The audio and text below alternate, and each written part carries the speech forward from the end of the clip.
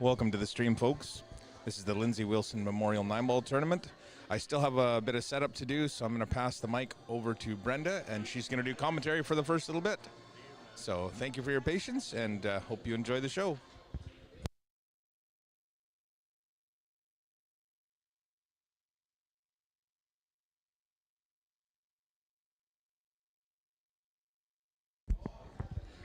Good morning, everybody.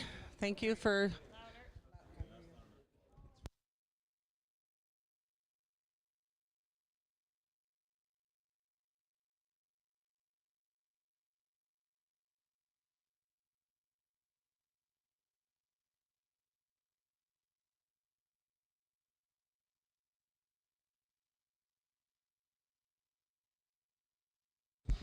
Hi, sorry about that. Welcome, everyone, to the Lindsey Wilson first annual 9-Ball Memorial Tournament here at Chillibowl Lanes in beautiful Chilliwack, BC. We have 64 players playing that have joined us for the weekend, and this is our first match getting started. We wanted to start at 9:30. We started a little bit late, but we're going now. So we are playing 9-ball, and this is a hot Fargo match. So as you can see, the races are based on people's individual Fargo, which is a scoring system that is used worldwide now, Fargo. And so the table that I'm going to talk about is the match between Marv Joe and Alan Ema. And as you can see, Marv is a 568, and Alan is a 695. That's very high. He's probably in the top 5 in BC, I would think, with that Fargo. So very strong player. Marv is as well. Marv, because he's lower, is going to 4. So he only has to win 4 games to win the match, and Alan has to go to 9. And they're playing some safeties right off the bat, which, you'll see a lot of that safety play today. If you don't have a clear shot on the 5, and it's, makeable, it is not makeable right now, unless he does something wild and crazy. But he'll play a safe, so the object right now is to maybe skim off the 5 ball and off the left side and try to put his cue ball up behind the 8 ball. He might do something completely different, but that's what I see on this shot, so we'll see what he chooses to do.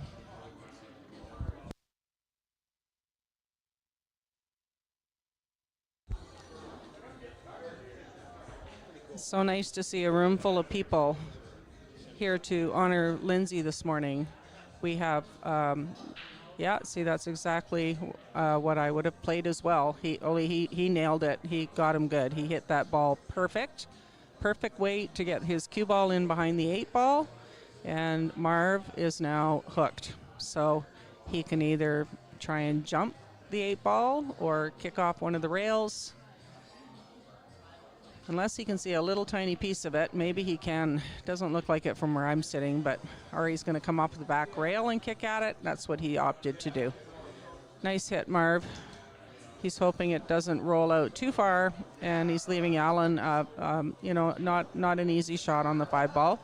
He can try to cut that ball in, or he can play another safe, or try a bank.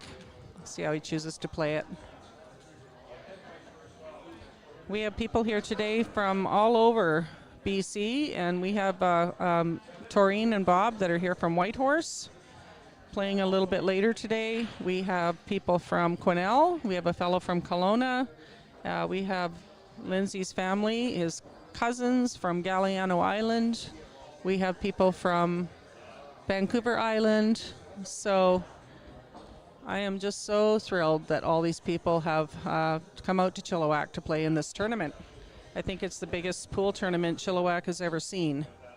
And not only are we playing pool for Lindsey today, we are doing some fundraising for his daughter, Leanna, and his little granddaughter, Melina, who Lindsey was so very proud of. We are doing some 9-ball break pots, basically selling a bunch of tickets to a 9-ball break pot, and if your ticket is drawn, you get a chance to break and try to make the 9. If you make it, you will win half the money in the pot. We're only doing, we'll just keep drawing until somebody wins it or until the venue closes tonight. And if nobody has won it by closing time, all the money will go to the girls, not just the 50%. They'll get 100% of the pot. And we're doing that today. We're doing that again tomorrow. We have Lori Mino, one of our local pool players, and she has a table set up. And she is selling some of her homemade wares. And she is donating 25% of her sales to the girls. We have a donation box set up, and we had Andy Kloss of High Point Construction wrote a check this morning for $300. And we had another great friend of Lindsay's from Ladner, Warren McRae, who sent me $100 to put in the donation box. So it's fantastic. We have all hopefully going to raise some money for the girls that way too. So Alan's got not the easiest 6-ball. Very cuttable though. He can make it. You know, if he chooses to cut it, he's going to come back up table to the 7 for the 7. Everybody's really taken their time starting this morning.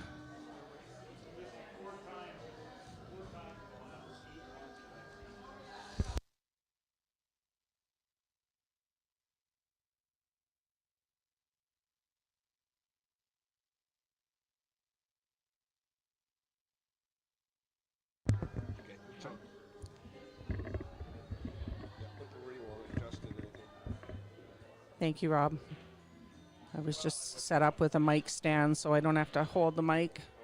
I tell you, these guys that were in here last night from the Chilliwack Pool League are amazing. They set up a 75-inch TV to watch the bracket. We have another live TV showing all the scores. We have this stream set up once again by Colin of Kickin' Billiards. We have a sound system set up, so there's nice music playing with some top-notch speakers. We have Lindsay's memorial table set up with the beautiful, beautiful trophy that Carl Morgan carved today for this tournament. I wish everybody could see it. We'll be posting pictures on Facebook of his memorial table throughout later on today. It is amazing. Carl worked really hard on it. He said, I think they finished it yesterday, so just in the nick of time. And it's a traditional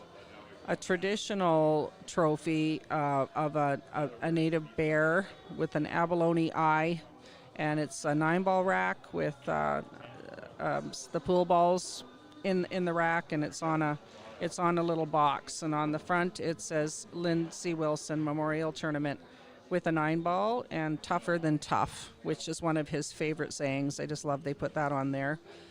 There is also going around the box, that's on the front of the box, and then on the sides of the box they have some bears. They have a papa bear, a baby bear, and a medium-sized bear, and that's depicting Lindsay, Leanna, and Melina. And on the other side, the last side of the box, is Canoe Pass, his favorite waterway out in Ladner, where his ashes were put to rest on his birthday a couple of days ago. So it's truly, truly, truly a work of art, and it's beautiful. And the winner's name will be added to that trophy.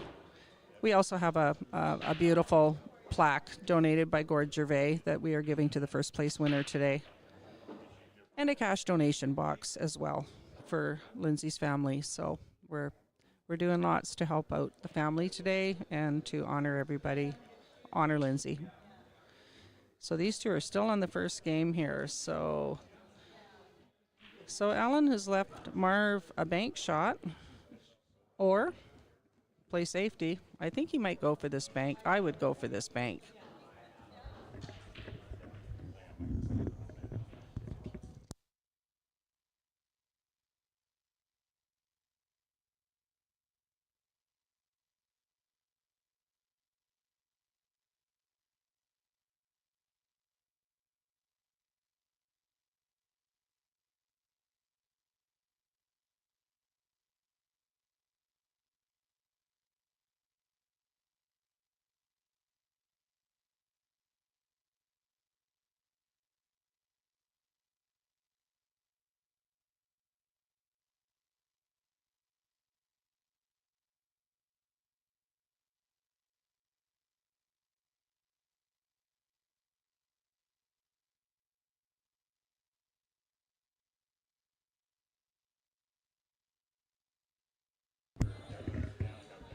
I also wanted to mention today that Chillibowl Lanes is a very old bowling alley here in downtown Chilliwack. And they brought in these tables before Christmas. I think it was probably early fall. They brought in these tables from China, and they imported 12 9-foot tables, 3 Chinese 8-ball tables, which have smaller pockets. They're a different table than the regular 9-foots, and a couple of snooker tables. So this is the inaugural tournament of the Chillibowl Lanes, and it's just the perfect setup up here. There's a little viewing area for everyone to sit. It's nice and cool. There's arcades up here for the kids, and it's really a neat old building. And there's a lot of old heritage buildings downtown Chilliwack. There's a lot of history in Chilliwack, and so Alan got the first game. That was a long first game, so he's on the board. That's good. I'm glad to see our tablets are working properly and scored his game. I was watching these guys last night with running wires everywhere and setting up all the electric and everything needed to stream and do the scoring, and they did a phenomenal job.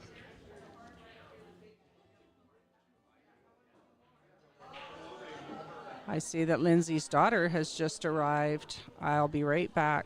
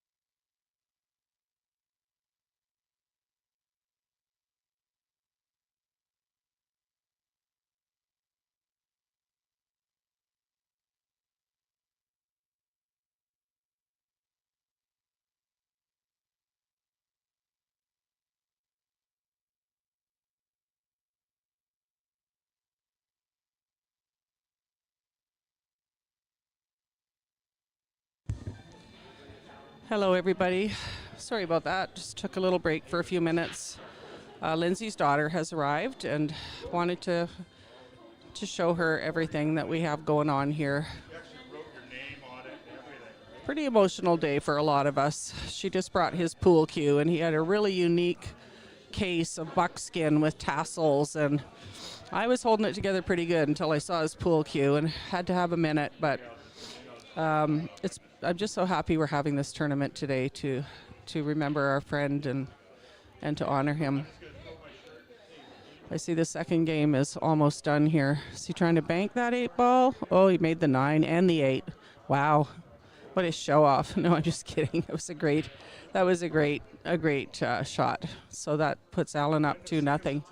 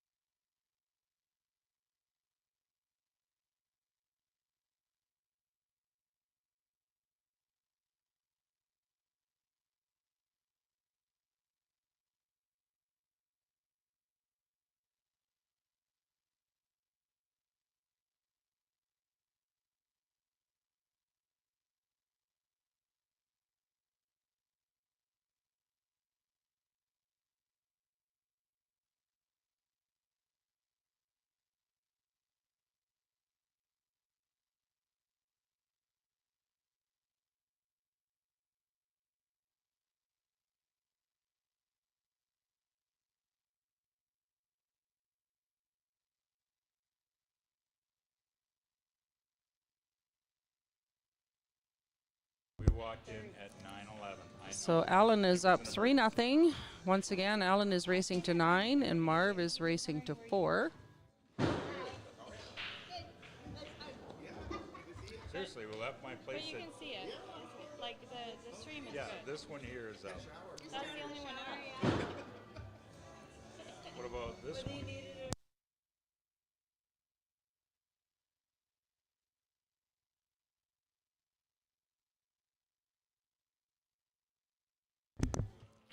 He's only got one up right now. I don't We're know all if we're taking a supposed look to- at the setup here.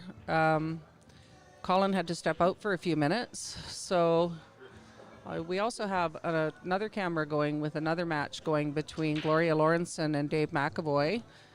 Gloria is Chilliwack, is another Chilliwack, recent Chilliwack person. She just moved here last summer, and Dave is from Souk.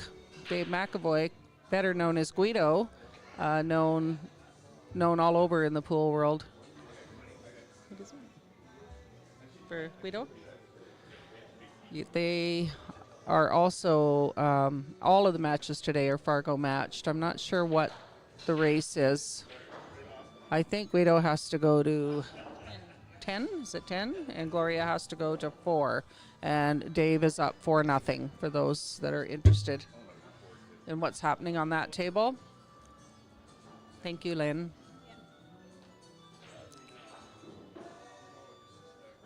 Yeah, it's tough when you're spotting games like that, but it's also very tough for the lower Fargo handicap to play against players that are substantially higher.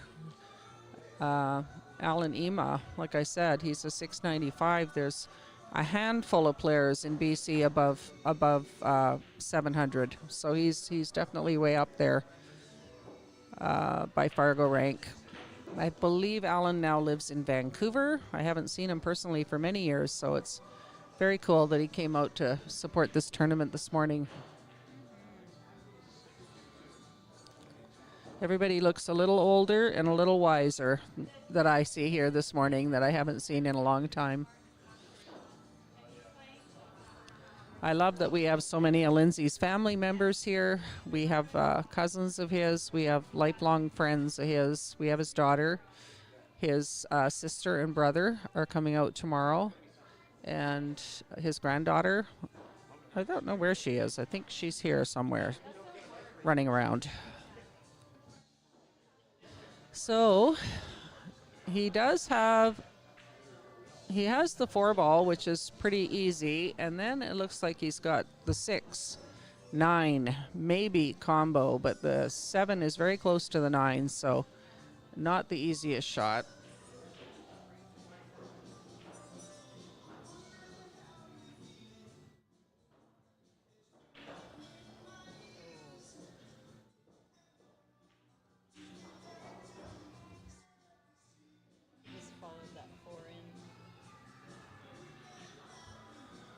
Oh, did he? Yeah. Sorry, I was trying to get the chat up here. It's not showing. So sorry if anybody's talking to me. We haven't got the chat set up on here yet. I'll do it when Colin gets back. I'm not touching any of these numerous buttons on here. So sorry if anybody is chatting to me and I'm not answering. That is why. So ball in hand for Marv. He's looking at that 6-9. Yeah, and looks like he's going for it. I know, which pissed me off. Went to get his special cue just for this shot. He's looking to get on the board here. Get in there. Nice shot. That puts Marv on the board. He is racing to 4, so he's got a game. 3-1. These tables, they're 9-foot tables that came from China, and they actually play very, very nicely. We were all here practicing last night. The pockets are bigger than they look. They were, not as tight as some tables I played on, 9 foots. We personally at home had a 9-foot Olhausen with very tight pockets. So I think that these pockets are more generous than the table I had. They play nice. They're in good shape.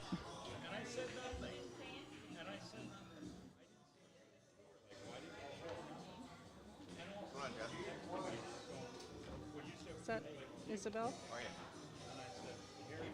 Looks like you're sitting there. You don't know? Oh.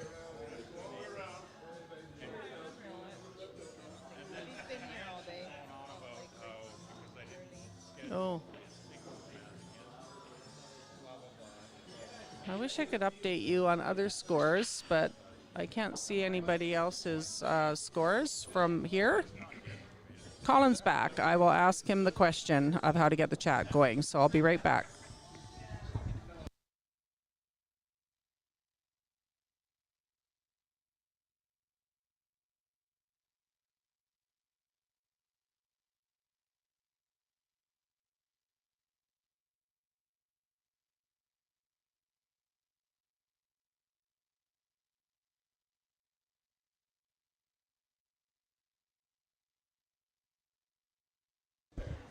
From outside. So Alan doesn't have a shot on the one, so he's opting to play a push shot. And in 9-ball, if you don't like the push shot, your opponent is done. You have the option to giving the shot back to them again, which Marv just did. He said, "No, I don't like it. Back to you." And now Alan is gonna shoot again.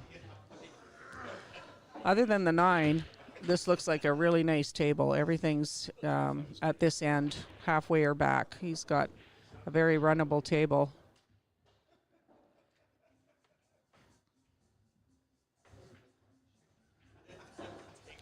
I don't know if he has a clear shot at the 1 or if he has to go off the rail on this shot.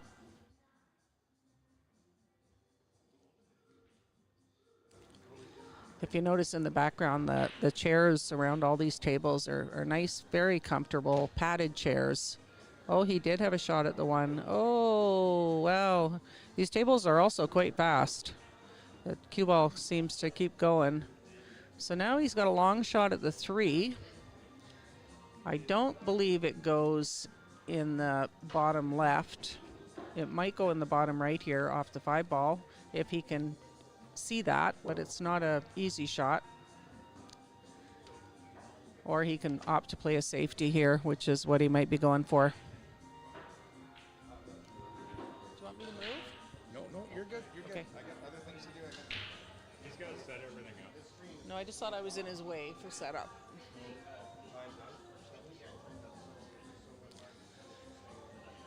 So, I'm not sure what he's opting to do. It looks like he's got a shot at the 3.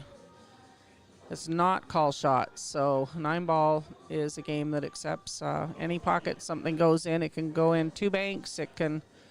He's playing a safety. What a great shot. So he's trying to get the 3 right on the rail. Now Marv has either a fine cut on the 3-ball or a safe, or he can elect to play a safe.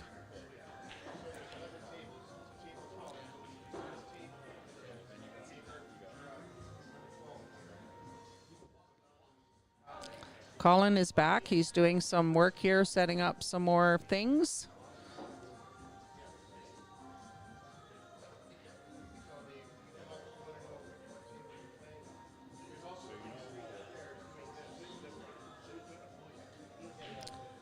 Let's see what Marv's choosing to do. Is play a safe, or is he trying to cut this in? Yeah, he went for the shot. Yeah, he got his cue ball right back for the 4 where he wanted to be, but unfortunately the 3 did not go in. So Alan has a shot at the 3.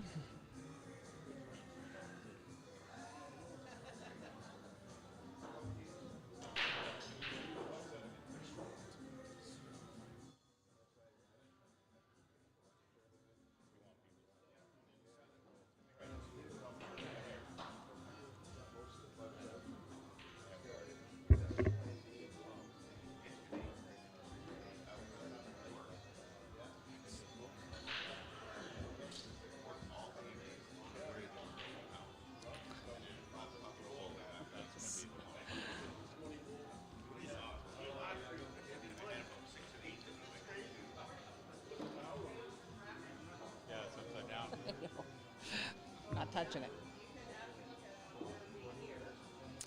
So, how's he going to play this 3 ball? Is he going to cut it in the side? Is he going to put it in the corner? Or is he playing safe?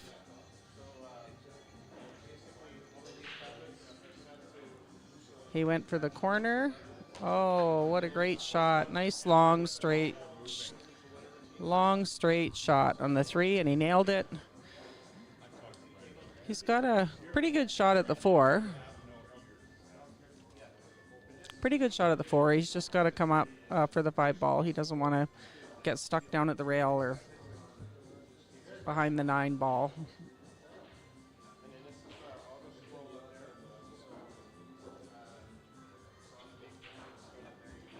Nice, great shot.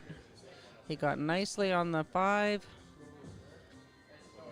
He's probably just going to come off the rail and come out for the 7 up in the top right corner, or way out for the 7 in the side. See how he chooses to play it.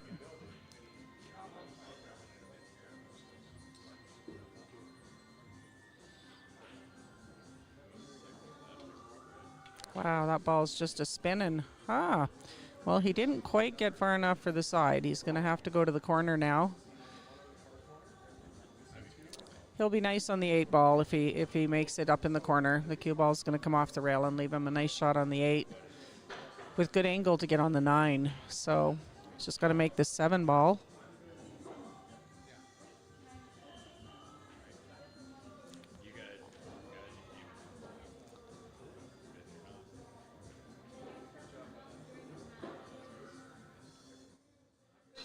Nice. He hit that very well. Nice stroke.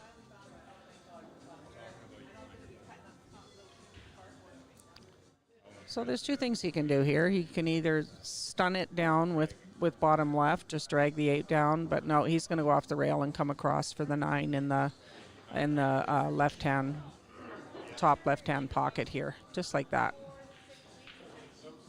Nice shape on the 9 ball.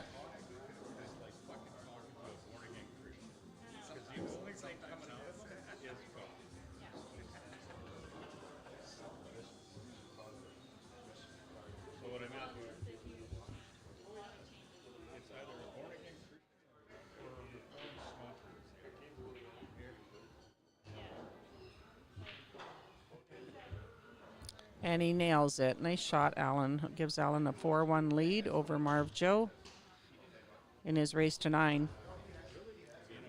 So you can see on the bottom where it says 9 ball race to 7. Because of the Fargo handicaps, that has changed. Alan has to go to 9. Marv has to go to 4 because of their personal rankings.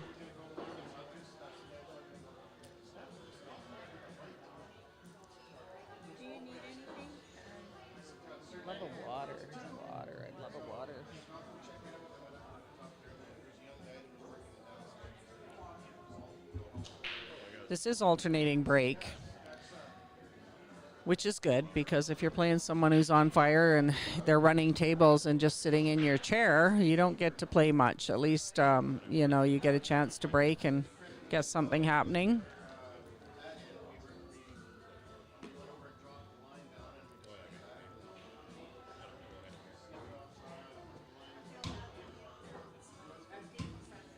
That's not right. Nope, somebody upside down on that screen. I'm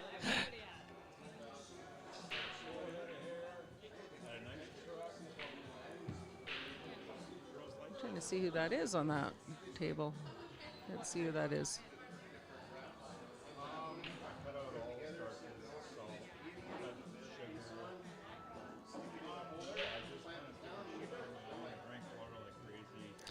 As you can see, we're using the template racks today, not the wooden racks, and sometimes they get stuck under a ball and you have to get some help to get them off the table. You want to get them off the table as quick as you can. They can interfere with the balls going over it, can change direction a little bit, so it's good to get it off the table as soon as possible. The good thing about them is they give you a nice tight rack every time, where sometimes the wooden racks are hard to get a nice tight rack. So there are templates at every table today to use.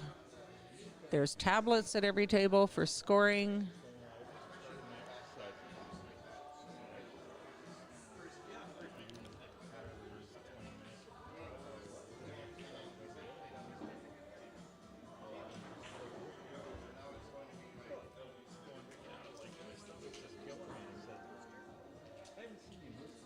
can sign it later. It's okay. Oh, okay. Sure. Sure.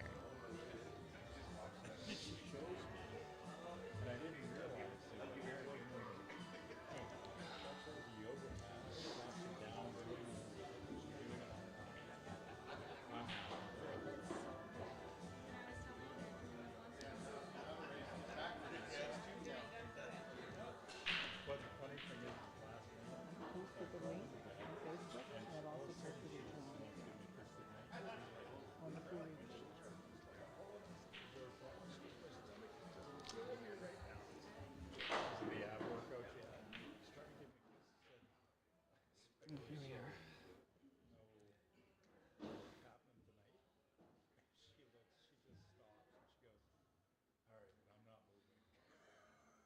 Where did you post it? Hi guys, I'm just seeing the chat's not set up on the mainstream computer yet. It's going to be shortly, so I'm just looking at comments on my phone. And yes, James Richard. It does even out the playing field, the Hot Fargo, and there is a tournament bracket link. It's Challenge, and it is posted. Oh, thanks, Stu Folds. Sorry, Stu, if I'm not saying it right. He just posted it. It's also posted on the Chilliwack Pool League page on Facebook. And you're correct, Dennis. He does have the stroke of a 700. He's got a great game. He's a very strong player.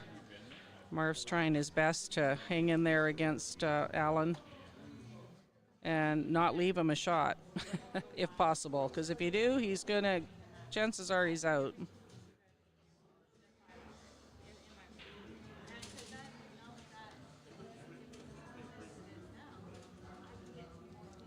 Oh.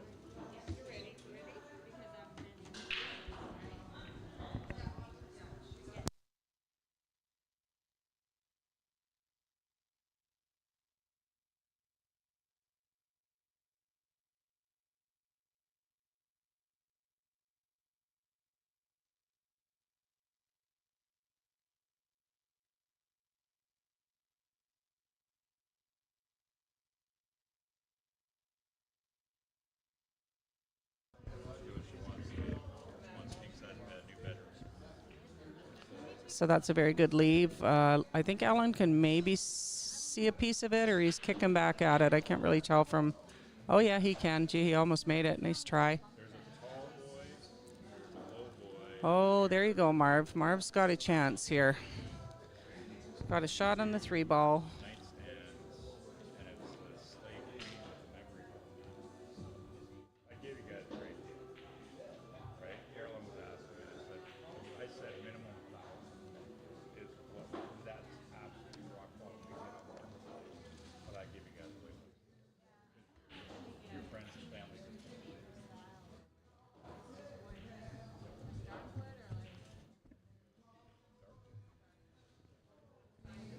Well, he made the 3, and he was trying to put the brakes on that cue ball to leave himself a shot at the 4. Not sure if he got it or not. It looks really close. Gauging by how he's looking at this ball, shutting one eye to see if he can make it or not. Very close. No, he is trying to play it safe, and I think he succeeded. So... little bit of a jelly roll there. It kicked off something else, and we'll see how Alan jumps. He might choose to attempt a jump shot on this ball. Yeah, it looks like he's going for his jump cue.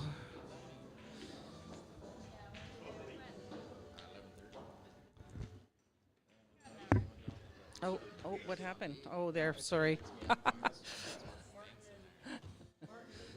All of a sudden, the screen disappeared. It's back.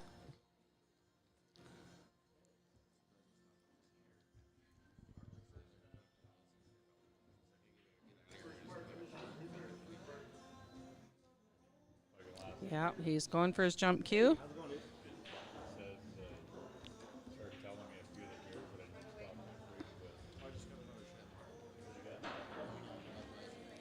Nice hit. He did not make it. I think he's left Marv a bank on the 4-ball.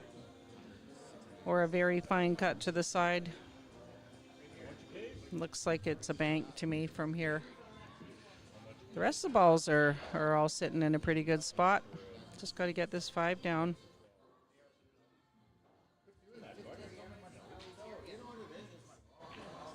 Well, every time you look at me, you're doing this. But don't you know when you're looking at somebody and they It sure warms my heart looking around this room right now at all the people that are here today. We have Lindsey's pool cue here. We have pictures. We have trophies. We have a beautiful mission statement poster on why we're all here today. And Sheena's taking it around right now, getting everybody to sign it. There's just a real feeling of camaraderie and sportsmanship and love for Lindsey here today.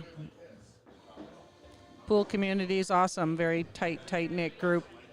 Province-wide, everybody knows everybody. Doesn't matter where you live.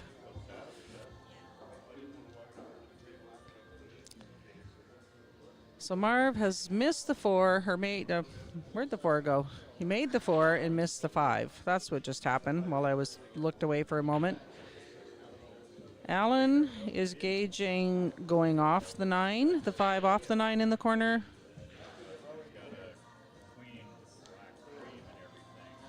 Or he can cut it in. He's looking at that as well.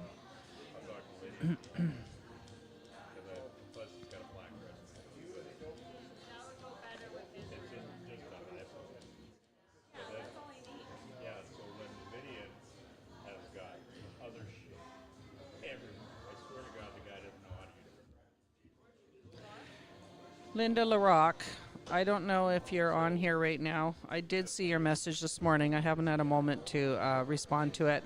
I'm sorry you can't get out here today, darling. I am thinking of you, and I hope you're watching the stream and seeing and feeling all the love for Lindsey here. And there's a lot of love for you too, my dear. So I hope that that you can watch some of the tournament today on Facebook on Kickin' Billiards.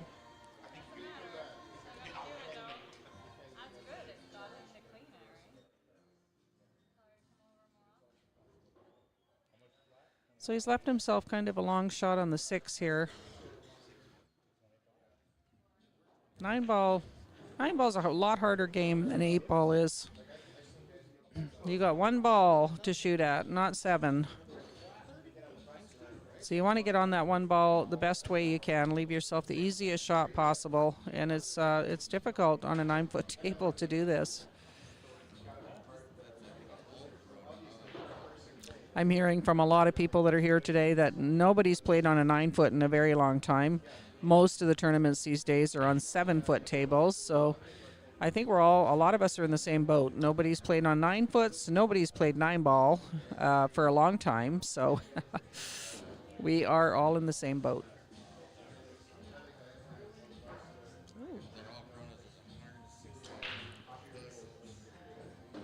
Marv's kicking at the 6. He hit it. Kind of believe, is he going to get that lucky? Oh my goodness, he got that lucky. That was a nice little jelly roll, we call those. Put it right behind the 7-ball.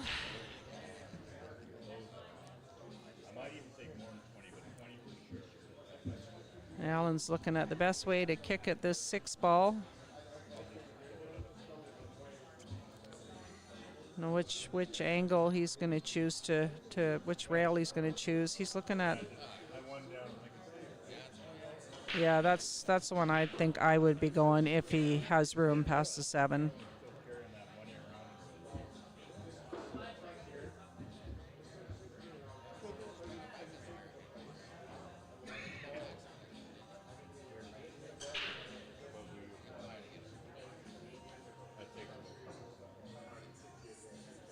Thank you for the water.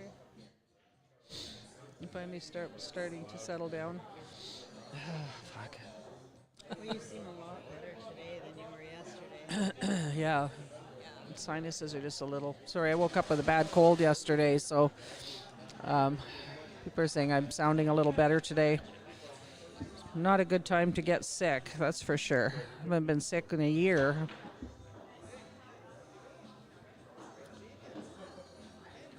So, he's going to try a 2-rail kick at this 6-ball.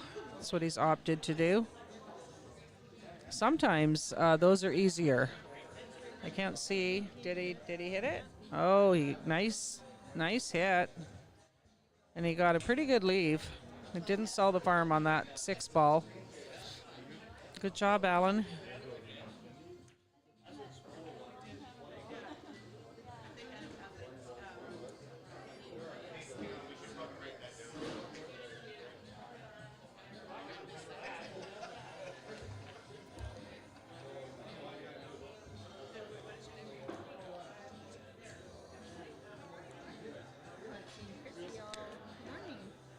Where is she? In the bar? No, I went down and checked it. It's not open yet. Maybe they went for breakfast or something. Oh. Well, Guido's still here, but.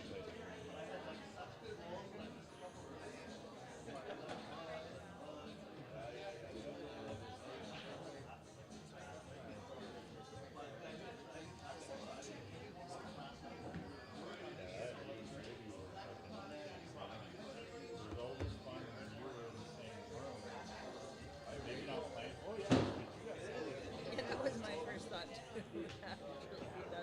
Nice shot on the 7-ball. What a great shot. Is that Marv at the table? I didn't see. Yeah. Marv, we can only see their hands on this screen from where I'm sitting, so I got to remember the watch is Marv.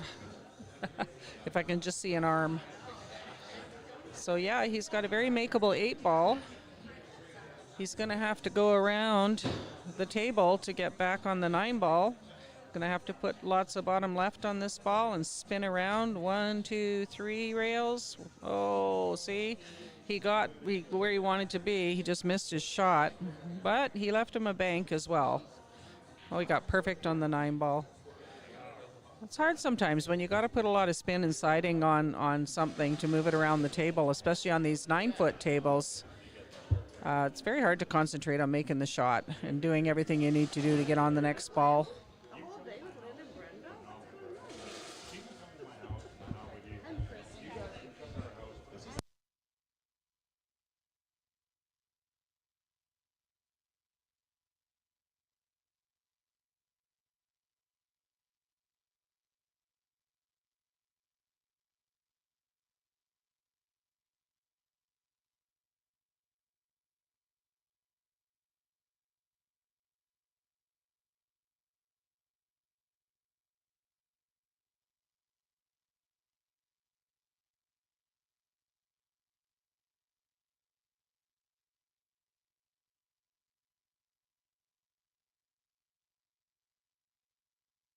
Frustrated.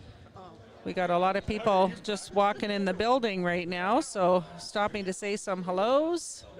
And oh, what a great shot. That was Marv. That her and Lynn beat up on. He's got himself on the 9-ball. and and Marv's got a nice cut on the 9 here to give him another game. Yes, he did it. So good shot, Marv. 4-2 in a race to 9-4.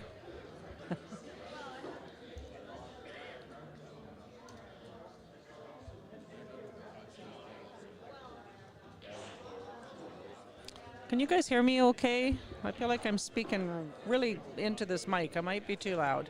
No, you're fine. Yeah? I tested it earlier. Oh, okay, good.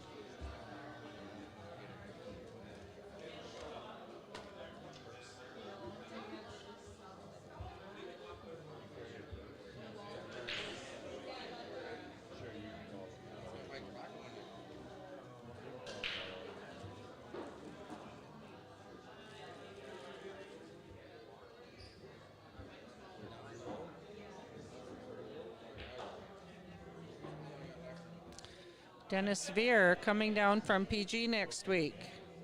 I've contacted Brad, hoping for a gauntlet match. Cool, that's awesome. Brad is here today. He's one of our tournament directors and a referee. And he I'm sure he's thrilled to have you coming. Thank you. Thanks for letting me know I'm sounding okay. You can never ever tell me. Brenda Willis. That's my husband on my site, in case you're wondering how I can do two things at once. Hi, Ryan. If you get a chance, if you're in the area, come down and visit us. This is a great venue. There's lots of room for spectators to come and watch, and there's a little bar downstairs if you want to come for a beer, and there's a cool restaurant downstairs. A lot of awesome people here. So if you get a chance, come down and check out Chillibowl Lanes and Pool Hall in Chilliwack, BC.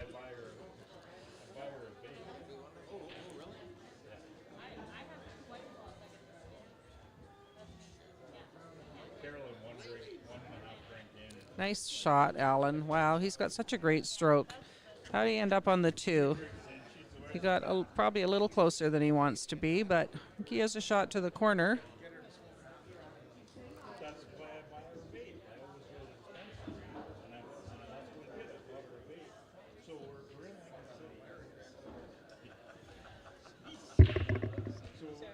It's okay.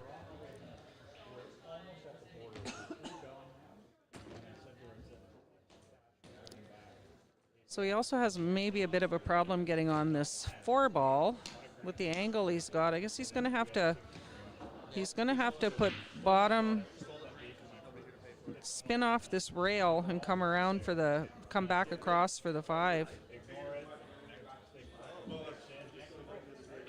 Just like that. No, that was tough, and he didn't end up on the 5 very good. It was not an easy shot he had there.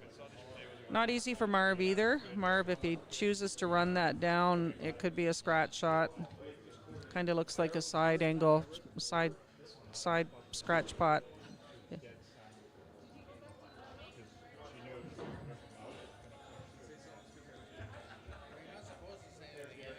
He's looking at it though.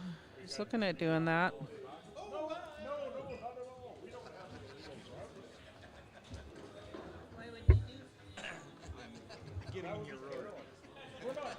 Oh, wow, that was a great shot. He just nailed that, no problem. Nice shot, Marv. Now he's got a bank on the 4 ball. Take the car.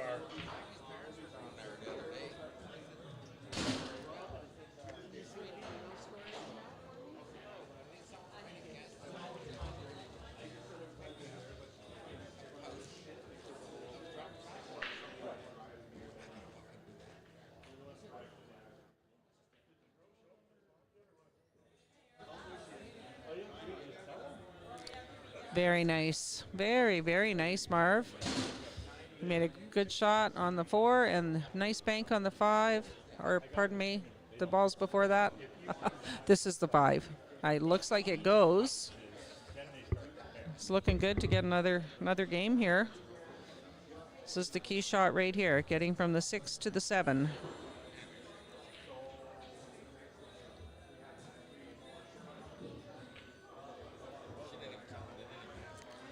Marv Joe is another person from Tawasin First Nation. He's a very, very close person to Lindsey. Yeah, he went a little farther than he wanted to be to cut that 7 in. Everyone's still figuring out the weight of the tables.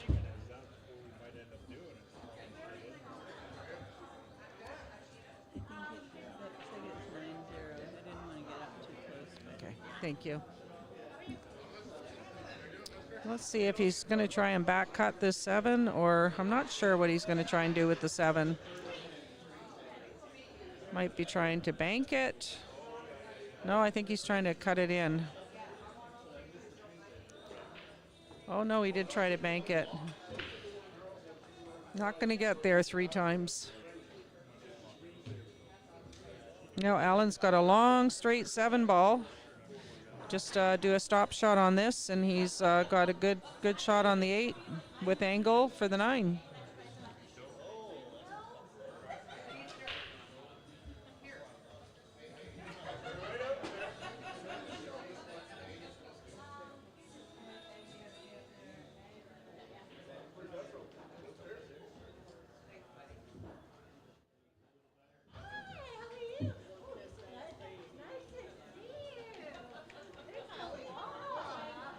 I'm watching all these reunions coming in, people showing up, and lots of hugs, and they're heartwarming to see. The pool community is so awesome. Oh, he missed that ball. He's not going to be happy about that, and he's leaving Marv a pretty makeable 7 ball.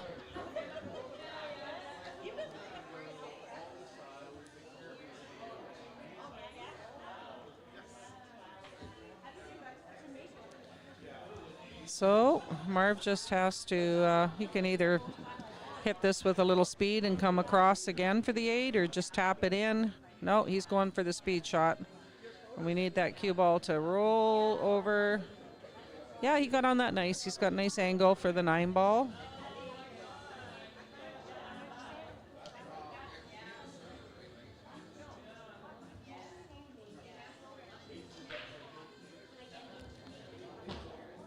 Perfect. That was a good shot.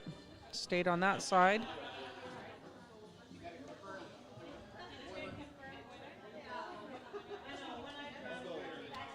So got to concentrate on making the 9.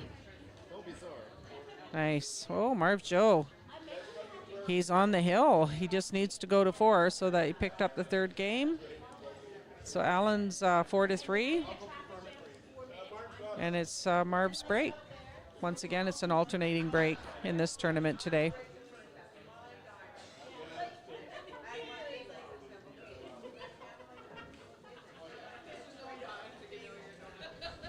I'm stepping away just to go say hello to somebody I haven't seen in a long time, and I'll be right back.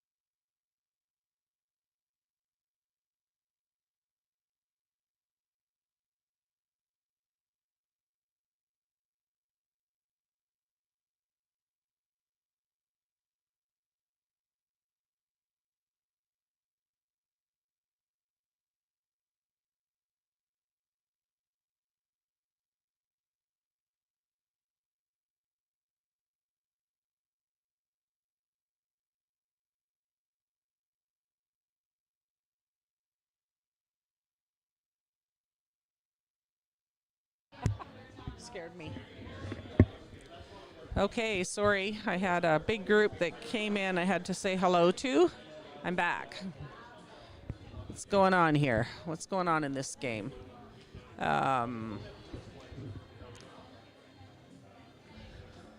Gallen's waiting for someone else to shoot.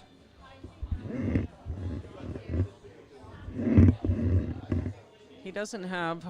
Oh, he's on the 4 ball. Okay. Yeah, he can cut that in. He's got to slice it in the corner.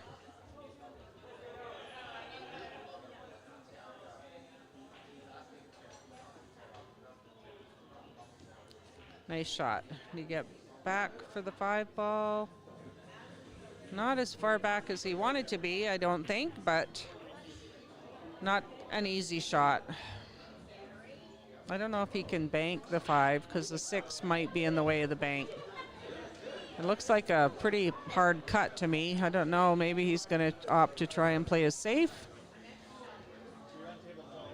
I mean, his opponent's on the hill, so he's going to have to be extra special careful on everything now.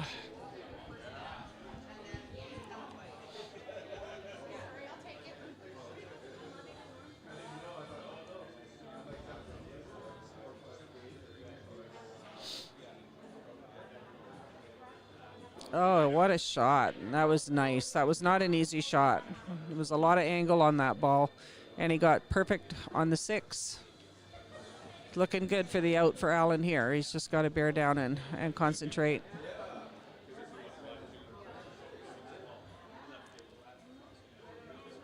Once again, the bracket for this is posted on the Chilliwack Pool League site, the challenge bracket. I think a few people might have posted it on Facebook as well. This is Kickin' Billiards, the stream, so he might have it on there too.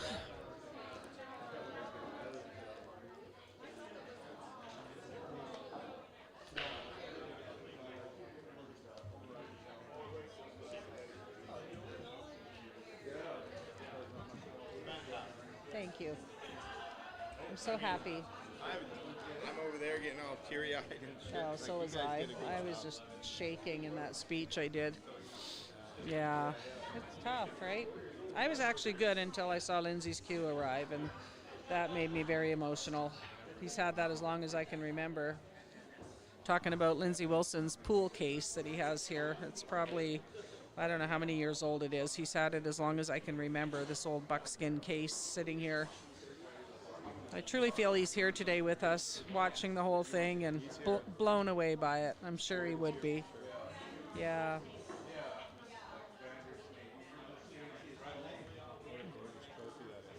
Isn't it something? Yeah.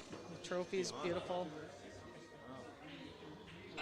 He was a very special man. Nice out, Alan Ema. Picked up another game to make it 5-3.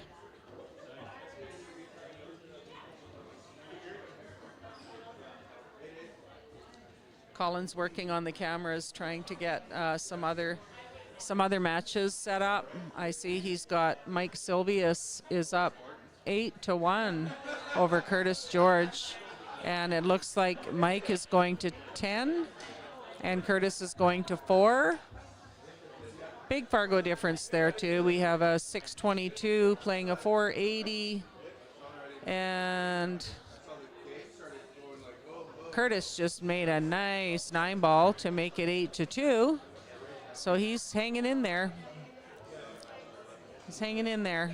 He's gonna not go down without a fight. Good shot, Curtis.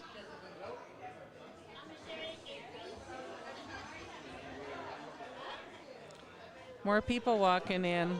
Wow. I'm just sitting here looking at everything going on in the background here. I wish you could all see. All the people, all the love. Nice break, made the 1, made the 2, and hooked himself on the 3. Man, that was such a nice break he just did too.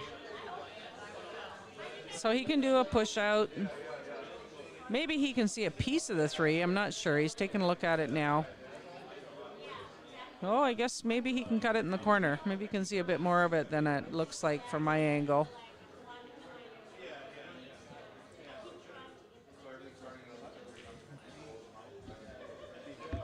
So Gloria's had a hissy fit. She's going to go home. She's pissed off. Whatever. Yeah, that's what I wasn't even a voter. Yeah.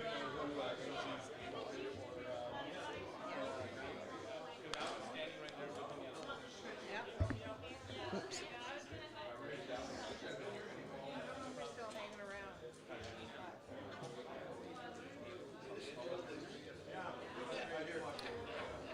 That wasn't a very easy shot. I think he can only see a little piece of that ball. Yeah. So he's left Marv a shot on the 3 ball. He's got a shot. He can cut the 3 in the corner and come around 2 rails for the 4 ball.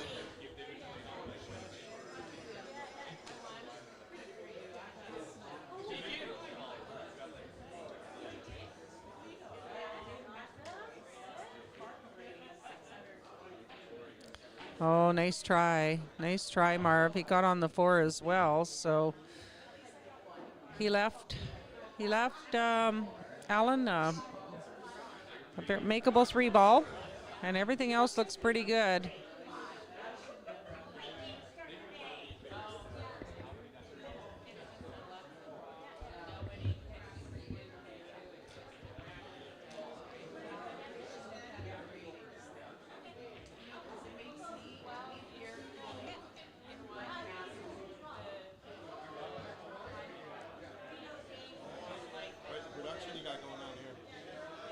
Nice shot. Nice shot. Oh, he just narrowly missed the 4. He didn't want to push that into the rail.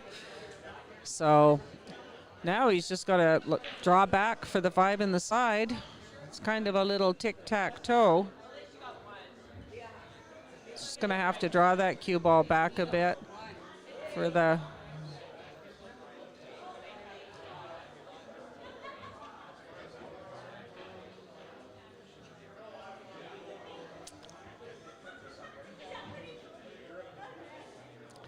Don't draw it too far. Stop. Oh, man, he went too far by a quarter of a ball. Hello. Good to see you, sweetie. You too. Thanks for coming. Yeah, awesome. Cool, I know. I've got so many people coming and just commenting on what an awesome setup this is and how amazing it all is. Everything, and it really is. Just the setup involved. We had 6 or 7 of us, and everybody had their own forte, specialty per se. Mine was trying to get the people. Once I filled up the tournament in 2 hours, my job was kind of done.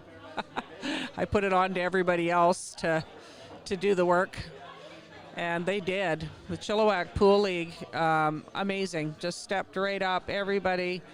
You know, we had people here last night volunteering, doing setup and carrying stuff up and down the stairs and setting up all the techie stuff and just amazing. And they were here for hours and hours last night getting everything good to go. So I'm very impressed with the Chilliwack Pool League. These guys got a bit of a safety game going on now with this 5 ball. So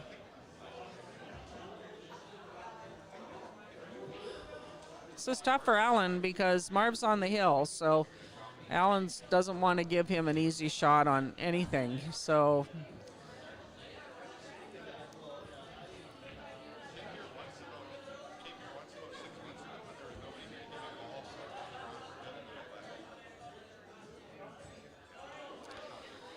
what's he going to do with this 5 ball? I don't have a chat set up yet, so I can't see what anyone's thoughts are on this. I think he's got to play safe.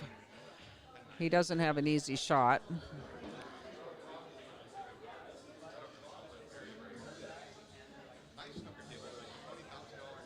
What a great shot. See, that's where all these high Fargo players, they can see the safeties there. You know, you just got to try and hide that cue ball behind something and not leave him a shot. And it's hard to see those sometimes, hard to see those safeties for us lesser players. So he's left Marv a tough shot on the 5. He's going for the kick in the, hopefully down in the, off the rail, down the bottom. Oh, just to hit it, which he did. He hit it, and what did he leave him? Oh, he left him a pretty makeable 5 in the side.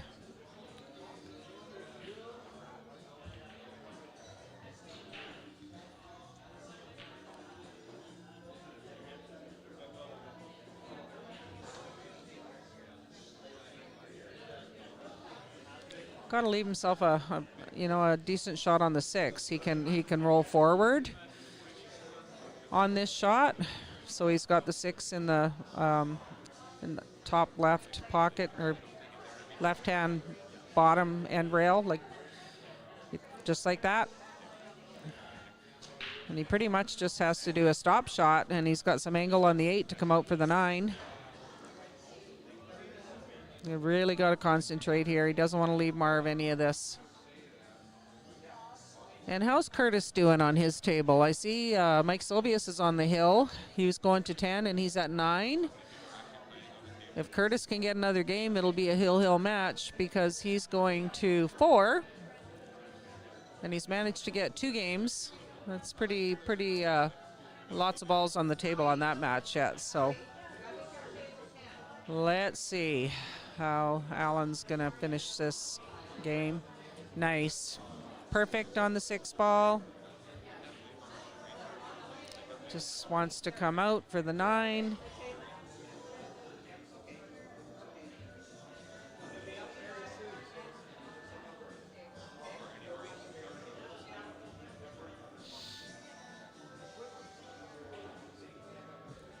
Big bounce off that rail. Big bounce. Okay.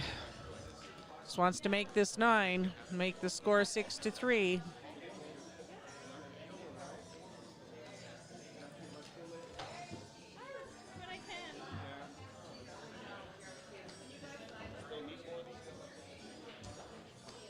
Maybe ask Sheena. She's right there. I think we have enough, but maybe. Sorry, I looked away to answer a question, and I saw Alan got the 9, so picked up another game to make it 6-3.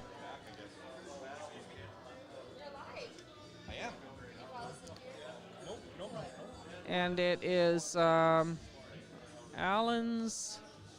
I don't know whose break it is, actually. I think Marv just took a little restroom break for a second. Hi.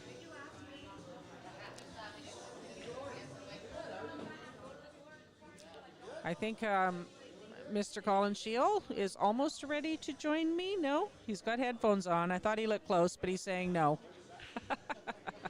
It's fine. I don't mind being on here alone. They might get sick of just listening to me out in viewer land.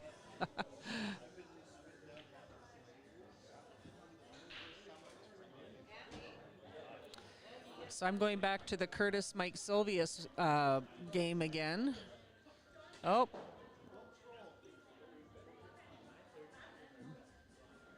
Mike's just playing a little safety off that 3 ball and trying to hook Curtis.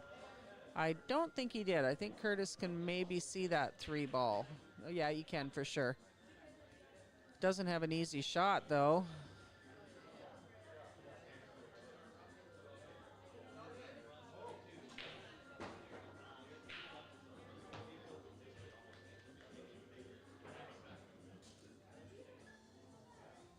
I guess Marv must have just stepped away for a moment.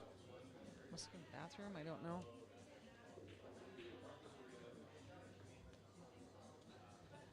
We are allowing washroom breaks. We are not allowing smoke breaks or meal breaks or anything else. We are allowing washroom breaks. So sometimes it's a long race.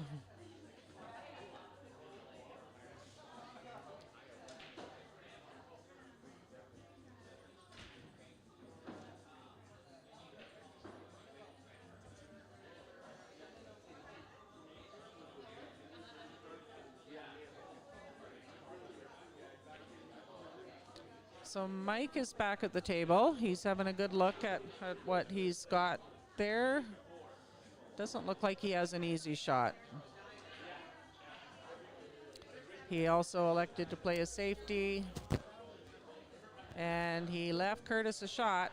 Cue ball is way up on the rail.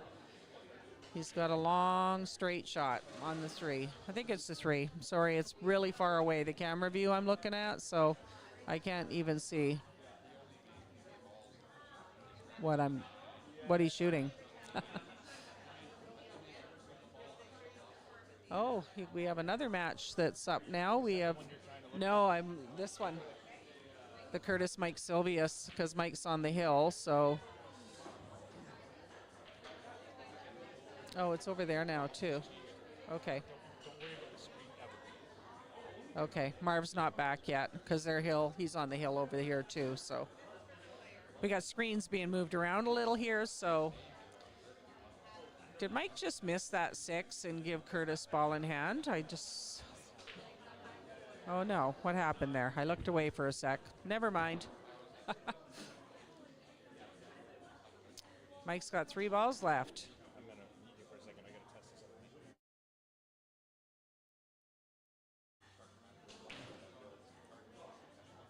out. Am I back? Okay. I see Marv's returned. Wow, Mike just kind of poked at that 6. It didn't go in. He's left Curtis's shot, but he is hooked. So it's not an easy shot at all. Curtis is another player from the Chilliwack Pool League. I think he's lived in Chilliwack his whole life, he's told me. But he doesn't know where anything is every time I ask him a question about Chilliwack.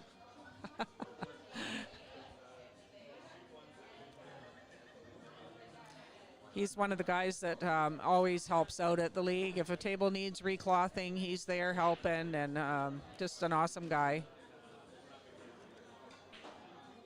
Okay, Marv's back. So Marv and Alan Ema. Nice. Oh, is Curtis going to get lucky? He did. Curtis just got a jelly roll on the 6. It went in the corner. Woo, did you see that? That was a little Ewok that went across the screen.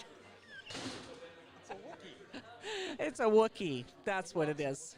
Well, they are? What's Little. Oh. Sorry, that's Colin's Wookiee.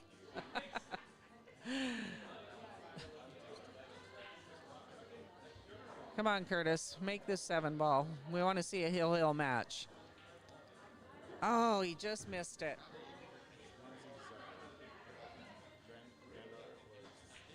His daughter's Leanna. She's here. Sitting down over there. I haven't seen Melina. Where she is. He's here, though. Might be downstairs or. Okay, so now Mike's on the 7 ball, trying to end this match for a 10-2. No, he didn't get it either, and he's left Curtis tough. It's makeable, but it's not an easy shot for Curtis. On the other table, it looks like we have Alan's at the table, and he's trying to get on that 3 ball.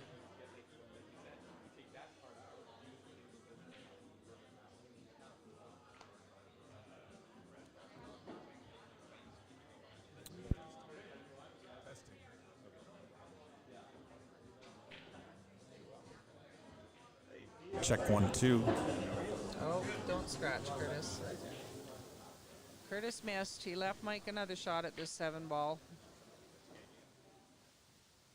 Wow. Alan made the ball and got hooked on the 3. 600 the day before and then 8,300. Same machine. Really? Exact same machine. 88 cents. No one wants that 7 ball on the Mike Curtis game. It's back to Curtis again. Someone's got to make it. None of them have been easy, close shots. They've all been long cuts. And Check 1, 2. Alan's attempting a jump shot on the 3 ball. It's kind of tricky with that jump shot as well, where the 4 is, because even if he makes it, he's got to be careful he doesn't hook himself on the 4 ball behind the 7 or the 9.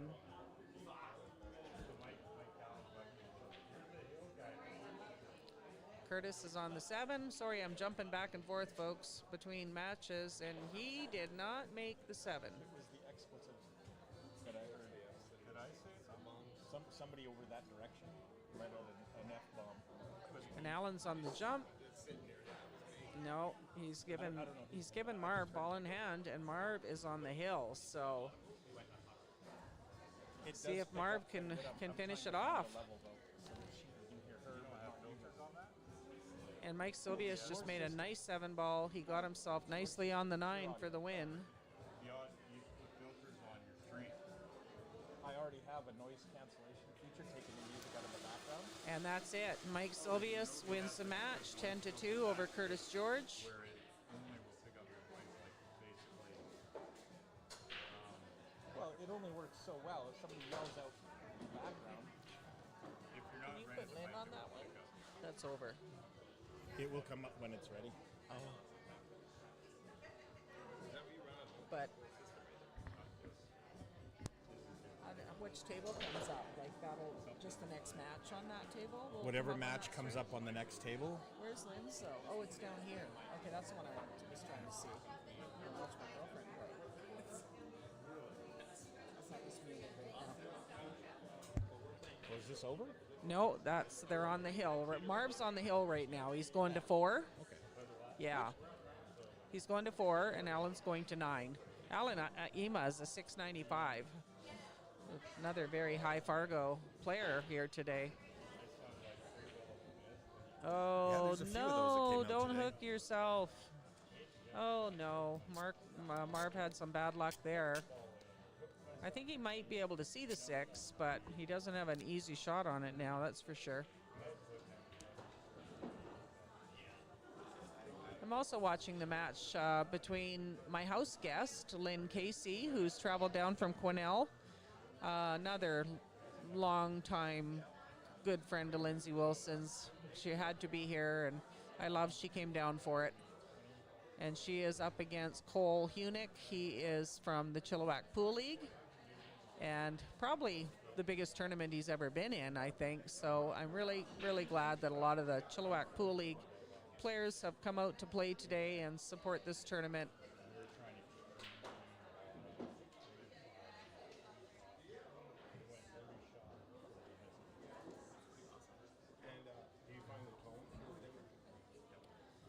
Alan has a long 6-ball. Cue ball's right on the rail. Not an easy shot.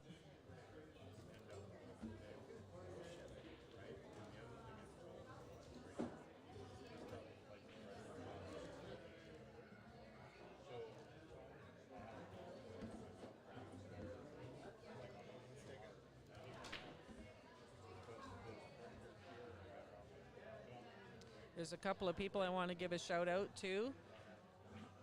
We have a donation box set up here for Lindsay's daughter and granddaughter. Leanna is a single mom, and we're trying to give her some financial support today. And we have a donation box, and Andy Kloss from High Point Construction has donated $300 into our donation box. Thank you so much, Andy. It's so generous of you. And Warren McRae, a longtime friend of Lindsay's from Ladner, he contacted me, and he donated $100 to the tournament today. So that's also gone on in the donation box. Thank you so much, both of you. We're going to be selling tickets later on this afternoon for a 9-ball break pot that we're going to do one today and one tomorrow. We're going to sell tickets all day and then start the draw, I think around dinner time. Mason Mackey's going to run it for us. And if your ticket's drawn, you have a chance to try and make the 9 on the break. If you make it, you'll win half the pot, and the other half will go to Lindsay's daughter and granddaughter. And if nobody makes the 9 before midnight tonight when we close, all the money in the pot today would go to the girls. And we'll do another one tomorrow running the same way. So I hope everybody brought some cash with them and can buy some tickets and support these fundraisers. We have Lori Mino here. She has a table set up with some of her homemade wares, and she's donating 25% of all her sales today into the fundraising as well. So thank you, Lori. I'm almost ready. Oh, I thought he made that. Nice try, Marv. That could cause a problem, but it didn't get close enough to the 9. Yeah. I'm just going to see if I can work on bringing the social input in.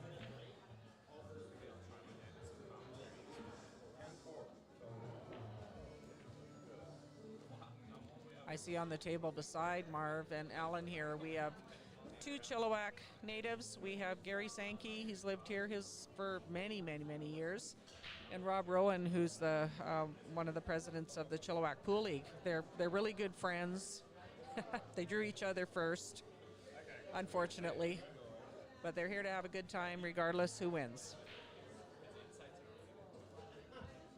Alan looks like, he's just got to get from the 7 to the 8 here and cut that 8 in the side and come all the way back up. Or is he going to the corner and coming out for the 8?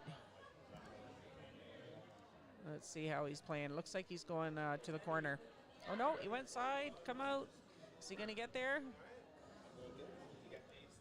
Oh, he could have left himself a easier 8 ball. Makeable, though.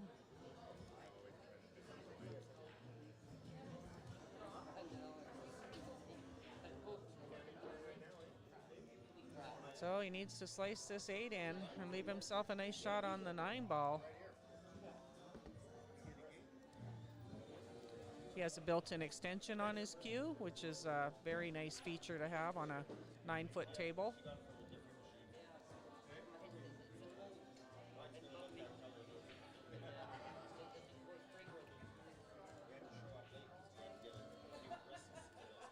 Nice shot, Alan. Nice shot.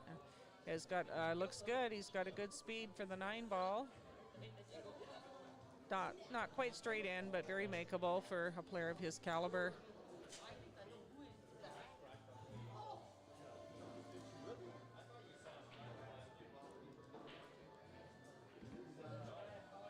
There we go. Another game for Alan, making it 3-7. If he gets one more, we have a hill match.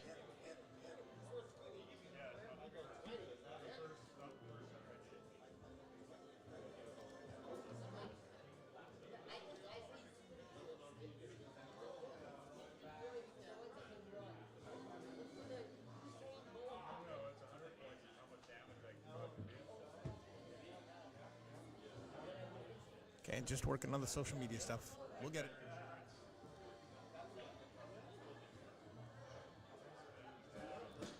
I see Roberta. What a leave. Sorry, Roberta, we haven't had the chat going.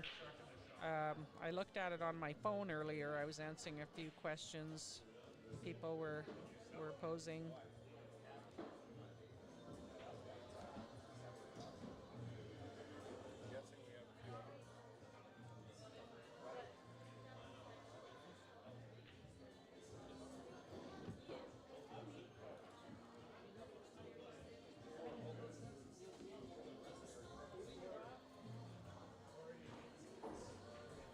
We've had a few players that were registered for the tournament that had to drop out, unfortunately. Stan Taranjo, I see you're watching, Stan. It's really unfortunate. He put his back out and couldn't play today. Stan was a pallbearer at Lindsey's service that was on January 27th of this year. And I know him and Lindsey go back many, many years, and we're sorry you can't be here today, Stan. I hope you feel better soon, buddy. Cass Hornberger's another one. He had to pull out this morning due to some health issues. I'm sorry, Cass, that you can't make it. We were able to fill Stan's spot, but it was too late this morning. So there's a bye today in the position of Cass. Other than that, this tournament's been full 2 hours after we started taking names. So we had an amazing group of people that wanted in right away, and No, I slept in here.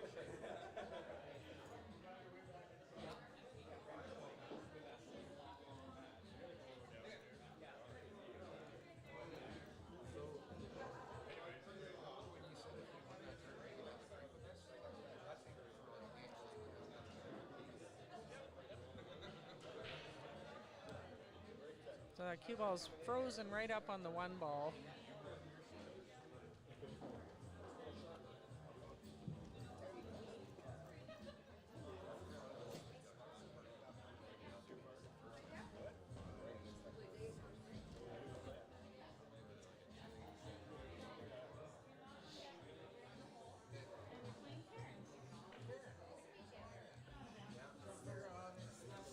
Alan chose to do a push out on that one ball.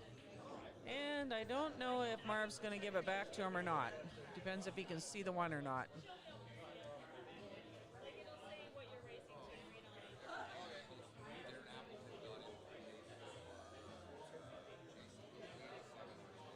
Hi, buddy.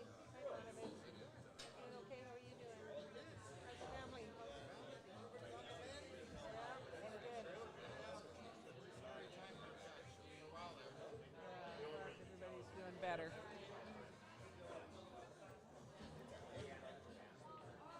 Jackie Day, I don't know if you're watching or not on the stream, but I'm so glad you're home now from your health scare and that you're on the recovery mode, and all the best to you. Wishing you and your little guy both speedy recoveries.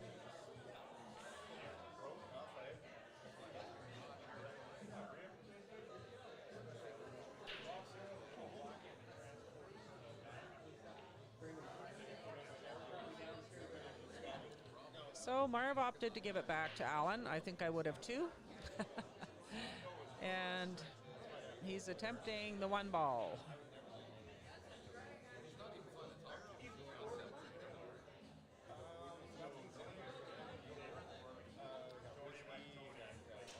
I think he's going to try and kick it from the back rail.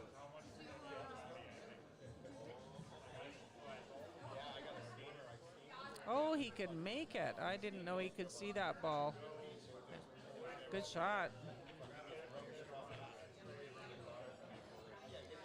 I'm wondering why Marv gave it back to him. It must have been very, very tight.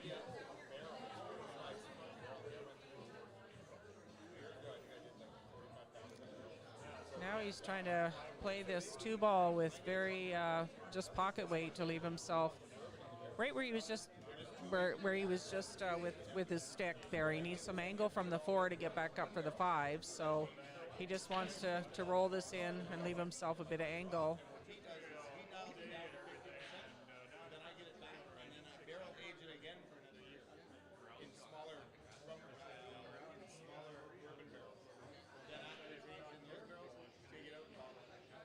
No, he chose to go up.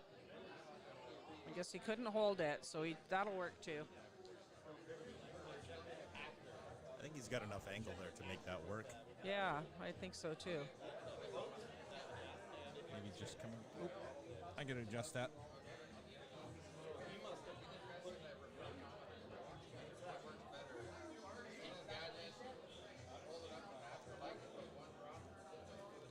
Yay, Colin the expert is almost ready to hop on here. Sorry, I've just been filling in, folks. Sorry, you've been stuck with me.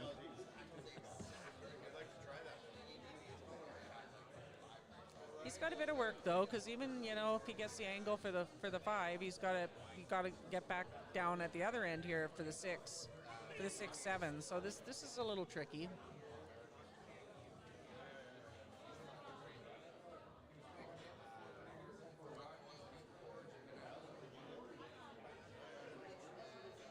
As long as he doesn't end up flat on that 5, he should be fine. I think I gotta up my pickup This looks here. good, as long as it's not straight.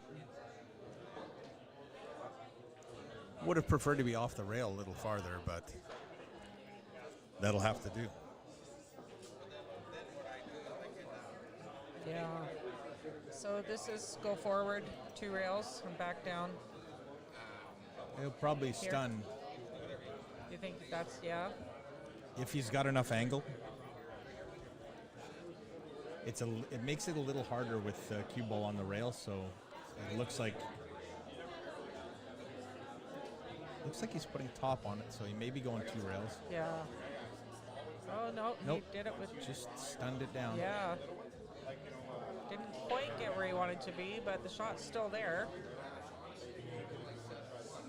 Like I said, As Marv's on the long as- hill, so he can't miss. As long as he can avoid the 8 going back up table, he should be fine. Sorry for the delay, folks. I had a bunch of equipment that I needed to set up this morning that I couldn't set up till this morning, and Well, I'll be honest, it's been 6 months since I've really streamed anything live, so it was a little bit of trying to remember how to do it. Have we got a chat yet somewhere on here? It will pop up in a second. Okay.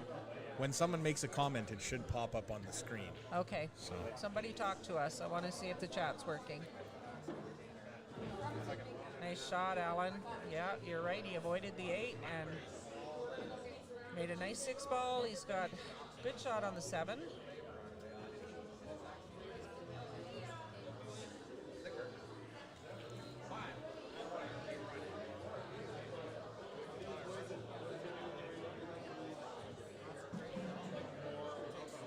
I like Alan's approach. If you watch, he starts his pre-shot routine almost the same every time. Oh, that's Gord. I noticed you didn't have a phone in your hand, so I'm like, okay. I know, that's my husband. And anytime that text shows up, we just have to click this button over here. And that turns that overlay off. What's that? Tell me that again. You have to click this, Oh, and it comes off. So that should work. Thanks, Gord. so he left himself really straight on this 8 for the 9 ball. Okay. And tight to the rail. Could Yeah. be difficult to come back here. I got to apologize for the bouncing of the images, folks. We are on the second floor of an older building, and I've tried to block off that section so people don't walk by them, but there's only so much you can do. I'm just going to So watch the jacking end of up, this match, drawing and then off I'm of going to this. hop off and leave Colin here to take over. Well, thanks for covering for me, Brenda. I appreciate it. Very welcome. See, that's all he could do with that shot, really, with what he had. Just taking what's there. Yeah, now he's got to make it. Still shouldn't be a problem for him. No. Just about 700 Fargo. And this will be a hill if he makes this 9. So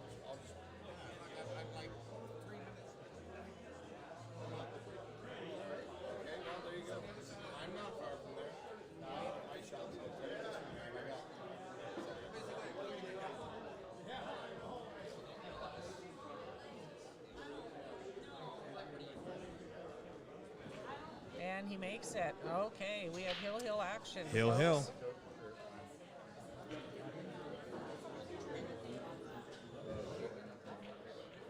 Nine ball breaks are allowed in this tournament. I haven't seen one yet this morning, but they are allowed. That score is. Oh, that's another thing. 1-1, I see now. Okay. Lynn Casey and Cole Hunix matches at 1-1. Just to give you a quick view of all of the matches that are going right now. These are all the matches being played. These are live scores. Oh, that's fantastic. I like that. That is courtesy of Next Level Pool and Martin Raymond. Thank you, Martin. It's awesome. 2-0. I'm just going to take a quick look here. Oh, Char Wilson has Back to to the play Hill her Hill husband. match. Sorry, we had to interrupt the scores. Don't want to miss a second of this Hill Hill match here. Yeah, I was laughing last night because Bobby and Char, husband and wife, from Galliano, drew each other first. Of course they She's did. up 2-1. That's what happens when you travel for tournaments. You usually end Funny. up playing your road partner.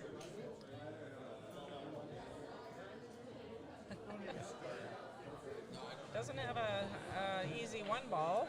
It's going to have to play it safe. Bury it or the cue ball, one or the other. Yep. Probably try and bury the cue ball in behind the 8. Just get the 1 ball down between the 7-9. Yeah, exactly. It's going to leak out. He's got to hope that 1 ball gets some sort of congestion around it. Yeah, he almost got it where he wanted. It's an aggressive shot, but he's got the carom cue ball off the 1-6-3. He does, or the If one he- off the rail off the 3 maybe too. He's looking at your carom. The one in the 3, the one off the rail off the 3 sends your cue ball around the table, and then you Yeah. don't know where the 3 is going to end up. Yeah. Here you can basically knock that 1 ball up and down the table. Yes. Good call. You can send the 1 ball up and down table.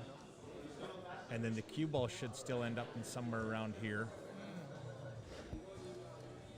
And then you may have a shot to the one ball in this corner. I like your first idea, the carom. You know, if he does that with pocket weight, he's going to have a shot here on the one, right? That's if he chooses to play aggressive. If he chooses to play safe, you can just give that one ball a little knock in here. And we got people kicking the camera.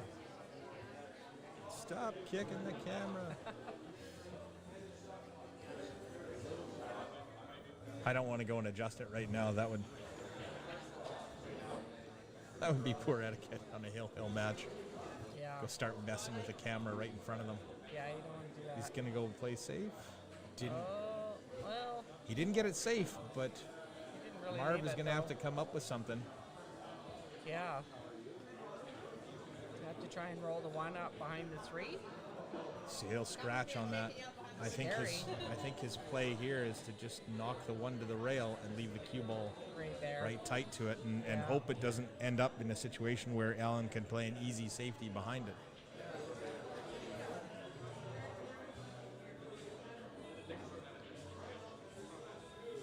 See these little. Oh no, he went for the bank and nailed Oh, it. I and didn't hooked know the himself. bank was on. Same. Jeez, I don't think he's on the three though, off the rail. Hoping to get lucky and make this top right. Oh, look at this. Off the five? No. If that 5 comes out far enough, Oh, wow. Alan will be in trouble, but he's left it. Yeah. And the only part that's tricky here is getting on the 4, and that's really not too bad, because anywhere in this kind of a cone, and you'll have a decent shot at the 4 to get to the 5. Yeah.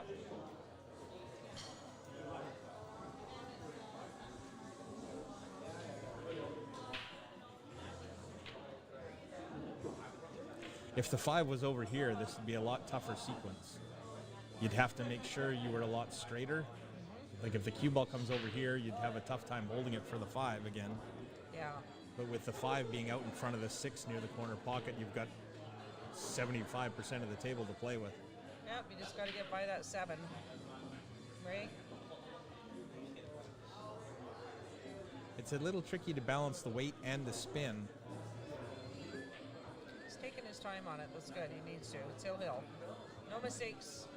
The distance between the cue ball and the 3 ball means you have to hit it a little harder to still have the spin you want to come back on that angle. However, the angle that you're hitting the 3 ball, the cue ball will still have a lot of speed. So finding that fine line between controlling your spin and controlling your line, not easy.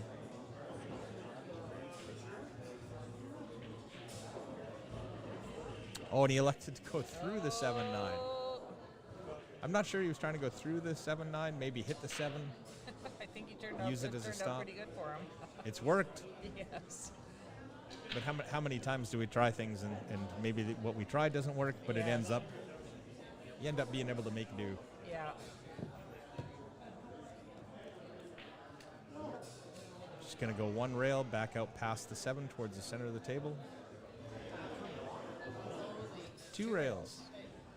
Needs a little bit more. There you go. Oh, that's nice. That furniture along the wall looks comfy. It really is, Richard. I was playing last night, and this is a great setup in here at Chillibowl Lanes. It really is for the players. And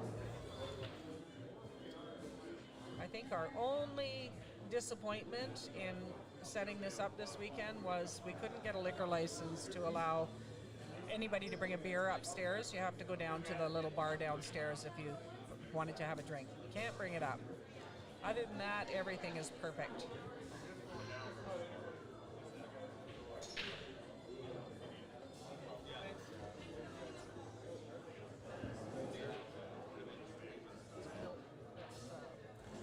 A little bit more angle than he wanted from this 7 ball. Can still make it work though. Yeah, they're down to 3 balls.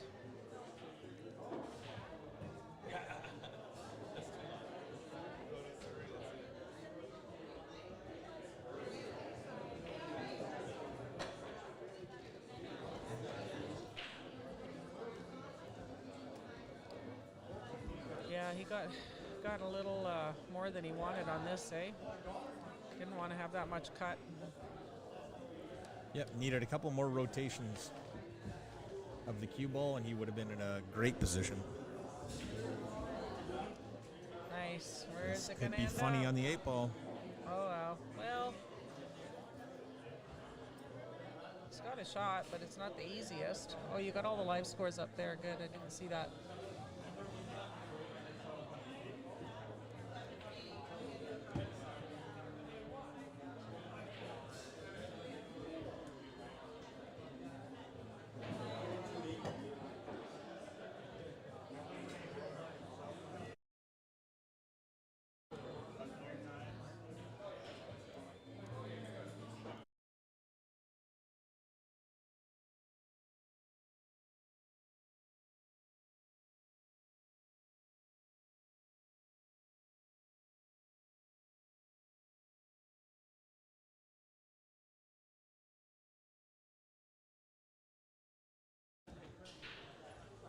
I'd rather try and run it than bank it, don't you think, Colin? Yeah, he's gonna cut it. He Yeah. may play safe, but that would be a really conservative play, I think, from Allen. But if you're not feeling it, despite how well Allen plays, if he's looking at this and for some reason it feels off, duck, play the safety, get that 8-ball in behind the 9, and just leave the cue ball on the top rail. Yeah. I don't believe that he'll play the safe, but again, He's really taking his time with it. He's really thinking about it. it is hill. There's 2 balls left. It's not a Yeah. great shot on the 8. I mean, he shouldn't have too much trouble with it, cutting it down and coming 2 rails to shoot the 9-ball in the same pocket.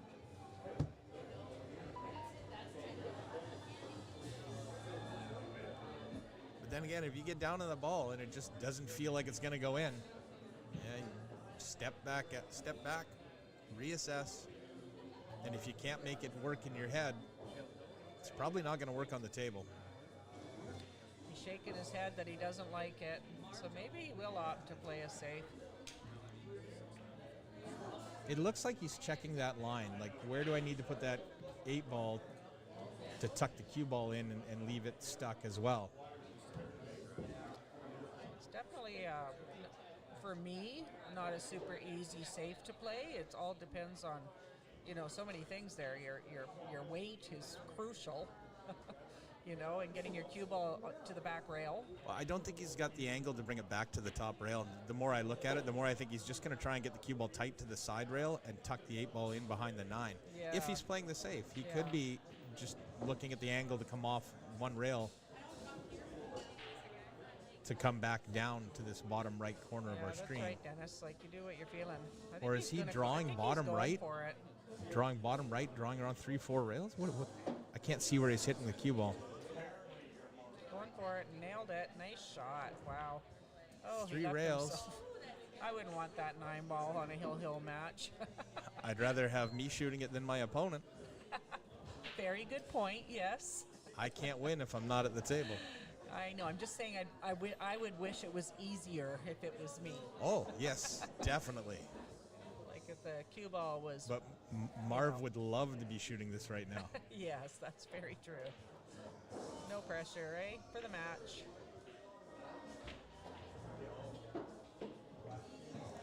And you're right, Dennis. The percentage is in your head at the time.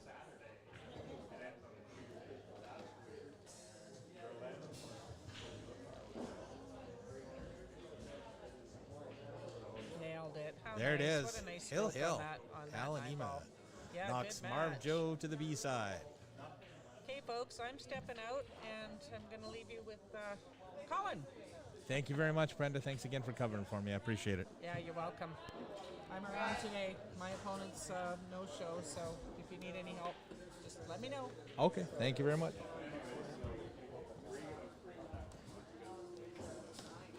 Okay, I just got to adjust that other mic. I think I'm getting a lot of cross pickup, so give me a sec.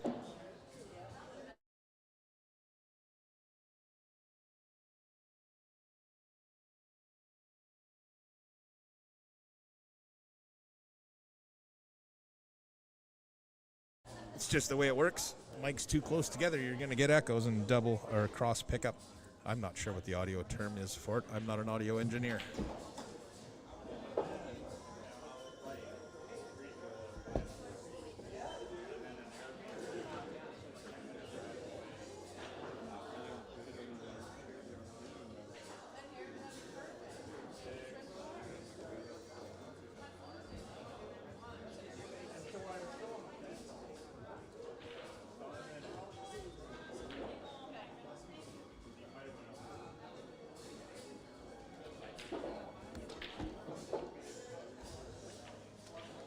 Okay, like I said, we've got all of the matches currently going. Let's see who else is playing.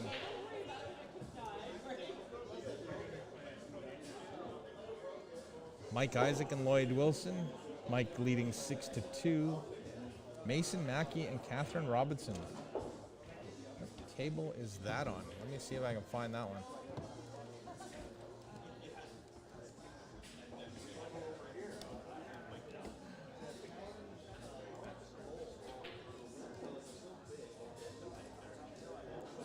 Here we go.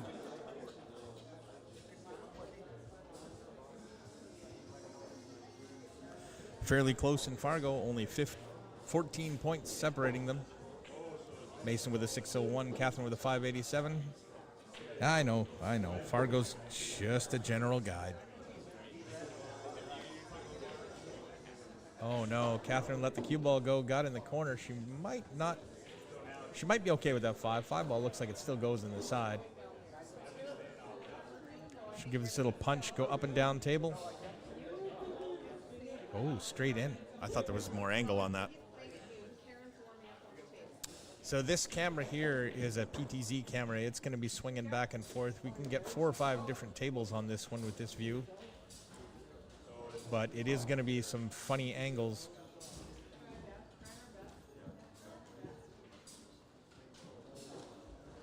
Okay, I'm just going to see if I can go adjust that camera. I think it might be hitting their chairs. So every time they sit down and move, that's giving it a little bump. So I'll be right back.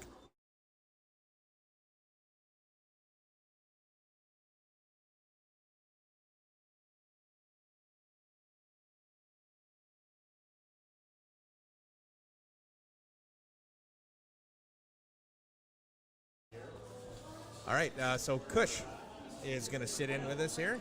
He's going to give you some commentary, and I'm going to go adjust that camera. So Yeah, go for it. And I'm going to commentate on Catherine and Mason's match here. you got to be real. A little bit closer. You can adjust that. It's got a thing there. Mason's on the 7 ball here. He's going to go inside English top spin.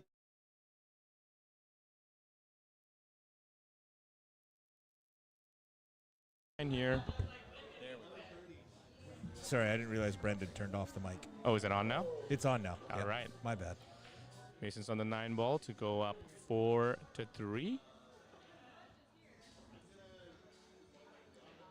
And he nails it.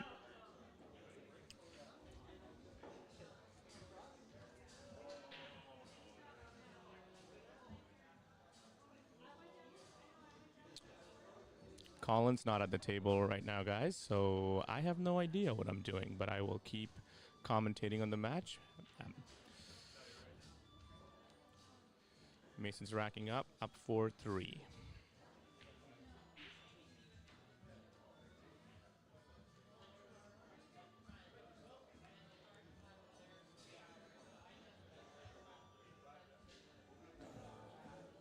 All right, that should alleviate a little bit of that camera shake. It was touching the chair, so every time they sat down, it gave it a little bit of a bump. Again, second floor of an older building. These cameras are going to move unless I can hang them from the ceiling, and even then I can't guarantee it.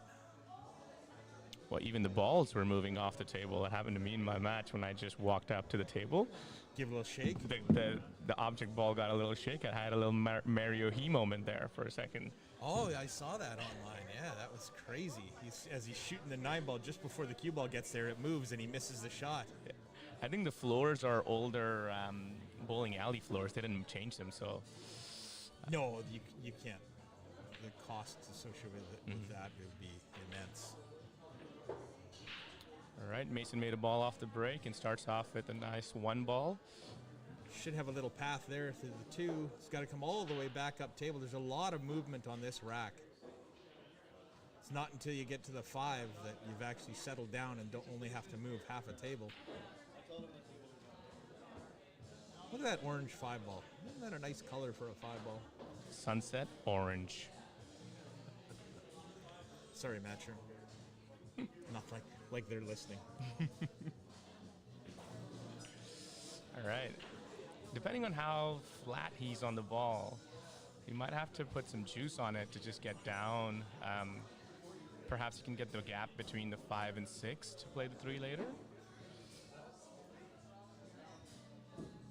Should be all right. Yeah, lots of angle there. Be a problem. Lots of angle. Well, he's got a really steep cut on that 3. Sorry, I got a stationary mic and I keep leaning away.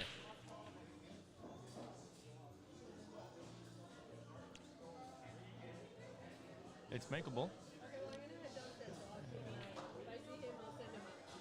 Yeah, he's got more than almost a diamond width of cut on there. So it's going to be tight. Oh, and he hangs it. Is the 10 ball going to... Oh, the 8 ball. That's going to create some issues for Catherine with that 8 ball sitting up on the 4. You've either got to play great position to get in behind it, but I don't believe it goes to that top right corner. No, definitely not. And these are always tricky. That 3 ball's deep in the jaws. Your cue ball's going to have a lot of distance to get to the 3, so by the time it gets there, it's going to pick up some of its own topspin just from rolling on the cloth. Slicker cloths, it's hard to control the cue ball as well on these shots. May have to play rail first and hope you come in between or around that 5-6 to get down there. Oh, she did a nice job here. It's come short. A nice shot. Well, she's not going to have an offensive shot on the 4. She's going to have to play a safety here. And being that tight to the 4, she can't just give it a knock and send it up 2-3 rails up to this end of the table. She can't just hit it directly and send it up table here. Unless it went further away than I thought, but I'd be watching for the double hit. You're extended out with a rake. Yeah, I think they're calling for a ref here. I would just avoid it and shoot 45, like just clip the edge of it and shoot entirely different. Yeah, there's a different shot that she could play. She could go off the 5 towards the rail here on the right side. The 5 goes up table and she goes in behind either the 9 or the 8. That's kind of what I was thinking would be a decent enough shot. Well, but even if you can just get the 5 ball to the rail, and get the cue ball over here. Yeah, you've got a large area as a target for your safety. I don't like leaving balls near a pocket when you're playing safe, but I don't see a lot of other options here. I think she's going the inside English route, or she's rethinking it. That happens a lot with all of us in situations that aren't normal. Not clear cut exactly what to do. Oh, I forgot to put some images on here. All right, and that dreaded double kiss.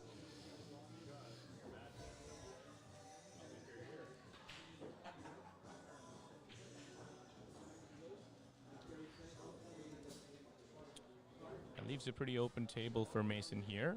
Just needs to get good shape on the 5 ball to get this run out started.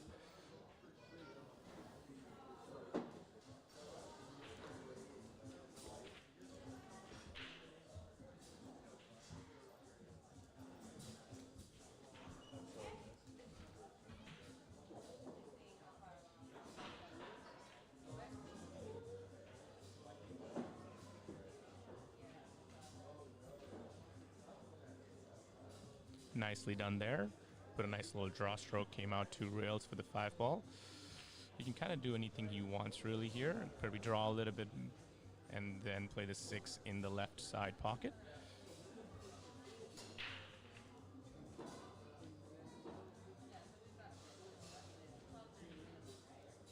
Nice, smooth.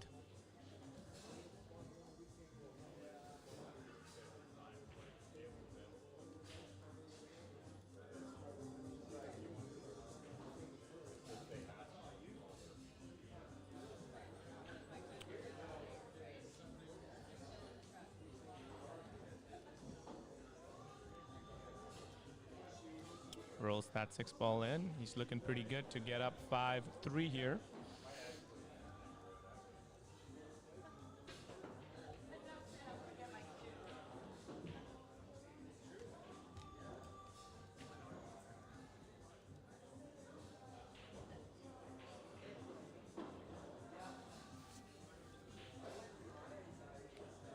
Nice and straight on the 9 ball.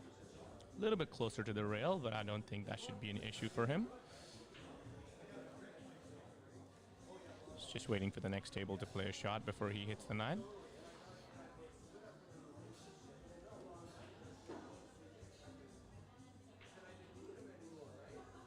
Sorry, I'm just trying to clean something up here. Yeah, no worries.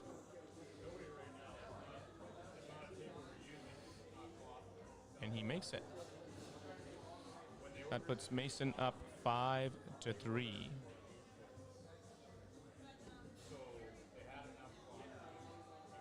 That's great, Dennis. There's a lot of people in the room that do a lot of things for pool. The organizers, the tournament directors, Rob and Brad, with their 2 table rooms out in Abbotsford.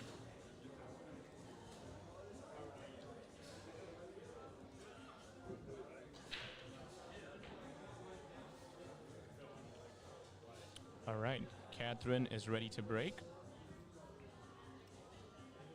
Breaking from the left side.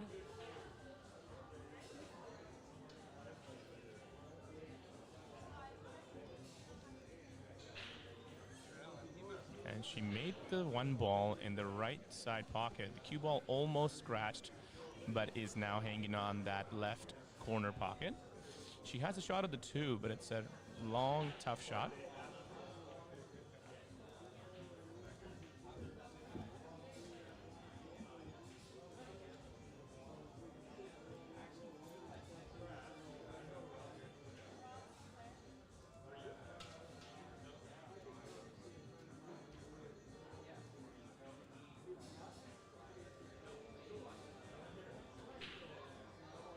I think she elected to play a safety here, trying to go back behind the 8 ball. I think she may have nailed it. Hey, buddy. We'll see, man. At it again, huh? Yeah, we'll see if we can't do a little bit more of this. Right? I've been kind of out of it for 6 months. Yeah, actually, I haven't seen as much. It's a hard thing to keep going, right? I think Mason's going for the jump cue here. Life comes at us. Right? This is a bit of a tough shot. Sometimes the cue ball can hop off the rail, but I'm trying to push people. Like, I was in a deep, dark spot for a fucking... ooh, almost and I've made dug it. myself out, and I'm feeling better, and it all comes from... Thank you, Stan. and starting to eat right, and Sunny and I will start our own channel, just Hindi commentary, it's kind of especially for you. one more improvement after another. No, I'm vegetarian now for about 6 months, and it's just, everything's just kind of... Once you kind of get a handle of it, like... Catherine's got this 2 ball here. She's a little close to that ball. Let's see if she can draw it back.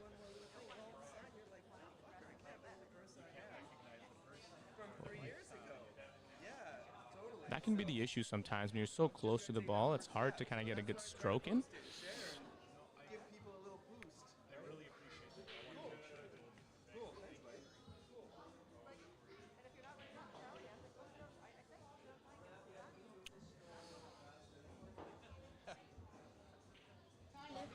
buddy. We'll see what we can do, Stan. I already told him we're going to start a Hindi commentary channel just for Stan, especially. And Stan will be able to follow. Oh, yeah. Okay. Stan's a world citizen. He knows all languages. Awesome.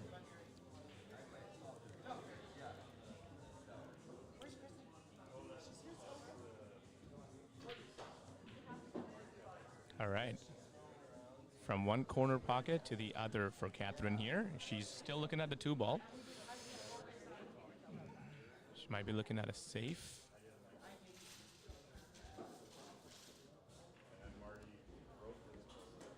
What's this dog's name? I just have one more thing I want to do. That's it. That's a nice touch there by Catherine. She's got the 2 ball behind the 4. Mason might elect to go one rail here, send the 2 ball towards that right corner pocket.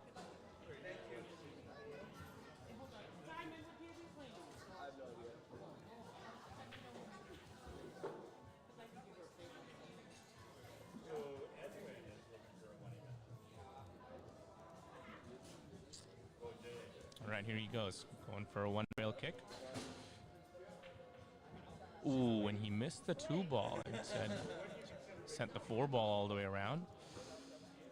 I think there's enough of a window between the 5 and 4 here for the 3 ball next. Catherine gets the ball in hand.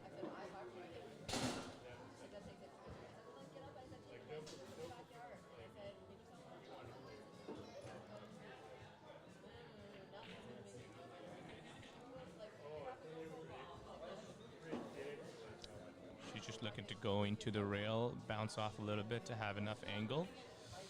Depending on the angle, she might play it in the side pocket, the 4 ball next after. That's nicely done.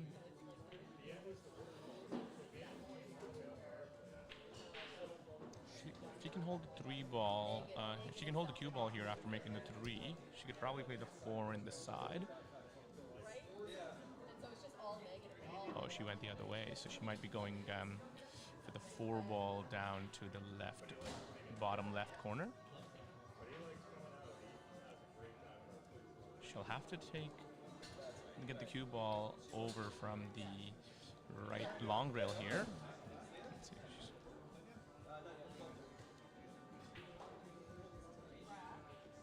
That's it.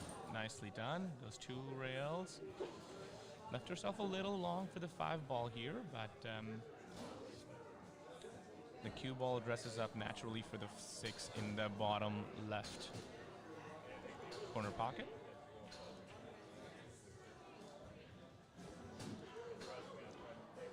She nails it. Drew the ball back in. She's got enough angle here. She can go 1 rail over to the right long rail. She could even use that rail again. Sorry. Forgot that was on. Oh, and she made it. Took a little time. Wiped its feet off before going in. This is a little tricky here because the 7 goes in the left corner. She could also go for the 9. She feels so. If she goes for the 7 in the left corner, shape on the 8 ball could be just a little tricky. She's going to run into the 9, so she's got a decision to make here.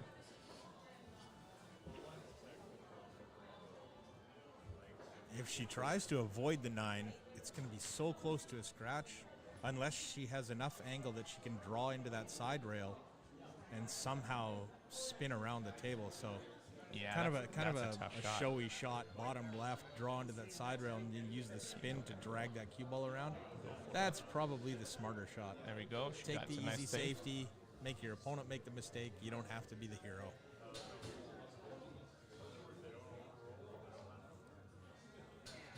A little moment of learning for all up-and-coming pool players. I try and just explain what I see. Sometimes I am completely out to lunch, left field, and the players do something that's got a way higher chance of success than what I thought. And usually I find it's because I'm too aggressive. Yeah. Case in point, I'm talking about some sort of showy shot to spin the cue ball around the table 100%. when the correct shot is just to get a safety. play in. your little That's safety right. and make your opponent kick at it. Well done by Catherine.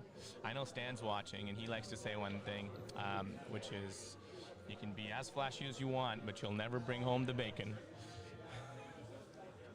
That's usually what he says to me when he beats me. Well, he's not wrong. Yeah, if you're going to take Stan's advice or my advice, I'd go with Stan.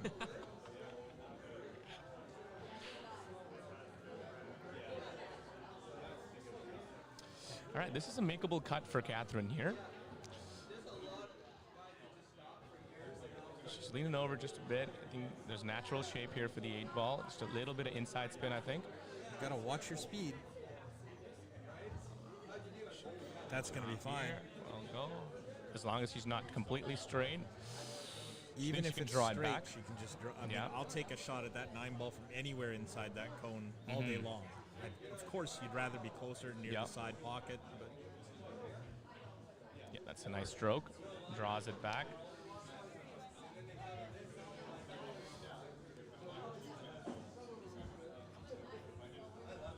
both racing to 7.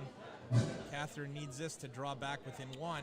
All right, and she nails Go it. 5-4. Does not want to let Mason get to the hill. So we'll take a look at some other scores we have going on. All right. Oh, I got to turn that overlay off so we can see. Lynn Casey and Cole Hunick still battling it out. Jeff Wood and Mark Hurl. Mark Hurl tearing through that match with a 6-0 lead. Bob Wilson, Shar Wilson tied up at 3. Doug and Jeff 5-3. Carl and Andy just getting underway. We're of course watching Mason and Catherine. Donovan and Karen tied at 1. Victor Cronley versus Cindy Carr. Victor with a commanding lead there. He's got to go all the way to 10.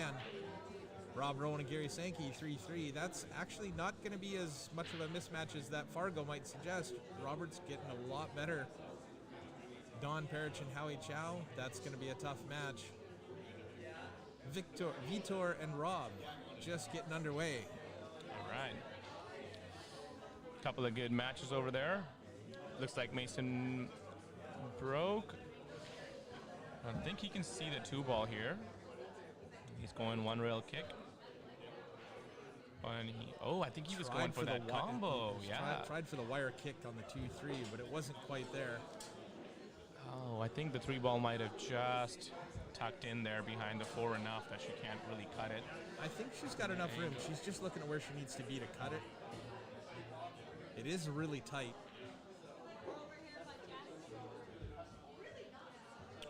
Regardless, if she can't cut it in, she's got enough room to play a really nice safety and get that cue ball tight to the rail, send the 3 ball around, get an opportunity, a ball in hand. Stunning it over here. Watch out for that side pocket. Nicely done. Right. Ooh. See, and if she does have room to cut it, this is fairly easy. Just a little bit of right-hand side, and with enough pace to go back and forth across the table, and you should end up just behind the 4 ball, shooting it at the same pocket.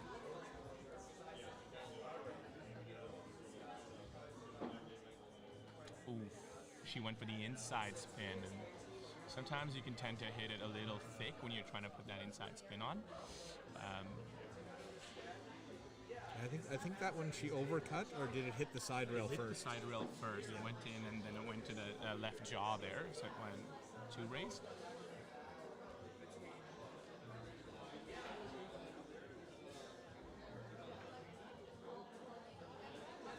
Mason shouldn't have any trouble getting around to this 4. Just got to avoid colliding with the 9, and he should be fine. He's done it really well. And again, this is what I call the bread and butter shot in pool.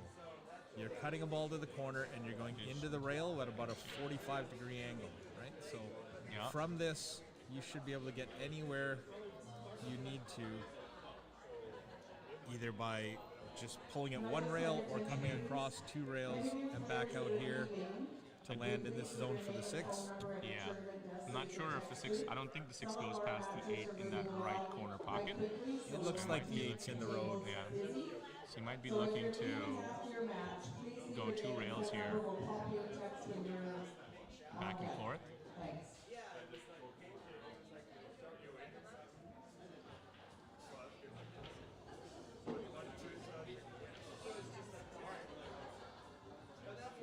Looks like he's eyeing up a little inside English action here. Yeah, he went inside English, came in 1, 2, 3 rails, and he's looking pretty good here. Nice shot.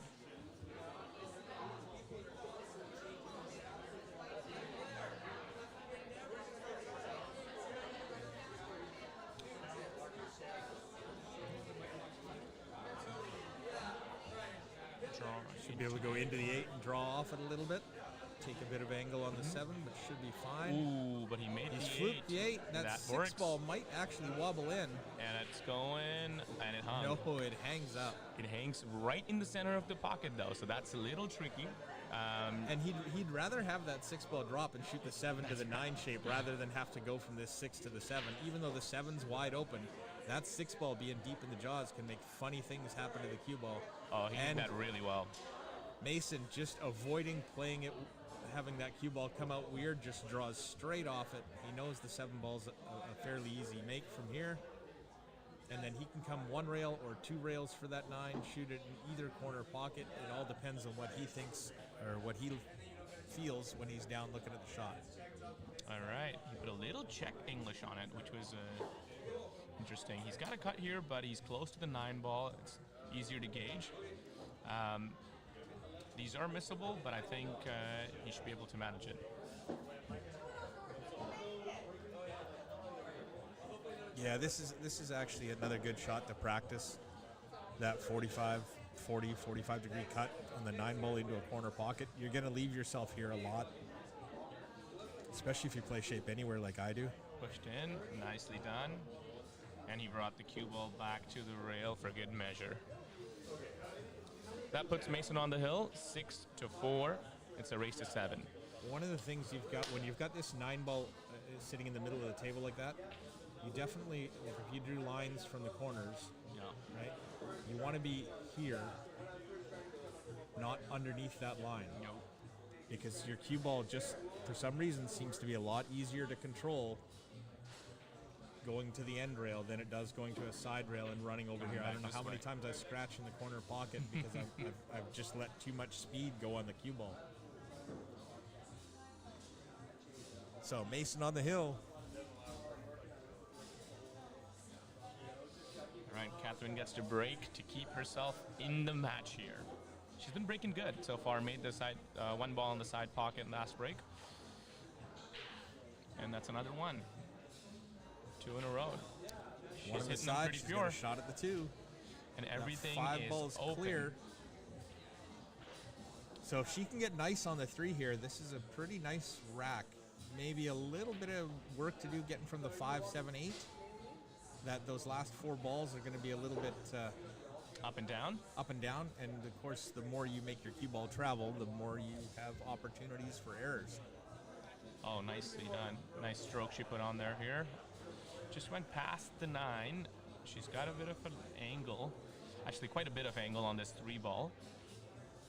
It's a makeable shot. I'm not sure if she can hold that cue ball for the 4. I think she's going to have to let it run.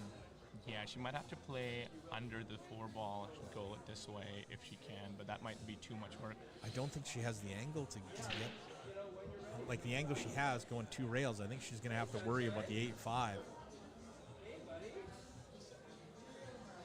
You may have to play this longer and come off the 3 and try and avoid them this way. Oh, that's going to come off. It's not going to look quite the way I've drawn it because we've got a funny angle on the table here with the camera. But she may have to try and stay inside the 8-5 and take a longer shot on the 4. There's a safety available here as well. She could just bank it to the long rail, leave the 3 ball here, and come back down towards the rail. She's got enough protection here. Yeah, that would be a pretty good, a higher percentage shot. Nicely done. Oh, and What off a uses the shot. horn to come out to the center of the table for the 4. Might not have been part of the plan, but it's certainly worked out. Typically, I don't use the horn for shape. She managed to use the long rail on the left side, and that with that check spin that on the second rail, it kind of hopped right up, which worked out really well. Rolls the 4 ball in. Little Now straight she's on the got 5. Straight on the 5. Might have enough angle to go 2 rails, just back out into the middle of the Follow table. it Should in. be fine. Yeah. These ones, you don't want to She's pop them following so in. hard There you, we you, go. you come off that rail and back into the 8. She put a hit good that stroke perfect. on that one. I think she's got a good angle here to come off 1 rail for the 8 ball. That was just a 4.3 on the Richter scale there. There it is. Oh, and she misses the 7. She's going to leave Mason long on the 7. fairly natural shape to come 2 rails around for the 8. He's just got to get a little bit of speed on the cue ball. It's not a gimme. It was a good opportunity to keep it close for Catherine. Let's see what Mason does here.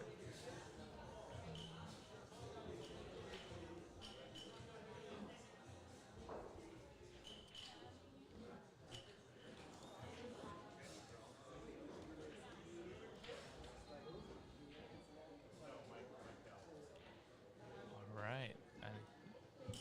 Mason hits Really the didn't left get a lot of jaw speed the on that one. pocket here. Hit it too thick. He leaves it a little safe here for Catherine.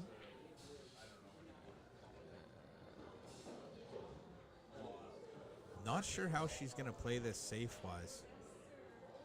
It's a little bit too far to the right of the 8 to just bump it to the rail and get the cue ball on the other side of the 8. You may just have to play it super soft and just barely get the 7 to the rail, and then try and let the cue ball roll up and touch the 8. But that's such a difficult shot. She might be eyeing that combination. I'm not sure. Or maybe have to go off Yeah, the right looks like side of the it. 7. And then she Nailed nails the it. 7, and the Wow. 7's going to go as well. She's got perfect shape on the Let's go. 9. This is a great Just shot. showing off. It's always good to smile after you make a good shot. Perfect. Love it when it works. And Catherine 6-5, staves off back within elimination. 1. 6-5 here.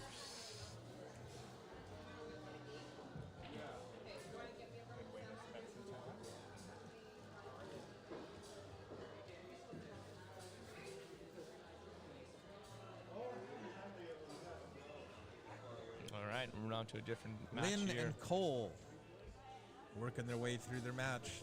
Lynn trailing 4-2. Looks like Lynn's shooting into a blind pocket here for the 5 ball.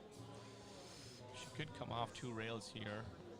Oh, maybe she's I going think for the she's bank. going to bank it. She's banking it, yeah.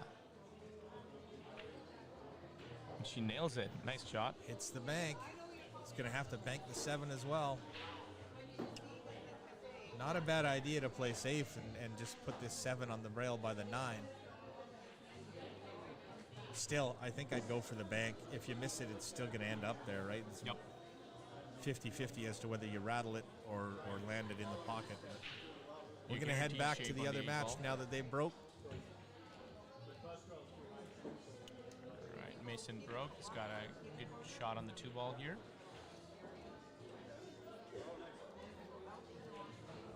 Nice shot.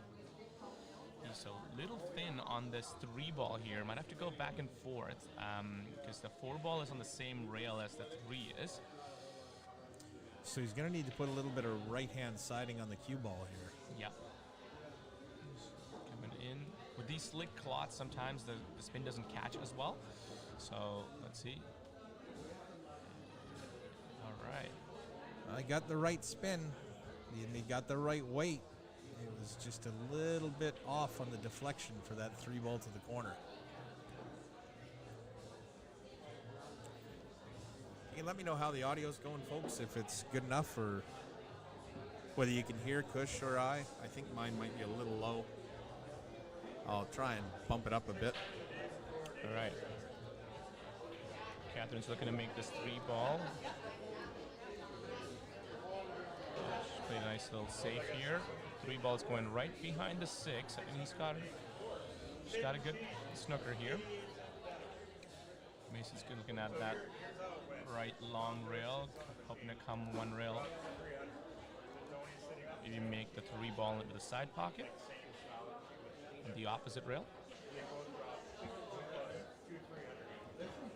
Audio's probably the trickiest thing in this whole setup, to be honest with you.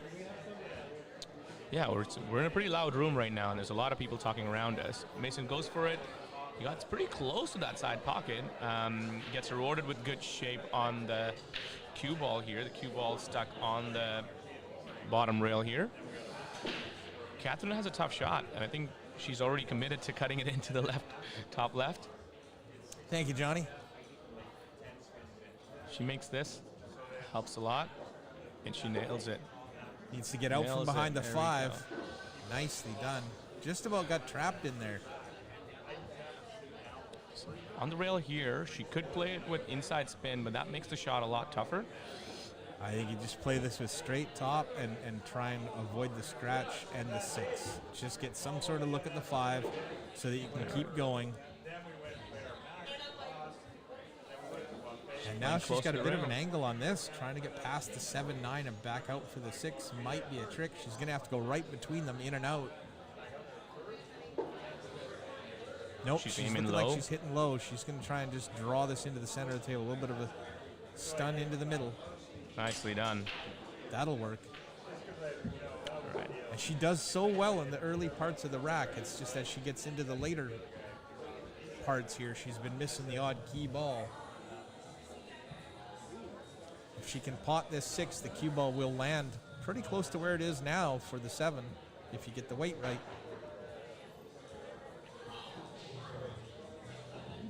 Now, if she hits that a little thinner and makes the 6, the cue ball carries its speed a little further, and then she's right there. And she knows. Mason has a little little smile as she sat down. She knows. Mason has a little angle here on the wrong side of the 6 ball. I think he might be able to come out 3 rails here. 1, 2, 3, and just around the same area where the cue ball is right now. It's going to be a little tough because he can't put any spin on it. All he's got is the top of the ball. And he just held it. Ooh. Now a little steep off the 7. Do you try and run into the 9 or do you avoid it? Try and hold for the 9? How good is that stroke feeling right about now?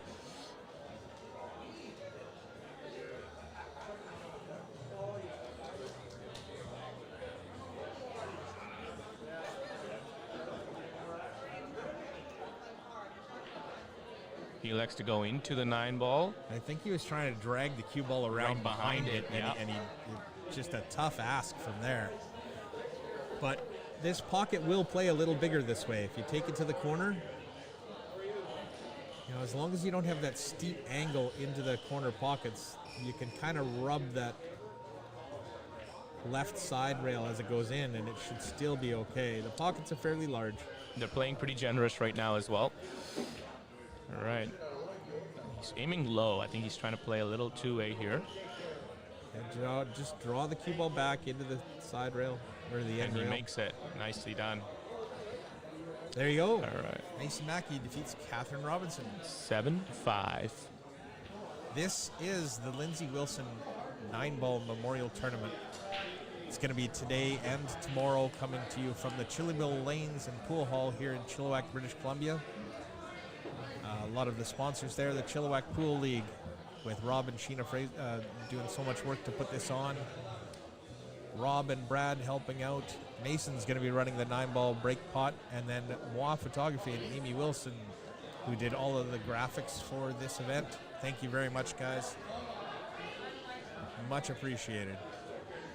Checking in on the scores.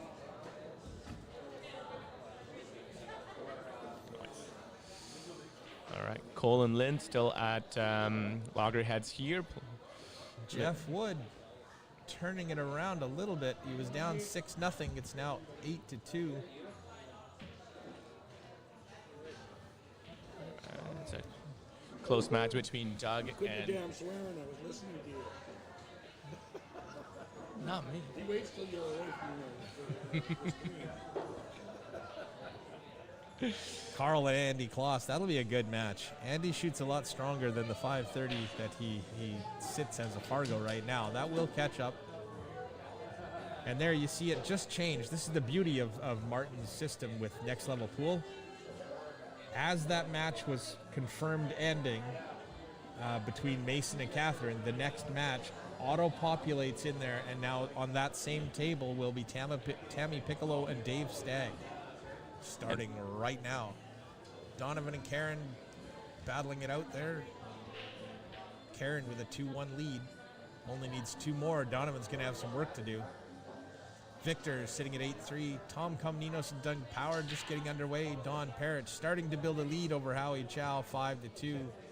And Vitor and Rob still getting started, I guess.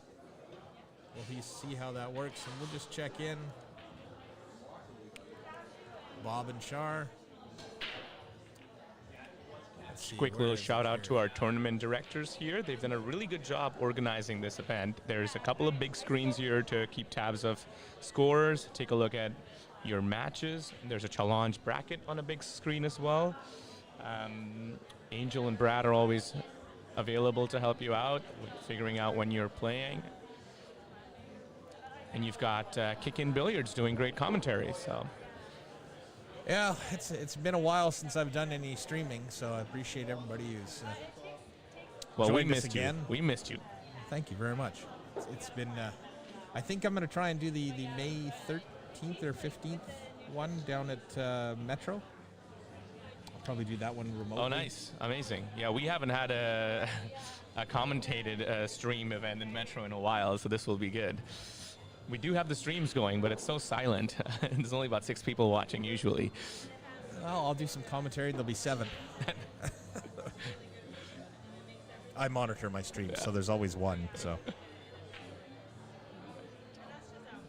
All right. Doug and Jeff playing 6-5, racing to 7. Cue ball tucked in behind that 8.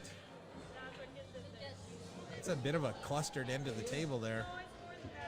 Yeah, two ball doesn't have a pocket, but I feel like whoever makes that one ball is going to have to do something about that too.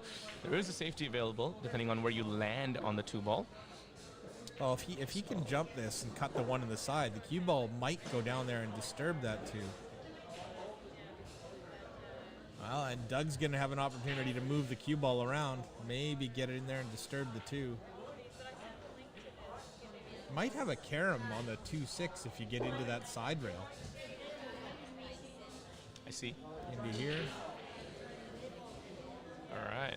Doug played it with a little bit of inside spin here. I think he's going oh, that now- dresses up as a combo now. Yeah, changes 2 that and to a 6. combination. Yep. One ball is safe on this rail though, so I think it's about whoever decides to make this 1 ball first. Tough shot from here. Table length, cutting it in on the rail. Jeff goes for it. Cuts it a little thick and plays a pretty good safety. If I was Doug, I'd let Jeff go again. If you could. That'd be great. All right. Legal hit. I think he said it was a legal hit. He might have said it was a foul. Did he touch the 5 or? All right. Jeff's got a safety here. He could push the 1 ball through that gap between 2 and 5. And he could probably make it too if you can see it, but Just jack up go and try behind the not to 5 and double 6. hit. Yeah. Yeah, there you go. There we go. Instead, he hides behind the 6 and the 2. Jeff will bring out the short stick.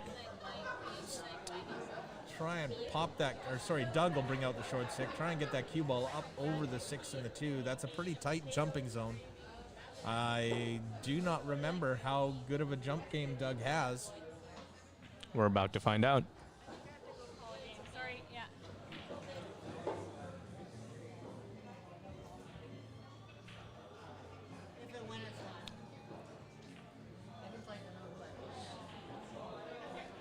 Just lining up with the got good good old dart elevation. method. He jumps Nice, in. nice and hit. Is it going to tuck in behind there? 9 ball might knock just it loose. Leaks out. Not a great opportunity for anything offensive.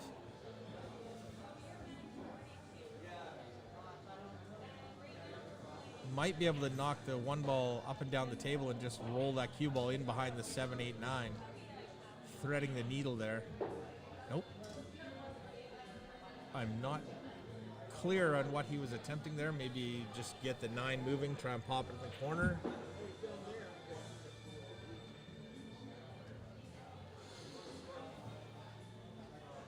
Doug might be looking at a bank here on the side pocket. He went the other way. Watch the 9 off the horn. Right off the horn here. That 9 ball might not be long for this table. What's impressive is that 1 ball landing safe every time for the last 6 turns of the table. Impressive when you're watching, frustrated when you're the opponent. Jeff plays a nice little safety here. He's got the 1 ball covered with the 6 and the 8. Doug might not have the jump cue this time. That would be an incredibly difficult jump. Just looking You'd to see really if want he to can go over out. the 8, 6, and the 1, hit the rail, and jam it off the rail. Might have maybe able to dig out behind the 8 ball here from the left with a ton of left spin. Let's see how much that catches. He's He got the doesn't- 1 ball, but he's with not no going to get a rail. And that opens up the table here, folks. You know, you might be tempted to shoot the 1-9, but it's really not a high percentage shot. The 1 and the 9 aren't very close together. You know, it's still a higher percentage to run this out from here.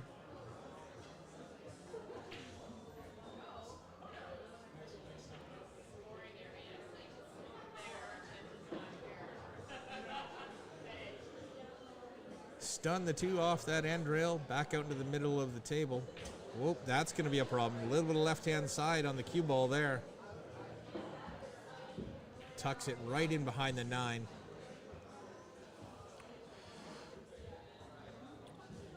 Time for a jump cue, maybe. He's looking at that 2 rail. Nope, he's going for his jump cue. The jump cue works. You have to be aware that you're jumping fairly far to get over the 9, and you need that cue ball to settle down quickly. If you put a little bit too much into it, you can easily hit that 3 while you're still bouncing, and then the cue ball goes flying off the table. It should still be within his jumping zone. Just overcut And the he 3 did a ball great here. job to get that cue ball to settle down. Just made it over the 9. Cue ball stalls immediately, but didn't quite cut the 3 ball into the corner. Doug's going in for the 3 ball here. Should have a shot from the 4 ball afterwards. It's not going to be to that top left corner, but, well, unless he hits it perfect. Oh, just half rolls. a roll more than he wanted. He's still able to see the right corner of this 4 ball. I don't think that helps you much. To come off. He Jeffered it. Jeffered it. I like that. Nice one, Dale. Jeffered it. Able to go off that right corner of the 4 ball and You gotta come watch off you the don't rails. scratch off the 8 in the corner. Oh, that looked like a little bit of a double kiss with the 1 ball. Pop the cue ball a little further off the rail. 7's in the road, so it doesn't look like the 4 ball goes. Jeff could bank it. Long bank into this corner here. Could end up playing a safety.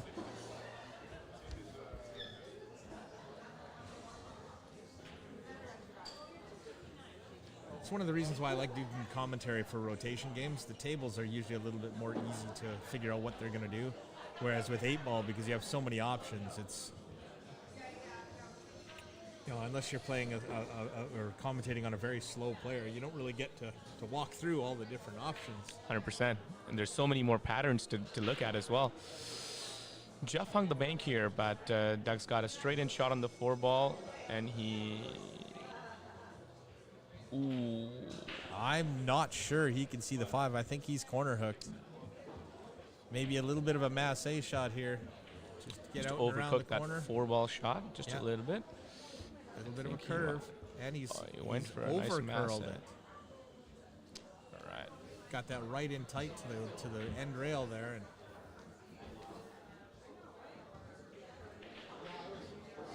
so Jeff, looking at the corner or the side, do you think? I think he The takes side it is to the side. He side can is a still little hold bit it for the easier 6. to hold it for the 6 ball. Yeah. He's a little close to that horn there, so he has to elevate the cue ball. Just undercut it. That leaves a cut here for Doug. He can come off this short rail and naturally play the 6 ball in the top right corner. Just a little bit of right-hand side. He also undercut it. Is that gonna... Ended up getting close to his work on the 6. Rolled it a little past the corner, but still had this bottom right corner. Jeff maybe trying to take the 5 off the 9 in the side. Gave it a go. Didn't get it to drop. That 6 is going to hang up next to that corner pocket. Doug's gonna Doug take with a little turn bit on of this work to 5 do o'clock. to see if he can take this. Oh, he's on the hill. He's on the hill. So if he can finish this rack off, All right. that'll goes be it straight for in. Jeff. Off to the B side. It's a little straight, but I think he can either draw it or go in inside spin 2 rails. He drew it back. I think He's I would got have a little liked bit of angle. rail first Yeah. and go forward with a little bit of spin and come out into the middle of the table, because It's now kinda- he's got to run the cue ball around the table. He's not going to be able to hold it there for the 8. So a little bit of speed on this. Go. A little bit of Now speed, he's- a little bit he of body put English. left on it, and it's going to come around and Ooh. clip the 8. And that's a looks thin like. cut on the side pocket here. Got to be aware of that corner pocket. I'm not sure that you'll avoid the corner with just topspin. You may be able to just hit that horn. Oh, he had Made it. lots of room. All right.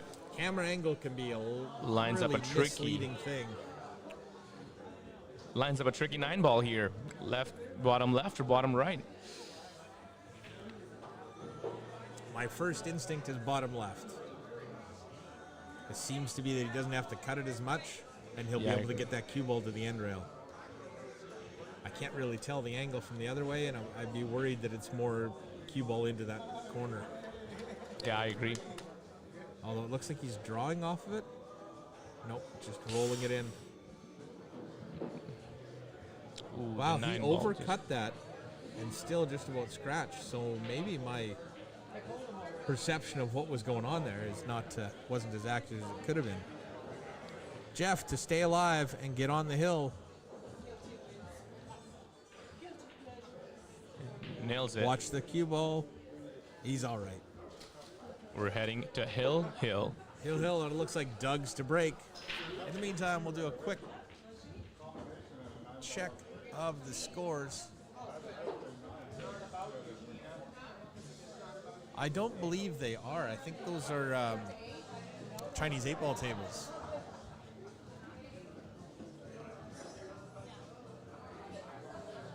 Couple of matches just starting. Tom Joyce and Simon Pickering.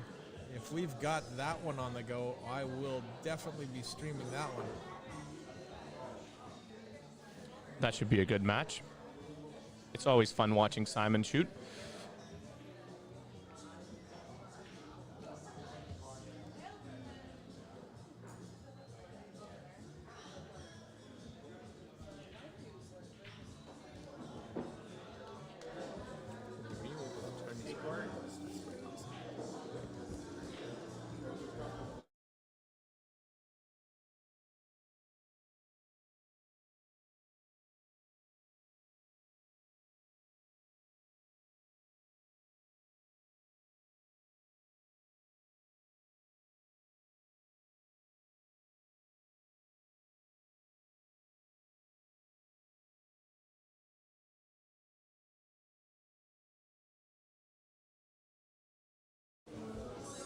Yep, he's right there. Yep.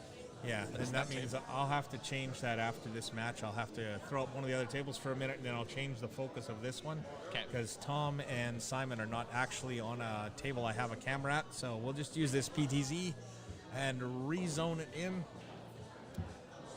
See if we can pick up that match. Jeff tried to shoot a 1 and 3 combo. Slightly missed. I think he's got enough room here past the 6 ball to make the 1 ball into that top left corner pocket. He could hold the cue ball to play the 2 ball into the bottom right. Let's see what Doug decides to do.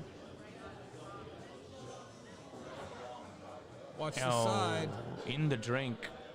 The cue And ball he's lucky that goes. 9 ball didn't come out closer to the side pocket. You don't want to see a hill-hill match end that way. Ending in a 1-9 combo. That's heartbreaking. And anything we order today, they are donating $1 back.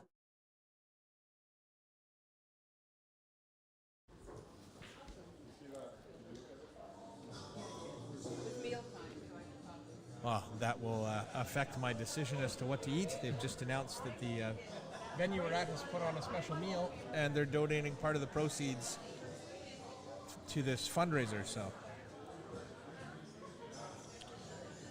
Right.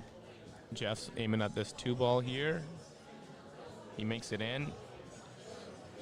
Just hit it a little bit slower than he would have wanted. He's got a steep cut on this 3-ball into the bottom left corner here. He has natural shape on the 4-ball afterwards. He makes it. It's going to run a little just long, gonna run though. just a little bit longer. Wants it to hold up. Not sure if he can bank this. The 4-ball's Looks too like close a to the rail, I double think. kiss to me. Oh, he was able to stick it. Oh, watch out. Where's the cue ball going? Right by the pocket, but it stays up. Well, it's always better to be shooting than not shooting. Just aiming at this tough 5-ball here. Oh, Cuts and it in just like nothing. Pure stroking. All right, now let's see if he's got enough room past that 8-ball to make it into the side pocket. Looks like he does. He's committed to the shot, and he just rolls it forward. Oh, he hits the horn. Well, consolation prize. He leaves the 6-ball safe. It is bankable, but let's see what Doug elects to do here. Be a heck of a shot to come with at Hill.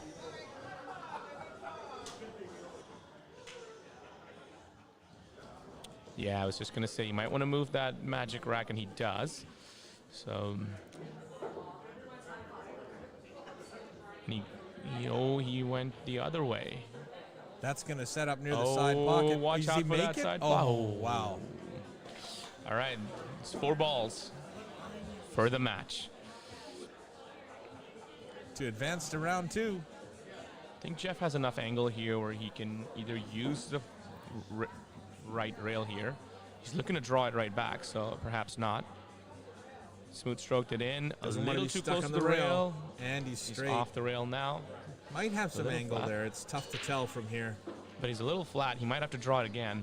So he's going Yeah, for he's it. just dead straight. Elevating the cue, and he just draws it right into the 8-ball. Got good action on the cue bump. ball, but maybe a little too good. Drew it right in on the 8. So Little 50-yard line action here. Let's see what he does. He could go to the side pocket.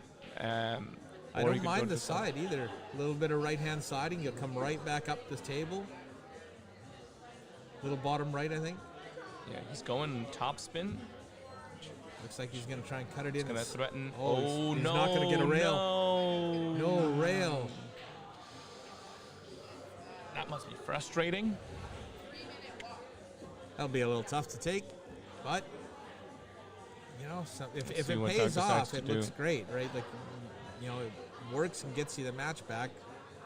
But you hate to give up ball in hand in that situation. On the last 2 balls, nonetheless.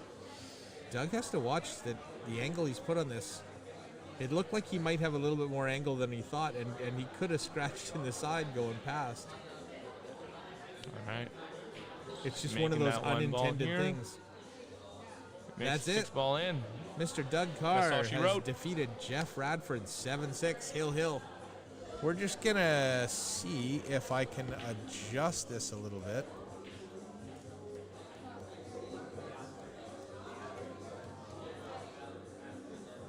It's not turning for some reason. Let's see, maybe we can do it the other way. Hold on. Oh, position speed is where it is.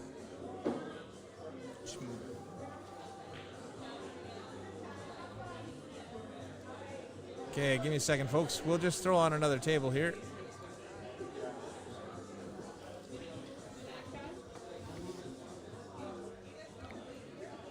While trying I to go get- back and see if I can get that input to adjust itself.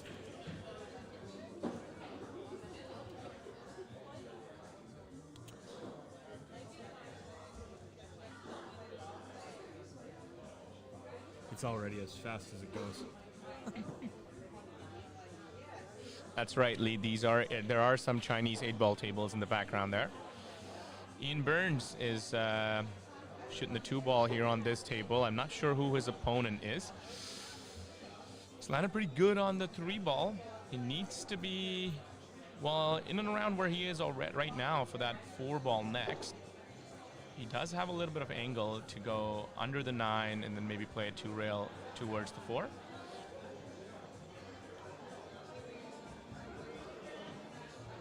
He's looking to be aiming a little high. Oh, he went with a little bit of inside spin. I'm not sure if he's going to be able to go past that 8-ball. It looks like he may not be able to make the 4. Could see it. There is a two-way shot here. You bank the 4 ball into the top right corner and bring the cue ball back down to the head rail.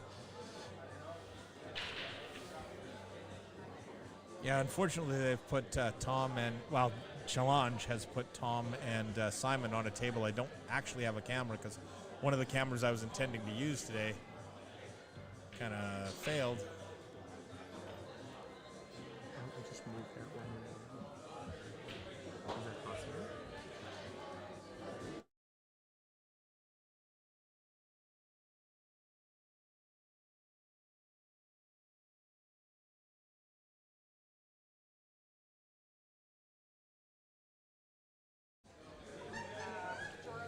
All right, looks like Ian went for that safety I suggested, but the cue ball has leaked out.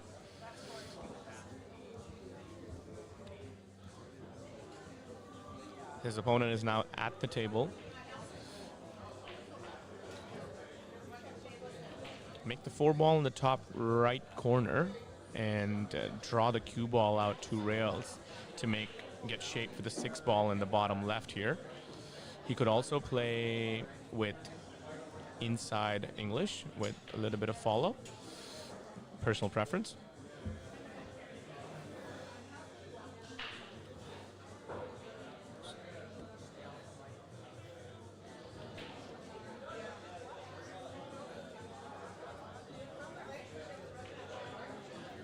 Just overcooked the 4 ball here. Unfortunately, slightly. I'm not going to be able to get the Tom and Simon game on a camera. It's just the way my camera that can see that table is actually positioned. There's too many people that are in the road, and all we'll get is a half a quarter table in the background as people walk back and forth and chat. So we might be able to get some snippets of it. We'll see how they do if they start their match.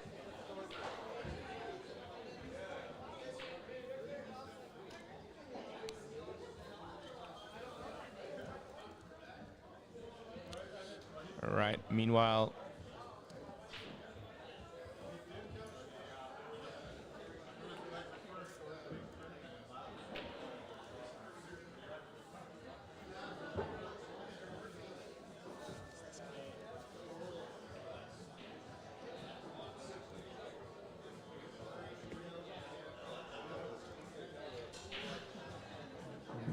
makes the 4 ball. He's got enough shape for the 6 ball here.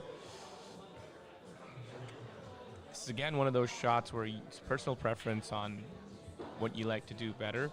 Some people might want to draw this 2 rails and come to the center of the table. Some people might just want to play it 1 rail with a little bit of inside spin. The inside spin's tricky sometimes. It doesn't catch, and then you might end up hitting the 9 ball. You might still get shot, but you might be further away from your work.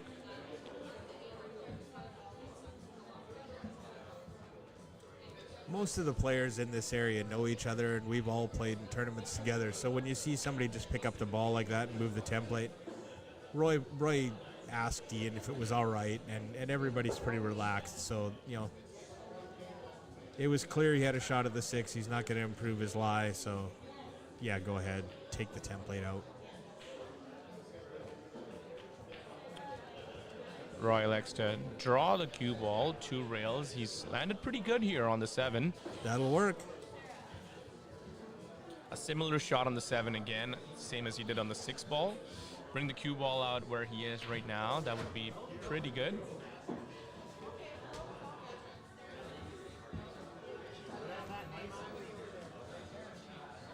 I got to bring in the bracket just so we can have that. So let me see if I can get that for you. And I'll post the challenge bracket in the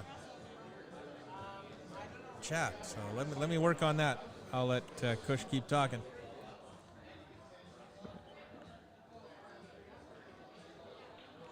All right. Oh, Rod just hit it a little thick here than he wanted. Ian can see the 7 ball. Can make the 7, just hop off that rail and get a little bit back to the center of the table. That would be ideal.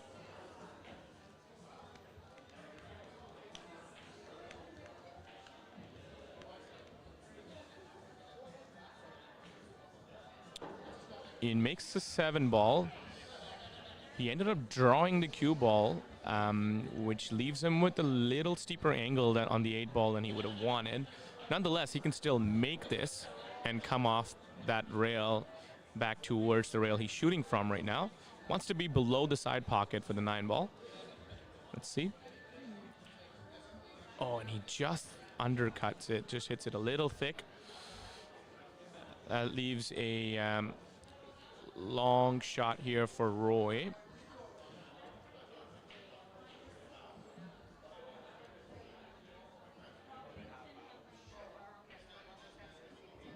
He can draw the cue ball back off this left long rail and get somewhere on the right side of this 9 ball for the 9 ball in the bottom left corner. How you doing? Good to see you. It's been a while. It has been a while. Puts a good stroke in on that 8 ball. He is pretty good on the 9 ball, a little bit close to the rail, but I think he should be able to manage this. Just having the cue ball close to the rails can sometimes put a little doubt into the shot, but he seems to be comfortable with it. He's already down on the shot.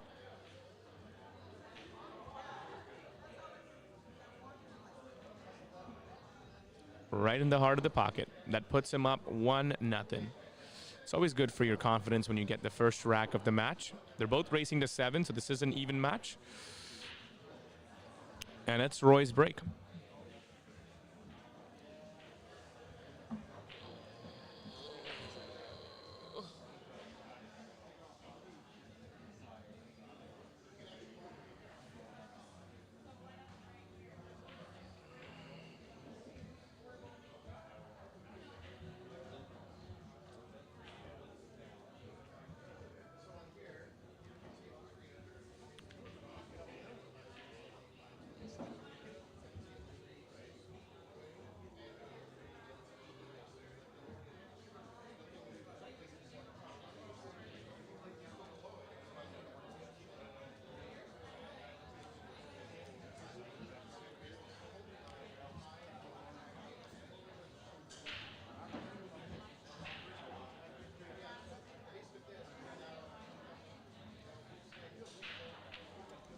All right, Roy is getting ready to break here, selecting to break from the left side of the table.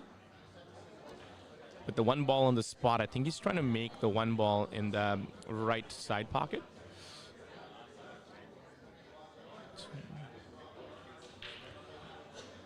The 1 ball was tracking. It went a little high, but it's going to dress up quite good for his next shot here. I think he's made 2 balls off the break here.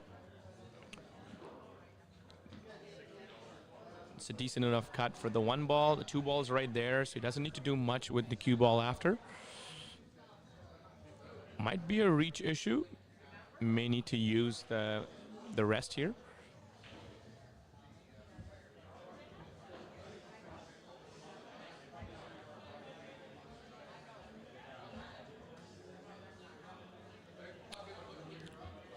Roy just taking his time mapping out the pattern.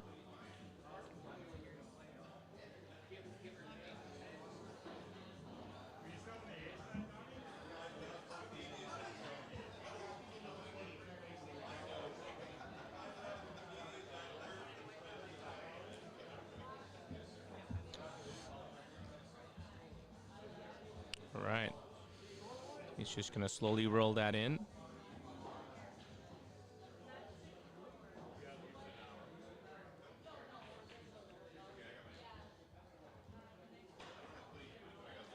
Oh, he may have hit it too slow. That moves the 8 ball into a little tricky position here. It's close to that side pocket. I don't think it goes into the side, but it's quite close to that horn for the side pocket there. I'll need to get a good position. I think Ian's going to go with the rest as well. I'm not sure if he needs the rest. He might have been able to reach it. But personal preference, I guess.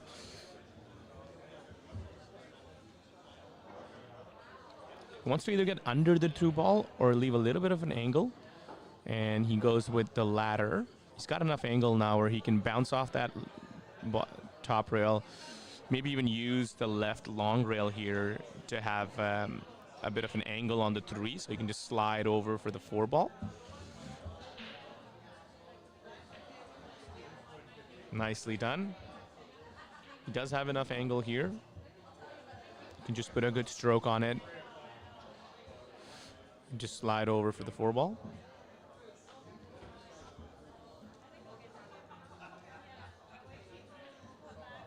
Oh, and he's going right towards that corner pocket, and it's going to stay up. It's going to stay up. It's not ideal, but you'd rather be shooting right now.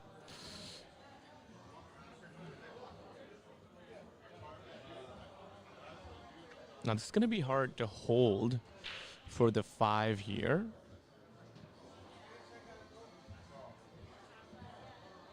Oh, he overcuts the 4 ball, leaving a longer straight end shot for Roy. Let's see what Roy thinks he can do. He could draw the cue ball, couple diamonds back, and have a little bit of an angle for the 5.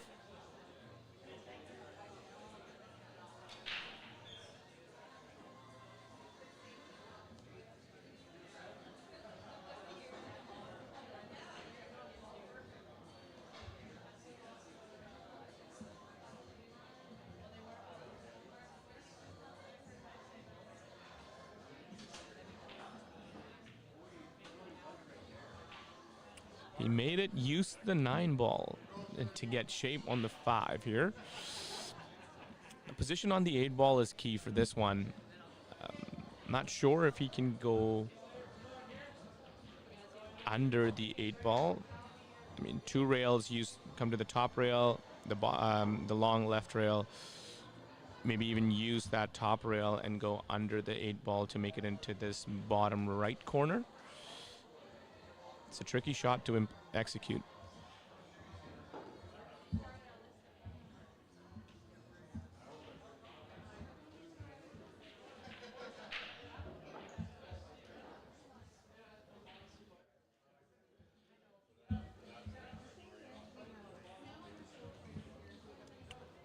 Looks to be going that way. Oh, and he just slams it in. Good shot here, but he might have overrun on the position. Don't know if he can. Tough to get the 1 or the 8 ball from there. You can still cut it back, but you hate running a ball past the side pocket. You always seem to catch that far horn, right? It's a very steep cut as well. You'd have to hit it really pure. There is a bank here to the bottom left. He seems to be going the aggressive route so far, and the cue ball goes to 3 rails and dresses up for the 9 ball into this bottom right corner. Just suggesting a aggressive route. Not saying I would do that.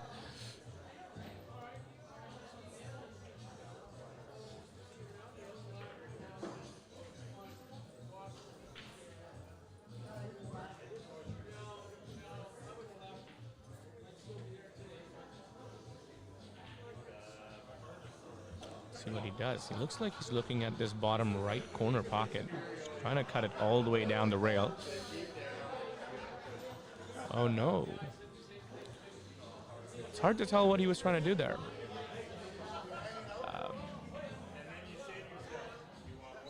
This 8 ball, I think the 9 ball is covering the angle to make the 8 ball into this right corner pocket. If it does slide by there, it's really tight. Ian I think he'll try and cut it in the side. Ian seems to think it goes past the 9. Oh, and he nails it. That did not have much room past there. Wow. You know what I don't have set up yet?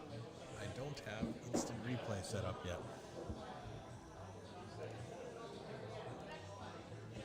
We are keeping an eye on Tom Joyce versus Simon Pickering for you guys. So Tom is leading right now 2-1. Ian has a decision to make here. He tried to cut it into the side pocket. or he can go for the bank. There's also the corner pocket available. He looks like he went for the corner, just slightly overcut it, and the cue ball is going into the drink. Ian concedes the rack. That puts Roy up 2-0.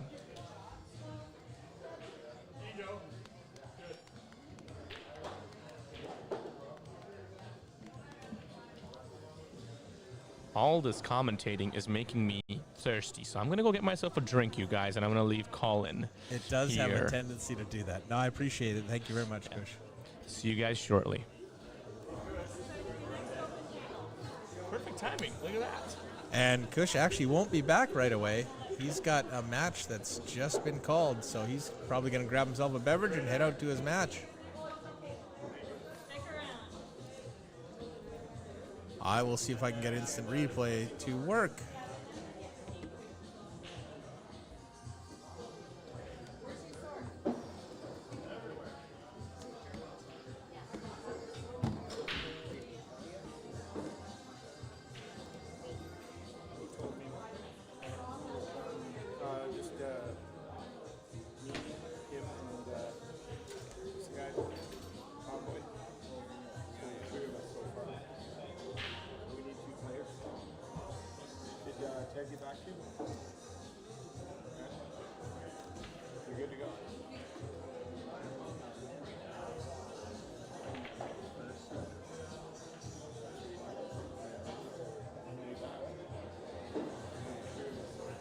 Okay, instant replay seems to be working.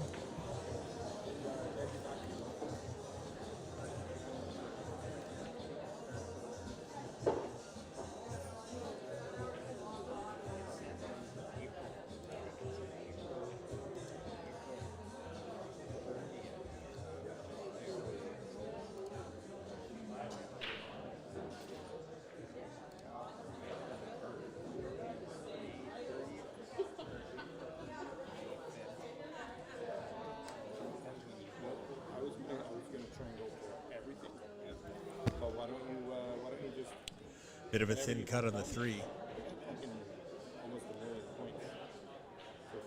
Still, I think it's thick enough that he can roll this in and just with a little bit of right-hand siding on the cue ball, bring it back along the same lines and shoot the 5 in the same pocket. Leave yourself an angle to the 6, and you're well on your way.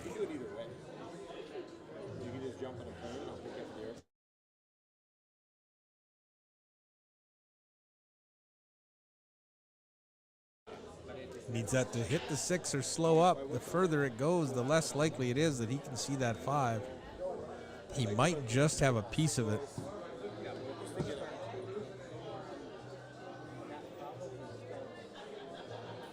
Thought he could run that a little slower.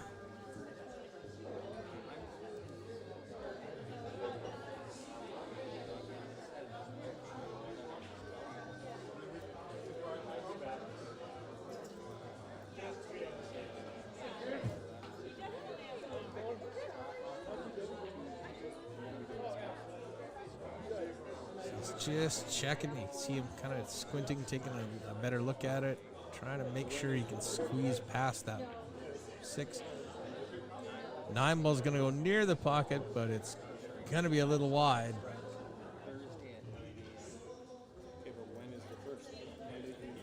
I'm going to take a lunch break after this one, go get some food. We'll leave the stream running. I think we started... Of course, it didn't start.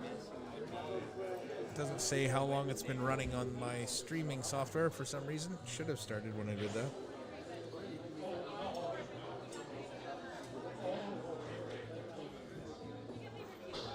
I think we've been going for about 3 hours, so we've got a long way to go before we have to restart the stream on Facebook. At least one more match, and then maybe we'll restart it. We'll see how it goes.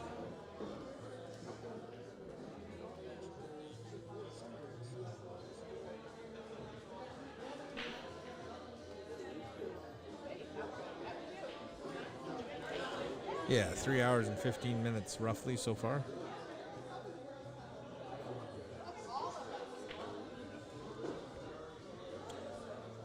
If you wouldn't mind sharing the stream, Facebook, YouTube, I would appreciate it.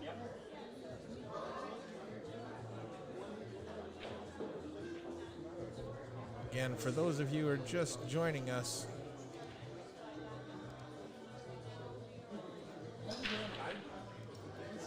this is the Lindsey Wilson Memorial Nine Ball Memorial Tournament. What's new, man? As you know, Lindsey passed away a little while ago, and this is just the community's way of honoring the man's memory. I didn't have an interaction with Lindsey myself that I didn't come away with a smile on my face. He was just that type of guy. Always improve your mood.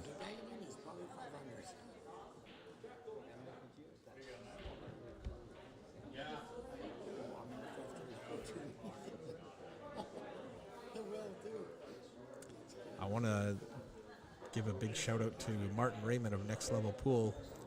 He's put in a ton of work this week to get this up and running with all of the new tablets that he purchased. Every table has a tablet. You enter your score, it automatically gets updated on Challenge, and the next match is called. So there will be no one playing at your table when your match is called, and matches will be called immediately after one finishes. Still going to be a long couple of days. It's a double knockout tournament, 64 players.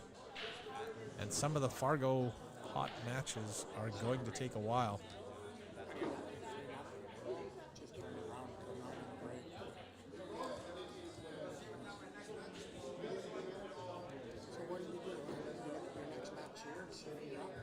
But we'll stream as much as we can. We'll go as late as we can.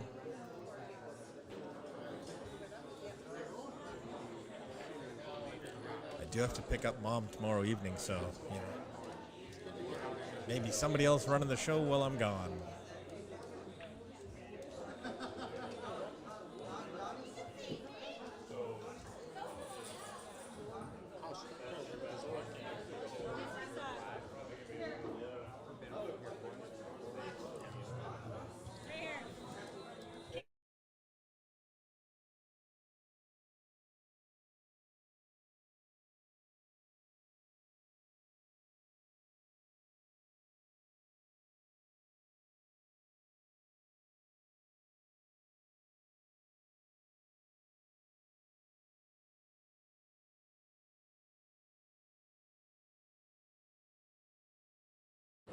So, just some folks asking where they can watch the stream.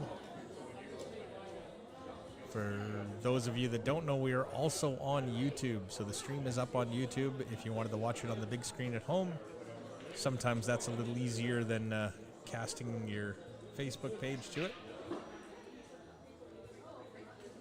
Some of the challenges and what wonderful options for technology gives us.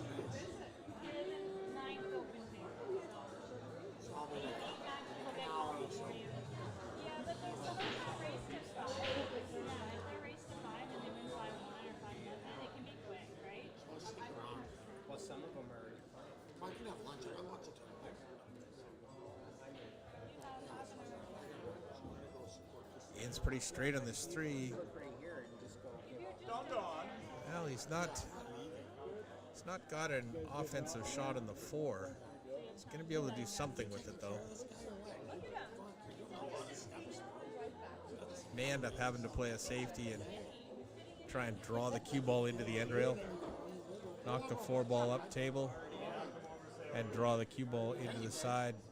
Try and tuck it right in there. It's not easy, but it can be done.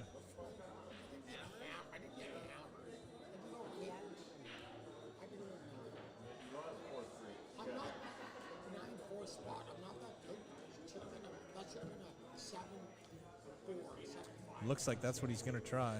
Maybe trying to bank in the side. Two-way shot here. Try the bank in the side. If you miss, you'll hold the cue ball for the 5. Didn't quite hold it for the 5, but that was a nice bank. Try the bank in the side. If you miss, you'll hold the cue ball for the 5. Didn't quite hold it for the 5, but that was a nice bank. I'm not going bald at all. You look like a really bad burn victim. This is a tough crowd. I don't believe he wanted the 5 to come off the end rail, but as it is, Roy's going to have a bit of a tough shot making this 5 and getting back up there for the 7. It looks like we got a guest commentator popping into the booth. Where's my headphones? It's a throwback to old times. Who do I play next? Okay. Let's see this guy's fire. No headphones for me? We don't even know. No headphones. There's only, well, yeah, Plug here, it in the back? you try these. Those are mine, yeah. Yeah, you try those, and I'll try this because I don't have an adapter for mine. Oh, why didn't you tell me about it, bro? I have an adapter. It's at my house. I thought you had an audio jack that this could work on, but Is that yeah. better? Wow, that's loud. Yes. I'm not even hooked up, so I'm muted. That's probably better, right? Yeah, this is really loud in this headset. I'm turning that down. Anyways, in case you're all wondering, my name is Rob Hoiberg. Colin and I have streamed many, many matches together. Right now he's doing his producer stuff and adjusting levels and doing this and doing that. Right now we're looking at a match right now, Roy Molnar versus Ian Burns. Roy is up 2-1. Roy is going to, well, this is a straight up match. Yeah, Right. pretty much only, 15, 17, 15 points in Fargo separate. I think I worked it out. You had to be like a 24-point spread for any kind of spot. So Something like that, yeah. So, Colin, what do you How say? you doing? What do you say? What do you say? I say it's been a long time since I've done this, and I feel rustier than an old halibut hook. Well, I've been listening, and you sound rustier than. Okay, Well, thank you. Thank we'll you leave very it at the old halibut hook. I was. You know why I used that analogy, right? Yes, because Lindsey Wilson used it He all the always time. said that. There's trouble right there. Yes. Yeah, let us. There's no trouble here. We're just fine and dandy. Yeah, oh, yeah, of course, right? You'll slam me, I'm just looking at your screen. So, what's the delay on this one? This is a replay screen. Oh, that's a replay screen. Yeah, so I've got Okay, instant so replay up and running. just so everybody's aware, Colin has a slightly different system than I have. I know that I can do replay, but I choose not to have replay on mine. Oh, you brought your telestrator. I saw it. Of course I have a telestrator. Why would I not have a telestrator? How can I explain to people where I'm talking about if, it's just faster and easier, right? Well, you're not a true commentator unless you can describe the action properly. Yeah, because that's why they have telestrators in the NFL, NHL. That's different. You're NBA. talking about 24 moving parts on the field, or 22 in football.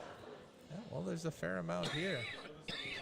Less as it goes down, but Right. In hockey, they use it because they're just trying to isolate a guy usually, and they're trying to figure out where the guy it's is. still not a very good case. I'm not buying it Why doesn't Jeremy Jones or Carl Boyes use them? because they can't figure out how to do it. I honestly don't know why Matchroom doesn't have a telestrator on there. They do. They They do hardly have it. ever use it. Right.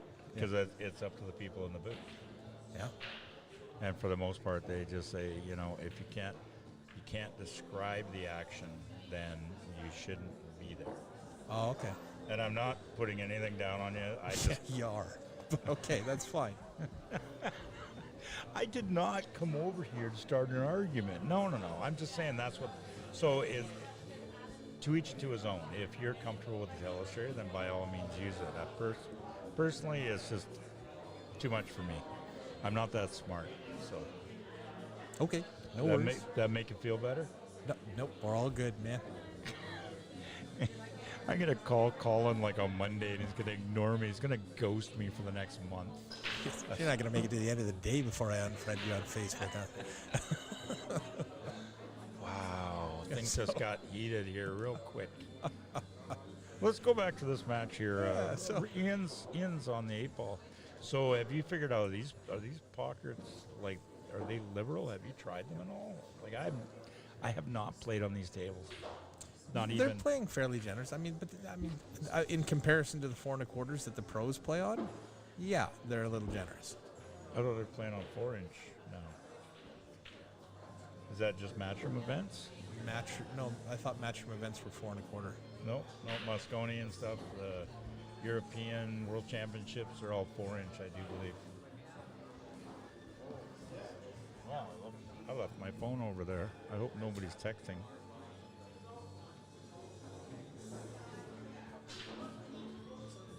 Are you looking at table specs right now? I was trying to, but it didn't come up on my phone. I hate typing on my phone. I have big fat thumbs, and so trying to hit those little itty bitty letters, it's and autocorrect.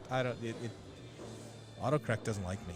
Yeah, and I don't know what that new thing is where it picks up. Like I watched my daughter-in-law, who's in her 20s, and the way she texts now is she's just moving her finger doing Swiping. Oh yeah, that happens. Yeah, and I had no idea what I'm doing. All of a sudden I look and I go, I didn't type anywhere close to that. I have no idea what's going on. Well, you should use one or the other. If you're gonna swipe. If you're gonna type. Well, I got enough try and do problems. both, I'm and a it can get one a little I'm messed a up. one thumb type like texter. Ian popping the 1 in the side. Is he gonna dress up nicely on the 2? I think the 2's gonna, the 3's just slightly gonna be in the way. He's got the side pocket with it. Yeah, he's Lots of looking at room it. on the He's table. looking at it. Now, do you try and use the 4 or 5 to hold the cue ball there for the side again, or? I don't think there's any advantage in that. Oh, he overdid it, He overcut it and he scratched. and he knocked the 3 in. All right, well, lots changed, A lot happened in that shot. including the shooter as Roy comes to the table with ball in hand. So you take the 2. Do you come down to this side of the table and try and play the 4 into the top left corner? I think so, right where you had the cue ball, somewhere in here. Right? Yep. And if you don't get a line that you like, you can always play a safety and roll up tight on the 5, knock the 4 ball down by the 7. Yeah, I don't. We saw 3 fouls. Or did they take 3 fouls out? I think they took 3 fouls out of this event. I hope not. I As far as I'm concerned, we should stop messing with the rules. Well, part of the problem is we have as low Fargo as a So 3, give them as 10, many opportunities to win as you possibly can, including 3 fouls. 310. Yeah, but and as high a Fargo as 720. I think Simon's in the 730 range, if I don't, Is he that if high I'm now? mistaken. 726 or 736, somewhere in there. Well, I can tell you in a second. Yeah, we could probably look him up pretty quick. 726. So you were right and I was right. It was right in between what we're both. I said 720. That's fine. We were both right. High five. It doesn't happen very often we're both right at the same time. Usually it's me right and Colin arguing with me, but Yeah, well, you did say 720. yeah, and you said 730. I said 726. No, you didn't. You said 726. No, you said. See, there you go. We're arguing again. Right? Yeah, because he did go safe. I think he hit He that hit a little that hard. little hard. That's going to come out into the middle of the table. Right. Perfect for the side pocket. I think he tries to glance off that 6 and come back to play the 5 into the bottom corner. Or do you think he tries to go forward a bit? Depends on the angle. If he's got angle to draw off this 4 and not play with that side pocket, he should be fine. Hey, Cindy, welcome to the stream. Glad you're able to make it. He Yeah, didn't like right it, so he's going to go around 2 rails.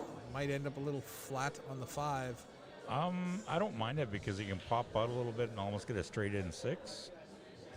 Like he's got just a little bit of angle. He puts a little bit of middle ball. Should be able to make it work. I think his goal is from this, besides pocketing the 5, is to get straight on that 6 as possible.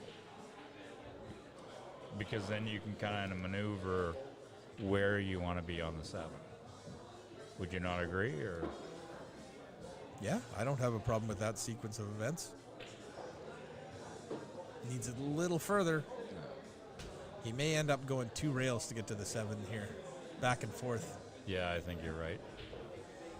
Oh, that's 2 times in one day. I know, what's happening? This is weird. I'm gonna go buy a lottery ticket. Do do do do do do do do. Now you're just showing our age. Everybody is watching going, what was that? And for those of us that are old, that was the Twilight Zone. A TV show from way back when we were little kids. Rod Serling, you are entering the Twilight Zone.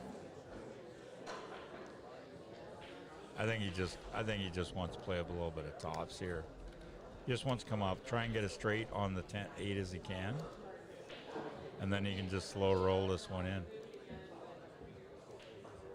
I think he should be fine here, just slow rolling this in. Pocket play's big enough. Yeah, no need to get fancy here and try and get on the other side of that 9. You play short side shape, you're just going to roll right in. Yep. Perfect for the corner. Yep. And Ian will take a 1-game lead Race to in 7. this race to 7.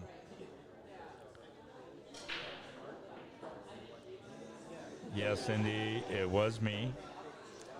I said Colin is right. It's happened twice today. Already. I'm on a roll. I'm going to go buy a lottery ticket. I'm just going to pop the scores up here. Take a quick look around.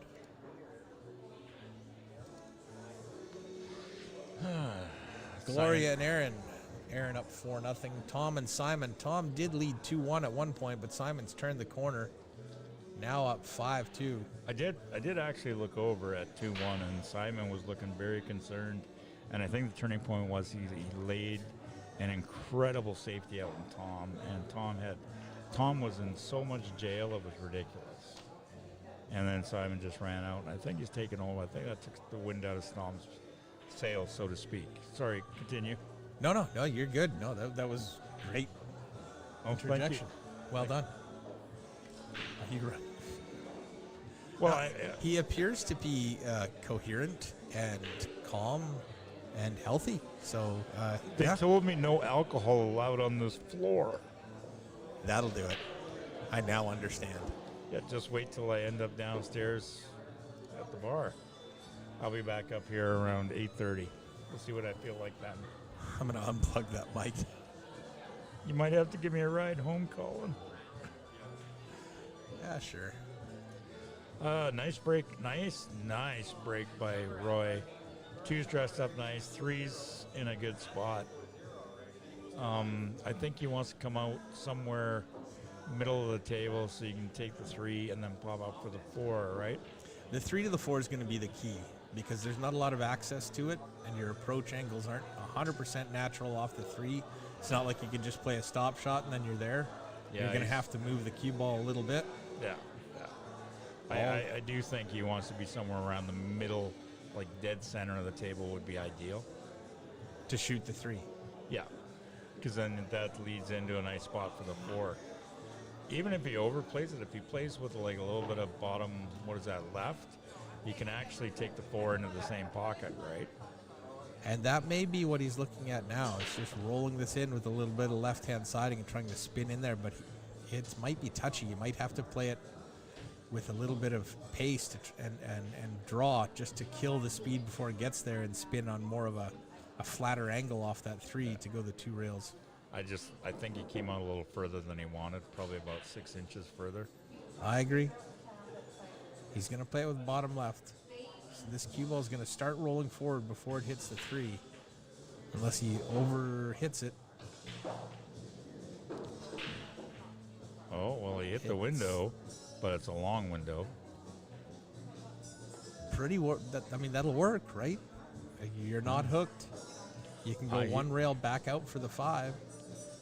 The worst part about this is the length and then the fact that you're close to the rail. Right.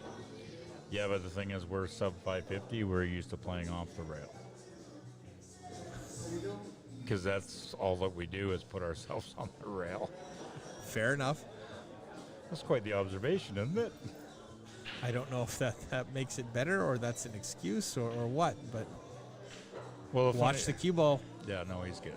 I thought it might hit the 6 and carry him into the corner. But he has not given up the table.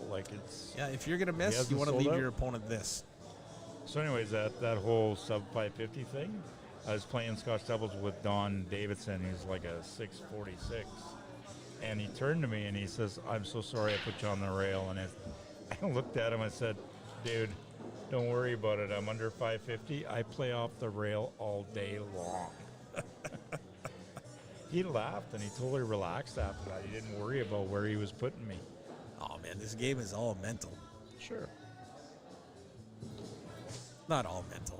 It's a lot of hard Do you work think- to play as well as those pros Do you do. think Ian's going at a safety here, or is he actually planning out a shot? Or is it a hit and hope? I'm not entirely sure what he was whether he was trying to cut that in or what, but If he hasn't left a gimme to Roy. Yeah, Roy's got, he can cut that, but he's, either pocket he goes to, he's going to have to contend with the other pocket. I don't think so, not unless he slow rolls it, because if he plays this one here, Yeah, right, no, I see your angle right he now. can come right across, and he shouldn't get inside that diamond, right? But the thing is so, again, playing at a sub 50, we have a tendency when we're trying to do something like that to bring back the 5, we have a tendency to come up just above center. Oh, he's going to go draw. He's fine. This could be different. I think he plants himself down by the 6. No, he hit that nice. Hit that nice. Good shot. Little close to that side pocket. I was a little nervous there for a second, but Just so everybody understands at home, we do want all the players to be successful. Our job is... Oh, there's Ian just moving the template off, because whoever put the template there, if it does come around, if any ball touches that template, it's a foul. Right? if it's on the rail, Yep. Well, anything on the rail. A piece of chocolate's hanging over the edge of that, that felt. Right.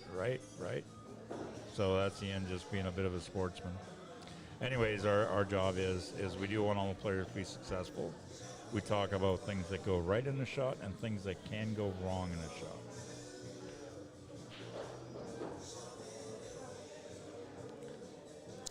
Drawing off the 5. Nice shot. It's got a good Nothing angle. wrong with that. It's got a great angle.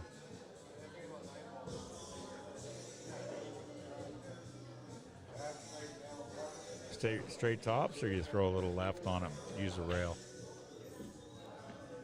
To be honest with you, just the way I shoot these, I would probably do a little bit of right and avoid the second rail.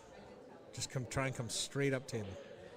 Just a hair of right. You just need enough to kind of correct its angle off the 6, because it's going to want to naturally come up table off that 6 at 90 degrees anyway, and the only thing that's going to bring it close to that rail is the top spin that the ball will pick up as it rolls. Just like that. Would love that to stop right there. And now he can cut that 8 ball. He can cut that 8 ball a little bit into the left-hand side, I think. It may be dead straight. He may just have to roll the cue ball after it and get. That's what he's looking at. Yeah. So Probably. that maybe came like a half ball too far. Yeah. I think he's gonna play it about 6 inches from the. Oh, he's drawn. Yeah, you could draw it off this too.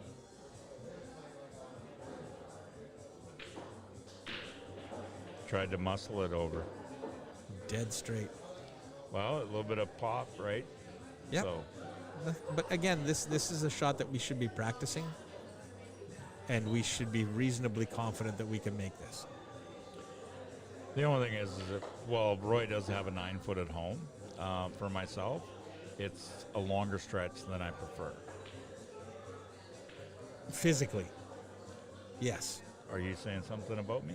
No, I was thinking of the That hurt my 9-footer. feelings. No, it would be difficult for me to reach. It's on the And other he hung side of it. center. He missed it. I don't know. I would be throwing my extension on at that point. If I have to reach out with the cue like that. Or grab the rake. Or grab the rake. If you're a snooker player, guaranteed you got the rake in your hand. If you're a 9-foot player, you're going to use your extension as much as possible. Do you bank here or do you play cut? I play the cut. I would play the cut. I know a lot of players who would bank. I think he overcut it. May have hit that a little thin. He's hoping that cue ball stops before it gets to that point. I don't Pretty think- sure Roy's going to tie this setup. Oh, did he overcut that? Oh. 3-3. He didn't take that. So Marv Joe in action right now against Woody Nielsen. That'll be table 7. Might be able to get that one on the stream here.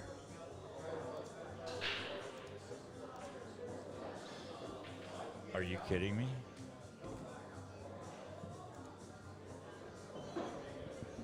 Are you kidding me? What?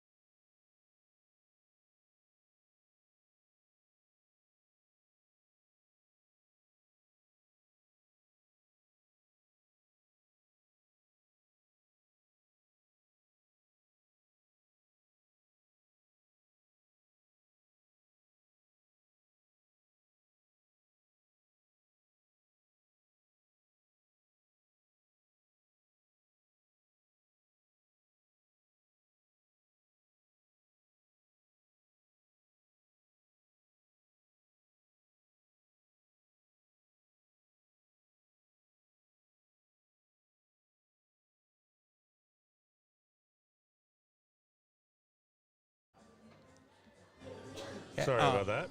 I agree, Cindy, but you know we'll see. Maybe there's a misunderstanding there. See? I looked away from the screen, so I didn't actually see it for a second. I was trying to pick up my next input. So, Oh, it looks like Marv Joe beat Woody Nielsen 4-1. oh, is that over? That was quick. That's over. Hold on, we'll go back then.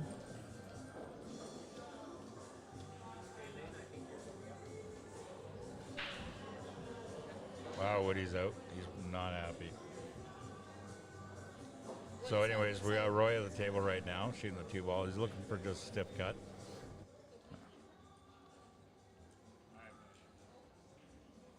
Yeah, check over there.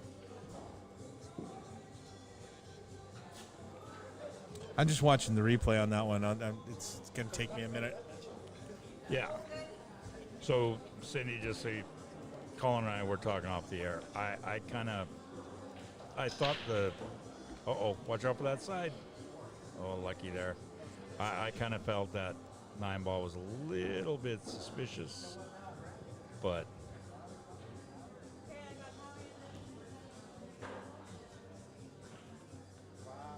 right there. You tell me what you think. Oh,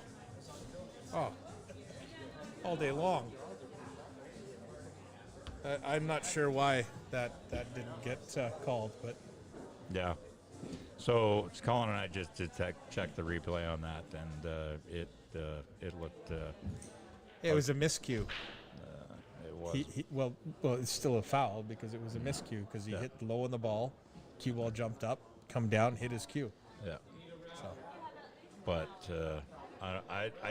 we don't know what the conversation was at the table. It's not our responsibility to call the fouls from here. well, we can't. It was Ian's responsibility. We were. As much as we would like that power, but it was Ian's responsibility, and we don't know what the conversation was at the table. So You got to call a ref. yeah. Even if it's a shot like that where you think it's going to be obvious, and sometimes you can be a little blind to your own situation. Roy might have been so focused on the 9 ball he didn't even realize it, and, Yep. and has no idea he hit it. Yep.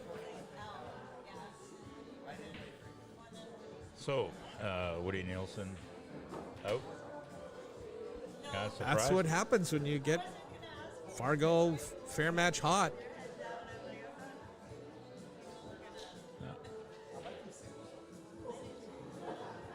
I think the next iteration next year should just be open, no handicap. the problem is you're going to get a lot of sub 500 players that aren't coming. And right now they're kind of. But as far as the quality of pool goes, you'll get 700s that will come. We still want a lot of players. So I know what you're saying, and don't get me wrong. I got no problem. Roy gets a little lucky there. Can Ian even see that 5? Yes, I think he can. That's close, but I think he can see the 5. He almost tucked that cue ball in behind the 9. But sorry to interrupt. Anyways, I don't have a problem with an open tournament at all.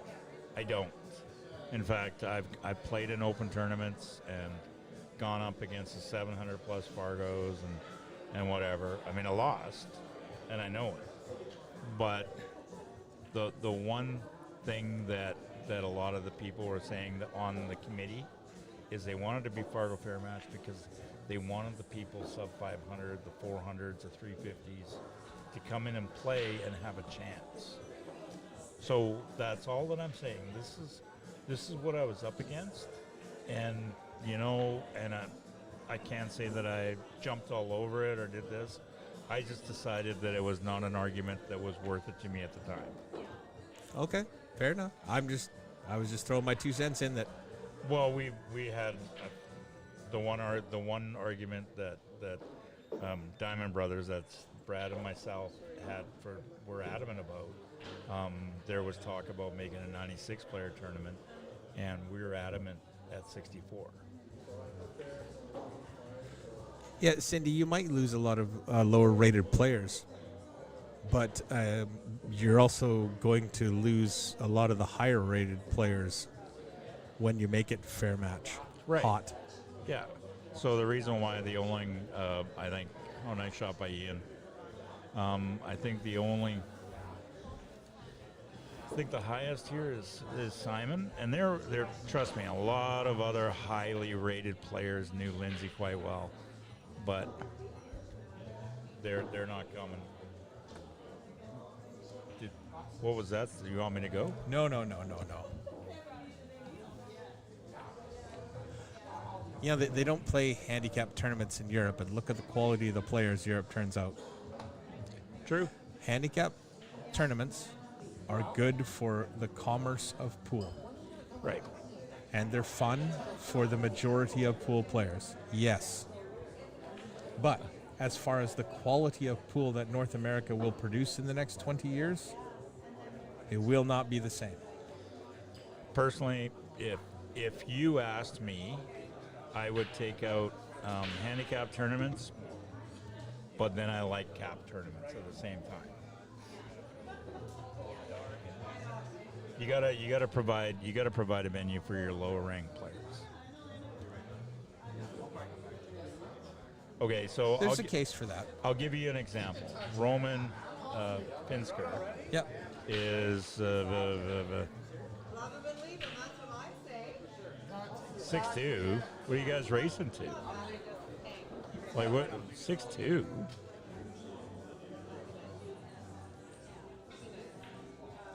Is that one capped or something, Cindy, or no? That's fair match or what? That's a fair match, but I just want to know what the race is for a 6'2". Like even if the race is 3, the biggest you're going to get is a 5'2". Yeah, I don't think a race to 4 you're going to get a 6'3", maybe your biggest. I just like to know what that race is to. Where are we at? Who's coming up? Let's just taking a quick look there. How many cameras we got rocking here, buddy? Or I've got 3 cameras. One of them isn't working. The one I brought? One of the ones you brought I can't connect to.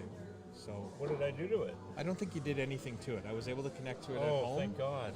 I was able to connect to it at home, and I changed the IP address, but when I brought it here, it was not providing a good signal. So okay. So I don't think there's anything you did. I have babied them, and Colin knows. So Colin has lent me 2 of his cameras. I have 2 of my own, but he lent me 2, and we run them on the And slope. that's exactly the point I was making, Cindy. Right. And when they first came out, everybody's just like, yay, yay. I mean, you know that, just playing league. Hey, first time a handicap rolled out for games or whatever due to Fargo and stuff, it was okay. The 10th time when you're giving up more than half the night because of a spread, it gets tiresome. Most of the time the handicap isn't that bad, and most of the time it's accurate. But all it takes is a couple of times where that handicap is way out, and therefore the spot is way out, and you get soured on it real fast. Oh, yeah. I will not doubt you 100%. So I'm just checking in on some of the matches. Looks like Simon is on the hill.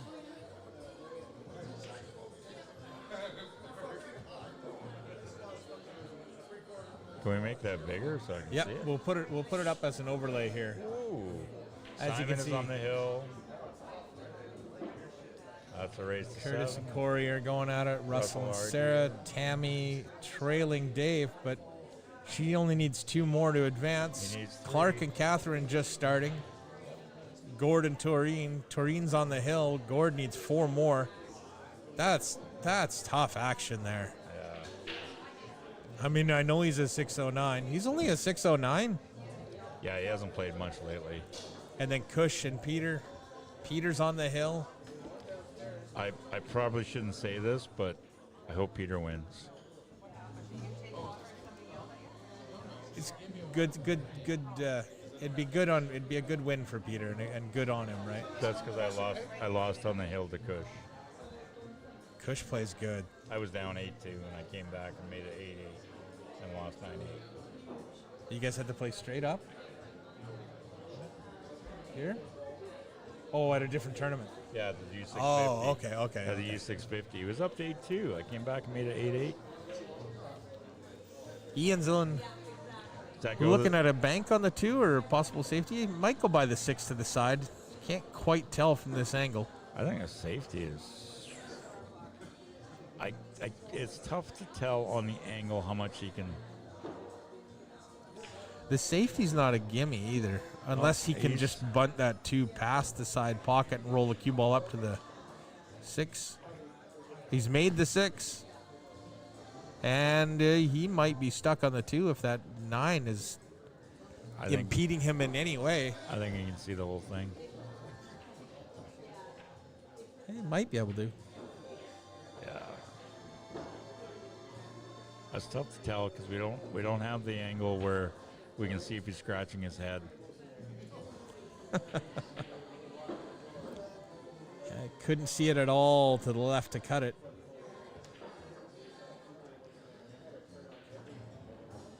What do you think he was trying to with? I'm not sure. Hope and pray, or I'm sure he had a plan. I just don't know what it is. Dude, sometimes I come to the table, I have no plan, and it literally looks like it too. I cannot say I have not done that. I certainly have gone up, and you know you don't have a plan. You know you're not supposed to be shooting without a plan. The number of times that I've heard Colin say to me, "What were you trying to do there?" Because it was quite obvious. I had no plan. Well, and everybody plays a little bit different too, and everybody evaluates the shot slightly different. So you might think your chances of making a shot are higher than they really are or lower than they really are, depending on your experience with that shot, right? Yeah. Hard cut through the 7 and 8. I think so. Yeah. I think it. Oh, he might have flipped it in. Nope. No. I honestly think if he had actually made that 2, he had a good chance to get between the 7 and 8. He undercut it, so it came off a little bit fat and heavy.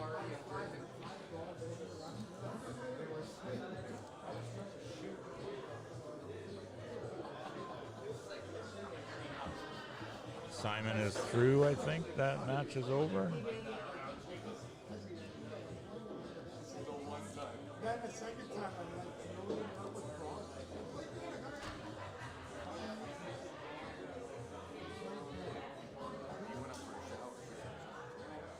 Oh, okay. What's going on?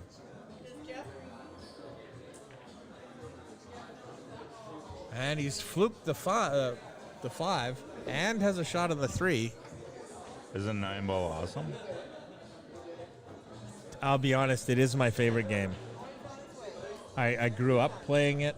I understand that flukes are part of the game, but you rarely see the pros fluke. We're not pro. No.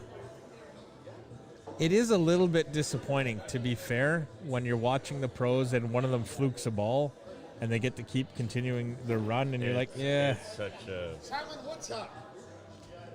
It's like you made a mistake so bad that you still made it, right? But like, a mistake, accidentally pocketing ball is actually the most famous shot in the pool. Efren Reyes, Z shot. what do you mean that was a mistake?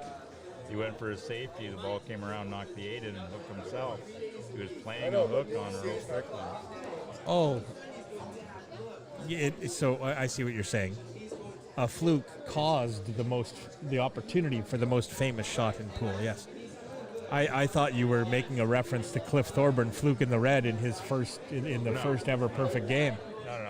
It's most. I was like, I'm not sure that's the most famous one. I mean, I know which one you're talking about, but No, I'm talking about Efren in Yeah. pool, not snooker. yeah. In whatever you want to call it, North American pool, if you will. That looks light. Oh, it's tough with these angles.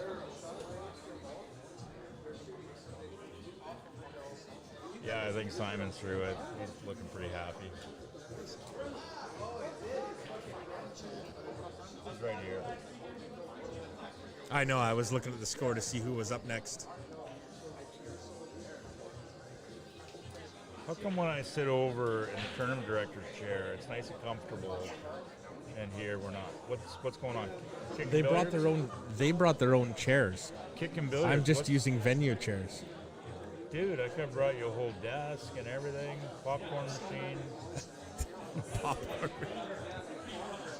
Now you're getting crazy here. Espresso, you know. Yeah, I'm just a regular coffee guy. Yeah, Carolyn could have came here giving us massages and shit. Well, why did that not happen? Because it's I'm a little stressed. it's 1 o'clock, dude. She's just getting out of bed. Oh, okay.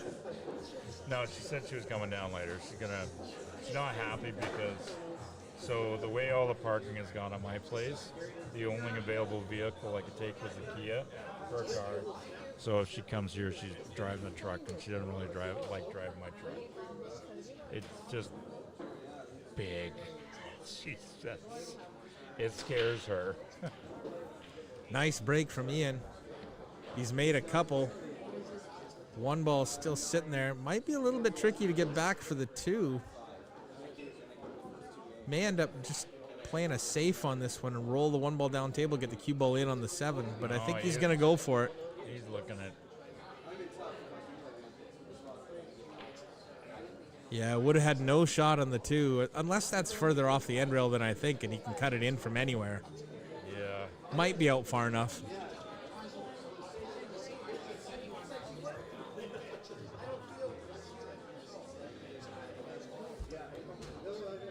After this match, depending on what we have going on, I'm going to take a break and go get some food. Yeah. That's a pretty nice thing. The diner down below in Chillibowl Lanes, Johnny's Diner, is donating a $1 or some proceeds. I can't remember exactly what she said. I think it was $1 from every meal served. So this is a fundraising tournament for Lindsey Wilson's daughter, single mother. Doreen? No. You know what? I apologize to everybody. I've been told her name a few times. I'm getting older, and my memory retention for names is just I'm going to be terrible. nice, and I'll tell you, I'm in the same boat. Okay, so we're both old, is what we're admitting. Well, yeah, you know. That's what happens. It's better to have a little gray and some sore bones than to not be around. Dude, I'm not even allowed to eat downstairs right now. Brad's got me on a strict diet. So my new wife. I hear you. Hey, 5 kilometer walks every single morning at 7 a.m. Cool. And now I'm Good luck, Cindy. We'll see you back here soon. I don't know why I said good luck. She's going to the store. I don't know. It just seemed to be what I was going to say. Sydney, can you bring me up? Nice bank from Ian on the 2. He's got a long pot on the 3, though. Cindy, can you get me some eggs and some milk, please?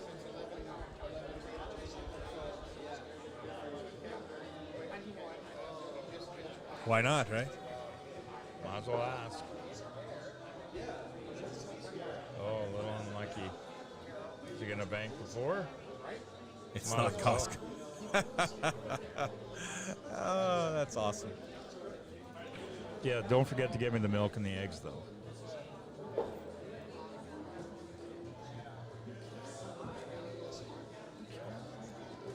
That's going to end up short. We'll bounce out.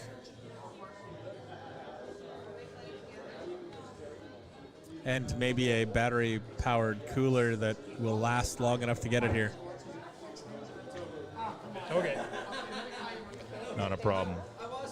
Roy looking good to get through this. He's got a good opportunity here. These 4 balls are open. He's got a good starting position. It's just maintaining your position and potting balls. Yeah, I think he can float this 4 in. I think he can avoid the side pocket on the short side, but he's going to draw because it's going to allow him to have a little bit of a straighter angle on the 6 ball.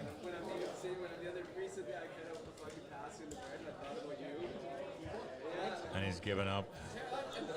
A good look at the 5 into the bottom right. So Ian doesn't have any bridging issues with that cue ball off the rail. Yep. Overnight shipping will be fun. Nice. But do they guarantee that the eggs won't be broken? Only if you're right fragile on them will they be broken. Well, just make sure you buy insurance for the packaging. I'm actually surprised. I thought he might have put like a little draw right on that and come on the other side of the 9. I think he tried to, and it just didn't take as much as he'd hoped. There's a nice thin little cut. And he's going to be perfect. Right. Even a little angle away from the rail for the cue ball here, so he can just stun it out. Yeah. Come 8 inches out. Maybe roll towards the 9 a little bit. Good words, Colin. Good words. That's the same words that anybody would use to describe it.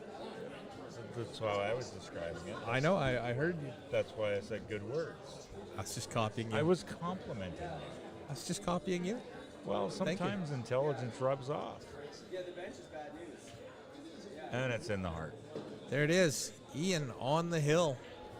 It's a brilliant 9 ball. What do we got? Ian on the hill. Everybody else just starting. Aaron Downey running through it. Carl Morgan starting against Rob Sinclair. Tammy Piccolo. Dave Stagg making his way through it, but Tammy is on the hill. Oh, One boy, mistake, oh and he could be in trouble. Yep. Vincent Morgan, Howie Chow, sorry. It's a little bit early. Oh, looks like Chandra is up on Tyler Robertson. Jeff Wood and Donovan have just started. Donovan's going to 8. Jeff Wood goes to 3. Gord, he's been fighting for a while there. I think Toreen got to the hill fairly quickly, and he's just been probably playing pretty cagey, making sure he stays away from any big mistakes that can cost him. Yeah. I mean, Gord is smart. That's the thing, you know. When things aren't going his way right away, he'll just kind of he'll grind it out to start feeling himself back into the match.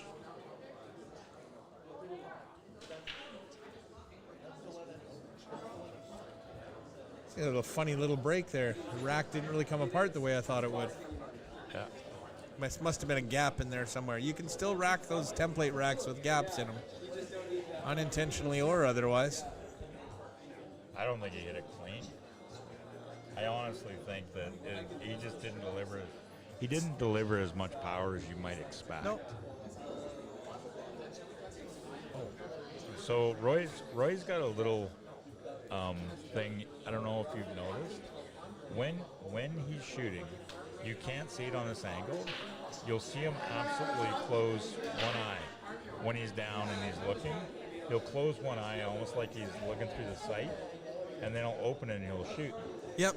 Yeah, I've seen him do that a couple times, especially if it's a tight pathway past something.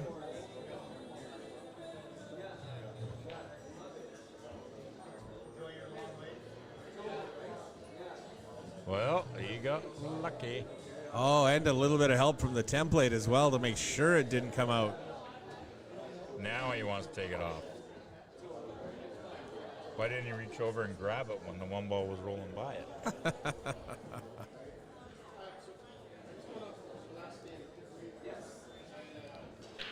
One rail. Oh, Nice kick. boy. Slams it in there. Lucky Luke has showed up. Yes, that is Ian's nickname. We do call him Lucky Luke. And when Ian starts putting balls in like this, he's got every single roll happening for him on the table. He gets a little bit of confidence and it can just snowball. That's why we call him Lucky Luke. Now that, and every time he goes down to Vegas, he seems to win at blackjack. I did all right the last time. I saw that. Yeah, I walked home from Lincoln City with, before the tax man took a big chunk, but I You won. get that back, though. Yeah, I got to apply for it, but I won $9,000. So Yeah, nice. U.S. Yeah, baby. So what's that, like 40? I don't know. It's like 14. Yeah, but so we're going to ACS. So right away, Carolyn says, "All right, we got our Vegas money. I don't have to go to the bank to get any more money." There you go. Yeah. And I said, "Wow, I can really, really hit the slots in Vegas." Oh, no. Watch the cue ball. Oh. Wow, how that stayed out, I'm not sure. I'm surprised he pulled. I honestly think I would have stayed with the angle he had. Just stun it into the rail. So, I mean, these tables aren't exactly slow, but they're not exactly zippy either. Bet you he slams this one A in. little bit of a tester He's gonna on the hill to He's gonna advance. slam it in. Overcuts it. Watch the cue ball. That's going to fall in the drink. Ball in hand to Roy. This match is going to continue for at least one more rack. Colin's stomach is growling. I could hear it. Another update on the score. Catherine Robertson, or we'll finish the update on the score. Catherine Robertson leading Clark Smith 2-0. What's the top? I can't see if somebody's up 7-0. Gord and Toreen are on the hill. Aaron Downey is up on Gloria Lawrence and 7-0. Sorry, I didn't. I got to take that one off, put that one on, and then you can there read we that. Gloria Lawrence behind 7-0 to Aaron Downey. So Aaron is on the hill. Ian is on the hill. Gord and Toreen are on the hill. Sorry, I didn't. I clued in that you were doing the on the hill matches halfway through it before I took it off. I'm that's sorry. All right. Listen, we have not worked together in a long time, so. Yeah, I haven't done this myself in like 6 months. So it's a little bit of. Actually, we had a little blip at about half hour at the E650. I sat in with you while you did the morning commentary. Yes, that's right. But again, I wasn't. When I'm doing commentary over your place, I barely do anything other than talk, right? Because I don't have anything. I don't. Well, no, I just you have it set up, and I don't know all the ins and outs of your system, so I don't want to mess with anything. So that's why I got that stream deck. Colin, don't touch anything there. Yep, that's it. I just press those 4 buttons that you showed me what they do. Oh God, we have so much fun. Oh my, that's generous. That wasn't too bad. It was on the rail, so even though it bumped it Almost early, looked like it came skidded around. too. Okay. That was not a generous pocket. Wow, he almost looked like he yanked out of that stroke. It's like, Ian's very animated when he plays. yeah, he's got a. There's many times I've watched him and oh, he's gonna miss this, and then he nails it. Lindsey was pretty animated when he played. but only between shots. Yes. When he got down, he was solid. Oh, it just how that guy could freeze and concentrate on a ball. I swear it's for at least 15 seconds while he's just waiting for everything to be perfect for it to go. And such a nice guy off the table. Funny. And such a fierce competitor on the table. I always thought he was hilarious. He always made me laugh. He had a complete dry sense of humor. Is that going to be good? I honestly don't remember, Cindy. I know we were having problems with the audio, and I got to talk to Justin and see if we can sort that out. You commentated on a match for Evo Sports in Lincoln City? Yeah. When did you do that? It's one of the... It was one of the singles matches, but we had a lot of problems with the audio, and they couldn't really get my audio. So it didn't really work that well, but I'm sure he's working on it, and he'll fix it. Oh, come on. You said sure, and then you just let it go at home while you went and made breakfast and everything. No, because the audio was broken. It's tough to do those remote audios like that, so because you're expecting the feed to come to you in real time. It was real time, but so like millisecond lag. Yeah, close enough that you can still do commentary. You should have seen Brad when him and I were doing the commentating on the U650 on the Sunday. He wanted, so you've been in my place and the OBS. I got all the stuff on OBS, and then I got this little screen. Brad wanted it full screen. Did not want to see what scene we were on or nothing. And he goes, there's a way to do it. And he goes, click this, click this. All of a sudden, there was nothing in front of us. It was still going because we still had the Facebook going. But we had no way to commentate what's in front of us. So we're trying to commentate on something that is literally 21 seconds behind. Yikes. The real time. So it was... Well, thanks, Carolyn. Much appreciated. Who? Carolyn said it was nice to hear us commentating on a stream again. Hey, never mind that guy. Concentrate on me. Carolyn is my uber better half. Oh, nice shot. Ian threading the needle with that 3-ball. Slides it past the 8. Ends up with a shot at the 5. It might not be exactly what he was hoping to, but... Safe? Still there. He'll cut it down. You think he's going to cut it down? He's not even going to entertain a safety. He's cutting this down. Overcut it. Wow. Is he going to get lucky? He's not. He's going to leave it open.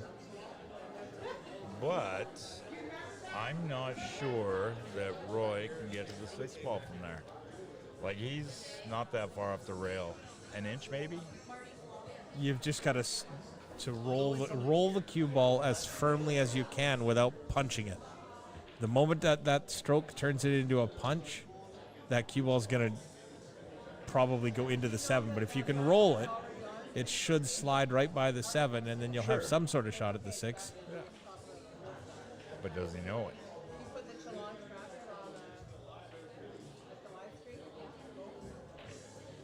Nope. Overcut it. Just drove the 5 into the 7.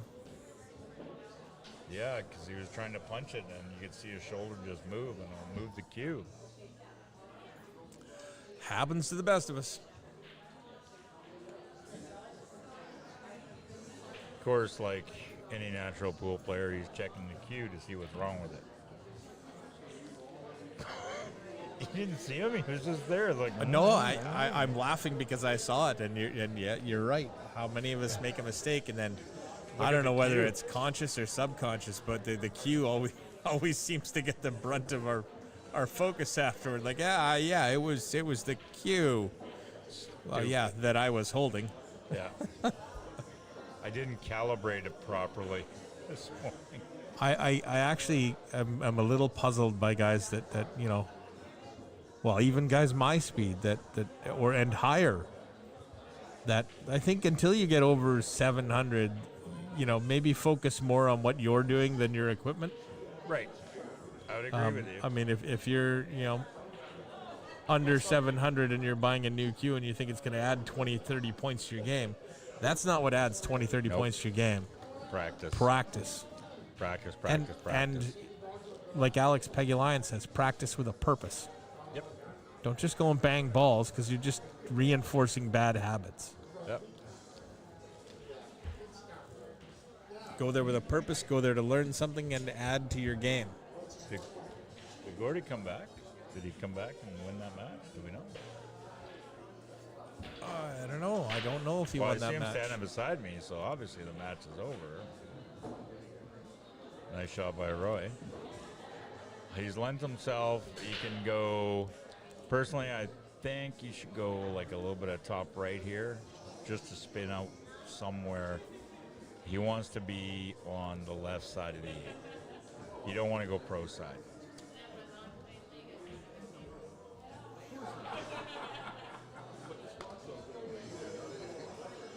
He's going straight right. It hasn't. Yep, Taurine got it. She got that last game. So Gord fought back to make it hill, but ended up getting edged out as Taurine will advance. She'll play the winner of Tyler Robinson and Chandra Radford. Chandra's up 5-2. Does that put Chandra on the hill? No. Yep. No, Chandra's got to go I'm to not sure. 7.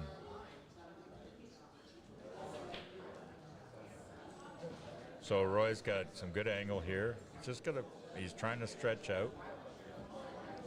He's not the tallest guy. He's approximately, 5'9", 5'10", somewhere in there, something like that.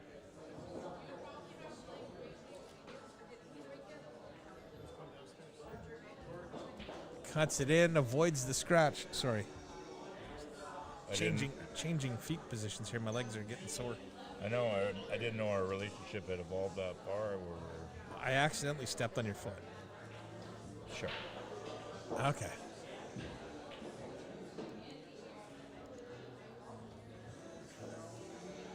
.65. Roy is coming back. He's going to make a game. Not going away.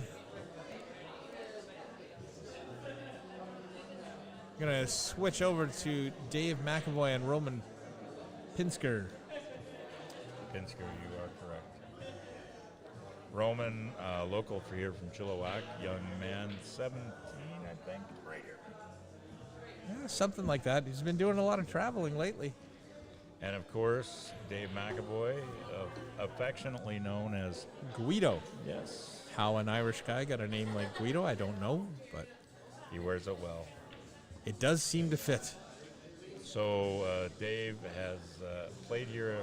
He played in the Lower Mainland for years, lived in Surrey, lived in Prince George, then back to Surrey, and now they live over in Vancouver Island, Victoria area. No. Somewhere outside of Victoria, I think. Yeah.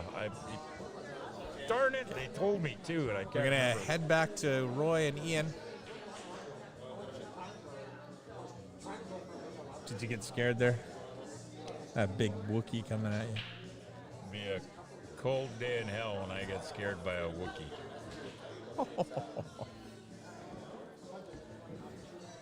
Don't forget who's here. It's the Viking.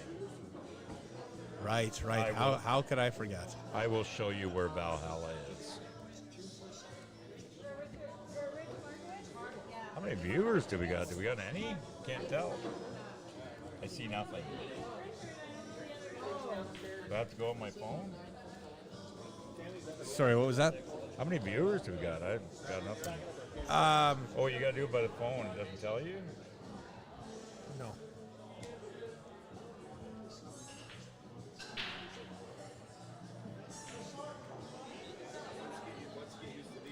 There's 4 on YouTube.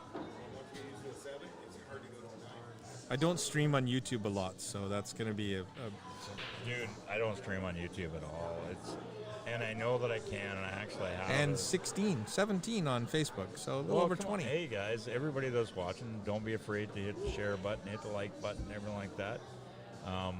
Everything's for Lindsey Wilson, and anybody that is local in the Lower Mainland or anything like that, do not be afraid to come down and put a small donation. I believe we have a pickle jar here, don't we? A tip jar somewhere? I don't know. I'd have to go take a look. But yeah. What'd you ever do with that powder I gave you?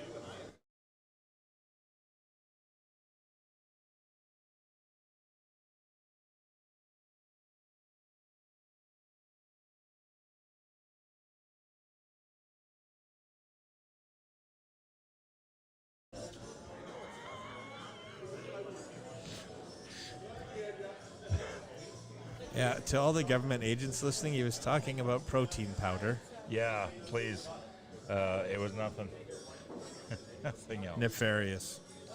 Anyways, if you are in the area, all this is put together because we're trying to help out Lindsay's daughter and granddaughter, I believe it is.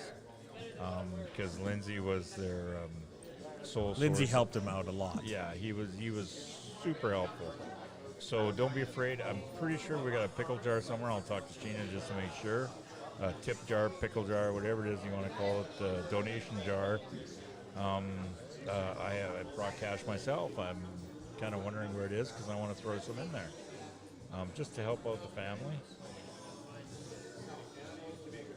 So please come on down. We are at the Chillibowl. Right across from the Bookman here in Chilliwack, BC. A lot of people might know where the Bookman is, especially if you're local, but you might not have noticed the pool hall / bowling alley across the way. I did not notice. I don't spend a lot of time in Chilliwack. I see you, and I go to Marty's place, which I know is just around the corner. Yep, that's not far away. Next level pool, just a couple blocks away. Yeah, and then the ex lives in this area. Did you know a new pool hall opened up in Abbotsford? Yeah, the one down on South Fraser or whatever. Yeah, I had no idea. Yeah, it's interesting. It's $9 per person per hour, and the quality it's got rolls in it and stuff. I know a few people have gone on there. Ryan Mason has gone on there a number of times, and he says he gave me the old meh. Okay. Oh, we got gold. Wow, nice little roll for Roy there. Yeah, he was. I think he was going for the make, and he just rolled out perfect for him. When you miss, you want to miss like this. One rail kick from Ian. You got to make sure you don't put any siding on it. He's got a good hit. Ian's actually been pretty good with the kicks lately. Oh, boy. And he kicks it safe again. All he can do is kick behind this. He can't come underneath the 9, can he? Can he come underneath the 9? No. I don't believe there's enough room there, no. I think he's got to kick. I think he's got to kick behind. So with this, you're going to put a little bit of speed on this because you want some separation after contact. And it's you're going to hope for a little bit of fortune. It's almost like the kids say today, it's a spray and pray, isn't it? Isn't that essentially what it is? Yeah, that's exactly it. You're just hoping to get a little lucky here.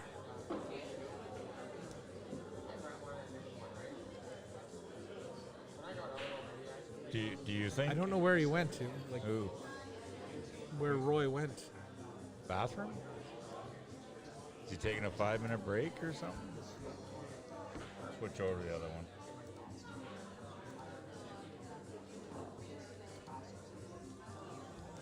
So Roman at the table. Nice shot.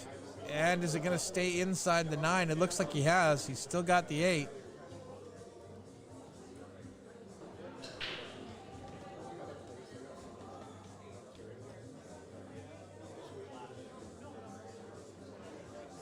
You see how he's actually developing a pre-shot routine already?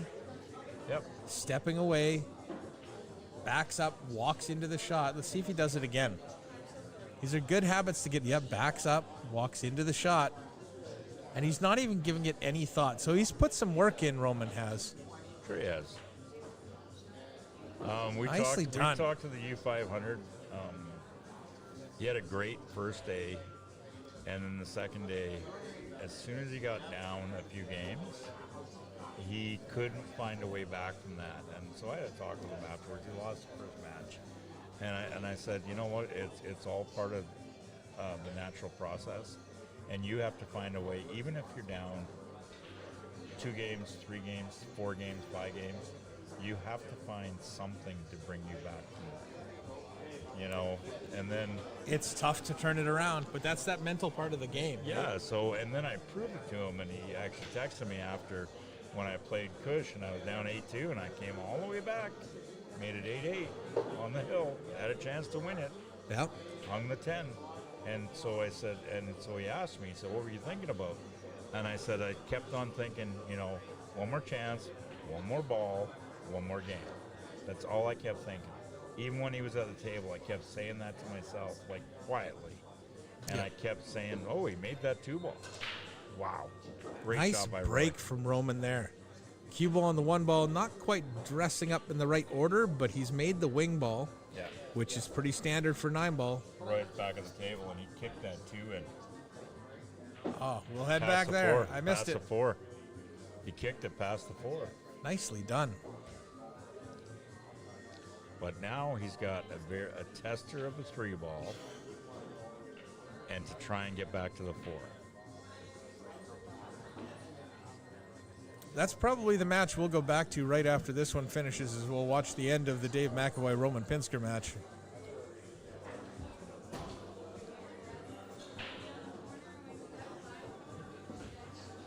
We need an overhead camera. It'd be a lot better than looking at the back of his head. Yeah, when this starts paying me enough to afford overhead cameras, I'll do it. I do this for fun, folks. There's no Oh, so which? no oh, income you from flipped this. it. Bet he's scratched. Nope. Nope. He missed it, and he's safe again. Sometimes the pool gods are with you. So how about when I have the overhead camera, when we put an event on this, when I have my overhead cameras at home, I'm supposed to bring that for you? Along with your Roadcaster Pro. Oh, nice jump. And they left it open for him. Yeah, that Roadcaster works all right, eh? I like the fact that we can hook up whatever it is, 4 mics, 4 headphones. Well, that's the only thing that this has that my system that I use at home doesn't, is the capacity for extra audio channels. Yep. Right? As well as I can hook up cell phone, I can Bluetooth to it, a whole bunch of stuff. That's a nice thing. We can have a remote feed outside the man in the street.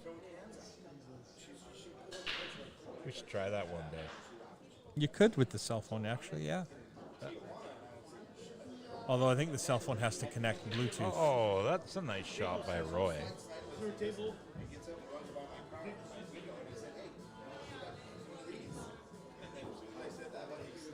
You know how there's some people in this world you just wonder? Yeah. I'm picking up what you're laying down. I don't know why. It's slippery and smells funny, but you know, I guess. I'll Fluky just- 9? Another. Oh, and the 3-ball just comes out past the 6. I thought it was going to be another fortunate safety. Okay, so how does he come back for the 4? This is going to be tough because if you hammer it, you're going to hit the 6, and then your line You're to gonna come back for the 4 isn't going to work. You're gonna If you force, smooth it, you'll miss the 6, but I don't think you'll have enough speed to come back past the 8 to shoot the 4. Table 6, which one's out?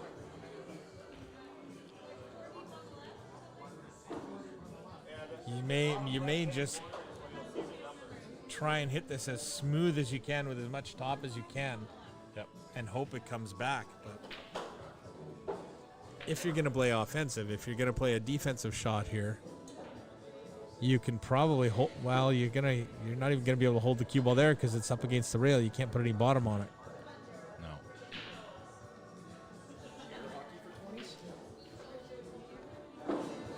Pardon me. He's made the 3, left it long for the 4. At least you can see it. That was not a guaranteed positional outcome. If he makes his 4, do you think he's going up the 5-9, or do you think he's going to try and slip the 5 past the 9? Not sure it goes by. He's stuck with a 6-8 combo. Unless he got some kind of huge angle. You probably end up going for the combination or the carom, depending on what you're looking at.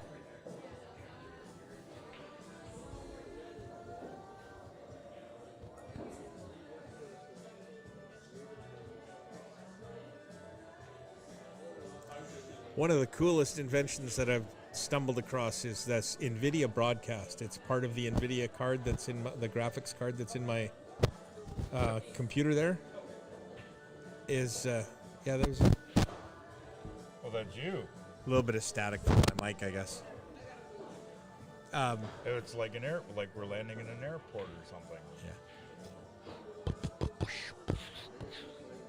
But they've got music playing in the background here, loud enough that I can hear it, everybody can hear it, and the software is taking the music out of the processor, so it's not coming through the mic.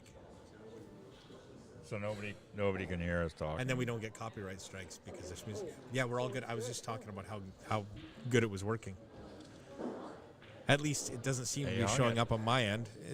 Can anybody else hear music out there? Can we get a replay on this 4-ball? Like, did he hit it super soft, or what happened? I can't now, but I can do this. Why can't we have a replay? Because I have to press replay.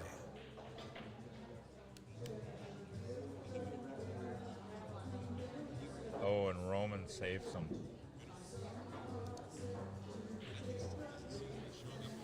Yeah, there he is. Was he playing safe, or was he actually going to make it? I think he was trying to cut it in. I think he was playing safe. Oh, no, he was trying to play safe. Yeah. All right, well, there you go. Just excuse us. We're just trying to catch up. So we got a lot of action around us. We get asked a lot of questions when we're sitting here. Oh, nice try by Roy. And that's going to go by the side pocket. It's not going to make it easy. Are they just sitting there playing like cat and mouse here, or Mickey Mouse? No, I think they're just Donald missing the opportunities that they're getting, and this is what they're turning about. Goofy? Minnie? I have no idea. Ludo. Oh, what a shot. Oh. Overcuts it. And doesn't. Great effort. Doesn't leave it. Well, I think that 5 will slide by the 8. It's super tight. But you're still not guaranteed to get on the 6 from there, so. But he's got to get on I the don't 5. know. He's got to get on the 5 next. Sorry, I was not looking that far. Are you was tired looking at the too? top. I am very tired. It's been a long couple of weeks. Not that it's an excuse, but long couple of weeks, and I haven't eaten anything yet today. So I'm not at my peak performance. Oh, he tried to go in off the 8. I think he just tried to slide it by, and he just No. overcut it. You think so? Yeah. Then he really, really pulled that stroke. With a golden opportunity, you want to come back up middle of the table? I mean, I'm probably drawing a bottom left, coming 2 rails and around. Too far. Way too far. That'll work. Way too far. That works out just fine. What are you talking about? There's Dude, nothing wrong with that. We're under 550. He's way too far. No, he's fine. He's thinking in your head right now, I'm way too far.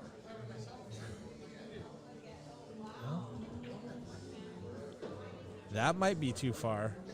No, he's perfect.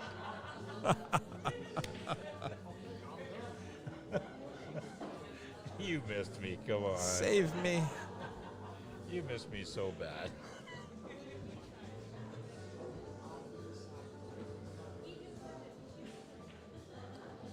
So he's got 2 choices here. You can actually put a little bit of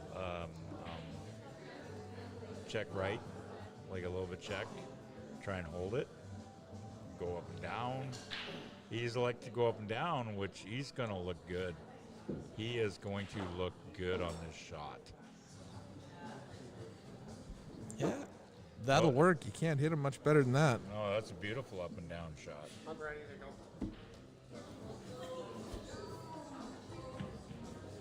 Watch that side pocket. And stop. Anytime. Anytime. There On we the go. hill. He's got a 9-ball. Although I did watch Shane Van Boning miss this shot.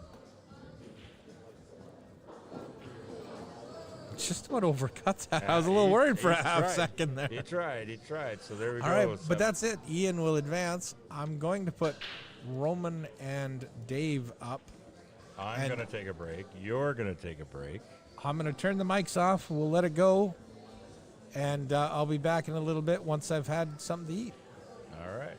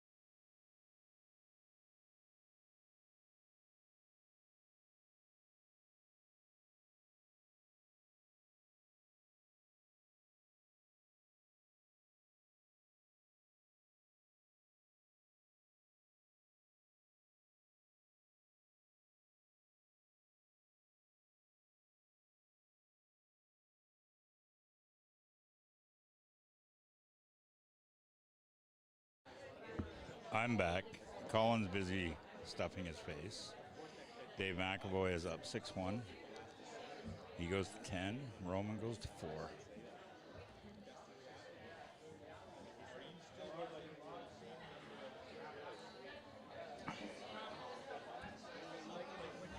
Dave has a shot at 4-ball. I think he's going to go for the combination.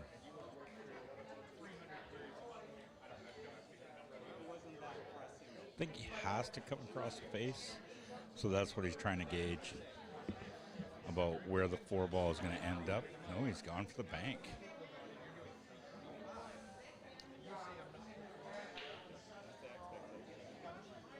I don't know how much of that ball Roman can see.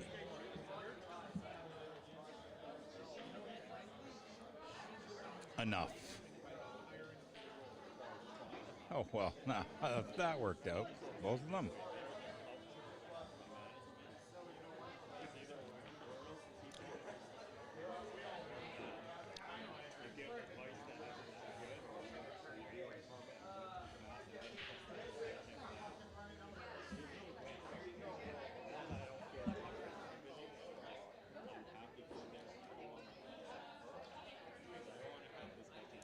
So Roman has improved greatly in the last year.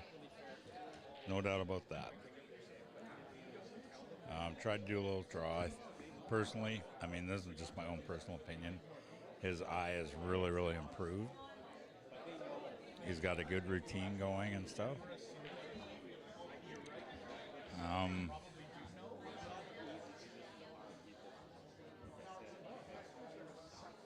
I'm not sure what he's attempting to do there.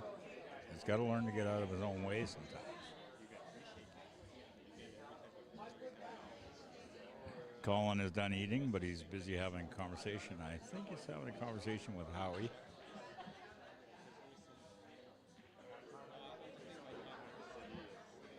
It's a brilliant ball on hand by Dave McAvoy.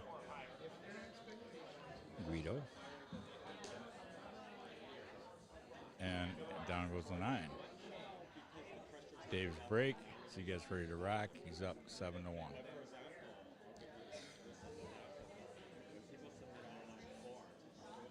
So, like I was saying earlier, there, if you get a chance to come on down here to Chillibowl in Chilliwack, please come on down. There is a donation jar for Lindsay's daughter and granddaughter. I am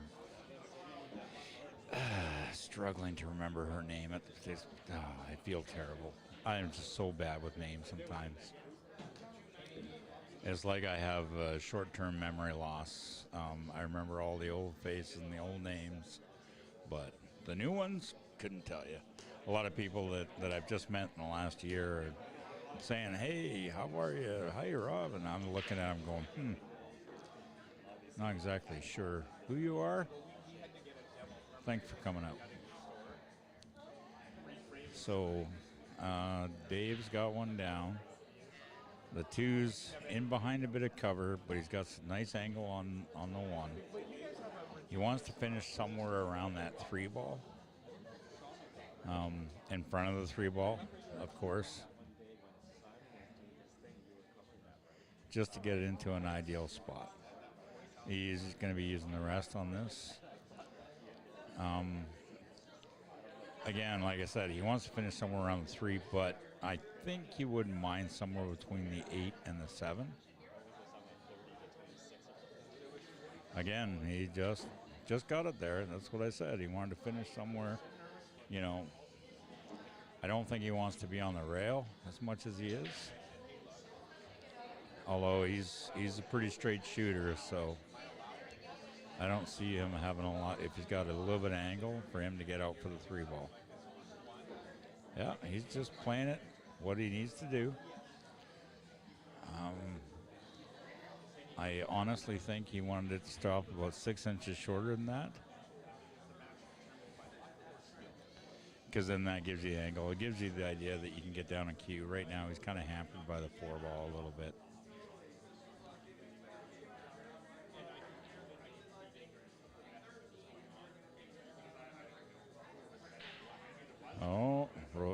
Okay, so Roman's got a decision to make here.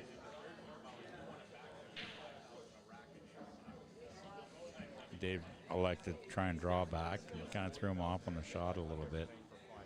Sometimes you got to take a little bit of medicine with it. 'Cause Roman's gone for the safe, and I think the 3-ball just popped out. Come on, Roman, don't hang your head like that. You gotta find a way to get through it. You gotta fight through it. It's the only thing you can do. Still A-side, so Dave is probably going to be going side pocket, and then he's going to be looking to go up and down.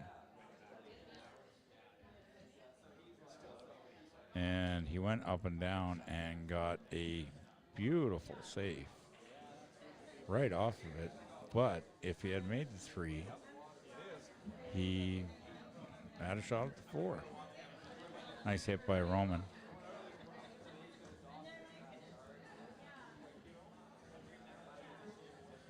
But Roman says, no rail. I thought you did hit a rail. What do I know? I know very, very little. And Mr. Colin Shield is back. I know there's a Wookiee noise on there somewhere. I think it's that one. That one? Nope. Wasn't it? It's one of the colored ones. I know that. Inconceivable! Oh, you still haven't changed those? I like this thing. There it is. Okay. So, anyway, what do we got? Thank you very much. Sorry, folks. Had to eat something there. Starting to get the shakes. Yeah, no, you should have seen the power woofing that was going on.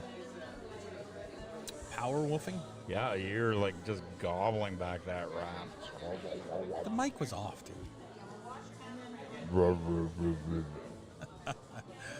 So this is my buddy Rob. He likes to give me a hard time, as is evident. Do you even know what that sound is? Yeah, it's R2. Okay. R2D2. I was just checking. Anything else? You want to try anything else? No, I'm good. You know where the inconceivable mark comes from? Willy Wonka? No. The Princess Bride. Oh, see, that's a chick thing, so I don't watch those. It's got sword fighting and really bad jokes. It's guys too. You're fine with that. I didn't watch Romeo and Juliet either. Ah, yeah, you know how that ends. They all die. It's like the Titanic. What's the point? Yeah. It's another Leo DiCaprio movie where everybody dies. Although I did like The Revenant. Wolf of Wall Street was awesome.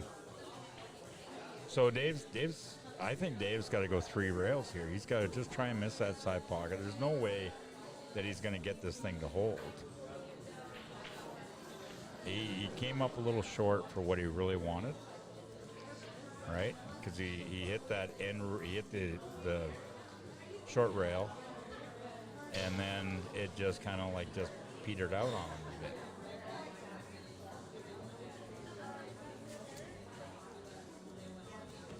Sorry, just setting up for our next match. Oh.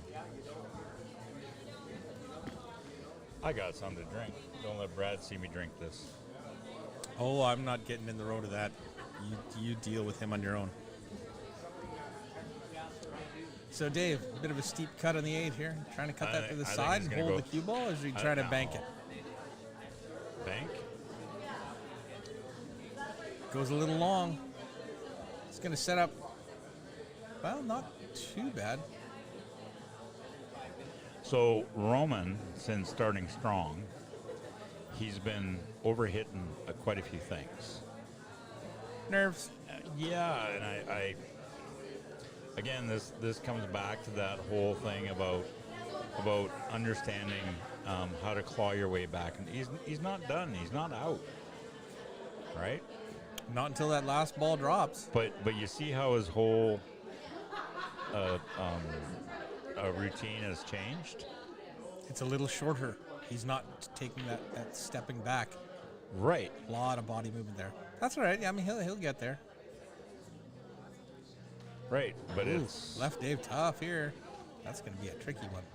yeah. Dave's kind of going. I kind of wish he made it. Could be. But no, his whole demeanor around the table has changed. Like, and you know, and I know that regardless win big or losing or whatever, you gotta stay with the whole thing, the whole process. I think Okay, you might want to take a little bit of gravel, folks. That floor seems to be a little bouncy with this camera as people walk around it. Whoa, bro. You want some? You want some? You want some? Are we on air or what? Yeah.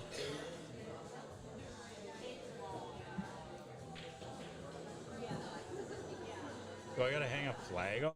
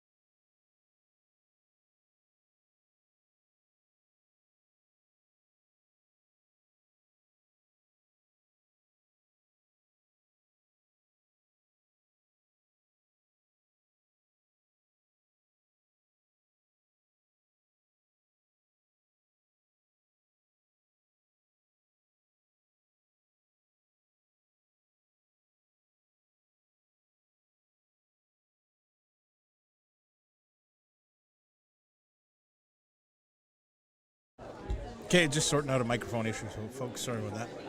Okay, I'm back. It's a little soft, no way. I want to tuck that way. Well, then you got to turn this so that the logo faces. Is that what it is? So is that better? Yeah. The logo is facing me, so there we go. Yeah, but you're not facing it now. How's that? It's a lot. No idea where I am. I think I have to turn myself up. Turn me up, Colin.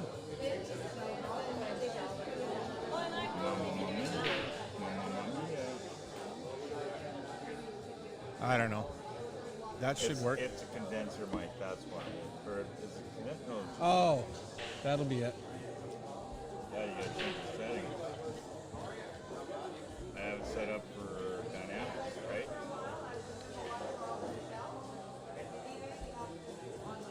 That's so funny. If I stayed any longer downstairs, I'd be rolling up there.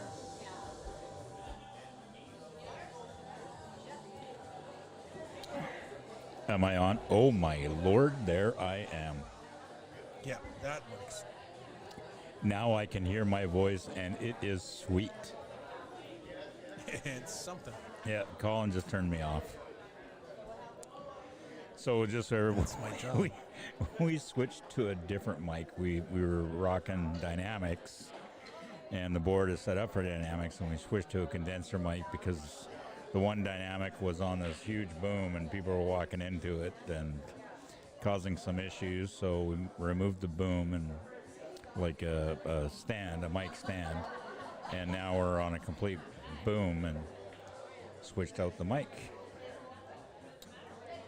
So I there forget we go. which one requires power and the other one doesn't. I don't know. Probably have to ask Angel. Angel would probably know better than anybody. That's what she has at the garage. So.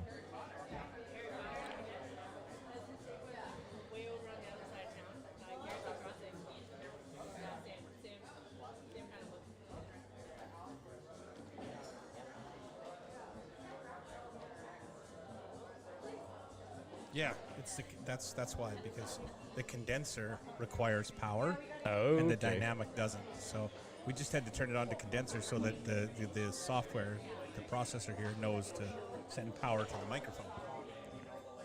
Yeah, I'll figure it out every once in a while. We'll get Learn there. something techie. And then it'll be 2 months before I stream again, and I'll forget all of it again, and I'll have to re-look it up. Yeah, and the thing is I'll have to go home and change the settings because I don't have this kind of mic.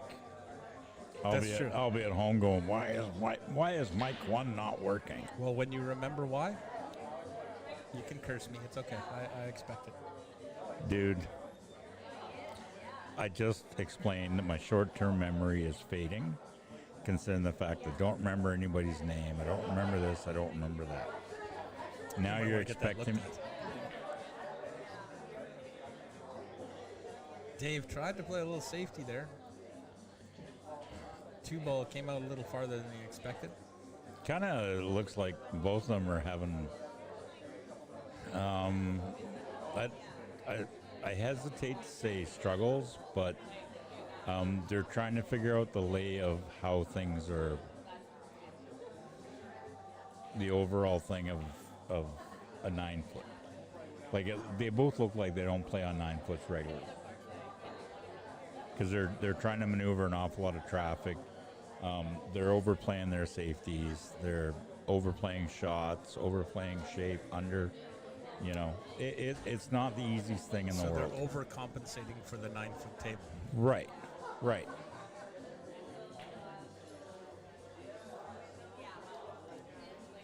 See, here's Roman. He had that, and I know he's trying to bring that around for the 3 in the corner to the bottom left, and he overrolled it by, what's that, 20 inches? 2 feet? Roughly, Somewhere around there. So now he's bridging over a ball, and he's got to try and play a combination, right? Because I don't think the 3 goes clean, does it? He just pointed out to Dave that he bumped the 5-ball. We're playing cue ball fouls only. We don't have a ref here, so if you do bump a ball, you're supposed to let your opponent know, and then it's his option to move it back or not. Dave obviously nodded to put it back. Okay, now, I'm not a rocket scientist, but I think Dave has a shot on the 3. I would agree with that assessment. Do you come up above the 4, or do you just play the 4, the long 4? Just past the 6. Or, you know what? Just put it at the 6. Subconscious target? 9-ball. Probably nailed it. I think he wants to put this cue ball. You think it'll go twice back and forth? Nah, I think the best spot is top right. You're going to have to really get some spin on that, though, to make it go around the table to get past center. But that's why I'm almost thinking straight left. You might be able to draw it in behind the 6. I'm thinking straight left.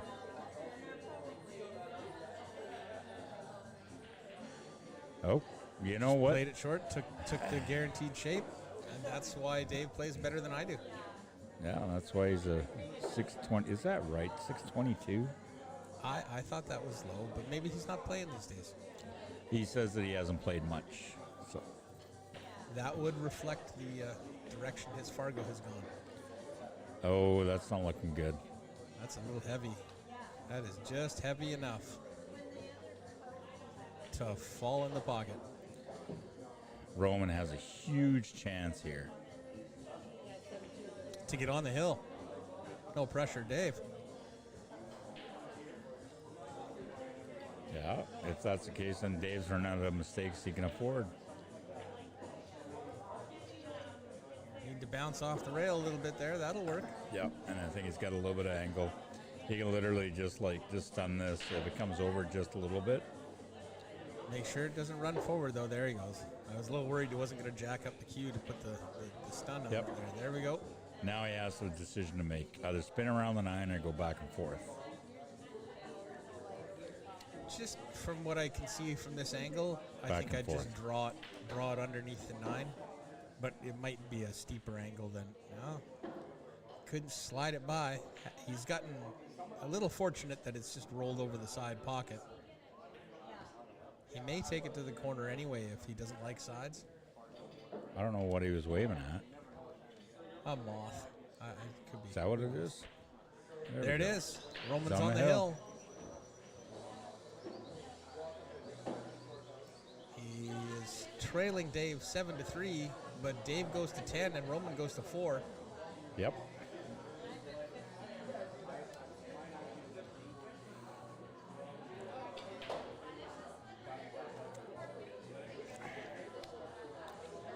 Like I said, Dave's run out of mistakes he can afford.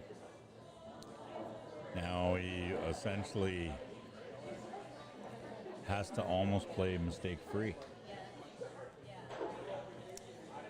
Minor mistakes can still work, but nothing major. Yeah. Early mistakes can work. Like when most of the balls are still on the table. Then Roman still has to run through everything, but you cannot make a mistake, I would say, from the 6 on. There's just not enough balls on the table to Roman's good enough that he's got a better chance of getting out from there than not getting out. Yep. Dave wants that one ball to hang up, give him a nice, easy starting ball. Yep, and it did. He's got a little bit of a trick to get on the 2, though. He may just roll this down and try and hit the gap and play the 2 to the left side. Yeah, I think that's probably his best play. Somewhere in here. Good X. I could do a better one. I'm impressed. I know. You are that color. You are colored impressed. So Dave wants the rack moved. Anytime you're going to be shooting with a downward angle on your cue because you've got a jack up over the 9, yeah, I'd move that template. Oh, and look at that. It did come up, and Roman just took it for him. He's young hands, young eyes, right? Don't get me started. Yeah, you don't know what that's all about. How so? Well, I mean, I can't really say much. Look at that. He overplayed your X. Damn it. Anyways, I can't say much about it because, I mean, like We're on a public broadcast? No, I shake like a freaking tree in the wind? KitchenAid mixer.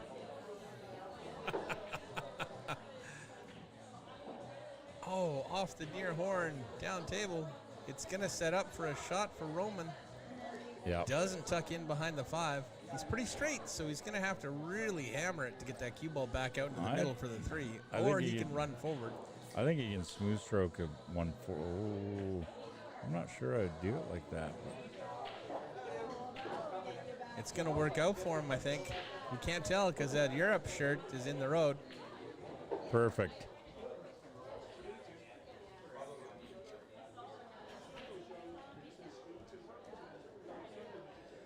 Just take what you've got right there. You don't really need to improve this. Just like that. Good choice from the youngster. He wants to finish closer to the 9 ball off this 4 ball. I think he's going to want to take the side pocket. Just with the angle that he has. See, he's back into his routine. Right. So I don't know why he stepped out of that routine before. I honestly was not picturing that path to that position, but that worked out great. Yeah. He just put a solid stroke. Now you can just float this in the side. Yeah, but I thought he was going to go straight up and down. Yeah, I so didn't did think I. he was going to come around 3 rails. Tiny little bounce. Off. Your mic is on. I know. I was I off was- the. I- ro- I Wow. was just being silly. It happens. Get used to it. Roman with a great chance to put Guido to the B side.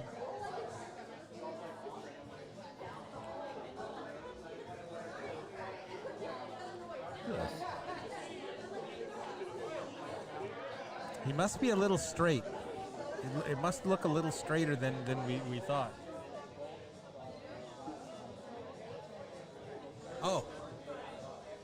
Right. Sorry, I forgot I adjusted the social media feed because I wasn't going to be here to have it work. My bad. Don't encourage them. Okay, Cindy, you're here. I didn't hear my phone. I've got to turn to silent while I stream so that you guys don't hear my phone ringing.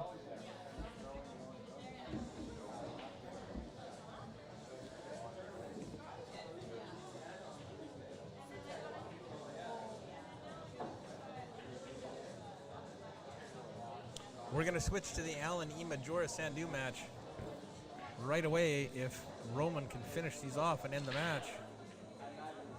Nope. 8-ball floats away from the rail. If it gets to the end rail, this might be a little harder for Dave than he would like. Depends on what his old eyes look like. He's standing up higher than I remember.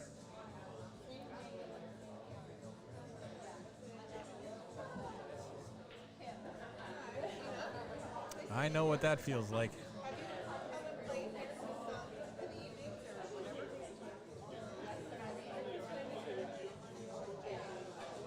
Shots fired. Who's Mike Rubin? What? It's probably an earlier message that came Shots back fired. while we were barking there. Shots fired. Shots fired.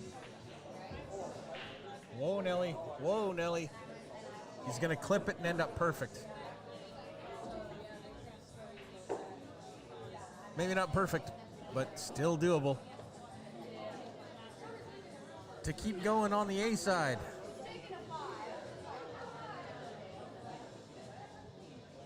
Oh, I don't like drawing this. Oh, that'll work. There you go. Mr. Roman Pinsker defeats Dave McAvoy 4-7 Congratulations with a 10-4 to Roman. race. Well done, Roman. And good luck, Dave. We're going to switch over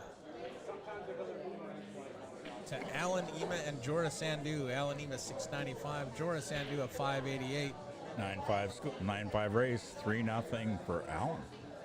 Alan shoots so solid though, man. Yeah, I gotta say I don't really know Alan, but I had the chance to sit and talk with him a little bit. He is adamant that he is a 9-foot player. Nice shot by Jora. That's a great shot. That looked really, really close to the horn. I think these are older messages just coming through. My bad. Sorry, folks. I should have turned this on as soon as I came back on air. I have no idea what we're talking about right now. That's okay. It's not the first. Oh, Jora. After a great shot like that. Well, I wasn't ignoring my phone, Cindy. My phone was buzzing like crazy, but it was buried in my pocket. And then it was buzzing enough that I actually thought it was Carolyn, so maybe I should look at it. And there you were.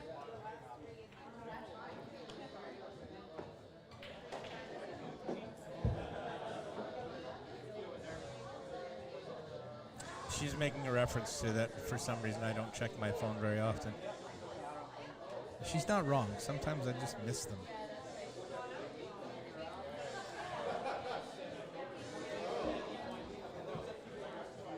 Someone was ignoring his phone.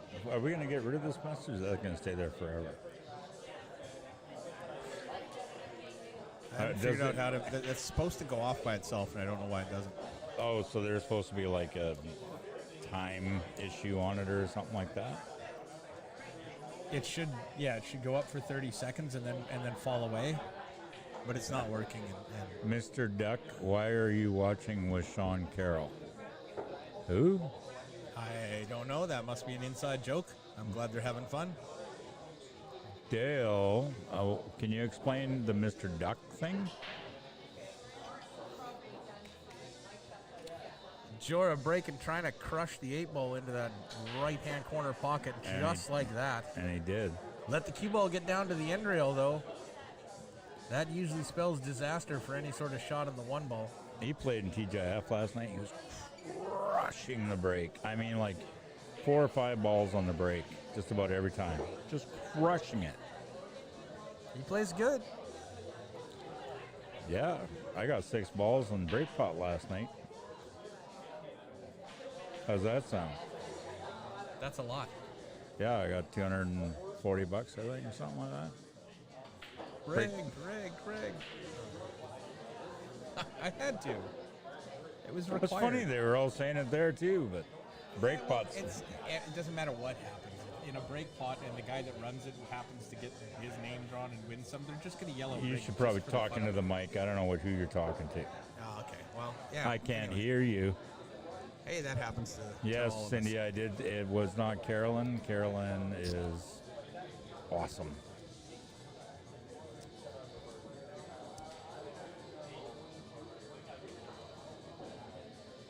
Alan surveying the table. He's got the left edge of the 1. Might have the full one, but I think he's got full. unclear as to whether that banks to the side. It may go. I think he's got the wrong angle to bank. He's got to like power hit this thing, doesn't he? No, I think it's not as bad as you'd think. He elected to play safe anyway, and that is going to work. I think Jorah can see a piece. Every once in a while, the stars align, Amy, and the two of us will end up sitting behind a mic. Hey, Gilly. She's gonna laugh now. Yeah, he was playing great last night, that's for sure.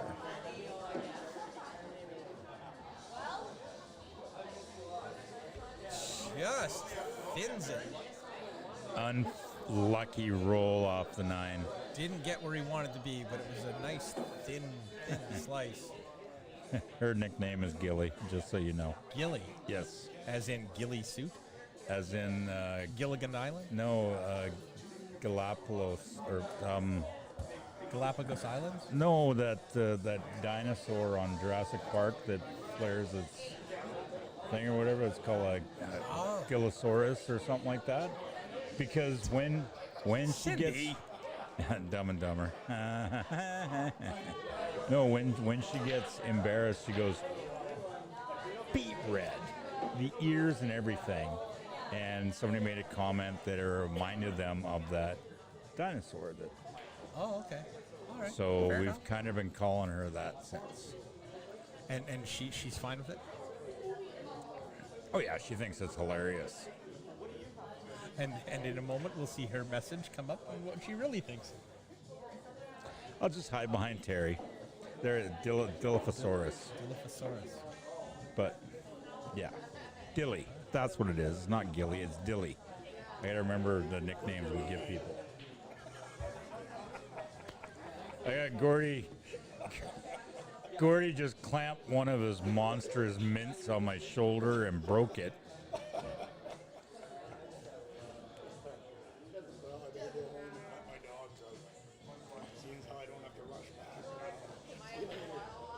Are you out? Wow. Hey, thanks for coming down. Hey, no problem. Donation jars over there. I'm so used to saying that. People come to my place. $9,000 US, you're telling me? I put money in. I didn't bring any U.S. money with me.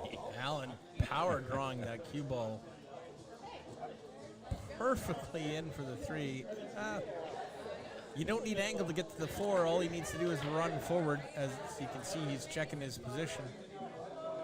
Yeah, he just has to get Get the 3 past that horn and get middle the cue ball diamond? past it. Middle diamond's probably most ideal, right? Because that allows him a little bit of angle to come back. He can hold to the 5, yeah, somewhere around there, like before the 6 kind of thing, as he almost would think. Well, I would imagine he doesn't want to go behind the 6. Makes it tough to make the 4.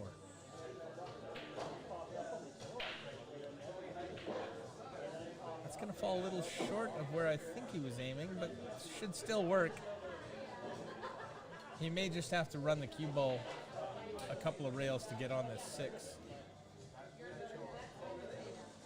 You think that's what he's going to put something like left on it, or you think he's going to try and check? I'm pretty sure he was thinking. Do you think he was thinking 5 to the side, or do you think he was thinking 5 to the corner? 5 to the side. 5 to the side all day long. He might be changing his whole thought process. Come back across, but then if you end up short, you're looking at a horrible scratch opportunity, right? All right, so now he's coming 3. He's going to come around 3 rails then, right? Go on, draw your lines. I know you're just dying here. No. The telestrator's the tool of a weak commentator, apparently. Don't you just love it when I'm sitting beside you? Some days.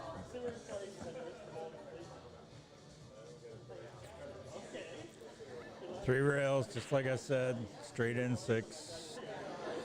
Oh, ho hum. The life of a commentator. It's nice when you're right. Yeah. But it can be embarrassing when you get the call wrong 4 times in a row, 5 times in a row. It's embarrassing when you're right all the time. Oh my gosh. To the rail and out? No, he's just going to draw back. And 2 rails from the 7 to the 9. Using 2 rails, because if you come off the second rail, you're coming right at the 9. If you go 1 rail, you are kind of going across your line of approach. That looks just about perfect. I'd love to shoot it. I said just about. Excuse me. Allen taking a 5-0 lead. Jorah yet to get on the board. We'll take a look at some of the other scores around the board. Mark Hurl, Karen Norville just started. Laurie Mino, Don Parrish. Laurie with a 4-2 lead on the hill. Doug Carr, Shar Wilson early at 1-1. Mike Calla picking him up, putting him down, and racing ahead is 7-zip up on Martin Raymond. Of course, the match we're watching right now, Alan Ema and Joris Sandu. Alan's up 4-0. 5-0? He just hasn't marked his score yet. It takes a second to update, but he hasn't marked it. So. Rob Rowan leading Michelle Taylor 2-0. And Brenda Willis is down 2-4 to Victor Cronley. Andy Kloss and Victor Conseco just getting started. Casey Orth down 3-4 against Mason Mackey. Mason goes to 9. And Mike Isaac leading 1-0 early against Cole Hunick. And finally, Richard Markowitz is up 6-3 on Jason Morgan. And back to Alan Ema breaking in rack number 6. That's almost like we rehearsed that. It was actually a good idea. I saw you give me the little your turn, and I was like, I got this. Give me a second. Oh, I was actually flipping you the bird. That's what I meant. Oh, okay, good. Now as long as we got this straight, was that Alan's break? Wow, he rushed that. The rest thing. of us are playing 9-ball. He's playing 6-ball. He does know that it's 9-ball, not 6-ball, right?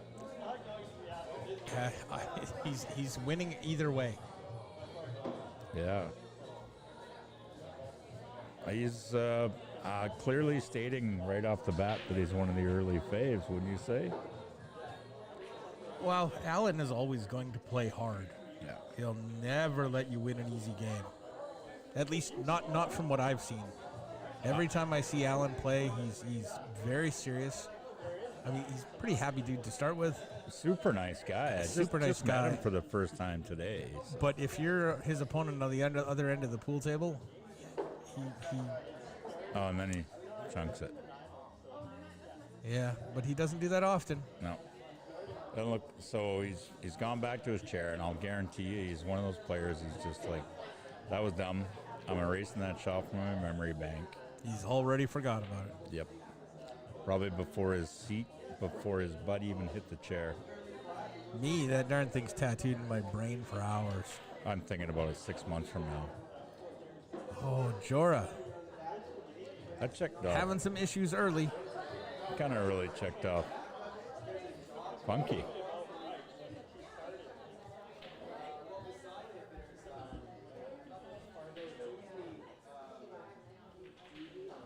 somebody texting you now? No, I'm finally checking my phone.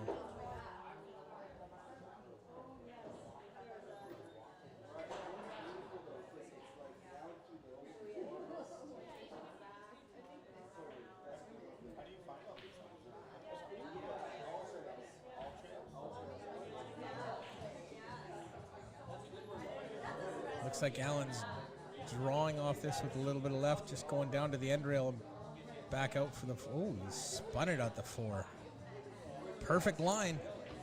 Just misjudged the deflection and squeezed that 3 wide. I may not be the fastest bunny in the woods, but I get down the trail. What? What does that mean? It's not the sharpest knife in the drawer.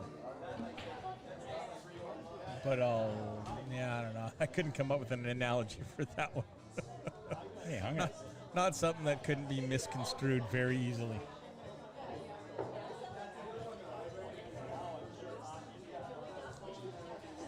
To be a knife in the drawer, don't you have to get out of the dishwasher?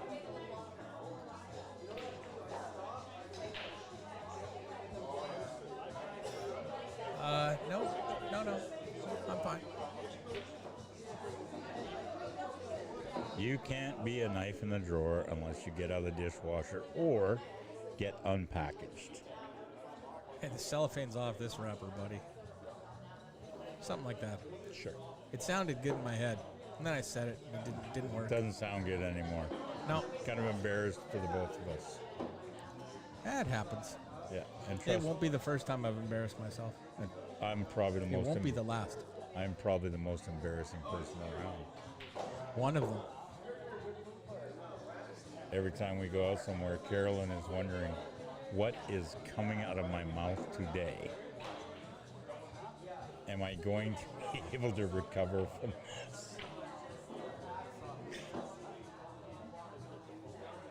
Oh, she's a great sport. I don't think I'm allowed to talk here. She's a great sport.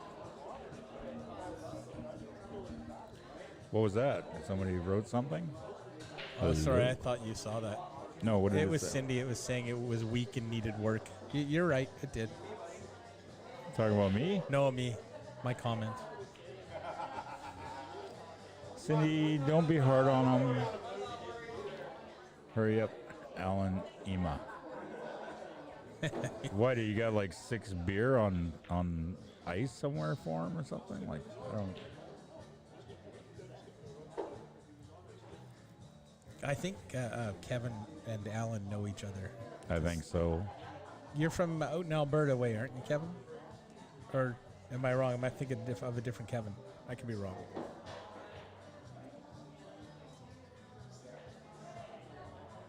Actually, I think I'm wrong. I'm getting them confused with another Kevin.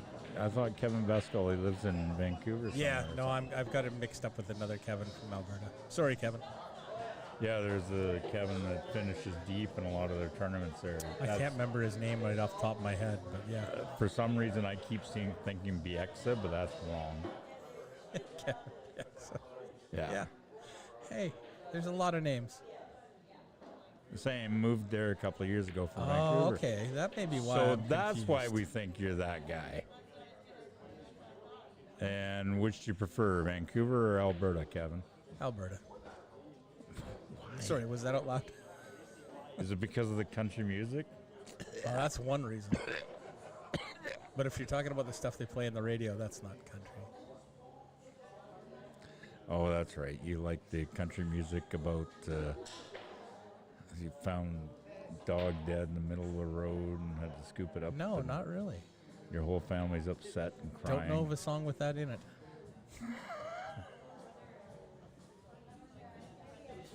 Thank you. Alberta, Amy. Thank you, Dilly. Come on.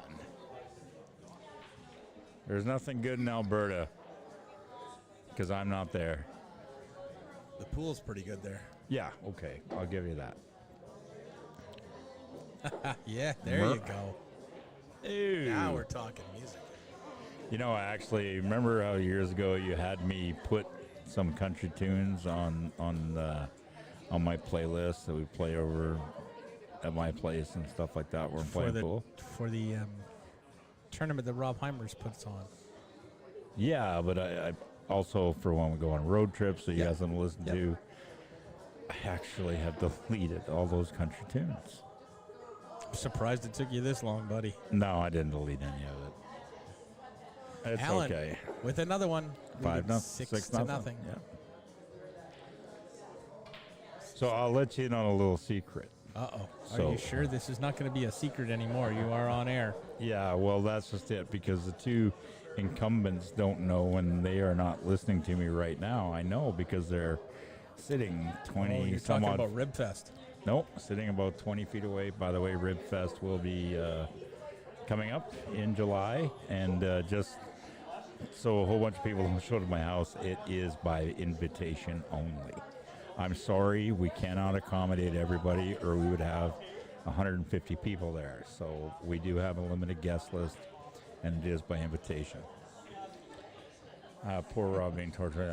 Never mind. Anyways, so last night at TGIF, all of a sudden, I was playing my Road Tunes playlist, and you've heard it, and it's all over the place. It's got so many different genres. It's a little odd. It not odd.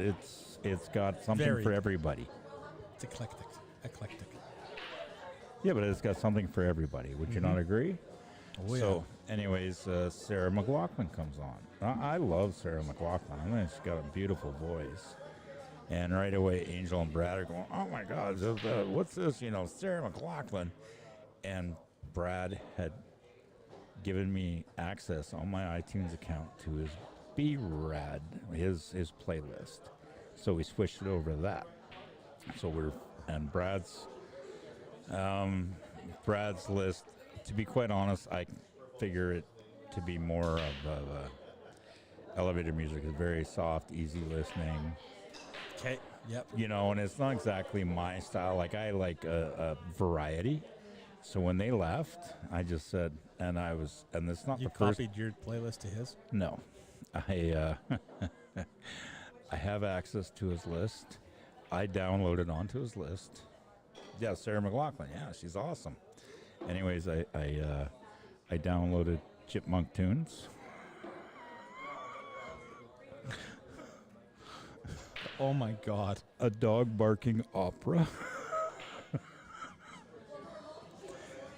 And a whole bunch of Bollywood tunes. Of which he discovers while he's out on his walks. Right. How well did that go over? He hasn't heard it because he was walking with me this morning. Oh my God. But I seriously want to be in the room when he puts the thing on, and he's just like, what is that? What the heck is that? I think Alan's trying to race around the table for the two. What's he? I don't know. Somebody's jumping up and down with the camera. Juicing it up. Spinning Holy. it back down. That's fantastic. He just flipped his hand up. I don't think it was exactly planned that way. I want to watch it again. Oh, wow. It really cut that off. So Cindy's having a good time with that. But you see Brad, like, all of a sudden on his walk, all of a sudden, ooh, ooh, ee, ah. Here comes the witch doctor. Oh, my God. So everybody's listening right now or watching, you all know. They don't know yet. That's the best part. And I'm not telling them, and I hope nobody, texts them and go, oh. Colin, don't go and tell them. Come on. I'm not going to go tell him. Why would I tell him? You're such a goody-goody. This is Walk a on the practical bad joke. side. There's Be a nothing bad wrong with boy. it. I get caught when that happens, so no. But you gotta admit that's funny. Oh, yeah. Yeah. No, yeah, totally. I get it. Hit the 6. Nope. Right past it. Tried to hold it. I think he's got a piece. He's still got a thin cut. I think he's got a piece enough to make it, too. Keeble's going to have a lot of speed on it, though. Can he use this? Colin has been warned to keep his phone away from me. Yeah, it's a fingerprint lock. I'm okay. Unless somebody steals one of my fingers. Mine's a face lock. They have to seal my whole face. Oh, wow. So, in other words, if I'm dead, just flash my phone in front of me and it'll open right up.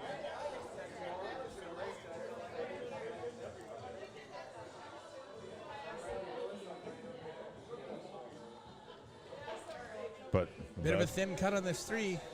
Cue ball is going to have a lot of speed. He's got to let it go.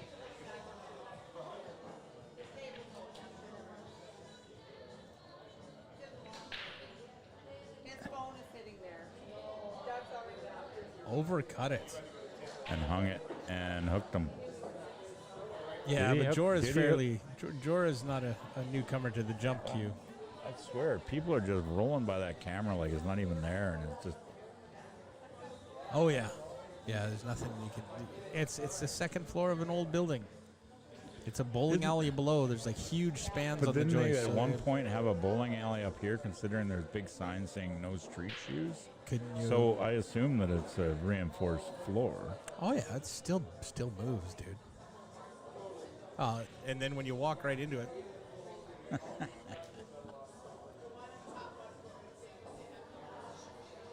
Yeah. Fortunately, it settles down quick, not like the other one. You know what? I should have bought those. You can get the T-bar hangers that adjust up to 6 feet. That way you never have an issue. Oh, yeah, no, I'm thinking about it. And there he goes. Sit. Give him a shot. He deserved it. You didn't say Ubu. No, that's on TV. We're not on TV right now. Well, actually. Yeah. Kind of are. Are we? Are we really? Is he going to stop right there, take the bank? Yeah. Or just He'll long bank it and squeeze the cue ball across the table. I don't think he's a good pool player, smart guy. You saw him give the apology wave for fluking it. Yeah, because that was not intentional. I think he's playing the cut. Yes. Okay, that one he out and out missed. Really kind of poked it rather than stroked it. So I played with Jorah for a while on teams. And as soon as he's faced with a shot he doesn't like, either it's super fast, his bridge hand has barely hit the table and he's already struck, or he just it's just the way he goes through. It's not a measured stroke, so to speak. Alan's got to wait for the opponent on the other table there. I think that was Doug Carr. Nope. I think Alan's favored. Yes, it was. Yeah, I think Alan's favored to get out from here. I don't see a lot of problems. You should quit smoking, Colin. I did years ago. Maybe you should start again. Don't tempt me.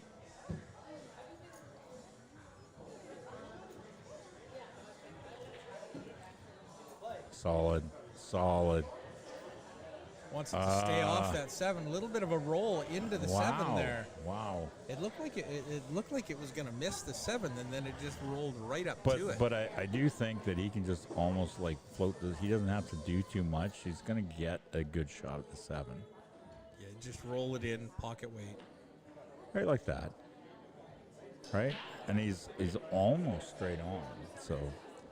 And if he's got angle either way, that just helps him get on the 9 even easier. Well, yeah, he can go forward, he can draw it, he can, go away from the 9. I think he's going to stop it dead. Like, it almost looks like he's straight on. He's just waiting for Shar on the other table just to finish up. Everybody's got to have an opportunity to be successful, so.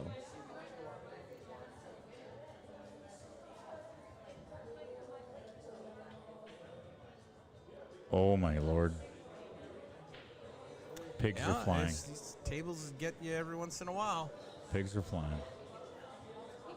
You sure left Jorah a tester here. Yeah. Well, you're facing 6-0. You're not facing duck soup.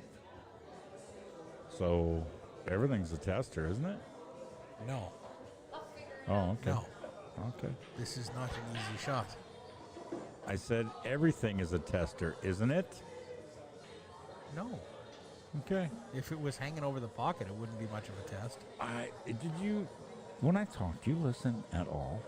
Yes. I did not clearly not understand. I said what if you you're mean. not looking at Duck Duck Soup, which is hanging over the pocket, sorry, sitters. That's not how I understood you to say that, but I'm sorry. I get what you're saying now. Yeah. Everything is a tester, isn't it? If you're not looking at sitters, everything's a tester. Staring at a 6-0 deficit. For anybody that understood what he meant, give the stream a like. For everybody who thinks that I'm cuter than Colin, let him know.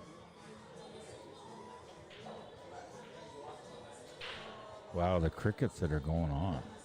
I'm trying to find something appropriate in my mind to say. Yeah, you can guess, you can figure that out till you're blue in the face. You're still wrong. That's kind of what I thought. Is he cutting that? And he has cut it. Well, why not? Worked out.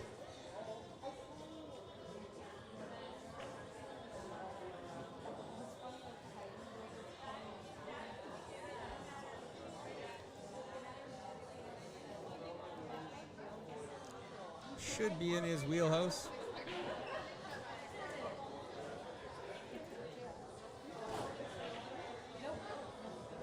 Wow, all of a sudden some hiccups start. You know, Last couple that's of twice shots. now that you said he should be in his wheelhouse and he's missed them both. Yeah, well, it's I a blame you. commentator's curse, I guess. No, I just blame you. Well, No. again, that's not really new or news. I blame you. Should be in his wheelhouse.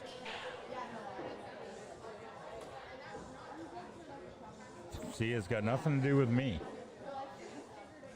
It's all on Fair you. enough. It's Fair all enough. on you. It's my fault. Sorry, Alan. So I'm gonna I'll let leave you alone this rack. I'm gonna let Alan know at the end of this match. Listen. How Here's about we do a score update?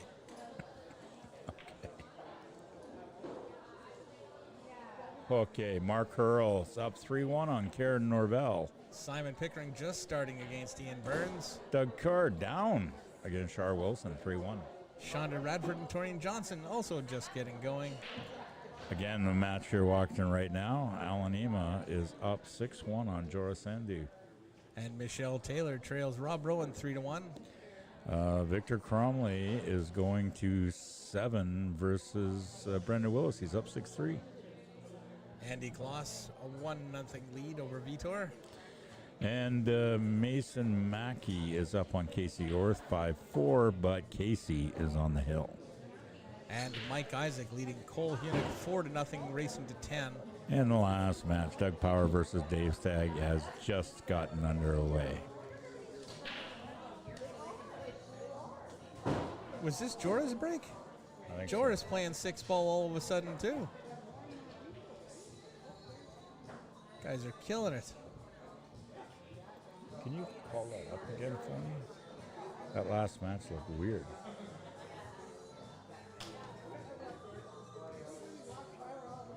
Were they racing? 6 and 9. What's her part? 404 to 496.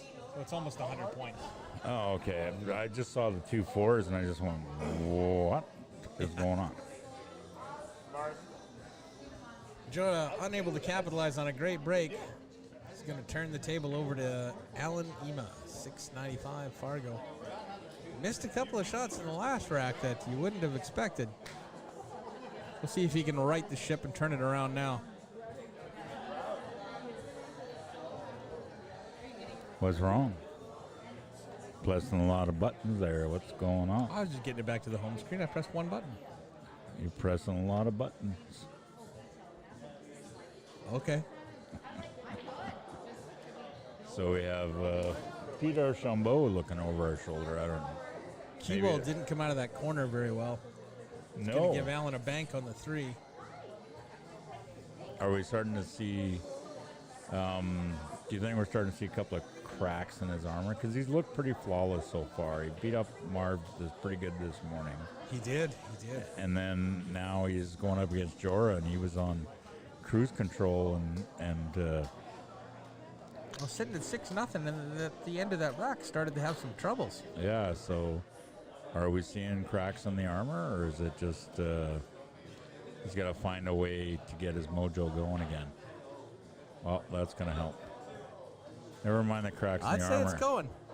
If you can pull off shots like that, I think part. Well, I you don't know what this we'll- shot is, right?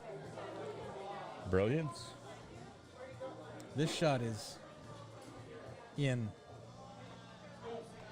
his wheelhouse. I'm putting it to the test. Let's see if he misses. If he misses, then it's my fault. You missed it, Oh, didn't even rub the rail. but look at the shape. Couldn't have been my fault. I think he's too high on the. He's too low on the shape. You want to be He's higher. perfect. I think you wanted to be higher. Yeah, he's all right.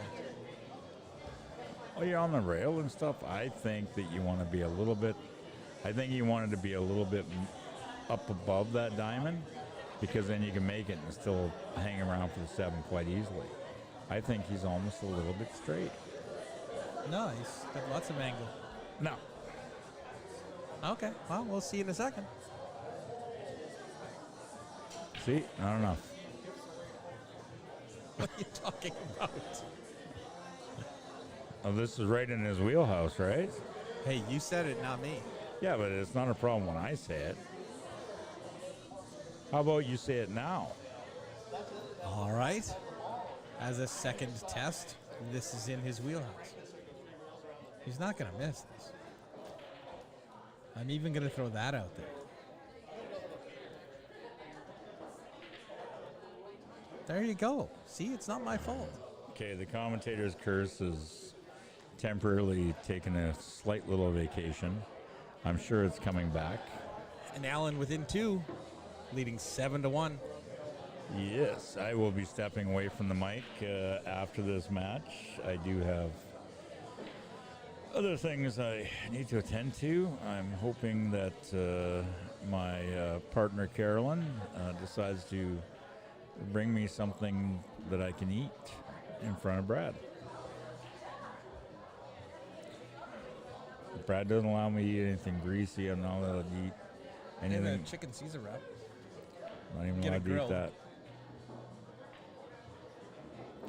I don't know, maybe I am. I don't know. I think if it's grilled, you're okay. The fried stuff, no, probably not.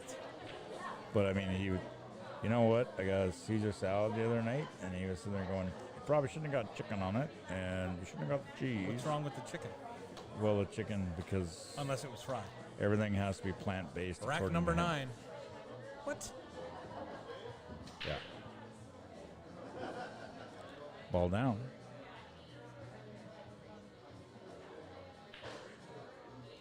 And no look at the 1. Nope. Well, we haven't seen him push out yet. Where do you figure he's going? Or do you think he'll grab the short cue and play aggressive? Clearly not grabbing the short cue. He's already at the table. Anyways, no, Brad wants me to switch to a plant-based diet. I mean, he looks great. He's lost a lot of weight, and he's getting healthy and going on walks. Yeah, when you walk 20 kilometers a day, that'll help. Right, and he wants me to be a part of that health, so, and he's pretty tough on me about what to eat. So, Well, doing things to improve your health it can never be bad, right? It's only going to help you live better and longer. Unless you tell me you got to cut out is it really bacon. better? If you got to cut out bacon, I question it. Oh, I did grab the short cue.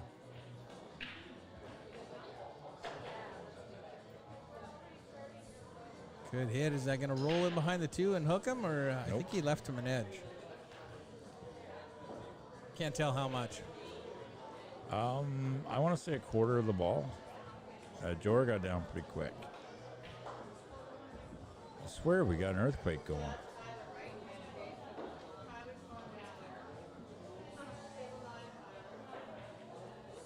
Oh, no wonder it was Casey Orth walking by the camera. Plant-based is the way to go. That's what Amy says too. You know, the funny thing is, The Amy, cow ate plants. Is that good enough? yeah, apparently it's not good enough. The funniest thing is, so Brad is completely going plant-based. The second that I suggested that he step down as a judge for Ribfest, oh, we're having none of that.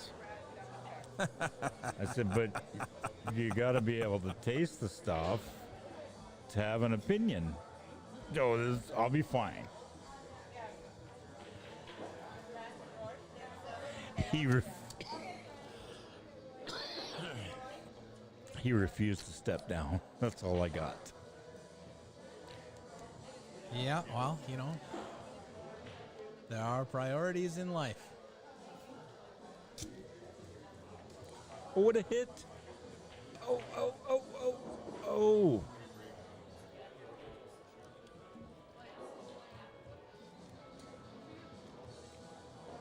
If anything, I'm more likely to do the carnivore diet. But I can't. You got to do. I like my veggies too, so. Terry and I did about a year ago now. What, you guys have switched gone to plant-based? And Terry's okay with this? Why are they always surprised that the guy has agreed to do a plant-based diet? Because Terry Carnivore just... hunting instinct? Yeah, well, Terry just... You're so correct, Stephen. That's Stephen Folan. Another one of the great pool players in the area. Jorah's got a chance. Got a 1-5 combo. Where's the one gonna end up, though? I forgot. That is not there. I was going to do... We added some meat back in a little, but so minor. What's minor? Like, what are we talking here? Instead of having 16-ounce steaks, you're just having 8-ounce steaks 3 times a week? What? What does that mean? What did you forget? I forgot the Lindsey Wilson 9-ball Memorial Tournament. Oh, to have it up on the screen Yeah, or whatever? Oh. yeah. I'm going to miss that guy. Yeah, no, he was an awesome. He was a one-of-a-kind character. There's not many people like him. But you can honestly say that by a lot of the people that we missed or that are no longer with us in the last few years. Everybody's great individuals, right? Yep. Oh, I think we have to change. Are you at your 8 hours? I'm getting there. Yeah, you're at started at 10. Started streaming at 10, right? Yep. So you're at 6 hours. You got 2 hours. I think that's the goal, Stephen, is to have this every year. Yes. So originally, I'll tell you right now, Stephen, the thought was it was brought about that maybe we have a 96-player event. And Diamond Brothers, which is myself, Brad, Angel, Carolyn, we suggested that we stick to 64 players, just because it's better to get it to grow. I mean, we're thinking 96 players. That's a lot of players. Okay, so you can put together a 96-player poor event on 10 tables, or nice hit, Jorah. But how many players were on the waiting list? There was 18 at the time. 15. No, but 18. in the end, how many people ended up signing up? Almost zero. And all signing up and being on the waiting list. We have no waiting I was list. like 30th on the waiting list when the signups first started. Were you? Oh, it was full in 3 hours. Yeah, but the thing is, we have gone through the waiting list, and people have still dropped out. Yeah. We're at 64 players. I know. And that's what we kept telling people is, but we're talking about 96-player event, which is great and everything, but it can cause a lot of havoc. And for the amount of tables that we had, it can cause a lot of problems. Well, let's see how this year runs and then adjust. Right. So that's what we said was we would rather run a 64-player tournament and make it a good to great tournament for the first tournament, then run a 96 player that's between a okay to poor. Because we want 64 players again next year. We want 64 players in a big, huge waiting list. Because that means we're doing something right. And when we start building that following, eventually we'll go to 96 players, but we have to make sure that people are going, April's coming, Lindsey Wilson, let's go. I agree, Stephen. Yeah. I'm not a fan of handicap events either, but because this is a memorial tournament for somebody who had my respect and my admiration, yep. When I heard this was happening, and they invited me to stream, I was all over it, and I was going to make sure I was here. And if I am lucky enough to stream it again next year, I have some more things I'd like to do in preparation. So. Yeah. No, it was fantastic. And I got to say, for everybody that's organizing, setting up, yourself, I remember the conversation with you. I barely got the words out of my mouth. I don't even think I finished talking when you said, yeah, I'll do it. Yeah, there was never a question. Yeah. You know, and you got to consider the volunteers, the time that we put into this. We had a crew here last night setting a whole bunch of stuff up. Colin was here himself. I mean, Marty Raymond has brought all of the software. We're all doing this, you know, not because we're trying to make money or anything. We're doing this out of, you know, just in memory of Lindsey and to help out his daughter and his granddaughter, right? So that's the key. I've been over to the donation jar and I've thrown some money in there, and I don't have a problem with, you know, giving back to the people who have given so much to the community and to this game that I absolutely love. So it's very true. Alan trying to get on the hill. Looks like he's going to try and bump into the 2. Yeah, and he played it pretty good. Little straight. Mr. Yarwood. Yes, sir. I hear you. We'll be here tomorrow again, Eli. Come on down.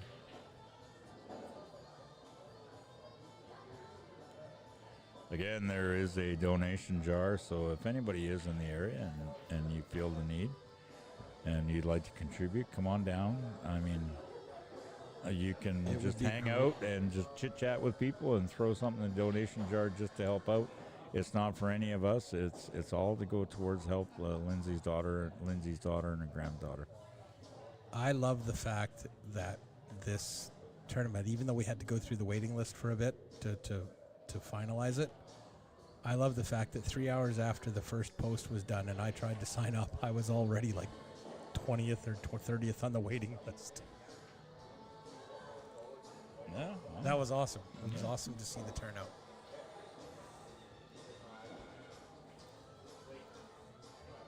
It's a little straight on the 4 here.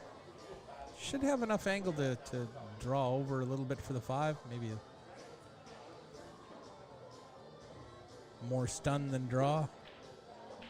Well, now I'm jealous there, Eli, down in Mexico. Take an Uber. I love the fact that you're watching this down in Mexico, though. Thank you, sir. Dude, you just take an Uber like you could be here in a nice shot from Alan. 27 hours. Perfectly across the table. Still keeps good angle on the 5. I wonder how much an Uber would be from Mexico. More than I can afford. Well, more than the airfare, that's for darn sure.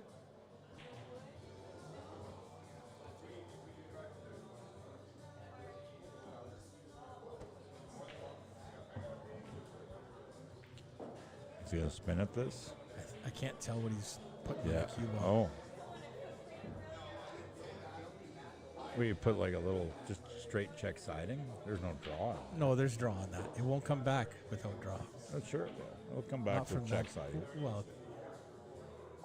Okay, now we got something you and I have to look at each other Next time you're at my place, we'll prove it to you. It will come back a little bit, but not that far. Oh, I don't believe. Oh, yeah. But I could be wrong. Oh, yeah. I have been wrong before.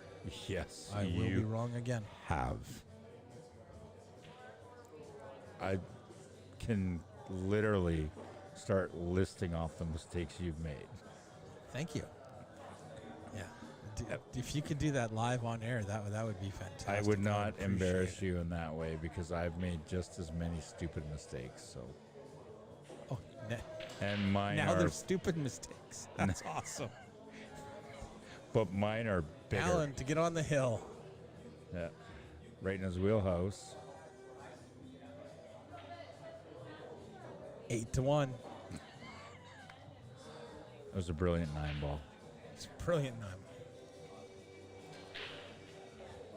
Just a quick look around the room. Here's part of Mark and Karen's match. Mark now leading 7-1. It's a race to, well, each player needs 3, so 3 more games.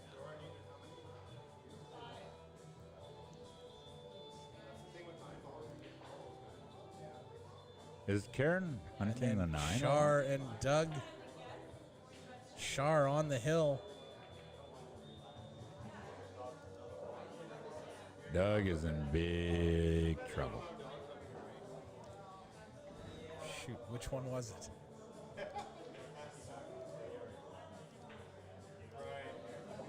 There we go. Poor PTZ camera out there. It's just doing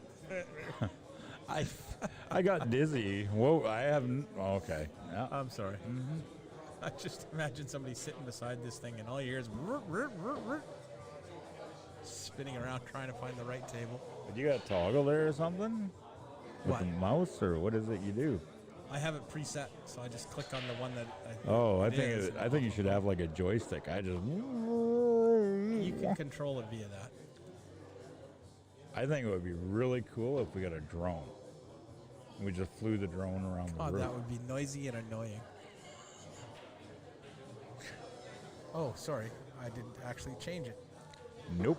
Back to Alan and Jorah. Bit of a tough 1-ball to start.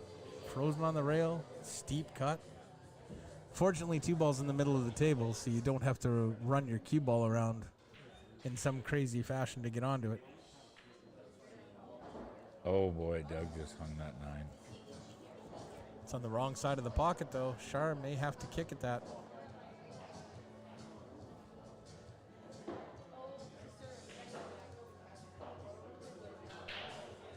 Quickly, while we wait for Alan. Is that Lindsay's, like, related to Lindsay, or? Oh no, it hit the horn and went in. Doug stays alive. Oh, that's right, I did that.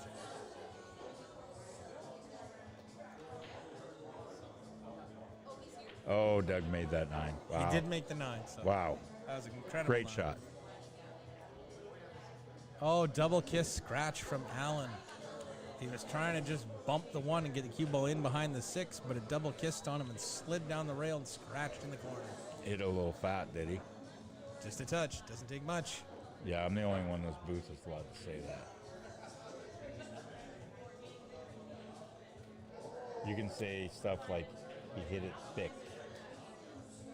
Okay. Thank you. Or heavy. Canadian government compelling my speech again. Sorry. Sitting beside me here, Mr. Rob, CBC censor. I'm allowed to say thick. We all have a superpower, okay? I know what yours is. 2 ball on the side. Jorah is shakily getting that one to drop. What is my superpower? Being annoying? I didn't say it. You did. Wow. So that means I have multiple superpowers. You have multiple. I'm like Superman. I can fly. I'm strong. What are the odds they think Jorah's going to roll this 3 in and play the 4-7 combination? Yeah. I know I'm a gambler. I'm crazy. You don't know what I'm going to do. I bought a pen the other day. Didn't even need it. Oh my God. Cats and dogs living together. Ah, thank you. Sorry, I'll change that. What? What's happened? I had the wrong one up. Who was saying we had the wrong one? Who did that? I did. I had the wrong one. I see. There's a home scene, and then there's scenes with the different positions that also has the overlay of that position.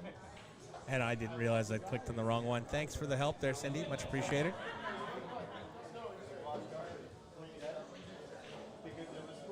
You know, Rob is mentally counting that as another mistake in his tally book that he carries of my whoopses. Oh, no. I ran out of pages. I'm not counting your mistakes anymore. You're on a new book? I just gave up. I'm waiting till I can get a digital copy. Takes less space. Pretty much. Do you think Alan gets aggressive and tries to come like below the other side of the side pockets? Or he just says, you know what, I'm just going to stay up here. I'm good. I'm good enough. I think he's going to play this with top right and spin around the table. Okay.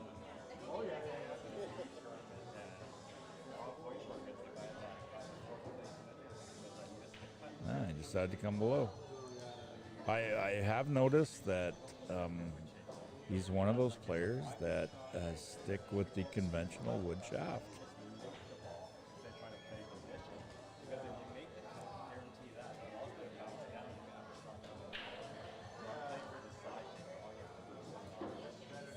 It certainly did. I think that the biggest technological change to my game has been switching my braking cue to a carbon fiber shaft. All the other things, of course, help, but that one helped me more than my own technique and practice has. What kind of wood breaker do you got? Sorry? Custom. You got a cut from? I've got a Zach Hughes. Oh, you got a Zach? Braking cue that Clark Smith built a carbon fiber braking shaft for it. There, and Alan is through. Alan's through 9-1, taking down Jorah Sandu. We'll switch over to the other two tables here. Who we've got Mark and Karen and Doug and Shar. We're going to switch to Doug and Shar and see what else is there. I'll bring up the PTZ and take a quick scan around. Chandra and Tareen had one to nothing for Tareen. Rob Rowan leading Michelle Taylor 5-1. That was pretty Freudian. Doug going for the big bank, and it hangs with Shar on the hill. Which one do you want to throw on here? Do you want to watch? We'll just watch the end of this. Okay. So you have a Zach Q, and you got Clark to what? Customize the shaft? Yeah, he built a carbon fiber braking shaft for me because I honestly think that if you're still braking with wood, you are handicapping yourself on the brake for the simple fact that carbon fiber seems to transfer the energy of your cue easier in the brake shot so that you can back off and focus on control and let the cue deliver the power. Right. So I had a BK Rush. Yep. Bought it pretty well brand new. Well, I bought it brand new. I think I had it for, I want to say, 6 months. And then I went to Vegas and I won that Fury. Great braking cue, by the way. Yeah, but the thing is nobody. I offered to sell it. It was $700 US retail. I couldn't find anything in the store that I liked. And I think I offered it 700 Canadian, and nobody wanted it. So I brought it home. Oh, nice shot. I brought it home and started using it a little here, a little there. Fell in love with it. Absolutely loved the hit on that thing. And I sold my BK Rush. I think it's a better breaker. So we were playing Killer, the game Killer baseball. If anybody play baseball, the whole idea is to sink a ball and leave and you only sink one at a time, and the next person you want to leave them no shot. But when you're doing the break, you almost want to do like a soft break. You want to create packs. Yes. To start eliminating people. And we had, I want to say we were probably 10, 12 people or something like that. So, and Angel and Brad were there, and we were all playing, and they did not bring out their breaker, but it's my house, so my breaker was out, obviously. McHugh's usually are. Yeah. She grabbed my brake, she had the brake, she hit it lightly, and the whole pack just... She turns around, she goes, not using this anymore, it hits way too good, and then walked away. Yeah. It didn't take me long after breaking a few times with your cue and with other carbon fiber cues to realize I needed to make the change. Yeah. Now, playing cues, I think that's much more personal taste. Yep. I like my carbon fiber playing cue. Everybody. But I also like my Viking spliced shaft. So. Right. But I mean, I kind of, when you see all these arguments about, oh, this is the best, and I honestly think it's like buying a car, right? A nice shot. Nice shot. Char Wilson Char with a tester from corner to corner. But just to finish that, I honestly think that it's like buying a car. Everybody's tastes are all different. Like, you might like Corvettes and I like Shelbys or whatever, you know what I mean? Or you like Porsches and I like Ferraris, or you like Lamborghini. It doesn't matter. I get it. But we're all different. So there is no right and there is no wrong. It's what your own personal preference is. Well, no, at some level there's a right and wrong, but I think when you're talking about subjective things like this shaft or that shaft, it's basically whatever you get used to, unless there's a glaring failure in the shaft. Yeah. When you got your carbon fiber, how many did you try out? Did you try any?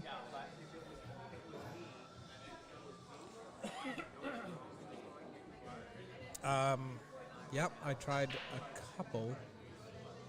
The one I settled on first was the Q-Tech, but I was always waiting for Viking to make their carbon fiber shaft, but it took them like 6 years after carbon fiber comes out before Viking comes up with a shaft. And I went with Viking because I like my Viking Q, right? Yeah. And I've just really enjoyed the way it plays, enjoyed the way it feels. I bought no, I didn't buy. I tried Revo. Nice kick. Jump kick. That was well done. I tried a Revo by Michelle Taylor. Nice. Yep. Anyways, I tried a Revo. I tried a Synergy. I tried a couple of customs, and then I settled on Jacoby, and absolutely, it just felt normal to me, and that's what I wanted. Oh, Rob! Wow! Oh my! Yeah, he was trying to cheat the pocket to get the cue ball back down table, so I get it.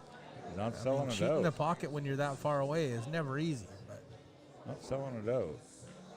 But anyways, I honestly think when you're buying a new shaft like that, it needs to feel normal. Not normal, but it needs to feel like something. It needs to feel good to you. Yep. Yeah, I hear you. And I had little criticisms on the other shaft, and I'm not saying that they're bad. I'm just saying they're not what I want. So. Yep. So we're gonna switch to another match as soon as it starts. I see it's what populated up there. Did she foul? I don't know. I looked away at the other screens because I noticed that Jorah Sandu is back in action against Carl Morgan. So that's a 588 Fargo versus a 641. I know both those guys as we watched Jorah struggle in his last match against Alan Ema. But I haven't seen Carl play. I played with Carl on the Vancouver Canadians like 17, 18 years ago, 19 years ago. I almost didn't recognize him when he came in. It's been so long since I've seen him. I did not. I mean, like, I've seen more of Jason. Oh, she tapped the cue ball. Thank you, Cindy. Oh, there you go. And I've seen more of Jason. Like, I see Jason all the time. But I played with him on a team with Marv Joe, Dave Joe, Frenchie, Lindsey myself. would have been on. Lindsey wasn't on the team. Did he come before or Carl after? and Rob McDonald from Richmond. Yeah, he lives in Vancouver now. Yeah, Vancouver. Yeah. Just off. Rob of, played so far above his normal game. He played at his top end the entire week. Like the guy was, if he got to the table. Those Vancouver Canadians? Yeah.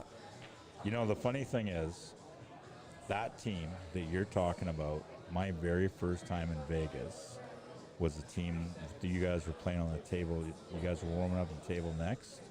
And my very first shot, I went to drop back 6 inches. And at that time, the tables were so fast. Those valleys were so fast. I drew it back like 3.5 feet. And Rob McDonald just leans over. He goes, "Welcome to Vegas."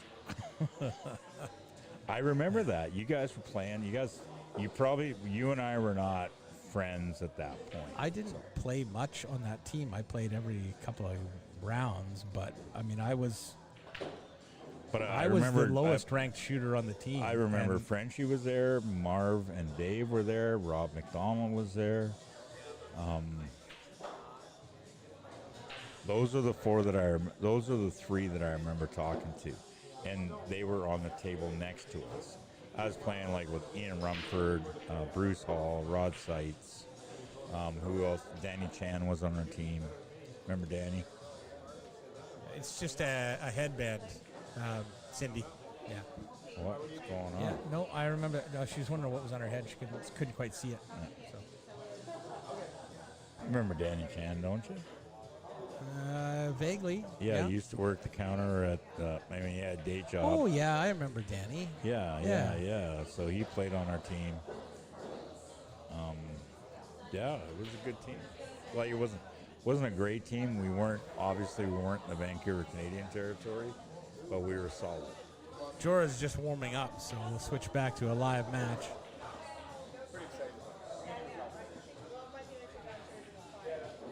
Safety. They got there. She was trying to wonder did she think she was a gang member or something? No. She just didn't know what it was. Well, the thing that's not allowed in Lincoln City, to wear that type of headgear?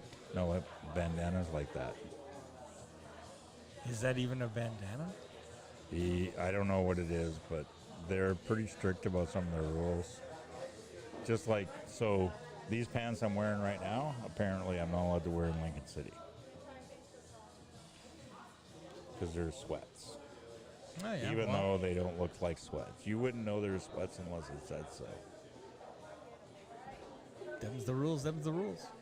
So I had to go out and buy dress pants because I'm not happy about playing in jeans. No, it gets kind of warm in that room, and then you're just it's sticky. I hear you. Anyways, I'm gonna take off for a while. Alrighty. Well, thanks for sitting down with me. I will see. Maybe Roman Finsker would sit in on the chair with you for a while. Yeah, if he's into it, sure. I will talk to him, and we'll see what happens. All right. Thank you very much.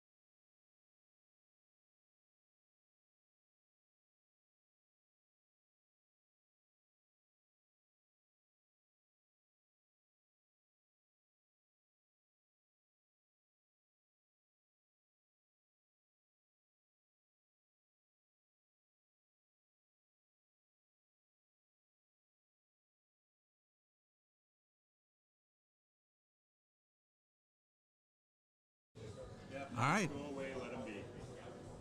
Oh, we actually have to restart the stream because we're gonna run out of time. So I forgot to do that. So be right back, folks. We're gonna restart. We'll be back in just a few minutes. Actually, all I have to do is stop it on Facebook. It's still going on YouTube because YouTube lets you stream forever and ever and ever. And then you just start it again on Facebook. And that should pop up.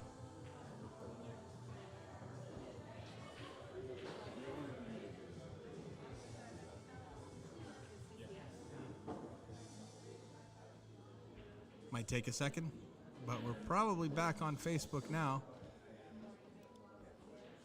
Yeah. There we go. Yeah, we're back up on Facebook, still running on YouTube. And with that in mind, I'd like to welcome Roman Pinsker to the broadcast. So, Roman, how you doing? I'm doing good. I'm good. You have to keep the mic like really close to your face, so you can move that around a little bit. Okay. Don't move it by the mic, move it by the boom. Yeah.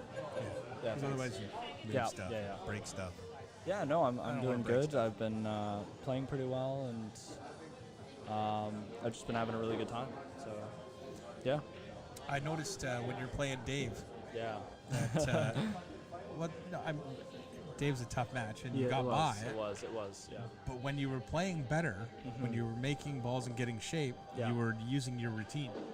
Yes. When you were struggling, you weren't using your routine. Speed up. So one of my biggest bad habits right now is when I do get into sort of a rhythm or a sort of thing is I tend to speed up and that kicks you out of your rhythm. It kicks me out of it, right? So sometimes I get a bit excited, go too fast, and then I end up messing up because of that. And it's one of those things I just need to tone down and make sure I stay in the same rhythm instead of speeding up, right? Yeah, well, you were doing good. You're making some really nice shots there. Yeah. Otherwise, I've been working really hard on my pre-shot routine. I've been trying to do a lot of training to fix up my stroke and everything like that, and been just trying to improve every way I can. So you're doing well. It's noticeable improvement. So keep it up. Yeah. Jorah struggled in his last match against Alan Eva, so he's back in this one, hoping to cause some damage. He's gonna be faced with a tough one there. Of all the places you could come back down table with, right at the 8 ball was not what he was planning. Might try and play safe here, split the balls up. A fairly easy safety is to thin that 8 ball, which now you can't see it because Jorah's in the road, and send the cue ball up table. That's what I was thinking. Just leave the 8 up there. Over. Yeah. That was pretty good. Wants it to come further, though. He hit the 8 ball a little thicker than he planned. Yeah. Carl going for the cut. Yeah. Nicely done. Nice. Almost overcut it. He's going to end up a little funny on the 9, though. That's not got enough wheels to get past it. Yeah, with speed on that shot, it's like natural shape, too. Just top 2 rails. Oh, and what a bank. You know what? Sometimes you got to hammer those banks in. Yeah, Just because if you take time to think about it, you'll think yourself out of it. Yeah. So if you get down, go with your gut, and rifle it in. What a shot. What a shot. Seems to work a little more. Yeah. At our level, anyway. You don't see the pros doing that very often. No, they don't. Nope. Maybe they use a different system. Yeah. So for those of you who are just joining us, this is the Lindsey Wilson 9-ball Memorial Tournament. It's happening today and tomorrow at Chillibowl Lanes and Pool Hall here in Chilliwack, British Columbia. Sponsored by the Chilliwack Pool League, who's done a lot of work to put this on. The Diamond Brothers, that would be Rob Hoiberg and Brad Haydu. They're working alongside the crew, getting this on and getting ready. The 9-ball break pot is going to be happening later today. Oh, and I can't forget Cardboard Box Creative Services. I actually don't know who runs that, but thank you very much, whoever's involved there. And Moi Photography, that would be Amy Wilson, or Dilly, as she's known to her friends. Thank you very much for your work. It's much appreciated. What is also appreciated is a break where you make a ball. Yeah. Sorry, you were going to say? Yeah, no, I was just going to say it's a great sort of setup they have going. I was a little bit worried. I know Martin was talking about how he was a bit worried that stuff might break and stuff, might go wrong. But I really like the way that everything has sort of been organized. The setup and everything looks good. Yeah. Well, the first time I was in here and I looked at the seating, I was like, oh, that's nice. Like, you don't normally see seating that's comfortable and pointed towards the table. It's usually a table on its own, bar height with chairs around it. So one of you gets to watch the table and the other people kind of have to crane their necks to take a look. Yeah, that's true. That's because it used to be a bowling alley, obviously, but yeah, and it has been for a while, but I'm so glad that it changed because we haven't had a pool hall here for so long, and I've been playing here quite a bit just for practice because I've had nowhere else to really practice like consistently, and now this is here, which is really cool. So yeah, how many times a week are you down here, do you figure? Once a week? No, usually 2 to 3, and if I do come here, I'm always here from when the place opens till when it closes. So I don't leave. Days. Yeah. So if I do end up coming and playing, it's usually on the weekends or a day that I'm free. But I'll usually spend at least 10 hours practicing playing. Pay the daily rate and squeeze every minute out of it, eh? Well, yeah, they have a day pass here for like $50. So you pay $50 and then you can have the table all day. You can leave, come back, whatever. And I'll usually come with a few buddies, practice, play as much as I can, work on stuff, and yeah, it's been really good, really helpful, because it's sometimes hard to get out to Abbotsford and play at Brad's or Rob's and stuff like that for me, just because, working on getting my license and everything, but, Yeah, for those of you who don't know, Roman, you are how old now? 17. 17, so yeah. He's just spent the last year and a half or so getting into pool? Or 2 about years? that. I mean, I started playing right before COVID. I played the Sunday night league.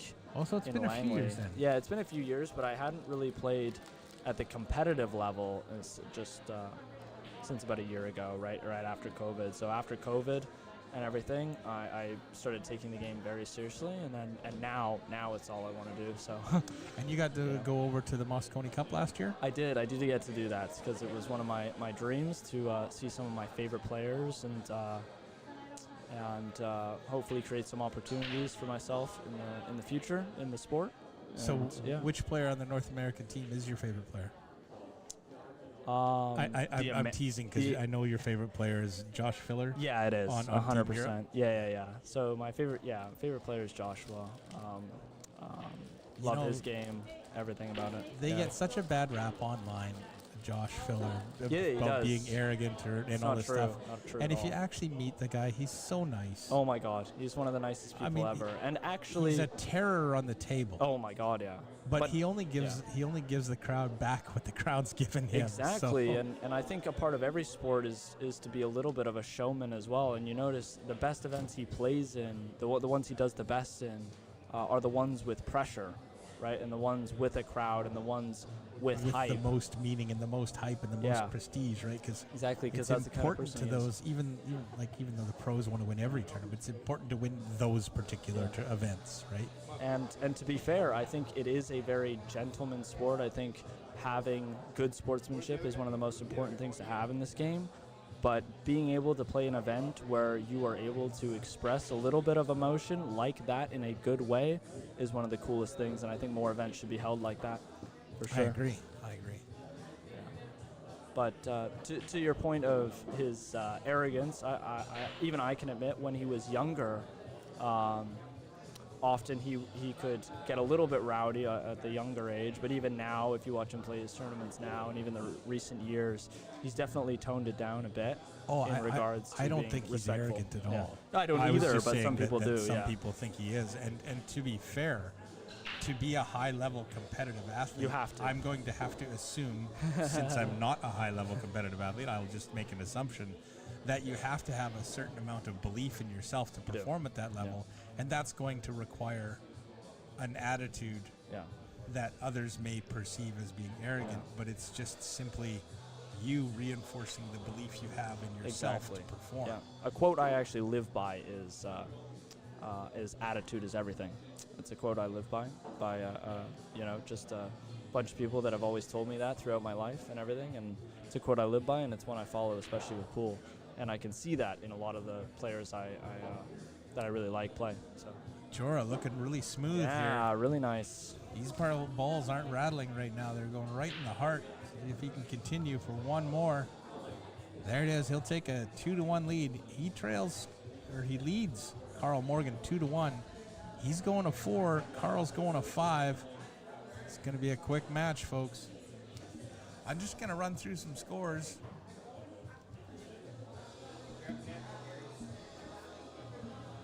Martin Raymond leads Jeff Wood 1-0. Simon Pickering leading Ian Burns 6-0. Jorah Sandu, as we saw, leading 2-1. Chandra Radford leading 4-1 over Taurine Johnson right now. Jason Morgan leading Tammy Piccolo 2-1. Michelle Taylor trailing Rob Rowan 9-1. Rob on the hill in that match. Don Parrish and Jeff Radford just getting going. So is Brenda Willis and Gary Sankey, as well as Mason Mackey and Lloyd Wilson, Andy Kloss and Vitor Canseco. I think I said that right. Andy leading 4-3, and Grant Golay leading 2-1 over Roy Molnar. We'll head back to our current match. Carl. What the heck was that noise? I don't know. What was that noise?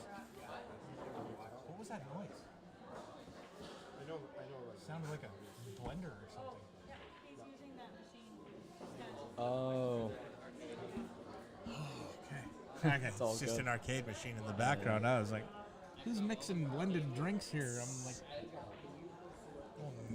thinking I'm hearing stuff. So, Colin, you asked me about my favorite player. Who is your favorite professional pool player, if you had to name one? My favorite professional player? Yeah, right now, at the moment. I don't know if you've been watching recent events or anything, but at the moment, who do you So many of them who do you play. Love? I'm very much an underdog supporter. Okay, so cool. He's yeah, probably not even going to be in the top 20. But Sure. if there's a player that I see playing that I want to watch his match and I want to root for him, it's Oscar Dominguez. Yeah. The guy, everything I hear about the guy and every interview I've heard, he's just such a nice, down-to-earth guy who's just trying to put food on the table and do something he loves. Yep. I know I've heard him talk in some interviews too. I've really liked what he has to say. He's played in the Moscone before as well, Oscar. Yeah. A few times. Yeah, a few times. So he's one of the guys that when I was down at Moscone there a couple years ago in Vegas, I wanted to get his autograph, and I did. So that was awesome. Awesome. Yeah. Same with me. I was able to get a shirt while I was down there. I see that. Not this one. I actually got one of Filler's, which was okay. pretty cool that he managed to get the team to sign, Nice. which was pretty nice. Yeah. So that was pretty awesome. Yeah. I'm excited for my those of you that don't know, the World 9-Ball Tour and Matchroom Sports are doing great Amazing things for things. 9-ball pool. Yep. All over the world. They've got tournaments. I think they've gone from like 5 or 6 events 5 years ago to between affiliated events and major events and blue ribbon events. There was something like 56 last year. Like there was enough events you had to choose. Yeah. Well, you hear now too, they have their first $1 million prize pool event in Saudi Arabia. The World Championships for Saudi Arabia. Yeah. I heard about that and I was like, wow, they're doing amazing things for the sport. Really, really awesome things. So really looking forward to watching those events as well. I know that the World Pool Masters starts really soon. I think April 25th. April's pretty busy for professional pool, and it's just going to get busier. I hope so. Yeah, it's awesome to watch, and hopefully it'll be awesome to play in the future. Yeah. they make it look so easy, but the hours that they dedication, put in the to discipline. get where they are. 100%. I am not capable of that. No? Yeah. I think some people are built for it. Some people, I don't know, some people aren't. But good break from Jorah. One was ball a great didn't seem to travel far. Maybe it got kicked into stopping where it is. As it is, he doesn't have a great shot on the one. Yeah, it's hard to get. There is something there. He could maybe be able to make that 2-ball go back and forth for the 2 in the other corner pocket. Yeah, I think that's what he's going to give a shot at. Yeah, tough to get on the 2 there too as well. So. Well, he would have had a shot on it. Yeah, he had would have. made it. Yeah. And the cue ball ends up there. So not a bad. I did notice that on that shot, the way he was standing, his left hand gripping the cue was way back in his stance, and it was almost on his hip, and there was almost no backswing before he shot. Yeah, I did notice that. It was a good hit as well. Yeah, Carl. See, now his hand is a little further out away from his body compared to where it was before. Yes. But even there, there's very little backswing. Don't think he wanted to bump that 8-ball there. He's okay though. He's in line. He can probably just draw it back slightly. Probably run it forward. Or Drawing at that distance. Yeah, it's tough. Because he's got some angle there. It's going to come off towards the side rail if he draws it. So he can go forward into the end rail and back out towards the 3. Yeah.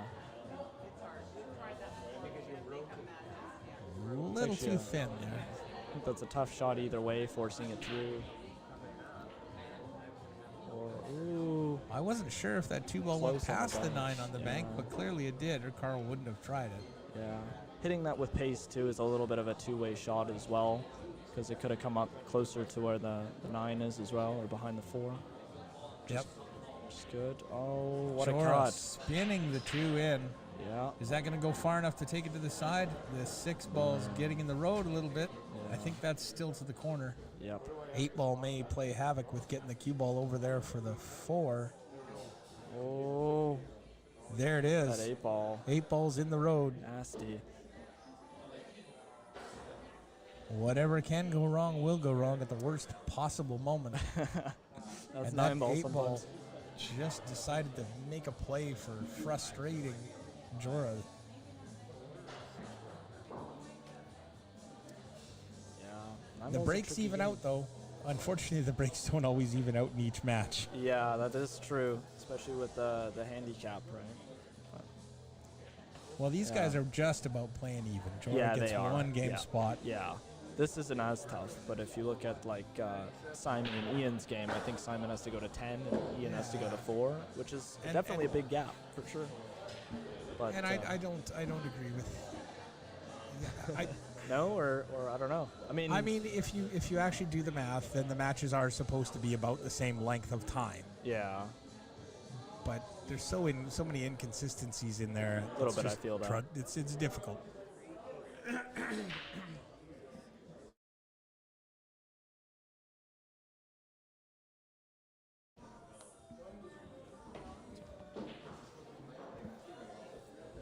Little tight on the 5. May end up playing a safety here. Just try and bank that 5-ball onto the 8 and draw that cue ball or stun the cue ball into the 6. No, it looks like he's cutting it. Oh, he's still playing safe. He's just getting it all the way down to the end, but that's going to be dangerous as well. We should cut that in half. If that stops any sooner, you have a possibility of a carom off the 5 onto the 9. But now that the 5 has gone past the 9, you've taken the combination of carom danger away. Oh, wow.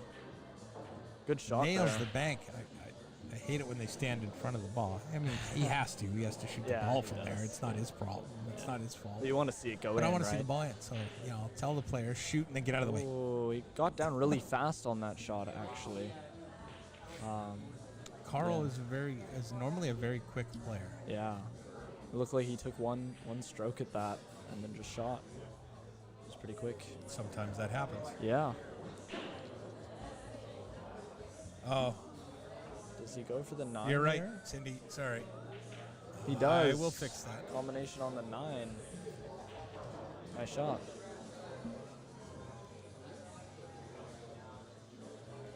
And that's the match, actually. He won the match. Yeah. Nice job. Jorah.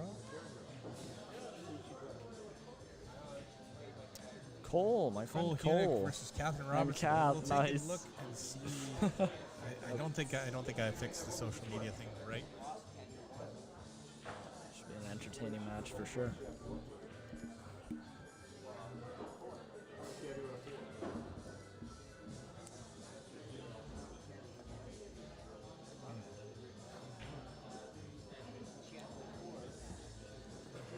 I think it's because I stopped and restarted the stream and gave it the same name.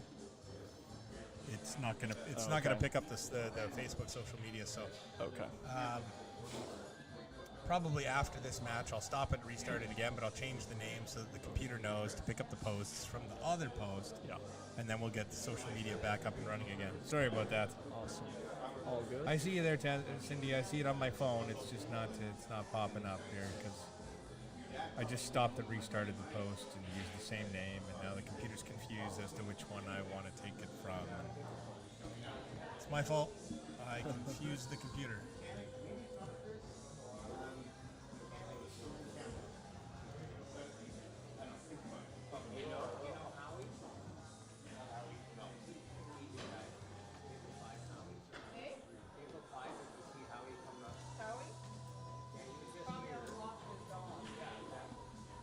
Maybe that'll work.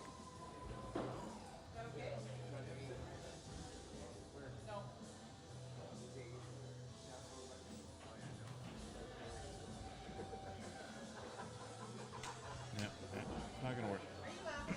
Oh well. The comments will still work on YouTube. We didn't restart that, so that's all good.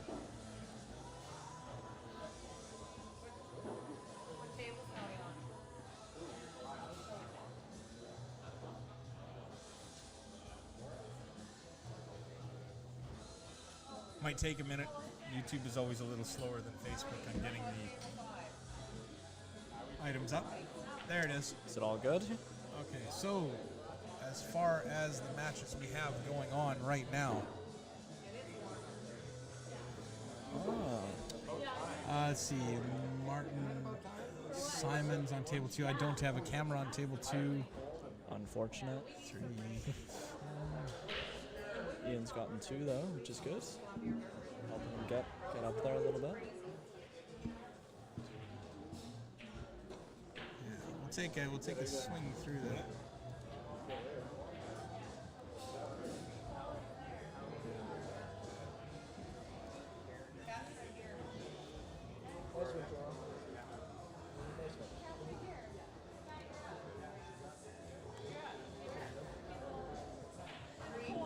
We'll watch a little bit of this one. A little bit of Grant Goulet versus Roy Molnar. Sure. Grant plays a pretty good game, 631 in Fargo. Never going to be an easy match. No. Nope.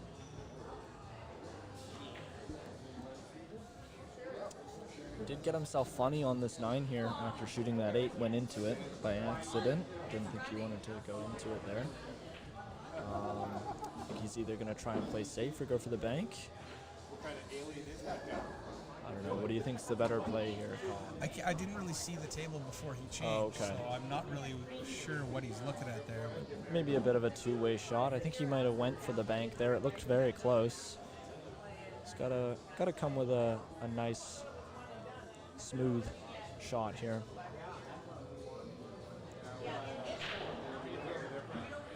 This is a bit of a tester for anybody on a 9-foot table, but 100%. Grant's a pretty decent player. I wouldn't be surprised at all if he makes this. It's a shot he should make, so. Yeah, definitely. But again, necessary competition shot. changes everything, right? Of course, pressure does. I know there's shots I've missed already because because competition can get to you for sure, 100%. It's definitely something I think every player can always continue to work on. I think for sure. Well, you know, when you first started playing pool, nice I think shot. there it is, 4-1, 2 away from the hill, or 2 away from the final. Yeah. I guess the end. 2 away from that. Needs 2 more. There's a few ways you could say that, but of course, you know, I haven't streamed in 6 months. I'm a little rusty with the talking thing. It's all good. It's all good. Words You're doing hard great. days sometimes, I find, ish. Are you playing any events in the near future at all, Colin? Playing a little bit of pool? We'll see. My schedule seems to have changed, so maybe for the next couple of months I might have the opportunity to do some stuff on the weekends. Nice, nice. And if that's the case, then I do plan on getting out and playing a little bit. My problem is finding time to practice right now during the day, during the week. Of course. You have a table, yeah, or no? No, I had a table, but I got rid of it because Okay. I just didn't use it, and it was taking up space in my house. And, Right. and of course, I didn't quite have a room big enough to fit it, so it was Yeah. kind of off to the side. So it was really only a practice table where you can set up certain shots and practice those shots, which nothing wrong with that. No. But I found that it held more clothes than pool balls and items that you set down, and I'll put that away in a minute here, and then 2 days later you're like, oh right, I gotta put that away, and then 2 days later it's still there. I can understand that for sure. If you don't have the right space, it is hard to find it enjoyable. I can understand that. I remember we had one in our garage a while ago too, and eventually same thing happened. Stuff just got piled on it. No one used it as much,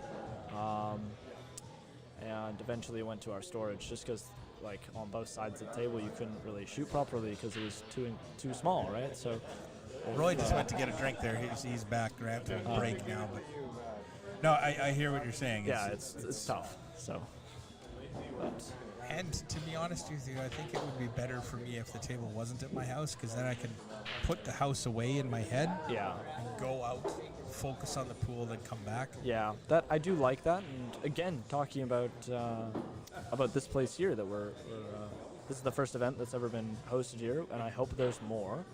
I hope there's more tournaments that get run through here, because I think that'd be really cool. But yeah, no, this is just a great place to come and play actually as well.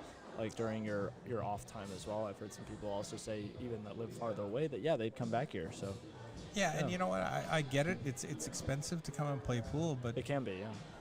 Well, if you're playing the way I used to play and the way you play now, 10, 12 hours a day, it's like, oh my gosh, that's expensive, right? Yeah, exactly. But at the same time, I mean, these businesses in BC are not allowed to license themselves. True. So they can't offset the cost of the space like this, and a pool hall needs a ton of space. It does. It really does. They can't offset the cost with liquor sales, so it all has to be subsidized by pool players. That's true. If we want places like this to be around to play tournaments in, then you got to put money towards it. Yeah, of course.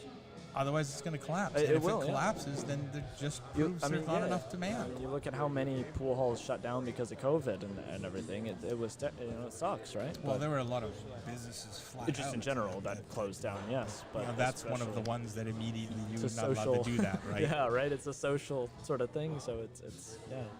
But one of the great things is though too is that sorry. It's all good, man. No. But it's not like you picked it up and threw it across the room. Then I'd be like, okay, you're done. And that mic would all of a sudden become Rob's. No, I'm just kidding. Yeah. No, what's great though is too, especially if you come with some friends, it's nice to split the table as well. So you can buy the day pass or whatever. Usually I'll come with a friend, and it's actually only $25, right? Versus $50, right? So you get $25. Oh, so the day pass is for the table. Yeah. So you get the table with the lights. You can also move tables if you then want to go play on a different table. You just say, hey, I have the day pass. Can we move over here? Yeah. And they'll let you move as well. So yeah, you pay for the table, and you can go with a friend or whatever. Pay $25, and or whatever. If you come with 4 people, same thing. Whatever. We've done that a few times where we've had 3 tables going because groups of us have come and played, but put like 25 towards the table and then just sort of shared. So it's really fun.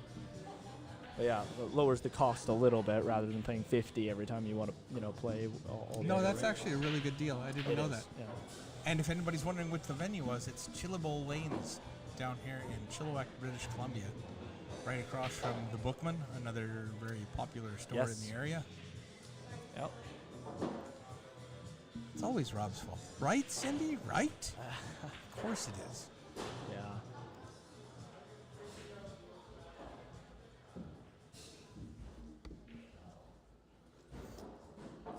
What about you? What do you think of this place, Colin? You like it? I do, actually. Because if there was one thing I would improve, because I don't have a problem with the tables. Right. I like the seating. The tables play well. You can't do anything about the bouncy floor. That's just the way it is. No, you can't. What do you I don't mind it. What do you want the people to do? Like all of a sudden put steel beams across everywhere underneath us? No, that's going to wreak havoc It's going to wreak havoc on the bowling alley that's below, right? True. Yes, very true. Want to keep it a little quieter. Overall, I think it's a really nice place to come play. It's a bit of a different atmosphere because they just renovated a bowling alley. Yeah, so it's kind of different, but still at the same time, it's all right. Yeah. And the only thing I would like to see is proper lights above the tables rather than just the lights they have. Now they've taken the lights that they have and they've rearranged them in the T-bar ceiling to try and get a decent amount of light on there. Yeah. But in reality, it's not that bad. It's probably only about 15%, 10 to 20%. Yeah, it's not that bad. Darker than you would hope for. Yeah, and it's I've still noticed well that before, within the playability limits, especially if you've ever played bar league pool when you're playing some dark, dingy bar. Oh yeah. Well, I don't get to go into a lot of No, the bars, you obviously. haven't. Yes, obviously. But I have been able to, fortunately, get the chance to play at Anavet's a few times because our league has been able to make some changes to the rules on that, and I've been able to play league through Anavet's a few times, which has been really nice. So, yeah. Cool. But otherwise, no, wouldn't be able to play in the bars, which is another reason why it's great to have this here as well. I agree. So, to Teresa and the owners and the management staff here at Chillibowl Lanes, thank you very much for hosting us and having us here. We greatly appreciate it, and we really appreciate the opportunity to honor our friend in his memory. So, yeah, for sure. Roy going for the kick, and he's managed to scratch. Yep, that scratch is really common, actually. When you're kicking at a ball close to the rail, it happens a lot, all the time. More than you'd expect. Yep.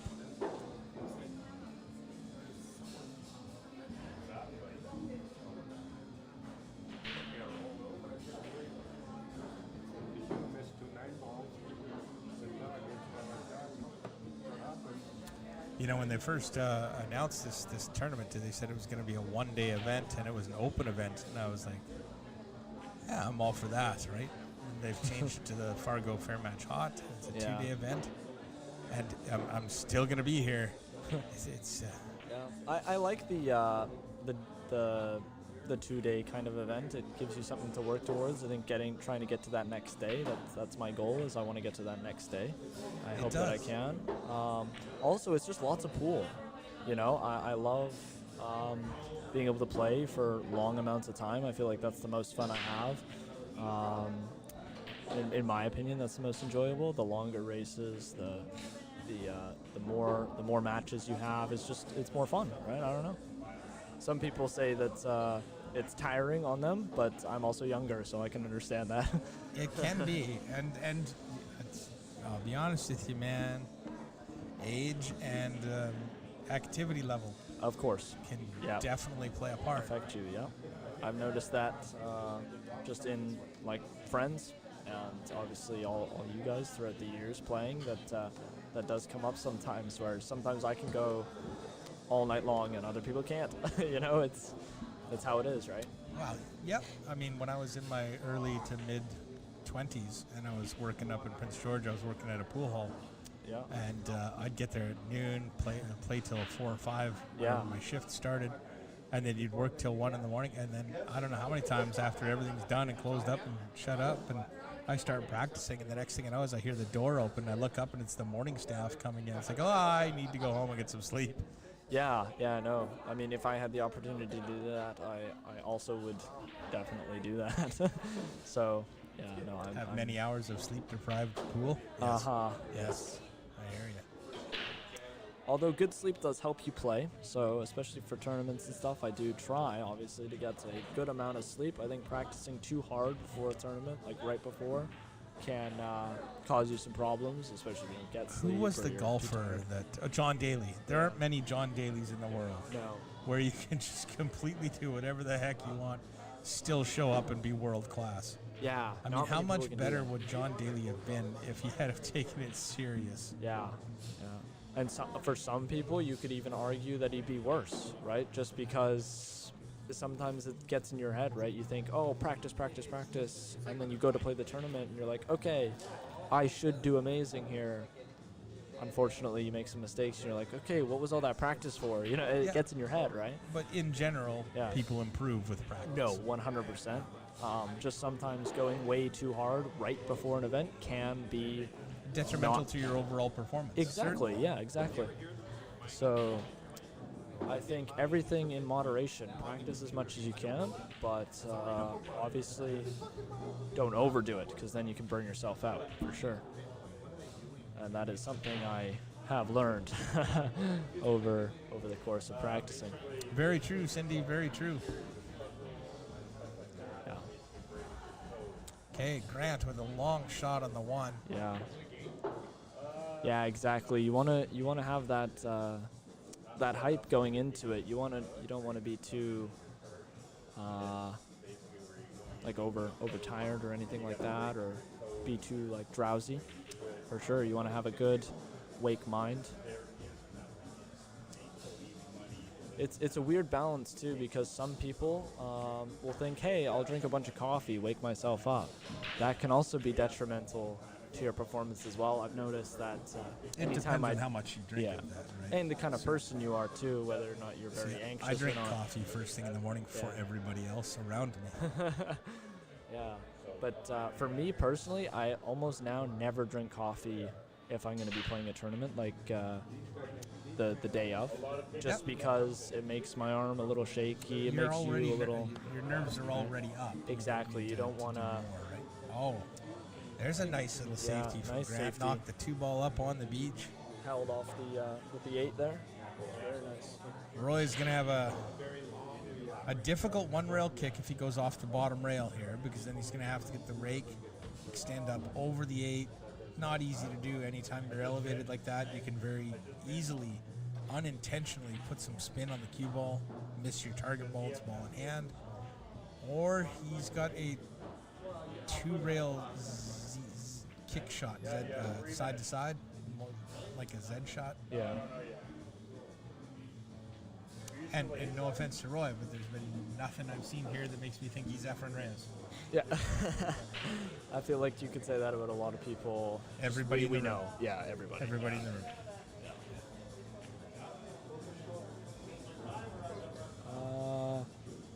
So true, Cindy. So true.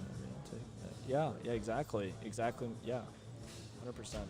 He's going to get a rail. Is he going to get the safety? I think he's got the safety. Yeah, like I said, it depends on who you are. If some people don't have that issue, some people do. Yeah. I'm fortunate that I can drink a coffee and go to sleep. Although for school and stuff, like I drink coffee before I go to school, when I wake up in the morning. But I do notice too, even like when I sit at my desk, like sometimes my arm will be a little shaky, and I don't like having that while I'm trying to focus, like on something that takes a lot of stillness. That's very true. So,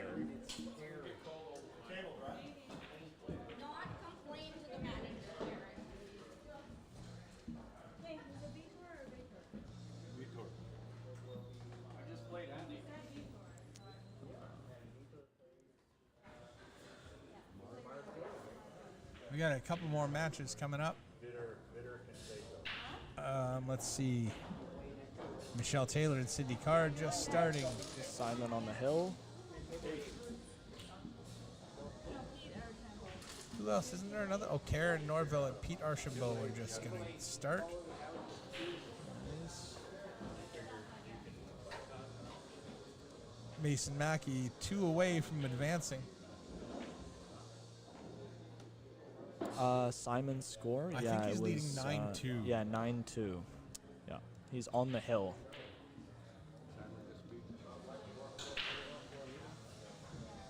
Oh, we made the 2 through everything. Split the defense and jams the 2-ball home. Here you go, watching it in slow motion.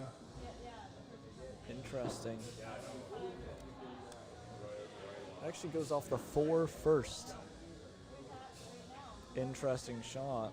Crazy stuff. Tough on the 3 now, though. Oh. I switched it over just as it was coming over.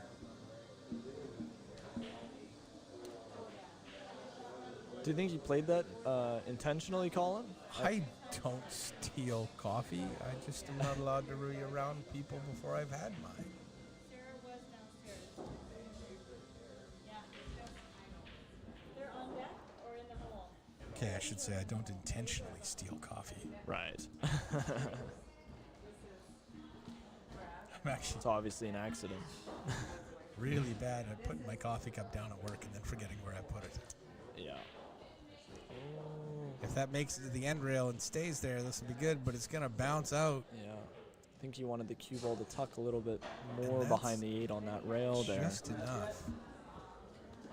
It was close. I think it was a good idea. Hi, how's it going? Lindsey Wi-Fi here. Simon. Nice to meet you. We got Simon behind us, which means he must have won that match. Finished it off. Yep. Yep, he did. Was on the hill. Now he is just chilling.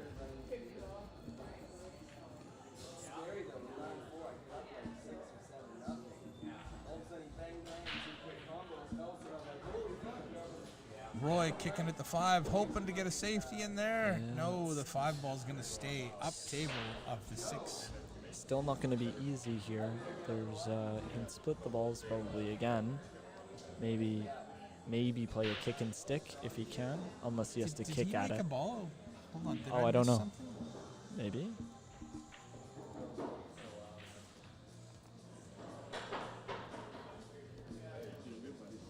Thanks.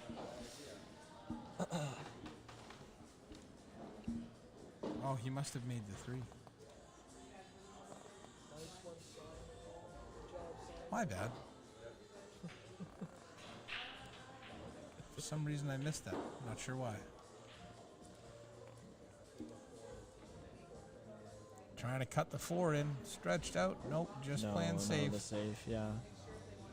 Ooh, unfortunate. Wanted to probably snug behind the 9 there. Yeah, trying to get Left the cue it. ball on the 6 ball line. Natural shape to come down for the 5 now, which is nice. Unless Yeah, the no, 9 that should corrupts be that fine. a little bit.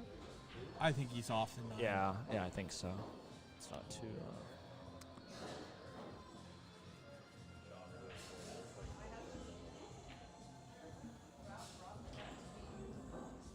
I'm going to have to take another break here in a few minutes and stand up and go for a walk around. For sure. I gotta maybe practice again some more. Get my arm going again. Get yeah. warmed up for your next match? Yeah, for sure. All right, who are you playing next? I don't know. I would love to actually see that. Did you win your first one? Or? I did, yes. I won both so far. You're still on the A side? Yep.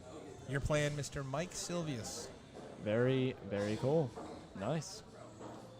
What do I have to go to? Do you know the race or no? I don't think it gets... The 600, right? It's not called yet.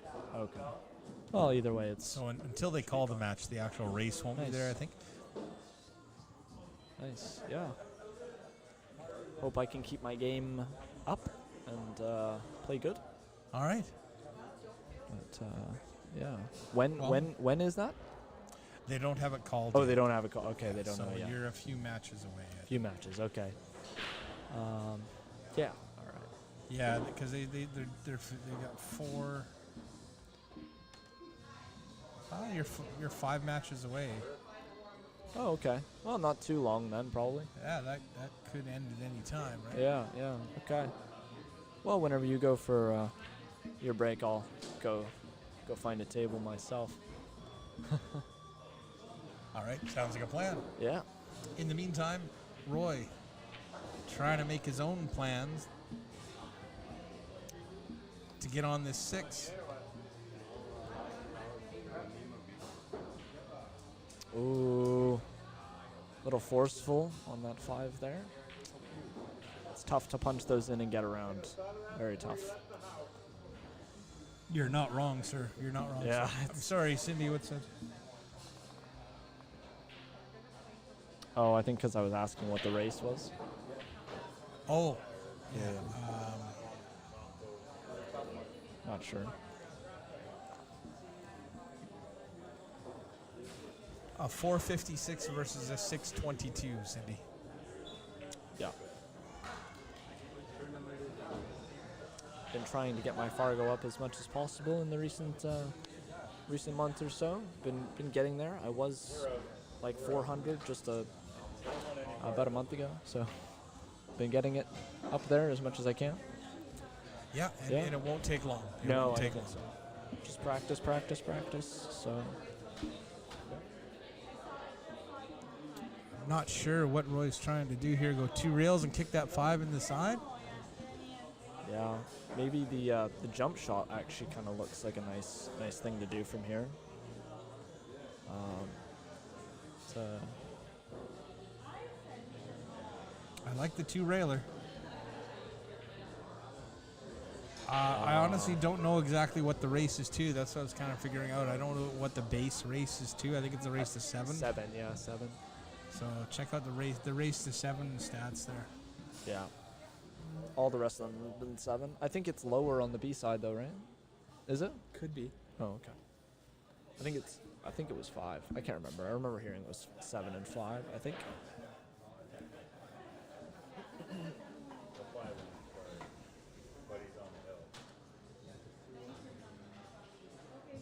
Grant trying to figure out what he can do with that 6 ball. Yeah, 'cause it doesn't look like it passes the 7, so maybe, I don't know. Might be able to go into the 7 off the 5.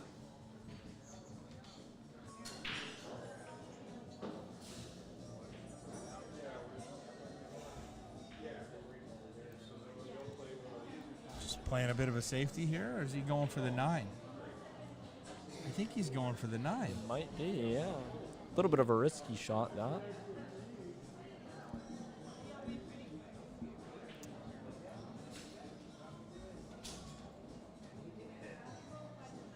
Yeah. I don't know, because it's tough to get on the 6. I think so he's going for the 5-9 combination. Yeah. Separate those balls if he doesn't make it as well. Wow. Wow, very close. Oh, and look at his safety, What though. a two-way shot, though. Yeah, All really the way, well. that was his plan. Yeah, okay, that was a great shot. Okay, thanks, Cindy. Very smart. Very, very smart. If he makes the 9, it's a great shot. And he got the safe. Really nice. I think the best play is to kick at this with a bit of pace. Hopefully get into the 9 there a little bit. If he can make it. If he can't, move the 5 away from that pocket so that the 5-9 is not playable. Oh, I think I've messed it up here. I was just trying to preview that shot on the yeah, very good instant lockup. replay, and I moved the wrong screen over. So my apologies.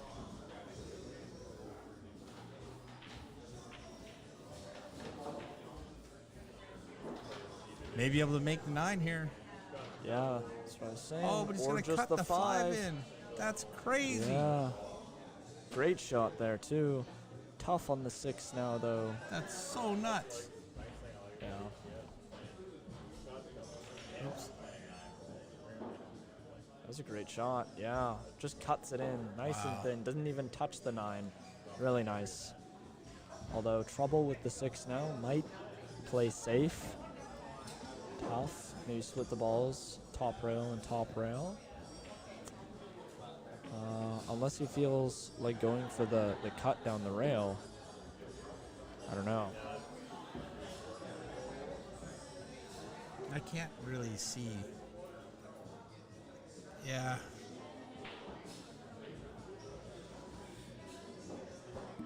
You're kind of in tough no matter what you do. Yeah. Yeah. I don't know. Yeah. No, he did not, Cindy.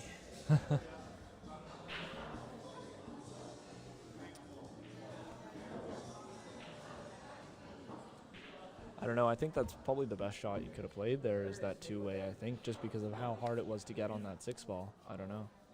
It was... No, it was a free chance to win the game and lock your opponent And out. lock... Yeah, exactly. That's I feel like always the best shot to try and play there.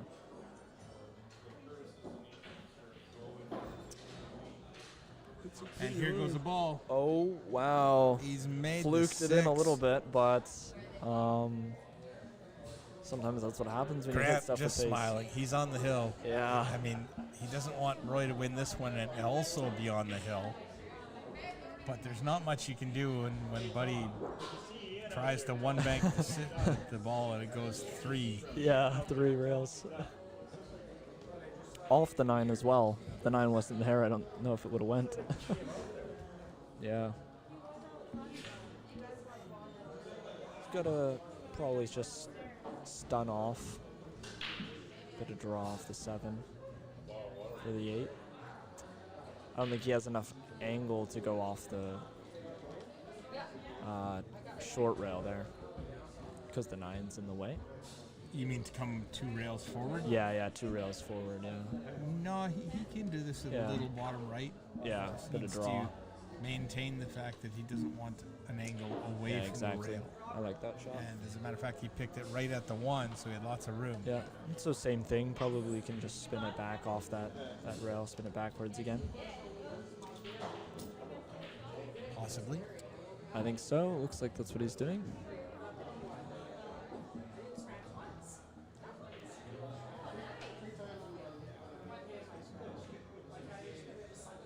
Oh, and 2 rails. Oh, he's in Got trouble short, here. yes. It's always the risk when going sort of halfway on that shot. I do that sometimes where you know the right thing to play, but you either hit it too much or not enough, right? You get kind of stuck right in the middle there. I think he's going to go for the the long bank. Yeah. One of my classics in a game of 9-ball is getting on that 50-yard line every time. It's Yeah, difficult to avoid. It is. It seems to be very easy to do. Yeah, it is. And it comes from a moment of indecision, because if you say, and if you just have to say it simply, okay, this will be the left side, and this will be the right side. And then when you shoot it, you're a lot more likely to get it where you want it to. Yes. Yeah. 100%. If you're at all indecisive, then you can sometimes wind up just right end where up you don't paying want to be. for it. Yeah. Exactly. Very You true. gotta commit for sure. That's tough to do though. Any pressure can make people hesitate for sure. I know I am guilty of it. So. Grant for the win. Oh, drove it right into the rail. But is he going to fluke it, or is it going to go by and be even harder? Yes, it is. Oh my gosh. Tough. It's a little bit of a scratch shot unless you hit with a lot of inside, I think, spin here. But that makes it way tougher to make the ball, so. Yes, it is, Cindy. Yes, it is. Yeah, shooting without a plan is not good. You want to think before you shoot, for sure.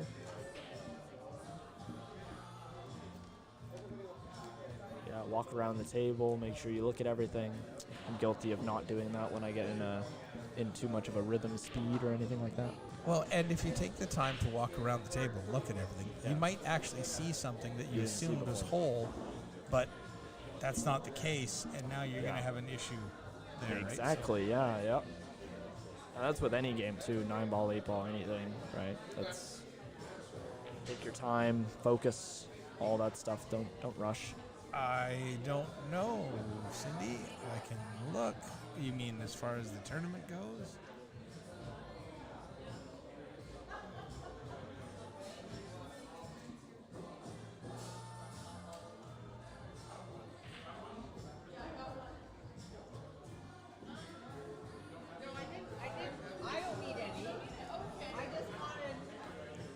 He went for the bank, and the cue ball came back and knocked it out of the way.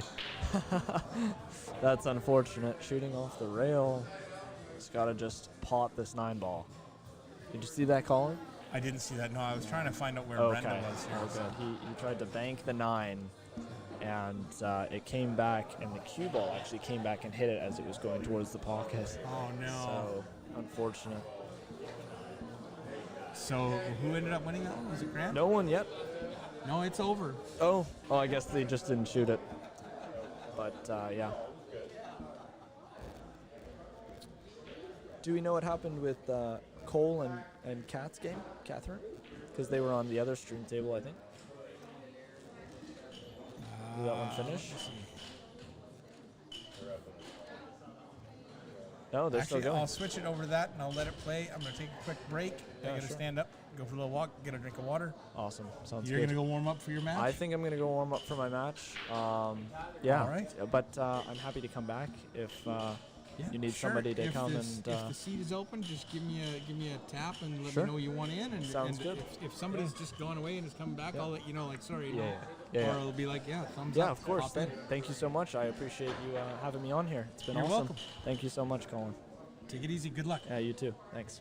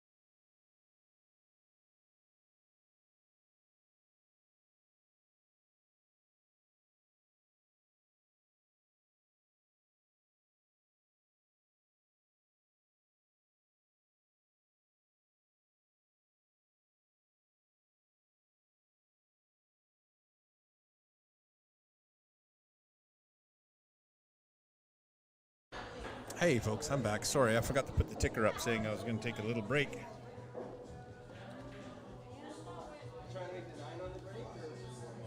Aaron Downey and Torian Johnson. They've just started. It's 2-1. Cole Hunick and Catherine Robertson.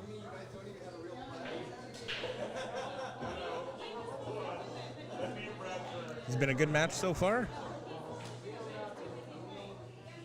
And sure, I come start watching, and that's when Catherine misses. She'll blame that one on me for sure. I'm just kidding. She won't. She's good. Take a look at some scores.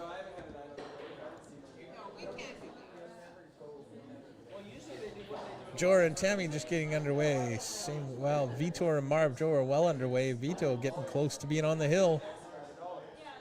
Sarah Lang and Dave Stagg locked up at 2. Doug Carr leading Howie Chow 3-2.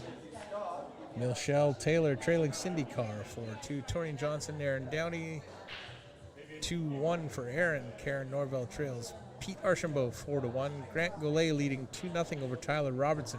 He's got to give up a spot of 8-3, so Grant's got a lot of work to do there. Ian Burns giving up 1 in a race to 5-4 against Curtis George, leads 3-2.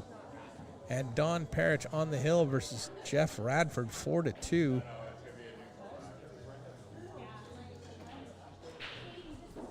In the meantime, looks like Catherine's back at the table with a cut on the 9-ball.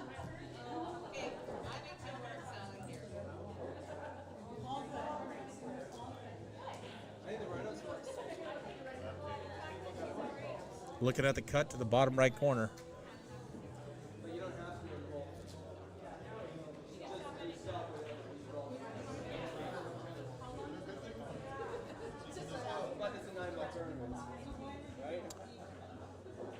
Just checking to see if that music is still coming through the mic. I'm going to turn up the strength on that, see if we can't cancel it out.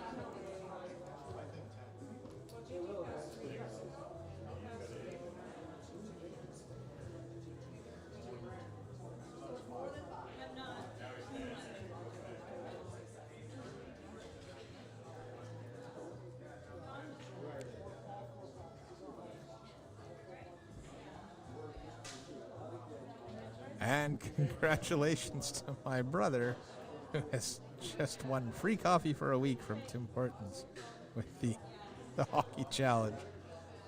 Crazy guy. I told him I would say that over the air.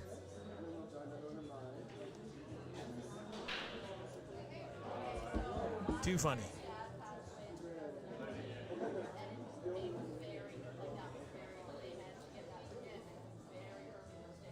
Cole looking at a bank here. Trying to bank that 9 to that bottom left corner pocket, get that cue ball to run uphill. You do have to be careful you don't scratch with the cue ball. He's going to unfortunately lag it over the hole. Well, that's a little thin. Catherine's going to have a sharp eye to pot that one.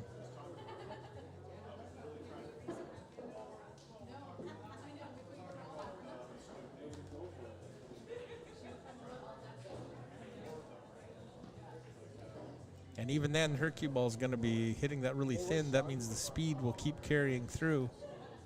It's going to run around the table.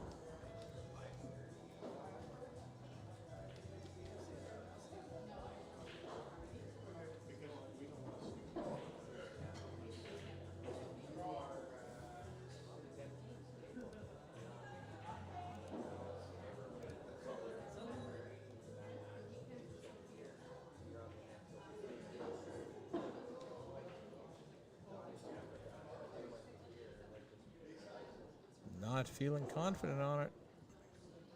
It's a pretty thin shot from that distance, but there it is. She's knocked it down. Cole is on the hill. Catherine's got a few more to make. It's a tough one.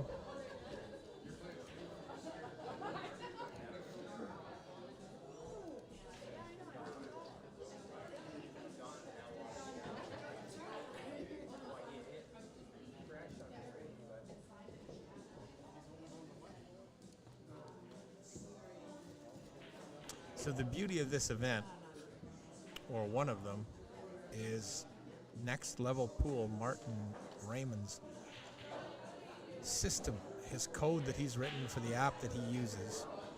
Is a tablet at every table. Challenge is integrated with his system, and as you hit confirm after the match is done, the score is entered into Challenge, and the next match is called. So much less work for a tournament director to do. Could you imagine this type of thing happening in a larger event?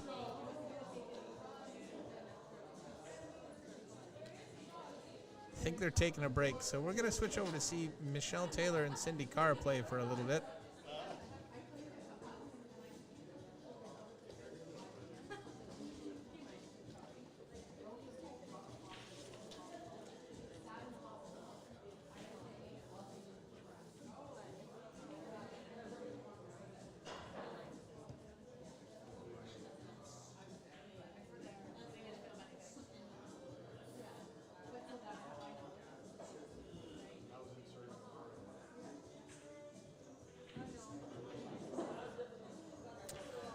Michelle hooked behind the 7 ball, trying to figure out a path for the 3.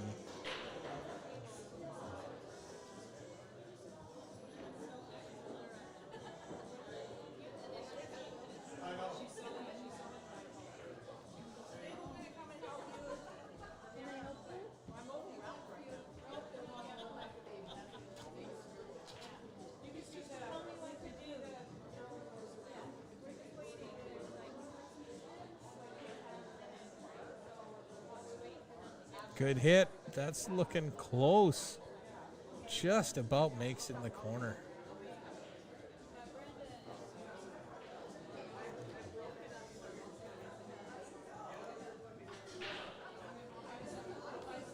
I think Catherine's just taking a quick break, and they should be finishing that match shortly. Yep, she's just walking by the booth right now, actually.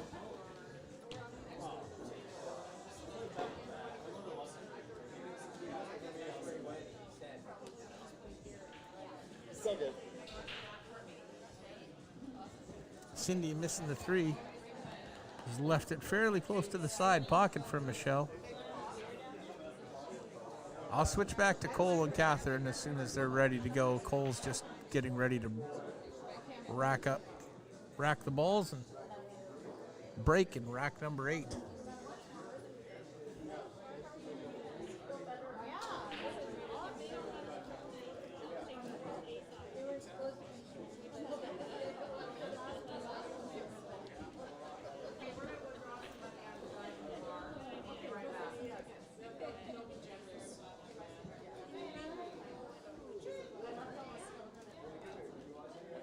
There we go.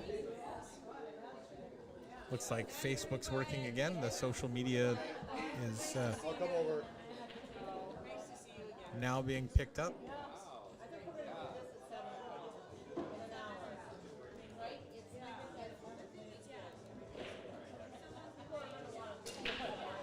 Cole breaking, rack number 8. Just about made I think it was the 7 in the side. Not a bad break. One ball got kicked, and that's why it didn't travel up table.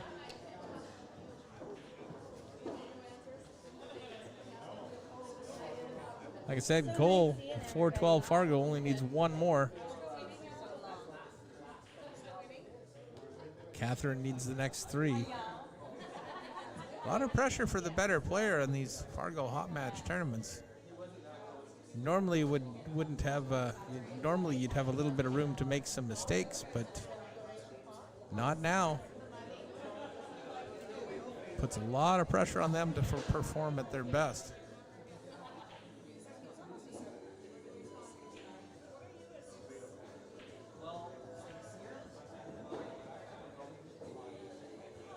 Cutting in the corner. Just got to watch it doesn't scratch in the other one. Hits it a bit thick. Is it going to set up for anything? No, sir. Leaves Catherine with a bit of a messy table. The 1's tied up. The 2-3 can get you started. You just got to get past the 1. That cue ball slides by the 9. That'd be a great shot. But bumps into it. Cole back to the table. I think you just bank a safety here.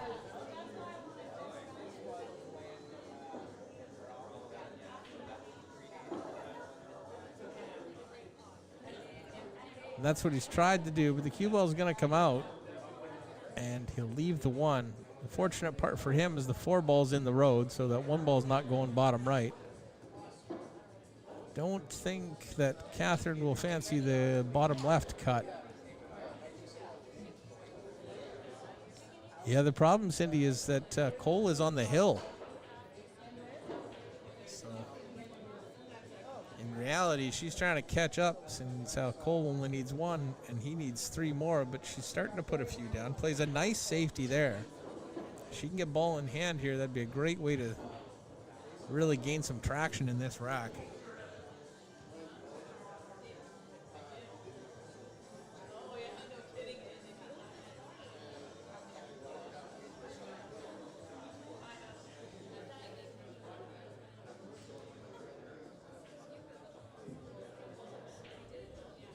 Jorah and Tammy, it looks like it's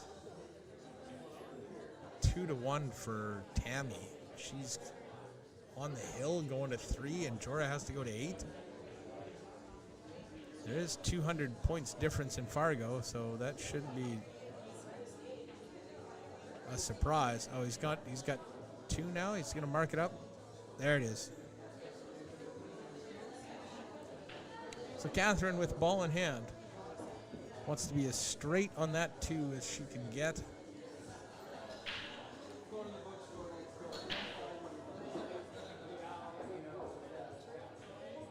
Ah, I hear you.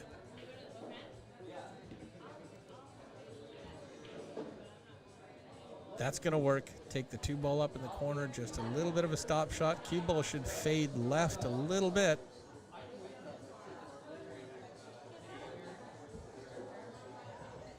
And then with the 4 ball over the pocket, there's nothing you need to do for shape after you make the 3. You do have to make the 2.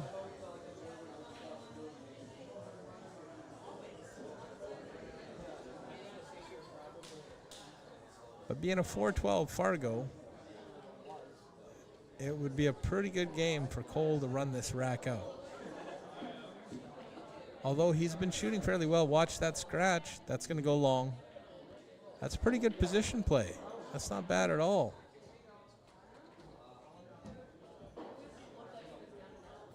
Should have enough room to just roll this cue ball forward and come back into the center of the table. Overcuts it. Just misjudged the aiming point, I believe.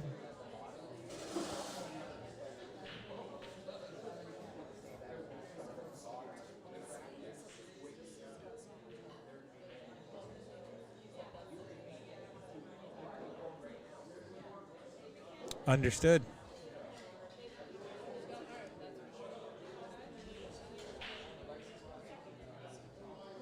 Catherine kicking 2 rails, hoping to stick the cue ball right there and let the 3 ball travel down table.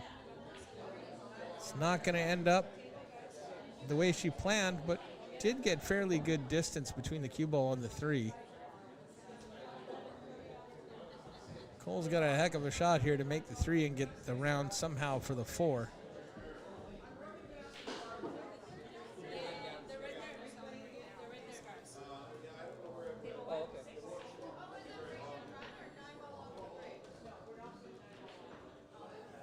Nicely done, sir. Nicely done. Now, I'm not sure if he knows this shot, but if you play it with right-hand siding, he should come around 3 rails past the 8. He elected to go with just left-hand siding, a little bottom left, and draw it out. He was on the 5. His shape wasn't bad. Just misjudged the hit on the 4.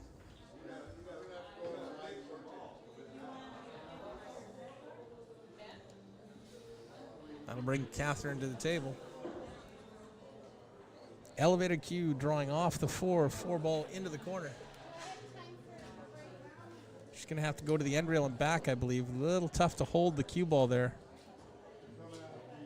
Well, she almost made the 4 and almost made the 8, but neither went down, so it's going to be Cole back to the table again.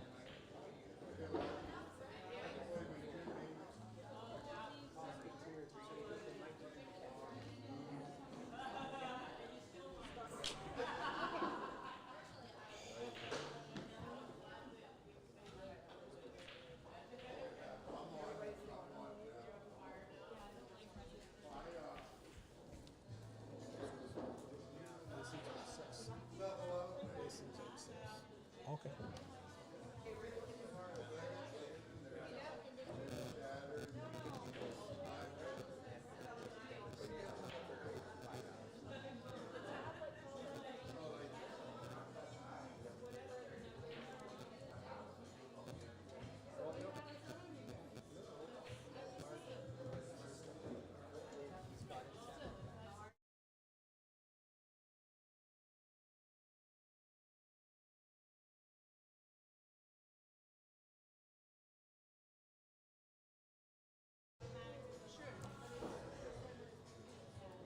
Cole with a nice little cut on the 4, was hoping to hit the 6, but that is going to spell disaster for trying to cut the 5 in the same pocket. He's going to have to kick at it now.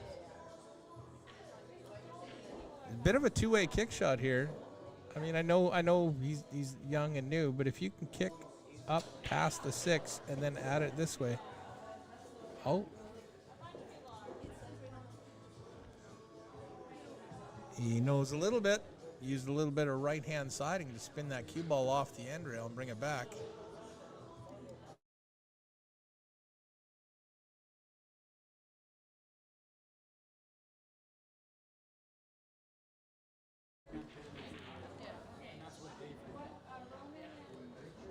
Sorry, I missed the first part of your comment there, Cindy. I'll have to look it up on Facebook.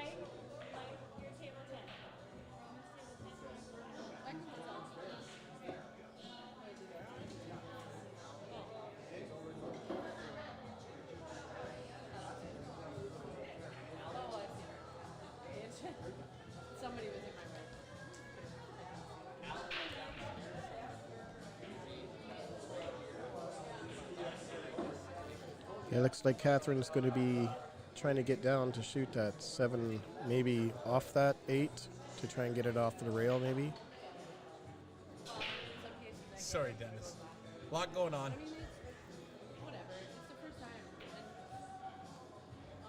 Yeah, 7 off the 8, that'll work. The 8's going to come off that horn funny, though. If you can put that 7 in clean without moving that 8, that'd be work. Oh, Kat's feeling pressure. Change the pre-shot routine. Yeah. Okay, as long as that keeps coming, she's going to be fine.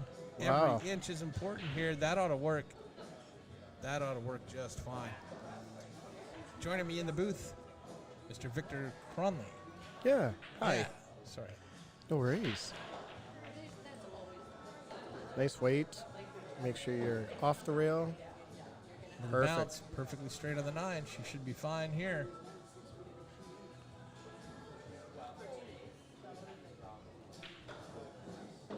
Oh. And so she's 1 closer. Mm-hmm. 6-2. If she can get the next rack, we'll be hill. We do have Brenda Willis and Mason Mackey kicking off a match down at the other end of the hall. We'll put that one up as soon as we're able to. Running through the scores again. Richard Markowitz and Alan Ema will be starting on table 1. Oh, that's table 1. Hold on, I gotta turn the overlay off. Yeah, Jorah Sandu and Tammy Piccolo on table 1. Richard Markowitz and Alan Ema on table 2. Cole and Catherine on table 3. That's the one we're watching. Sarah is leading Dave 4-3. Howie Chow even up with Doug Carr. Brenda Willis and Mason Mackey just getting underway. Tareen Johnson coming back now, leads 4-3 in that race to 5. Wow, that was a big, she was down 3-1. Karen Norvo trailing 6-1 to Peter Archambault. Grant Goulet up 3-1 over Tyler Robertson. Roman Pinsker and Mike Silvius are underway at table number 10, that is. And Don Parrish and Martin Raymond about to get underway.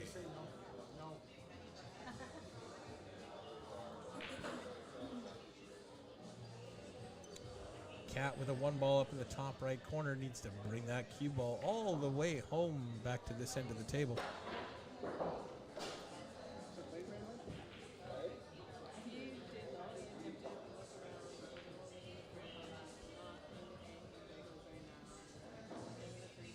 It drives me nuts when I see the template on the table with the end sticking over it. Yes. Because if a ball hits that, it's technically a foul. Oh, okay. Yeah, it's not allowed to hit anything. Like even if your chalk was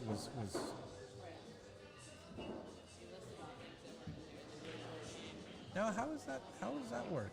They were just telling me it was a foul because if you come, I guess if you knock the cue ball off the table and it bounces along the rail, but it doesn't hit anything and falls back on the table, it's a legal shot. But I guess if it hits the chalk and comes off the table, then it's back on the table, then it's not illegal. It's not a foul if it hits the chalk? I think it's a foul if it hits the chalk. Yeah, I think it is.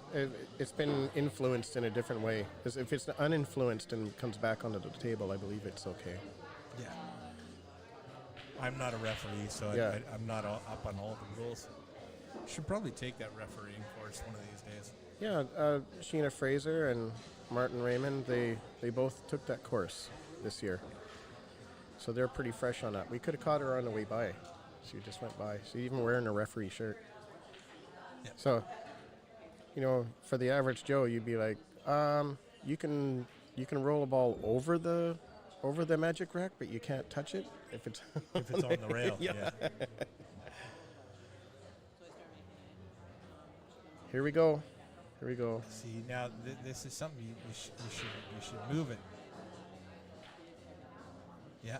See, now technically her opponent could call a foul. I don't think anybody here would because it's pretty clear that is not going to influence the object ball getting in there. But the way the rule is written, that is a foul. Oh, if I was playing Shane Van Boning, I'd take the win. You'd take the ball in hand. You still got to make 4 balls. Well, sure. You're playing Shane Van Boning. I'm not guaranteed to get out. No. I'd be shaking like a leaf. But I'd take whatever advantage I could at my Fargo rate. I would move it too, but it's okay. It's when you get zoned in and you're playing, you don't notice stuff like this sometimes. It's hard to be aware of everything all the time, all at once, right?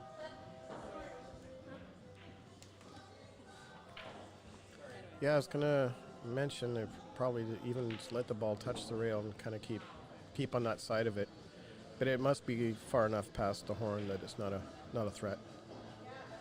Oh, the 7? Yeah. Yeah. The next ball. With the angle she's got here, it's kind of like 6 of one, half a dozen of another. If you try and hold it, you could hold it, or you could come across. Yes, you're right. Shane wouldn't leave the rack on the table. That's a good point. Hits it perfect. To go on the hill and make this a hill match. Nicely done. There it is. Cole Hunick going to 3 and Catherine Robinson going to 8. It's all tied up at 7-2. That feels weird to say. Tied up at 7-2. Tied up at 7-2. They're both on the hill. Mm-hmm. I guess it's tied. Feels weird. Okay, but whatever. That's what we do here, right? It's a Fargo Fairmatch Hot tournament, and we try to explain the weird. We try to explain the weird.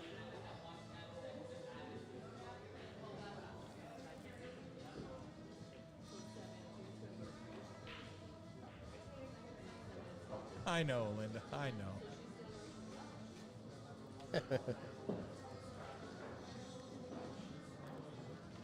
And sometimes it's more than just the rules, it's just OCD.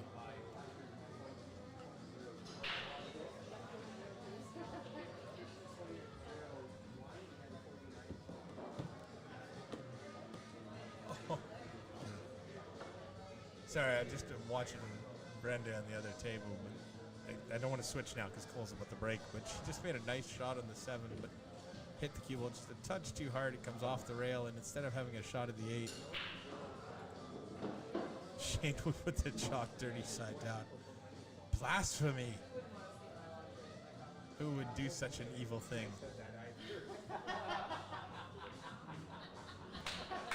It's like having chalk on the table. Just Is that sharking?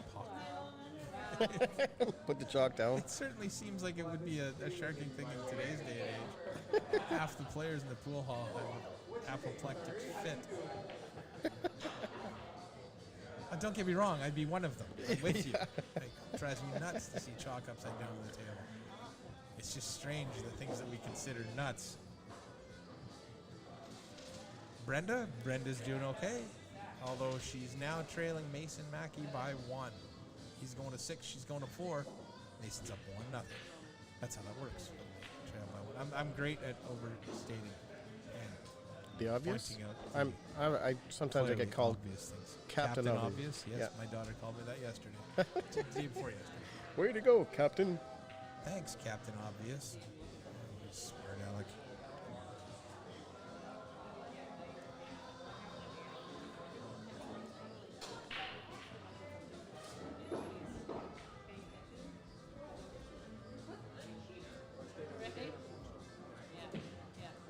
And we will be switching to that match right after this.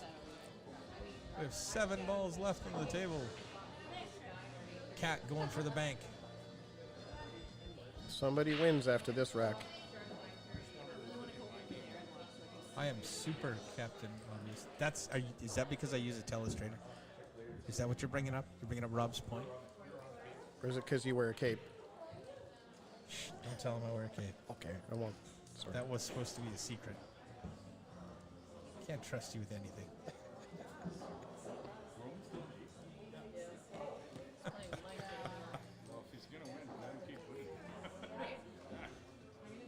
could be difficult to hold this. If you bring it up and down, the 9 and the 6 can get in the road. You could land with some funny shape on the 3 here. Yeah, that's it's a tough ask.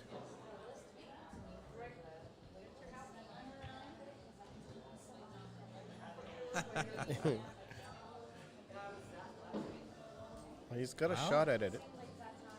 He's got an opportunity to bank it again. Didn't have to have a shot at it. He did. He got one.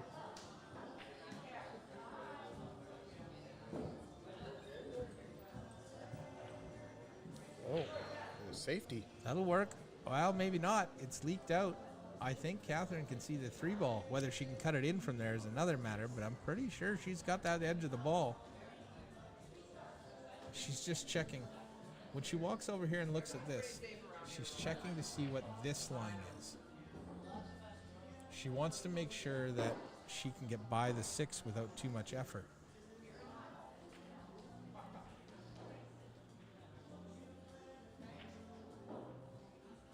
Oh, nicely Decided done. it wasn't worth it and popped the... Tawny again? Tawny?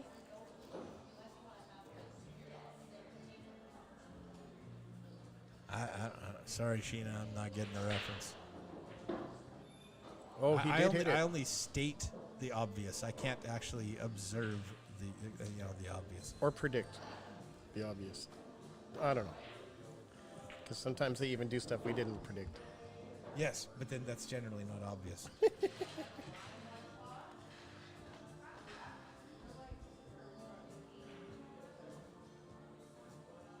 Oh, walking through the live stream. Yes, you're right. There's only so much you can do. Oh, they actually moved all my chairs again. I had the chairs blocking that off.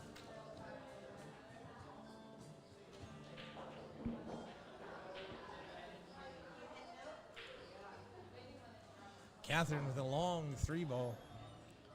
She tried to hold it because try to hold it for the 5 and a side. She's going to try. This cue ball's got to be sliding or barely rolling forward when it hits the 3. Oh, she got it to stop. And it was sliding. Oh, it's the old... She's going to make the 8? No.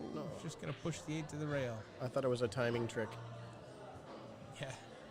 Cue ball timing. The old timing 2 rails kick to the 8 ball in the Yeah. corner? Yeah. What? That wasn't obvious? Not come to on. me. Like I said, sometimes I don't get the obvious, and other times I'm like smack dab on the nail on the head sort of thing.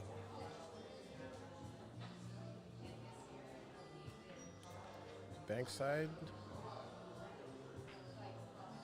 I think I'd just try and play the Z safety. Yes. Oh, he did go for the side, and he's going to end up okay. Yeah, he was aggressive for sure.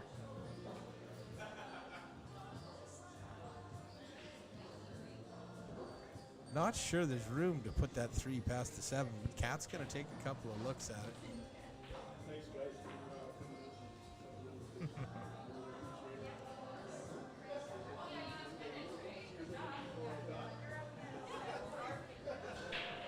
Okay, have a good night.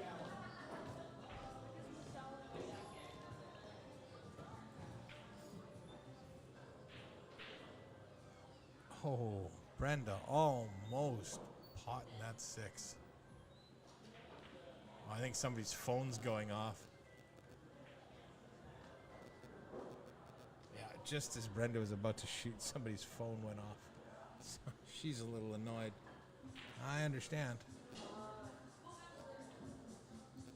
Yes, yeah, I got that. That's one of the few things I did pick up. Thank you, Cindy. Long bank on the 3. Nope. Nope, safe. playing safe. And that's Might leak not out. going to get it done.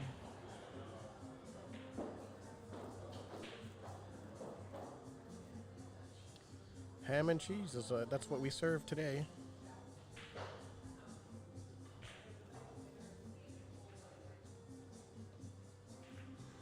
Johnny has a good sense of humor, that is true. Ooh, wow. Okay. Scrappy final rack. Yeah.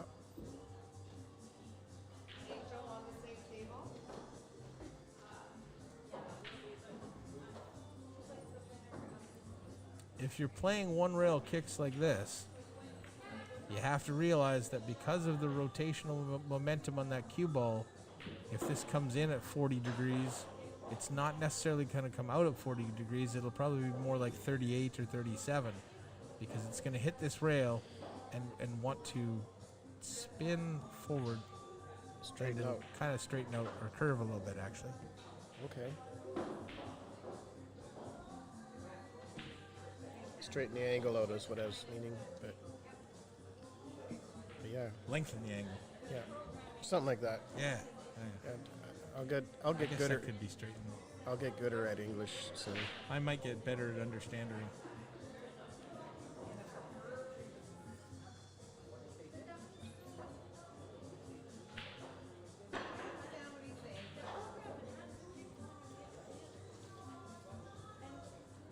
Another one here you could use is the mirror trick. Yes. By that, I mean you'll walk up and watch a player come up, put their cue on that line, and then measure on their cue where that point is, and then back up and put their cue that far away. Look at this point, and then they draw a line between that and where the cue ball is, and that's where they'll hit the rail on the one rail kick. So this hole looks a little bit bigger because of that 8 ball. If she wants to run it down, or he wants to run it down. Sorry. Only if you're going left. If you go a little left, you're all right. On that pocket. Yep. Oh, you mean for the 3 ball? Yes, correct. Yeah, you'd have to miss it by quite the wide margin to go flat into the 8 and not make it. Yeah, I helped him out. That was a nice cut. I think that would have gone anyway. Yes. But the 8 ball now clears that pocket a little bit. Simple top left bread and butter back out to the middle of the table. He's got the weight right. Nicely done. Yeah. This guy's a what, Fargo? 412.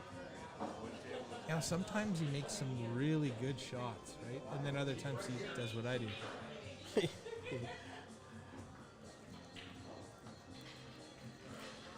it's a little tough. He gets a little too straight there. Little straight on the 7. His best option here would probably just be to stop it right there. Pay your penance and take the long shot. Well, your shape from there to the 9 is almost perfectly natural, right? So Yeah, under hit. There's only a small window of non-shape there. yeah, and then hitting it like that. Well, I mean, you're still gonna have shape from the 9 on the side if you can come 3 or 4 rails down here, right? Correct. It's just this makes that. Yeah, I agree, Cindy. That's part of it for sure. But 3 or 4 rails and he can come around. Especially, this, like they say. Oh, look at this! He's run into it, left himself a decent 9 ball. Bad shape makes good putters. That is true. Can be true for sure. For the win. Wow. Somebody wins after this ball goes down. May not go down this time. Could go down this time. It's a thing. That's in. Wow. There he goes with a nice 5-ball run to close out that match. Good for Cole you. Hunick will advance over Catherine Robertson.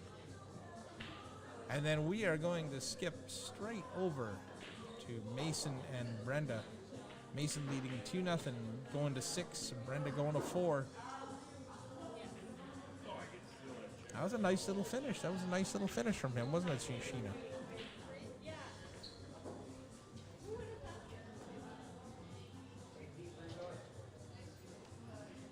Where are you going? Right. Oh, that quick? So Mason must have a plan for that 6-ball because he's pretty good at that.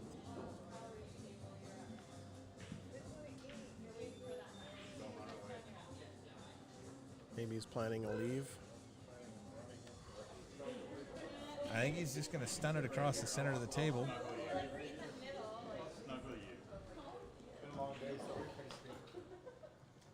Now the 5 to the 6 is the tough one. That's what I was wondering. He had ball in hand. He could have broke that 6 out earlier, but he must have a plan.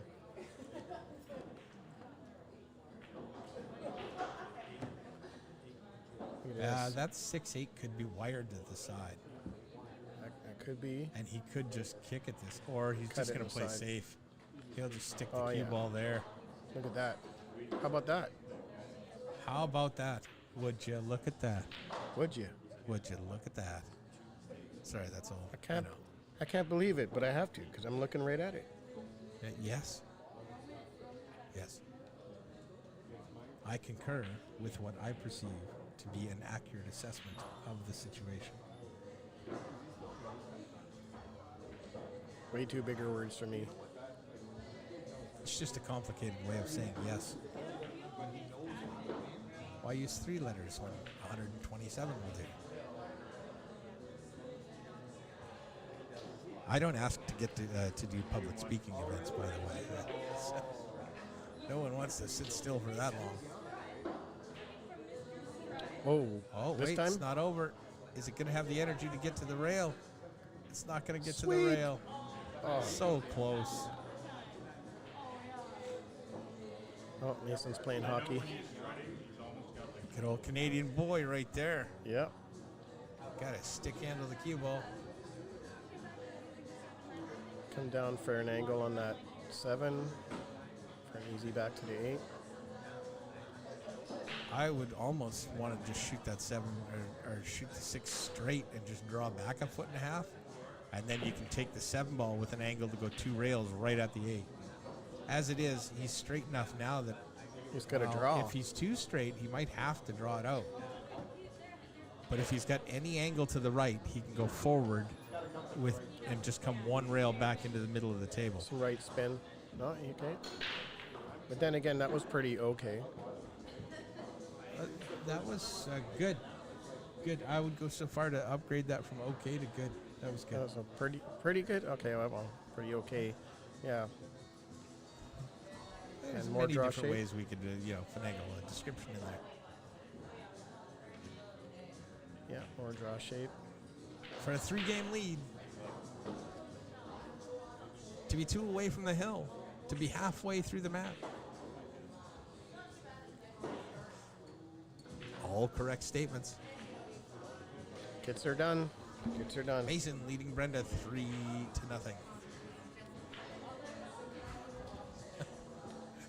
For a second there, I wanted to do some commentary like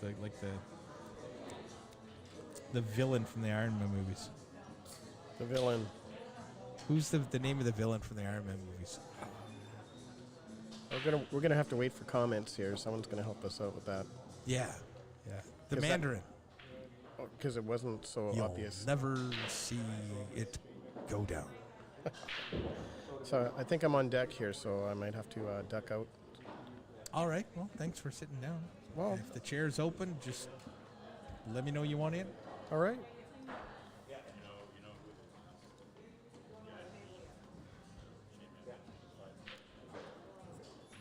Thank you very much, sir.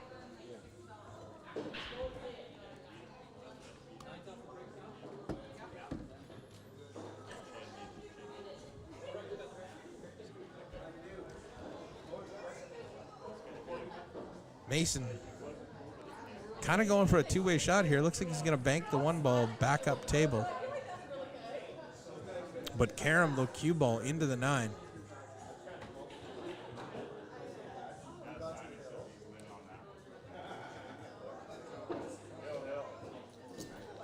That's it. And he's made them both. What a shot. I want to see that again. It's the Karam into the rail, off the rail, touches the 9. 9 down, and the one ball slides into that top corner pocket. But it's irrelevant. Kind of like 10 ball. Right, Jason Shaw? Sorry. It's a funny joke, trust me.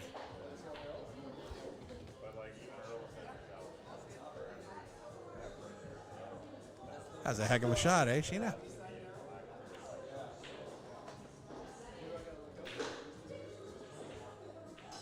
Brenda will be breaking in rack number 5. In the meantime, just a quick run of the scores. Do we have time? Nope, she's going to break real quick. Yeah, she's back at the table already.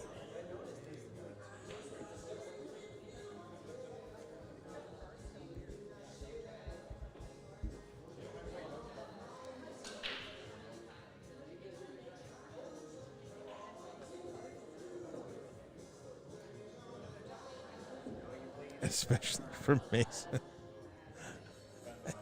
Hey, he's a pretty good pool player. You hadn't noticed? He's not bad.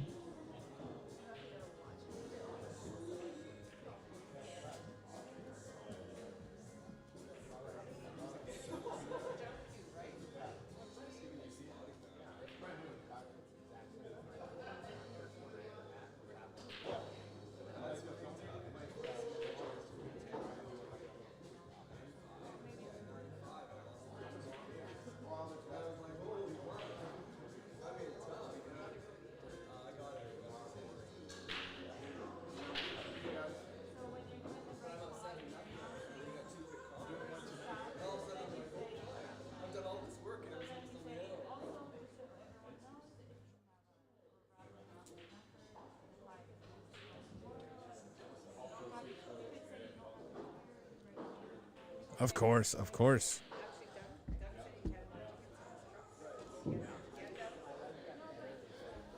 Brenda just taking a look to see if that 5 goal ball goes by the 8 or whether she has to develop it. We'll tell by how she hits this 2 ball.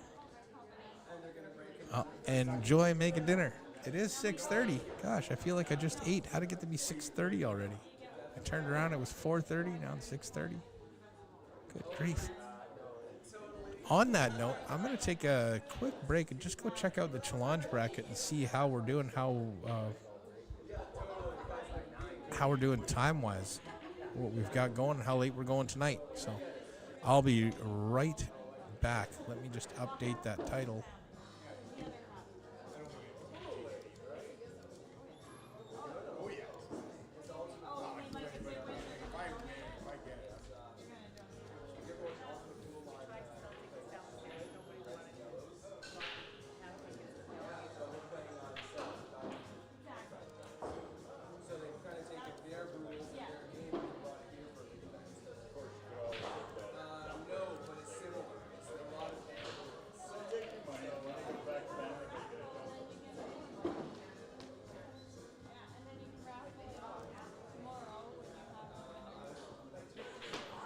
Okay, be right back.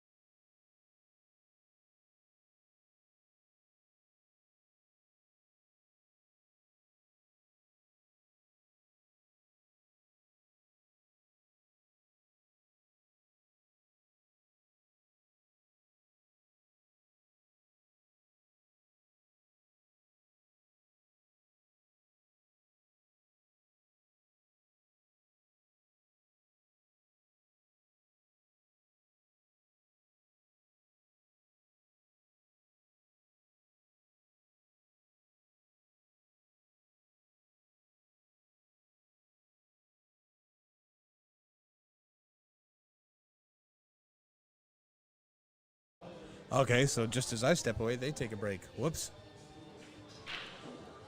So they're going to be done about 8 o'clock tonight, so they got about another hour and a half, 2 hours, and then they'll be done. And then I think we're back at 10 o'clock tomorrow morning, and we'll go till around 6 or 7 tomorrow, and that should be the final.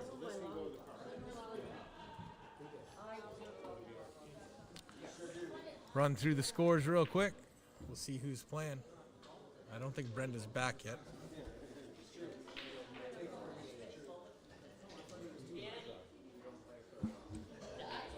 And then I gotta turn that off. And that off. There we go. Casey Yorth, Victor Conley just starting.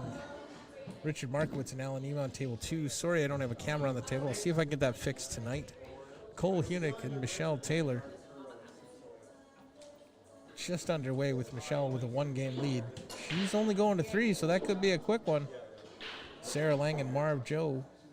Marv up 2-0, racing to 6 and 4 respectively. Pete Archambault just starting against Doug Carr. Brenda Willis, Mason Mackey underway with Mason Mackey at 5-0. They're on the hill. We're going to get back to that right now, right as soon as we get through these scores. Torian Johnson leading 2-1 over Curtis George. Mike Callow leading Lori Mino 1-0, going to 10 and 4.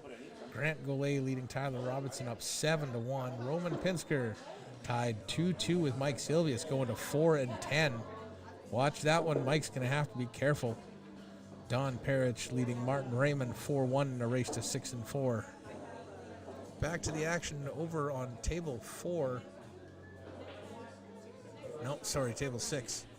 Brenda Willis and Mason Mackey. Mason already on the hill, taking no prisoners, knocking balls down as quick as he can.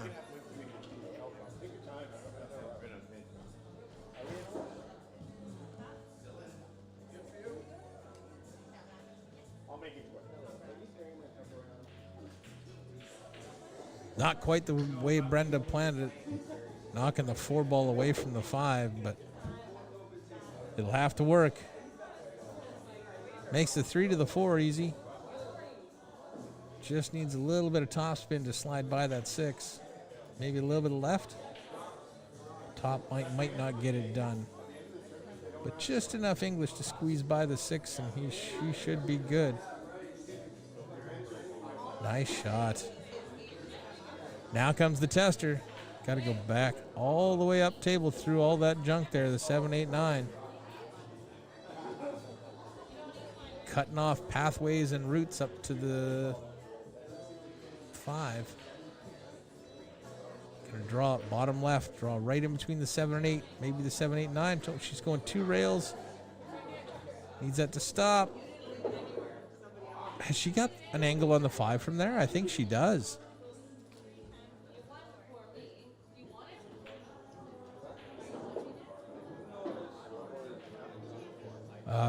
Something like 10 to 3 or 11 to I think it tops out at 10. Let me see if I can do this. Fargo thingy. Where's the Fargo thingy on my phone?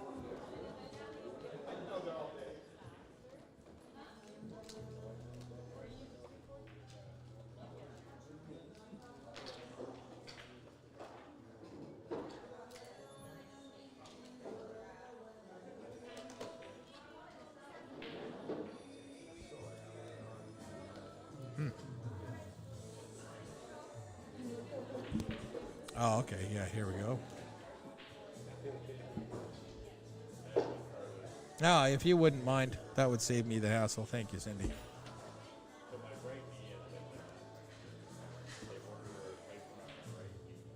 Brenda cutting the 5 in. Watch the cue ball. Just avoids the corner pocket. She's got a good look at the 6 from here. Might be a little longer than she anticipated, but 10 to 4. Yeah, it kind of tops out at a certain point so that you don't get some crazy races like 11 to 2. You try and make it fair, but you also have time constraints that you've got to fit it inside your tournament round, right? You don't want the race so lopsided that one guy barely has to do anything and the other guy has to run out 10, 12 racks, right?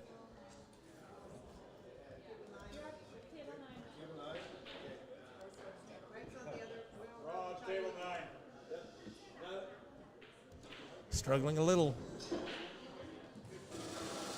Mason with the super thin cut on the 6. Did not anticipate the scratch. of the cue ball in the side pocket off the 8. We're not having earthquakes, folks. It's just a little bit of an older floor. I'm sure I get to slip outside, right? No, I got him. That was stressful. You're up. I lost on the hill. I had to 8 for 3 and 3. You're waiting for the bonus. Sorry. I tried so hard. Oh, this stop is stressful.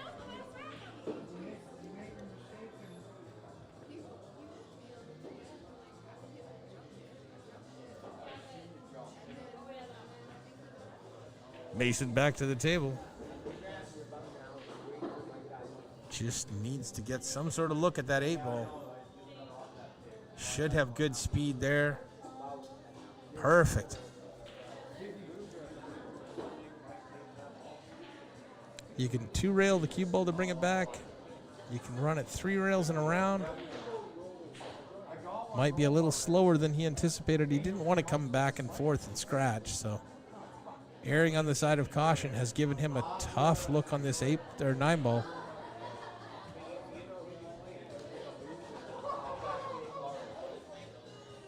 Going for the bank. Just off this side horn. Lands on the end rail. That's going to bring Brenda to the table with all of it to do for her tournament.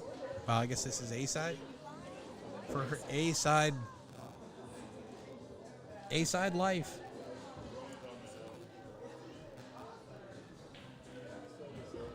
She's got to be aware she doesn't scratch in either of these pockets.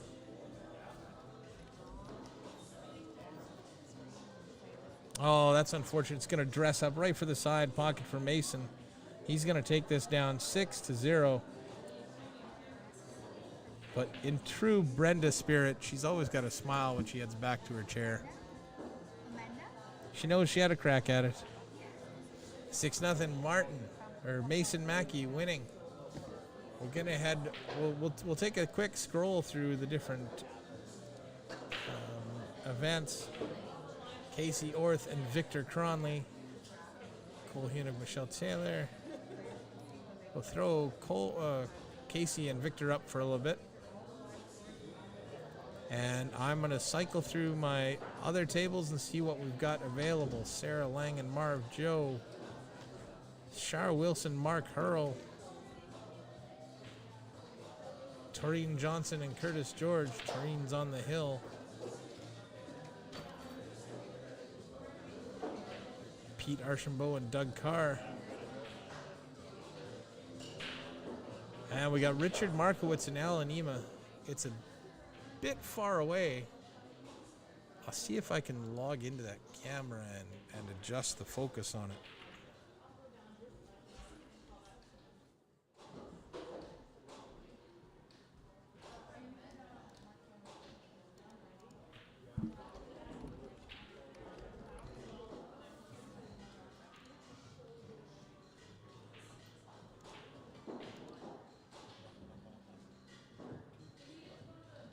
Sure, it's focusing on the cue stick that's in front of the camera instead of the...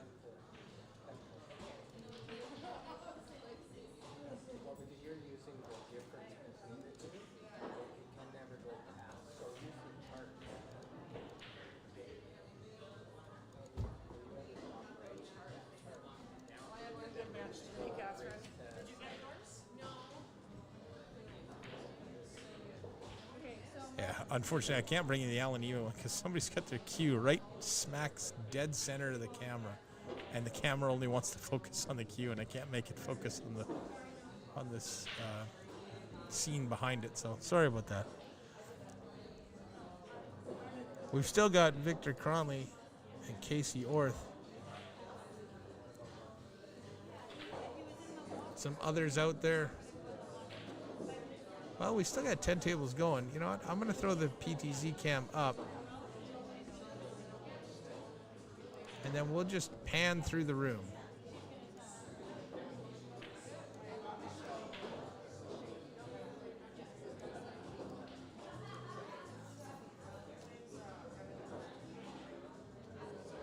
Just a good turnout today. We're winding down for the day, so it's starting to. There's just way in the background there, the tournament director.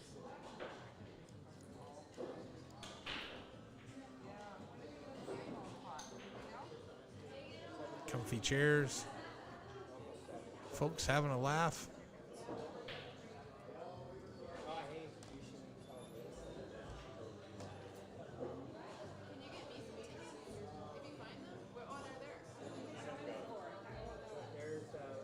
Oh, yeah. Sorry.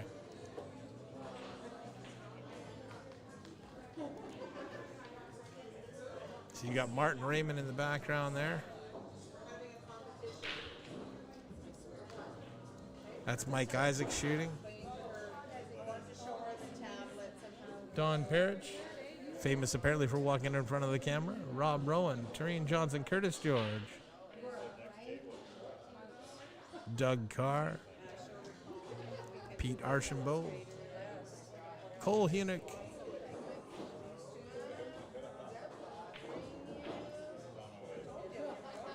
I should remember her name, but I don't. I apologize.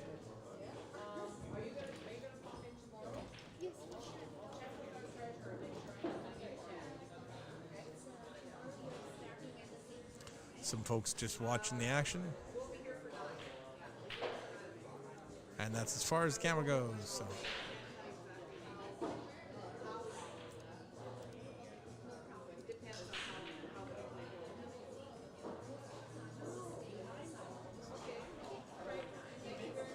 Victor with an opportunity to tie it up at 1. These two going to 6 and 7. I am waiting for one of the other matches to come up.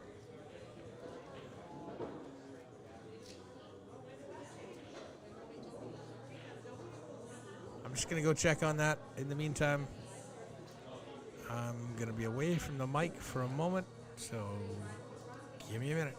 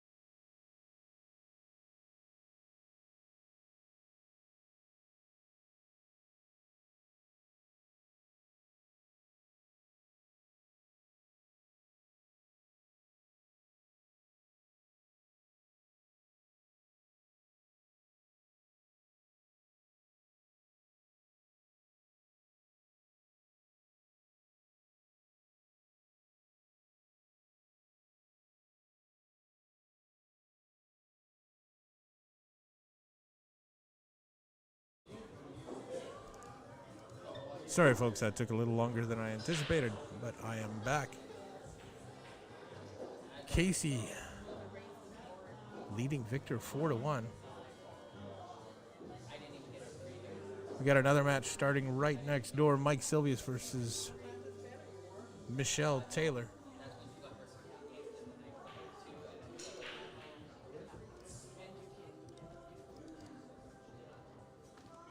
Let's see if I can put them both on.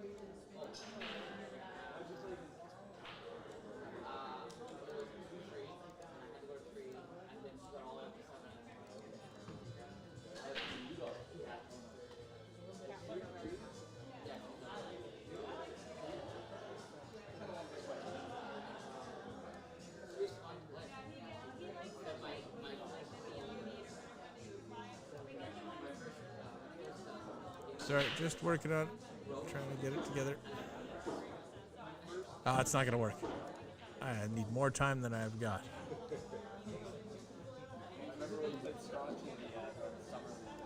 So we'll just focus on Casey and Victor.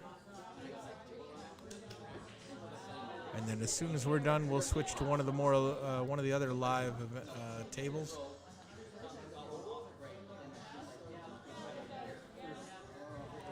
Casey's setting up for the 2, just wants to come across the table for the 3. That's a bit of angle. He may run into trouble, needs to stay away from the 7. That'll work.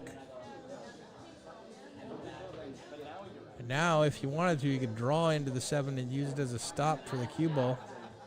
Elects to go back and forth. The only issue with that is if that 4 ball isn't past that side pocket far enough, you might have some issues trying to cut that into the side pocket.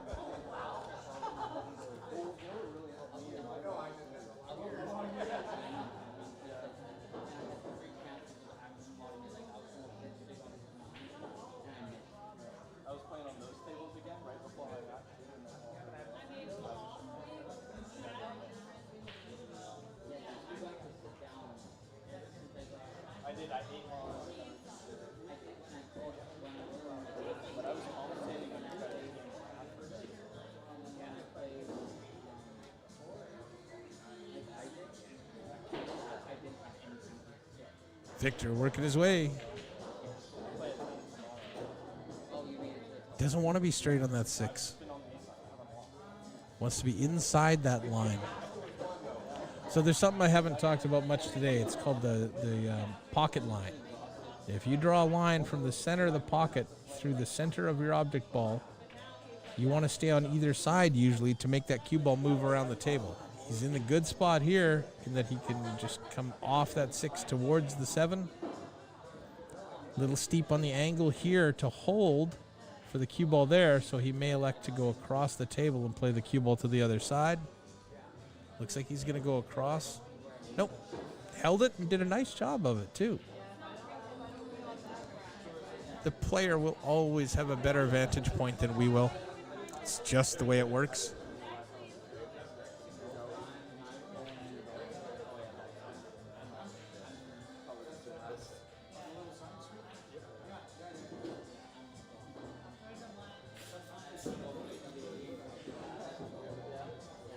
Trails by 1, but Casey only needs 1 more, and he's on the hill. Victor still needs 4. Gonna swap it over to the next table here while we wait for him to break. Mike Sylvia, 622 versus Michelle Taylor, 287. 8-3 is the margin here. So tough to win these large gap races. Hang a couple of balls and you are in trouble.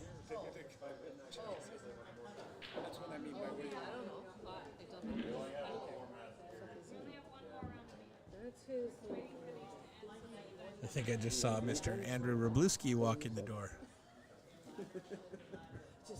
What are you doing? What are you doing? You don't touch that. Sorry, Clark Smith. I'm just walking by,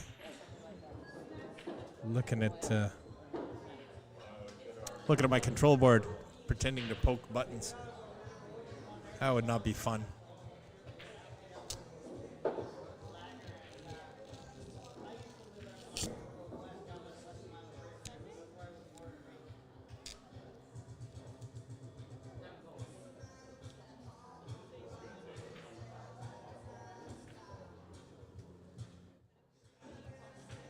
Cuts the 4-ball a little shallow.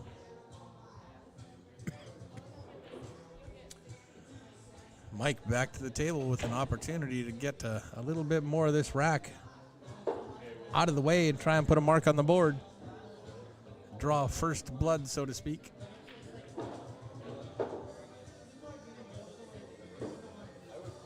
Oh, sorry, I forgot. Victor and Casey are back at it. We'll head back there.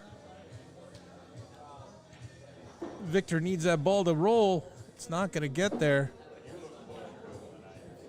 He's going to have to kick at this 4-ball, get it out of the way.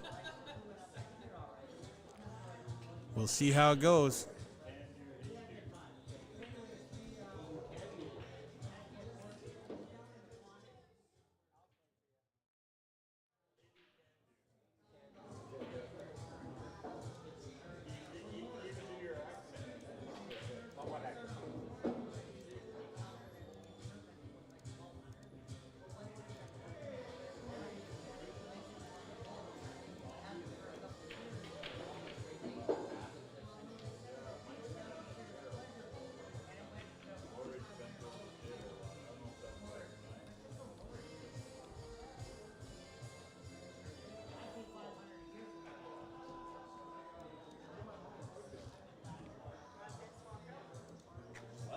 Can anybody hear the music in the background? Like, am I going to get a copyright here?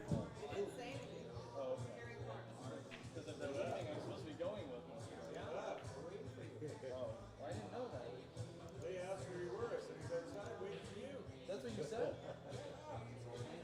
That's not where I was. We didn't know where you were. You realize they were just pulling your leg, right? No, wait, where are they? I don't. They went outside. I don't know. I didn't know if they were leaving. Because they will leave me, and then I have to find a way home myself. Oh, okay, great. Thanks for letting me know, Cindy. I appreciate that.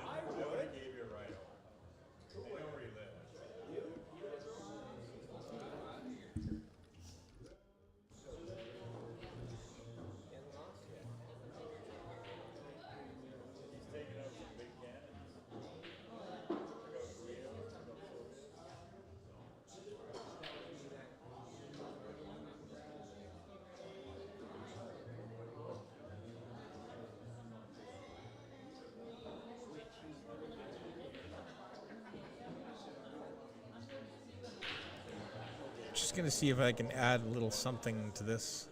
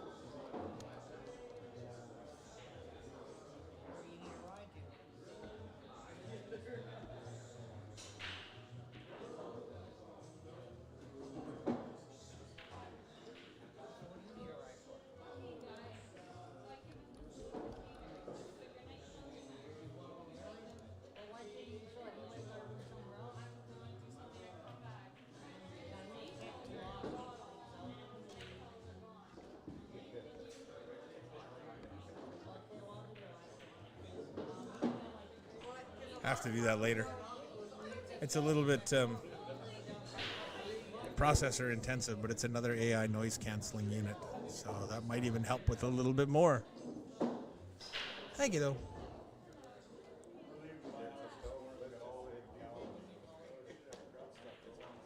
Casey. Trying to break that 6 free. That's going to do it. He's got this 6-ball bottom left corner pocket as we are looking at the table. Should be able to make something work here. Gets it to drop. Would have liked to have drawn the cue ball back just a little further.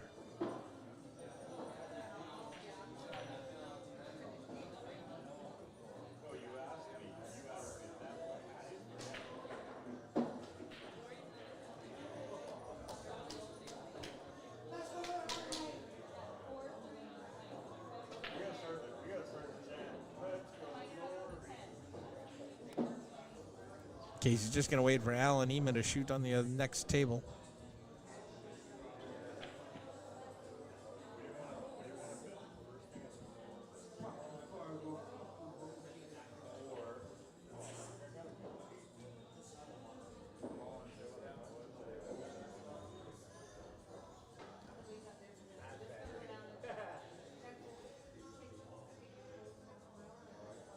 Thin cut on the 7.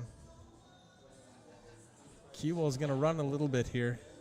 May even contact the 8. If it does, all bets are off as to how this is going to look.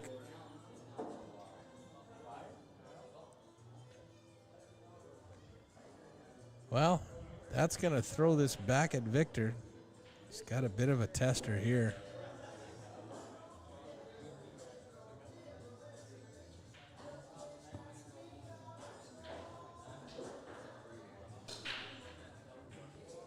Just playing safe. That's looking like it's going to be good. Kept that cue ball tight in behind the 9 and the 8. 7 ball's got lots of distance. Well planned, well executed.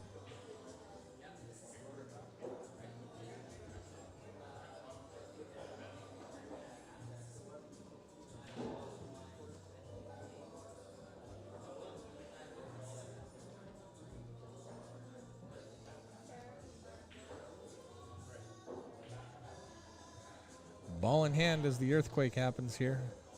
I mean, the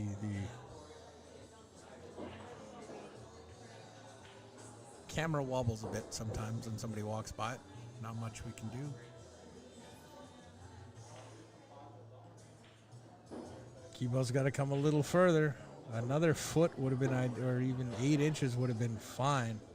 As it is sitting here, it's a little bit of a tester.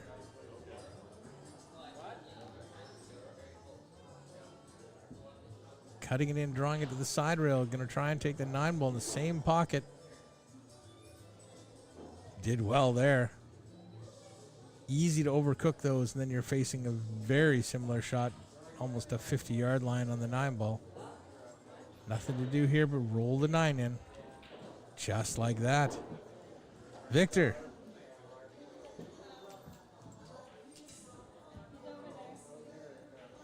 I don't even know what I said. I'm starting to get tired. Sorry.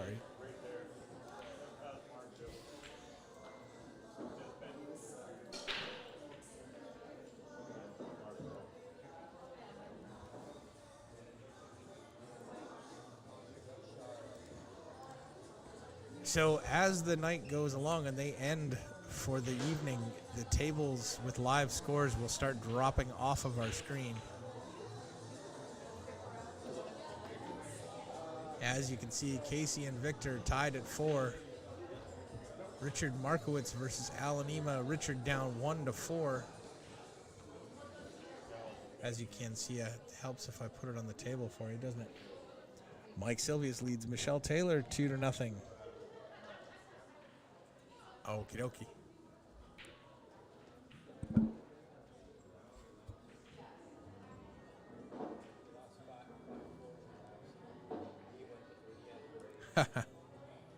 I get it now. Okay, Pete Archambault tied 3-3 with Doug Carr. Mark Hurl up 7-0 on Char Wilson.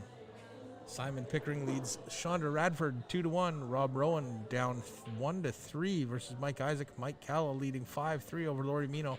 Laurie's only going to 4. Mike's going to 5. Andy Kloss leading 2-1 over Doug Power, but he's got to go to 9. Doug's going to 4.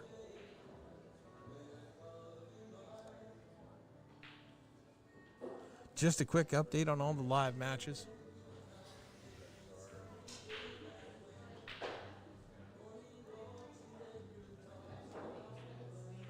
Casey with a nice 2-rail kick at the 3. Got a rail. He's left Victor fairly nice on the 3. Oh, it was at the 1 ball. The 1 ball's still on the table. That's a foul. Ball in hand. My bad. I didn't, obviously didn't see the 1 there.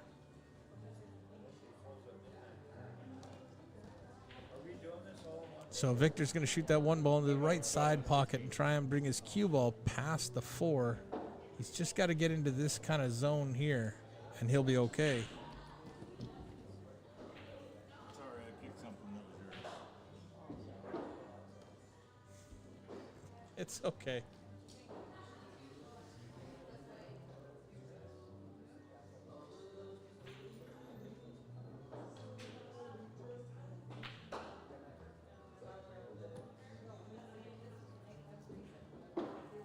Victor getting that cue ball to run where he wants it.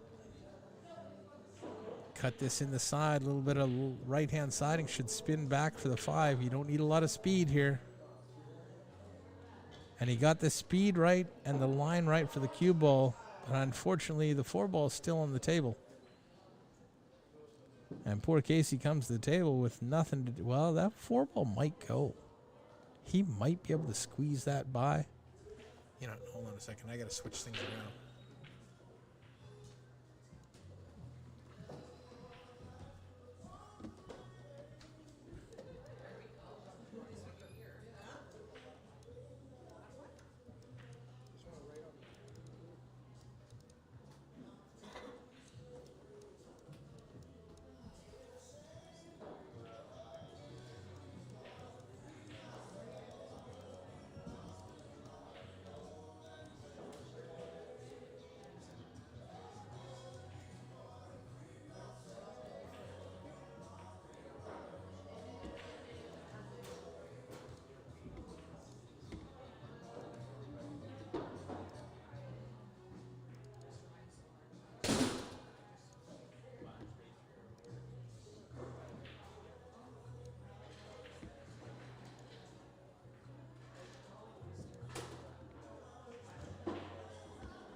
There, I had this set up so that the screen I was watching was on the other side of the table, so I was kind of looking the wrong way.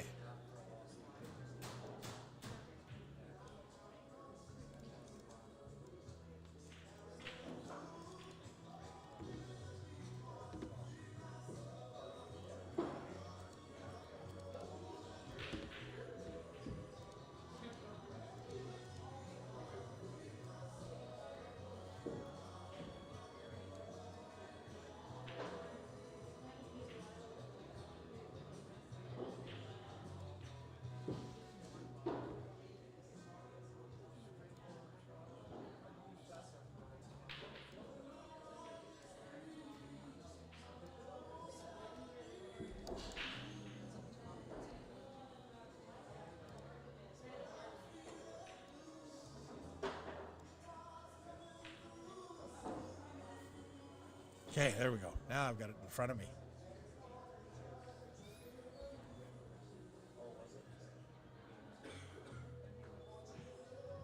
Cutting it in the side. It's gone long. As long as it doesn't hang out near that pocket, it's not so bad. The farther it gets away, the happier Victor will be. Casey needs to drain this to get on the hill and really put the pressure on Victor.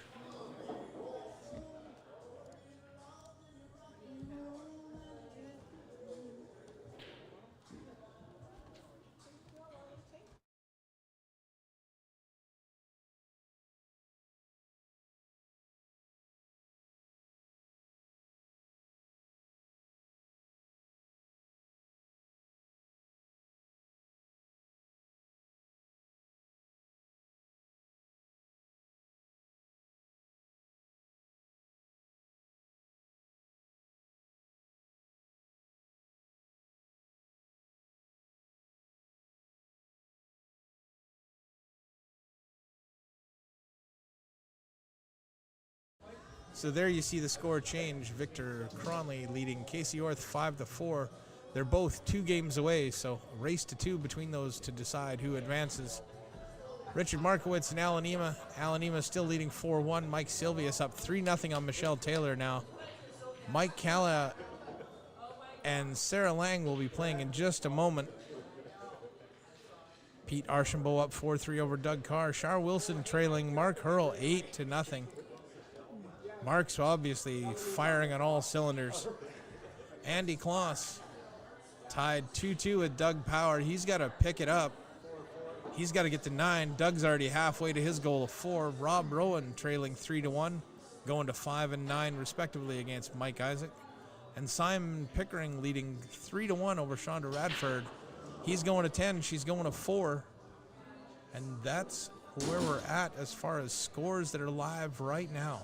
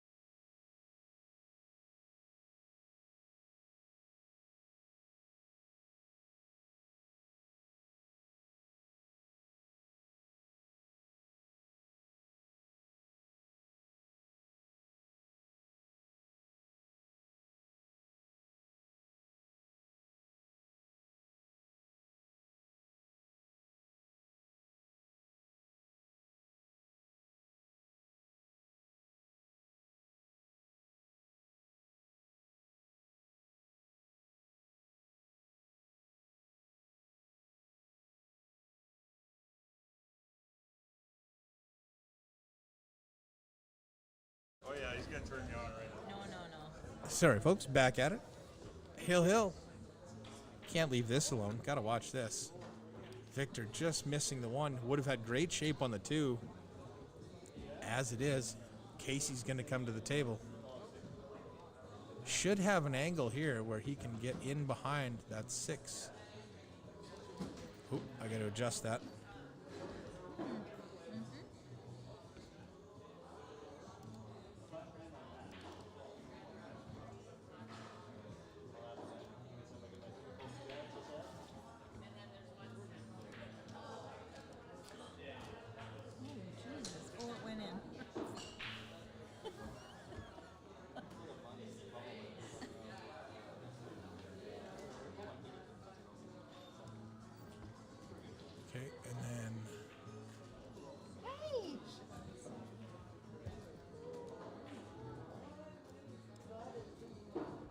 There we go. Sorry, I adjusted a few things on the screen there and forgot I still had to calibrate the telestrator, so that should be a little bit more accurate. Yep, there it is. Okay, Casey walking through these balls. A little bit of tic-tac-toe work here. Just checking the angle. Wants to slide up in behind the 6 here. Got to get by it. Doesn't want to bump it. That's going to work out anyway. He'll still have it to the side.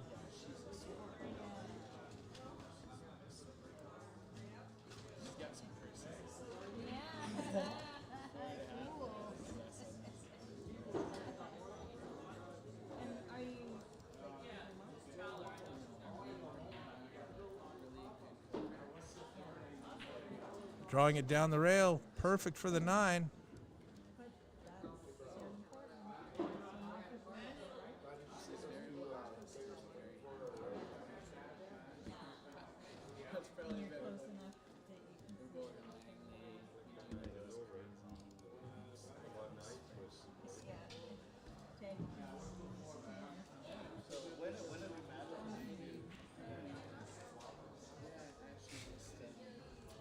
Hangs the 9.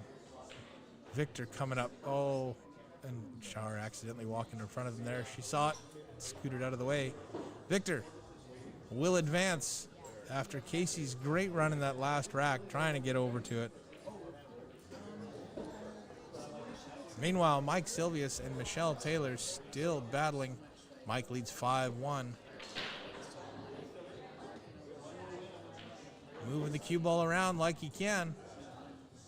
2 rails. If he's not too straight on this, he can just go forward with a little bit of top left, come 2 rails. Back this way.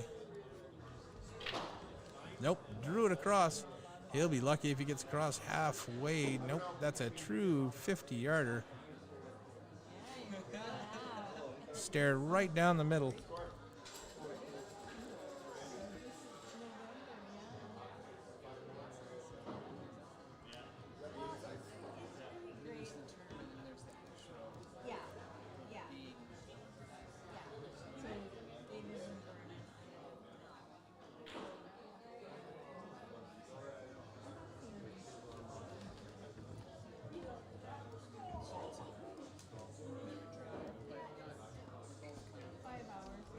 Seems to be more accurate there. Yep, okay. Just every once in a while you gotta tweak the telestrator, right? Just doesn't seem to want to line up perfect on the screens. I'm not sure why. I haven't done enough investigation. But it is what it is. And Mike trying to cut it in. No, he's going for the long bank. That's in. Right in the heart. It's not going to bobble. Drops in perfect. There he goes, 7-1.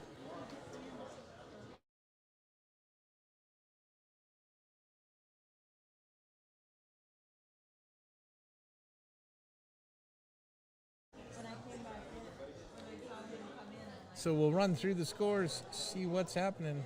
We've had another table drop away.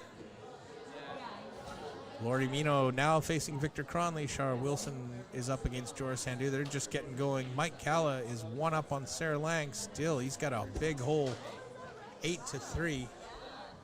Richard Markowitz trailing Alan Emas 6-1 now. Casey and Taurine will get going on table 1. Andy Kloss. He's just he's staying ahead of Doug, but Doug's only got to go to 2, and Andy needs 5 more. Rob Rowan down 5-1 to Mike Isaac, and Simon Pickering now leads 7-1 over Shonda Radford. It's going to be a tough match for Shonda. She needs 3, and so does Simon. Anytime you're playing Simon, and you got to play him even, you're in tough. Unless your Fargo's also over 700, which mine is not.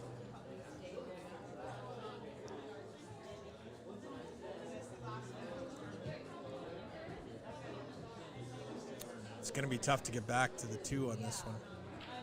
Just pot the 1 and try and give your cue ball enough speed to get out of that corner.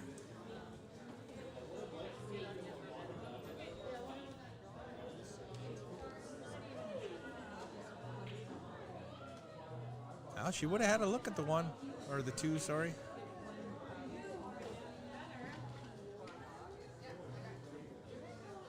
Mike with a long tester on the 1. Looks like he might miss the 9. If he misses the 9, that's fine. The cue ball can roll up. He can take a shot at the 2 ball in the side. If it slows down, it goes to this other corner as well. I actually don't mind still taking it to the side. Take that to the side. Bring your cue ball somewhere around that path. Pardon the language, folks. Some folks not quite aware there's a live mic around you.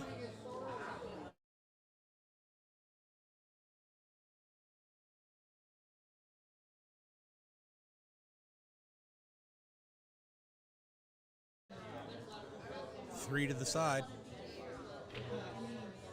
Oh, he banked it. Oh, and scratched. Trying to get down there for the 4. Had the wrong angle moving with it.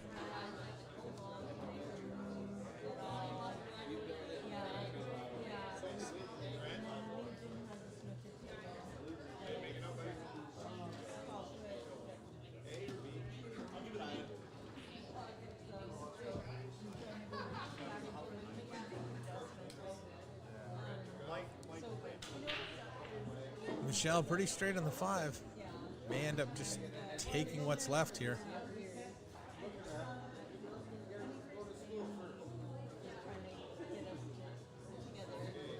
It's not a bad option, just simply because potting the 6 also will get you on the 8 pretty naturally. She may have made the 5. Nope, hangs up in the corner. Not quite dropping.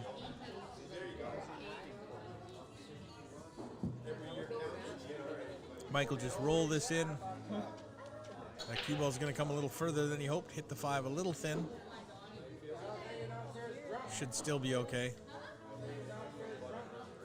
You can just play a bit of a rolling shot here. What happens is your cue ball is just barely stops sliding beforehand and just picks up a tiny bit of forward rotational momentum before it hits the object ball, and then it will still roll forward a little bit. Pots the 8 in the corner. Up there, perfect for that 9.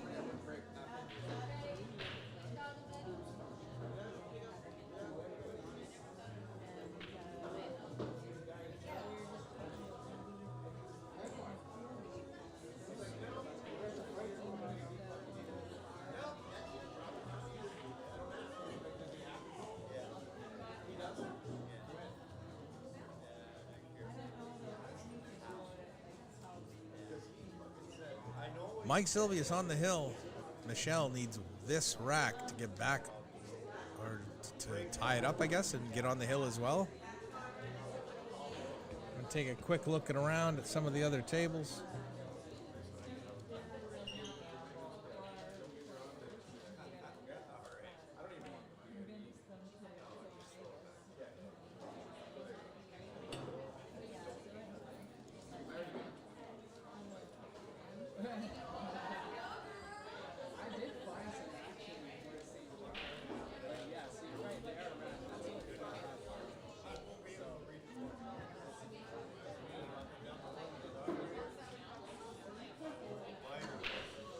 Michelle, decent break. Got the corner ball in. She's dressed up on the one. That's going to work to start with.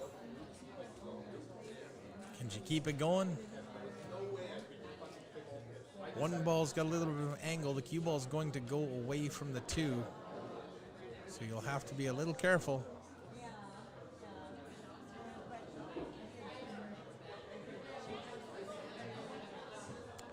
There's actually the potential of a scratch on this shot as well, bringing the cue ball off the 1 to the 8 and in. So just something to be aware of. You want to just miss the 8 and come around 2, maybe 3 rails for that 2 in the bottom left corner.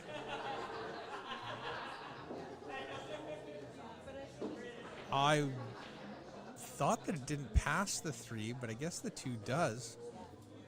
Makes her shot selection more appropriate, which is fine. Makes my suggestion a little bit wacky, but that's okay. Suits half of my other suggestions. Nice try. Would have had a look at the 3. Had everything lined up. As it is, the 2's bumped the 7 out. Gives Mike a little bit more of a challenge to get on the 3, but he may roll this slowly with some siding. Just needs to see it.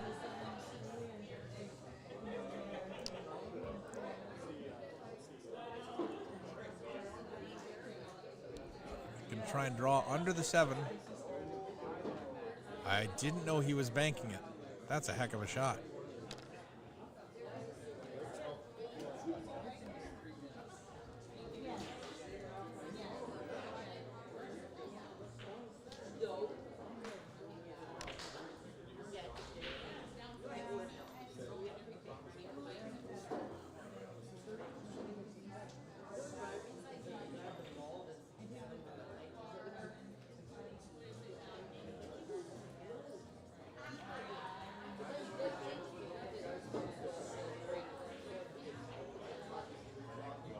That'll work out well. Might have wanted just a little bit more, but that's personal preference, probably on my part.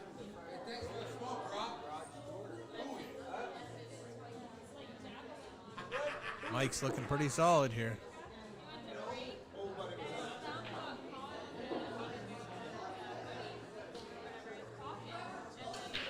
Oh, I thought he missed that one. I thought I cursed him.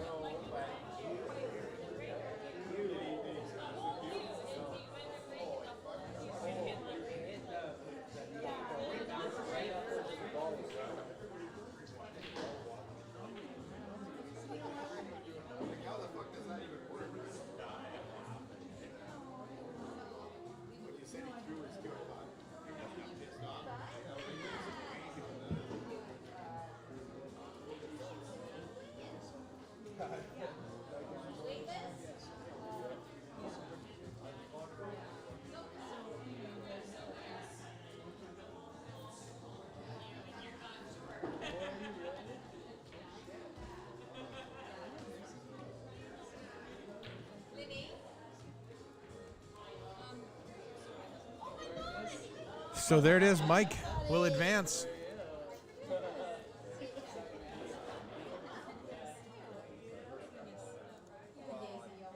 Going to flip over and do a little bit of Alan Ema and Richard Markowitz. Alan leading 7-1. Needs just 2 more.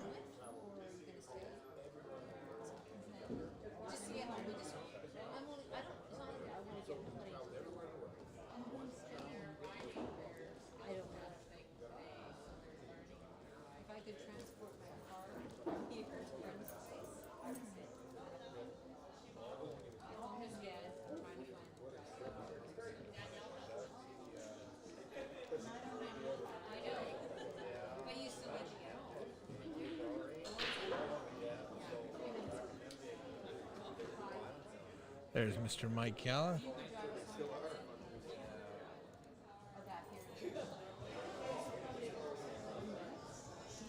Alan's looking at the 2 ball, trying to figure it out.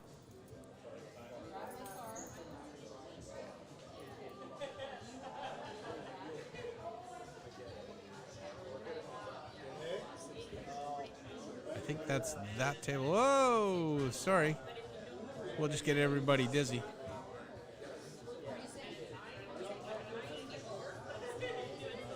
Got the wrong names on there.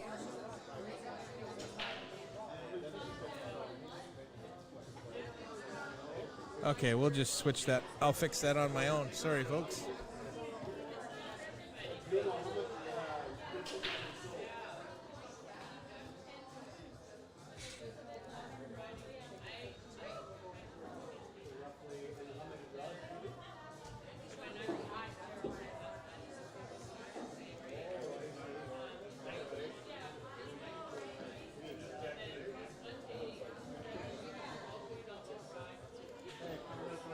There we go.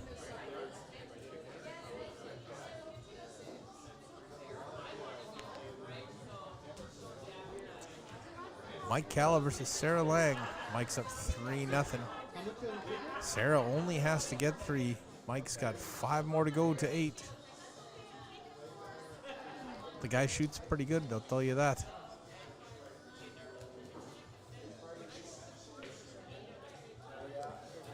Just want to thank all the organizers. Rob, Sheena, Brenda, Rob Hoiberg. I should say Rob Rowan and Rob Hoiberg, Brad Haydu, Angel Silvera. If I missed somebody, I apologize. Thank you very much. Chillibowl Lanes and Moi Photography, Chilliwack Pool League.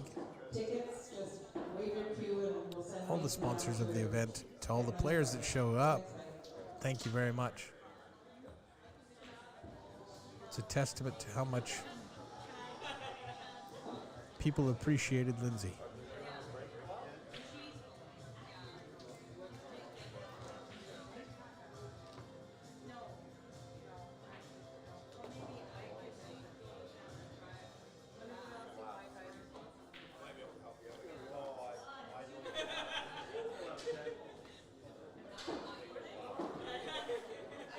Seven ball floating wide for Mike. That's going to run by the side pocket.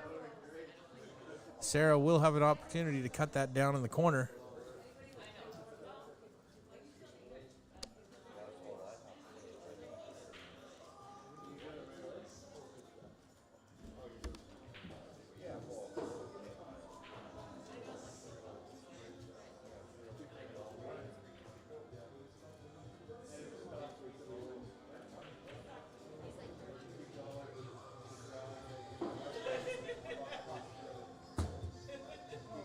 Not a bad effort. Falls just a little short.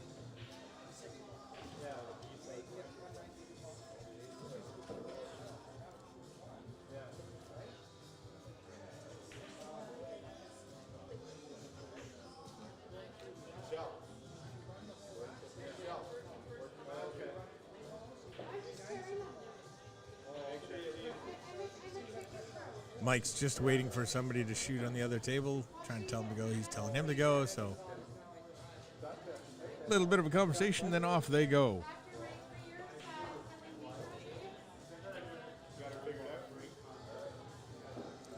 Super thin, just about overcuts it. Hard to do from there, but could have cut that thinner and not had the speed to drop. As it is, this 9 to get halfway to his goal. Didn't even touch the horn.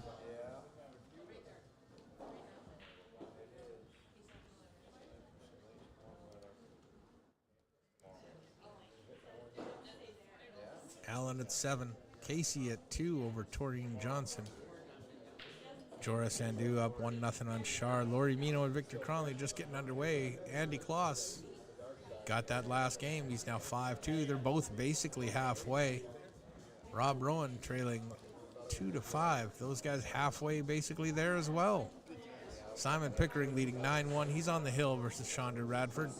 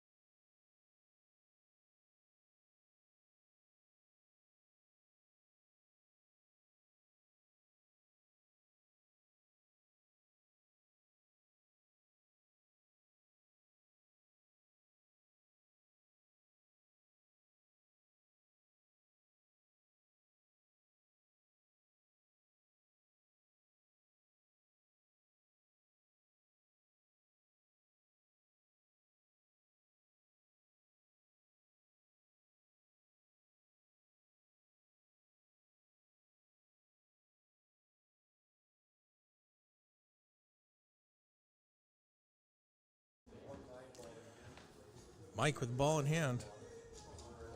He's got a little bit of work to do.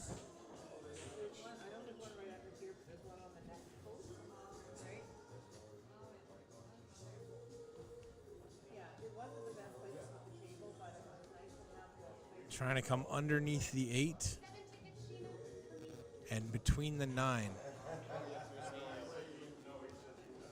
That's going to get there. Looks like he's found the gap. Played the weight right there. He's going to have to take short side on the 3. He didn't have any angle there, I guess. Not enough to make it work. That's still okay. From here, he just needs to get out into the middle of the table anywhere. As long as he gets past basically that spot, and that's probably even misleading just due to the angle of the camera. Anywhere near the middle would be ideal. Doesn't want to be over top the 8, so hopefully he's got room to cue by it.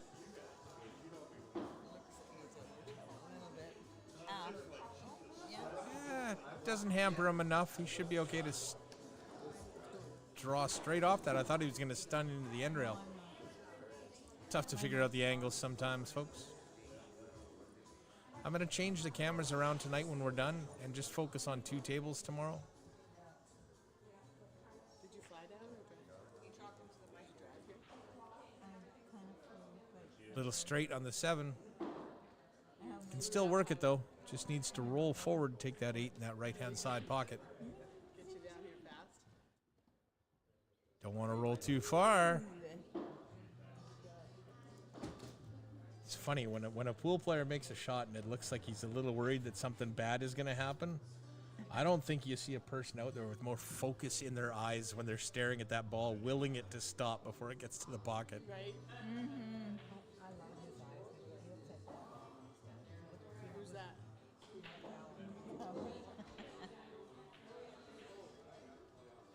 Little steeper cut than he wanted, but still should be able to make it. It's a shot we should practice. If you're not practicing this shot, add it to your routine.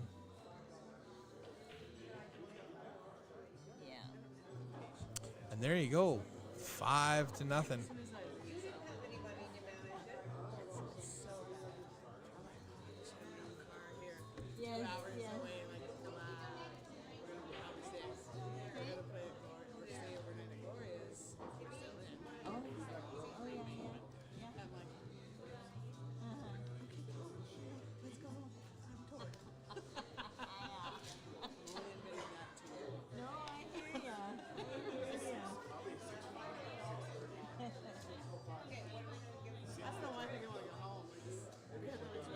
Going to be close to shutting it down. This might be the last one that I stream this evening, folks. I think that they're all done. Everything else is underway. Most of them are finished, and a lot of them are a little far away. I can't get a decent picture on them. So we'll see. We'll see what's left after this is done. Still another 20 minutes or so. If Mike wins the next 3 straight, Sarah might have something to say about that. So good break. Just squats the cue ball in the middle. One ball's going to set up near that bottom left corner pocket. Might be a little tough to get the cue ball back for the 2, but we'll see what he can do. Yes, I'm very excited. But my point being, my garage has stuff that needs to still either. But now I think, and we have people that have lived there for like 35 years with the same music. So it's old now. It's stuff. That's who I can hear in the music in the background, Jim Crochet. You have work to do, right? So the club purchase like 200 bids. Bobbles the 1, but leaves it long, tucked in behind the 4. Yeah, we were talking about you. Yeah, look at that guy in the hat. I'm the one here right now. Oh, there's one.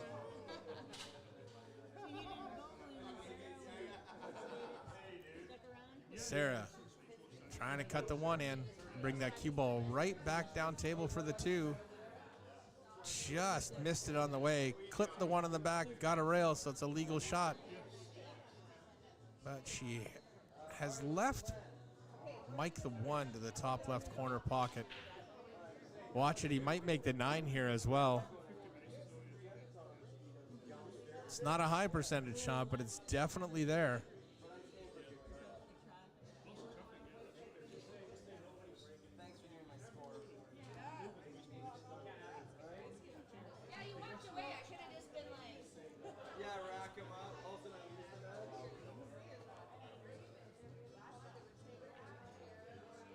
He gave a little kick at it. Oh. Okay, those of you who are at the tables, let's don't break any more games. We'll let you finish the game you're on, and then we're going to draw a ticket for the 9-ball break and run. You're going to do a 9-ball break pot soon. We will swing the the camera around to try and get a picture of that.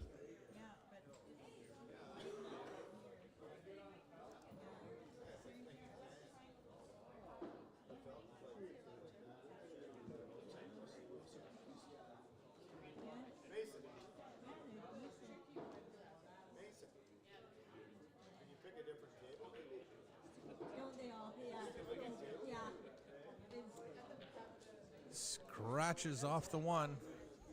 It's going to be dangerous with Mike having that 3-9 wired like that. He's got to make the 1 the 2, and that's it.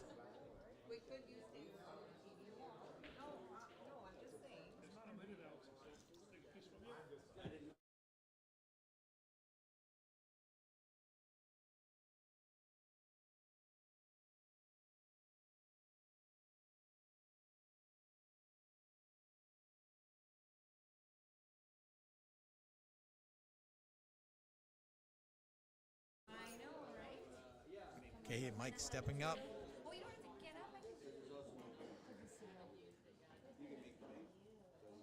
Lining up for the 2 in the side.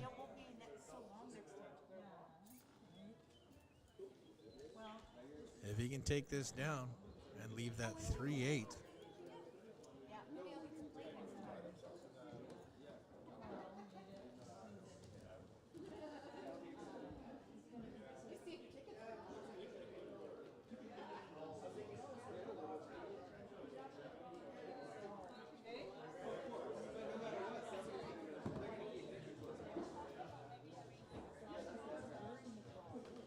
Allen's shooting close on the next table, so he doesn't want to be in the road. There's lots of room around the tables, but not quite enough for you to shoot 2 people at a time. You do have to wait, as is this case with most pool halls, right? Ace, into your back just in time. We're going to do the 9-ball break pot shortly.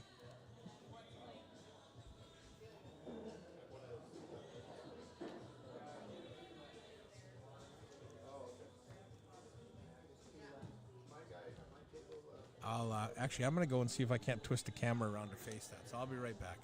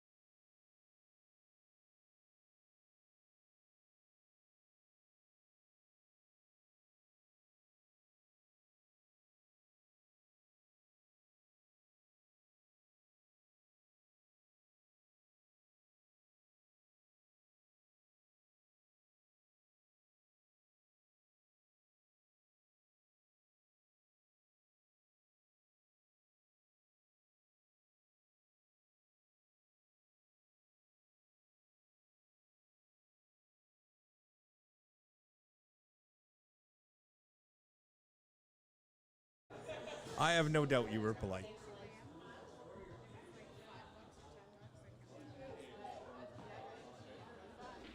We're just about to do the break pot. I will switch that table over. Mason's setting it up. Oh, I gotta point that down a little bit. Oh, hold on. I'll be right back.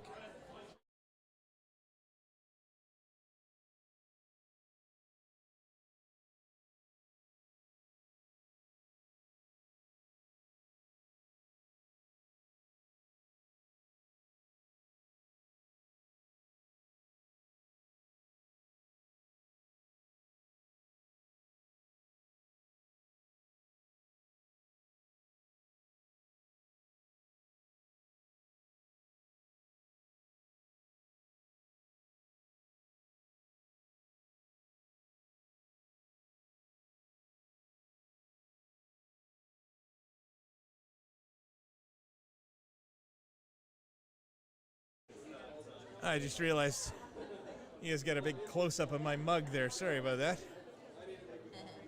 Staring into the camera to level it. I find that's the easiest way to get it level, left to right. So what we're doing now is the break pot. So a bunch of people are gonna try and break and run a rack of 9 ball.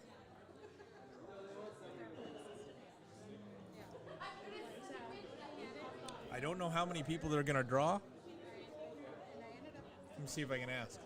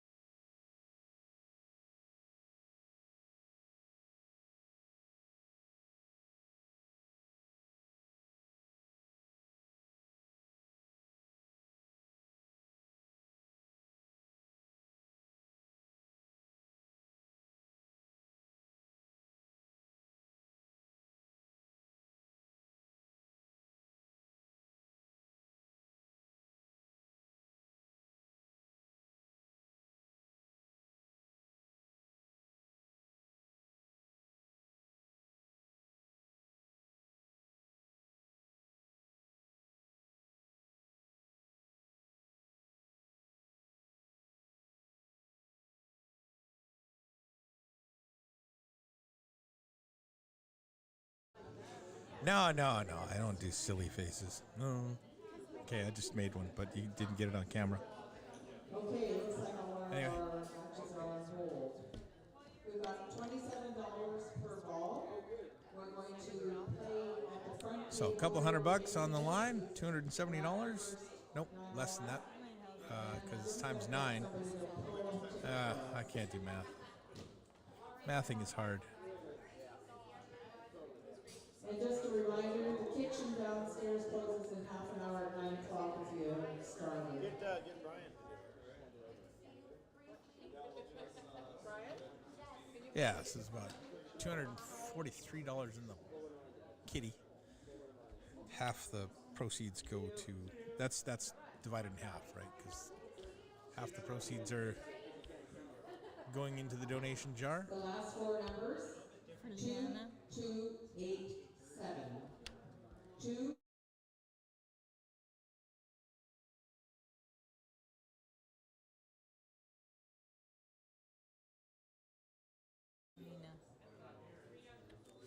For Lindsay's daughter and granddaughter, Leanna and Melina.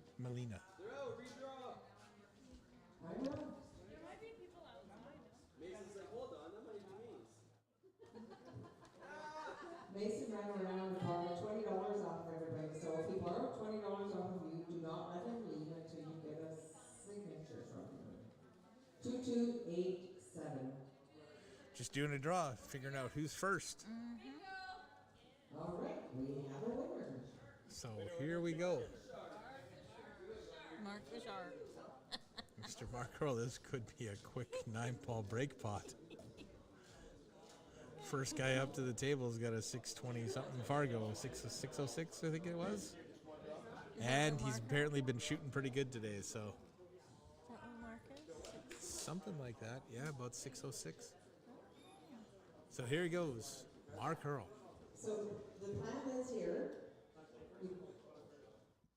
All right, apparently everybody knows. So if you don't know, you can ask Mason for the details. So you got to make one off the break, though, right? Yep, so you got to make one off the break, and then you shoot until you miss. If you don't miss, you win all the money. You can also quit at any time and take the money.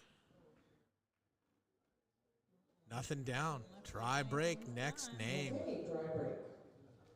We're going to draw again. Mason, you want to wrap them? You'll notice we're not using the template rack for this. Oh, yeah. Template rack makes it too easy to make a ball off the break. Oh, is that right? Oh, it's highly predictable to make the wing ball, or the one ball off the break in 9-ball. Okay, yeah. Okay, second attempt. 2, 1, 7, 3. But not the 9. And the next one up is Simon Pickering. Oh, but then with that, it usually holds the 9 in the. Well, it in holds there, right? the ball tight, Yeah. and the 9 doesn't move. That's right. Yeah. So, Mr. Pickering to give it a go.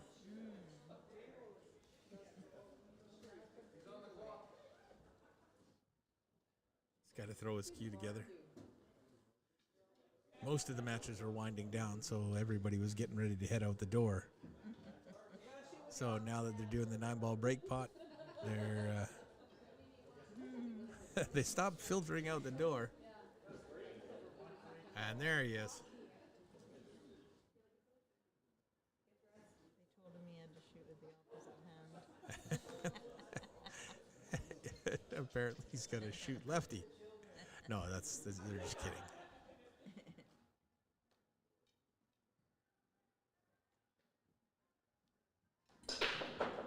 There's one, there's 2. Is he going to have a shot at the 1? The 9-ball's in the road. Do you take your $54 or do you go for it? That's right. So you make $50 right now. You can just walk away. Or he can do a... Oh, who was it?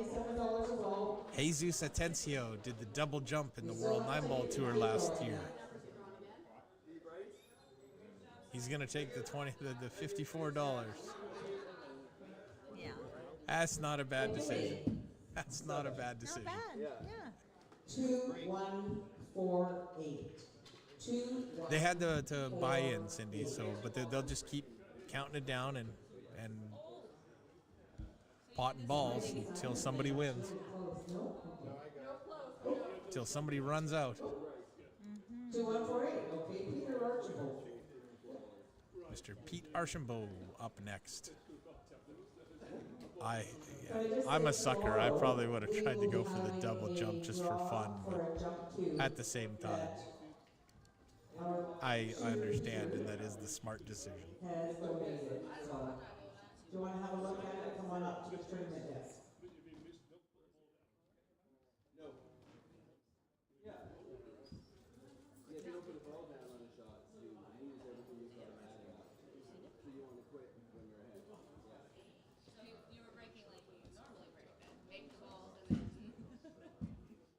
Who's up there now? All right, Pete Archambault to the table. You'll notice, and you'll see most people breaking 9-ball. They're breaking from the side, and they're going to try and crush this 4-ball in the corner pocket. The 1-ball will head this way, and he didn't miss by much. Is anything going to go down? That 2-ball doesn't have the steam. No. Dry break. Next name, please. They're kind of messing with everybody because everybody's playing on a much more of a Simonis-like cloth on the rest of the tables, and this one has a bar felt on it, so it's a lot slower, and this could take a few minutes to get this done. The number now for the balls are $22. Thank you. My apologies, I forgot your name.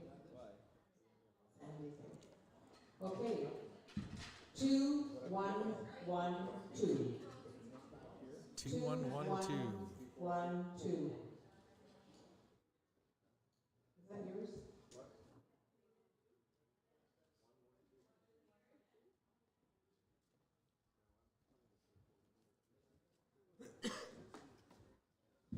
No takers. 2, 1, 1, 2.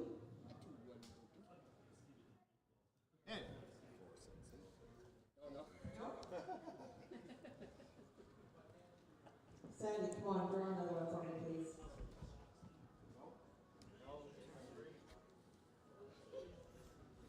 Okay, not everybody's here still, so. Yeah.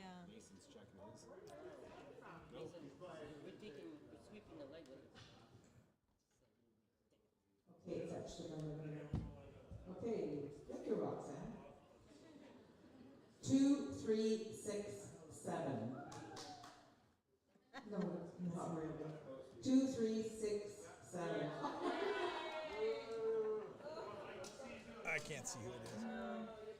Oh, Mike Silvius. So we're getting a bunch of killers getting the first crack at this.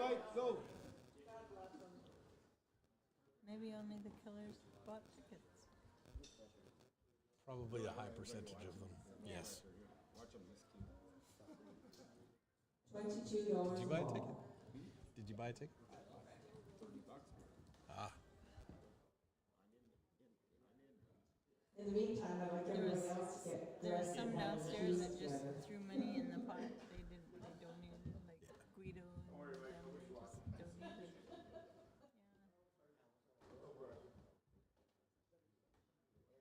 Mr. Silvius to break.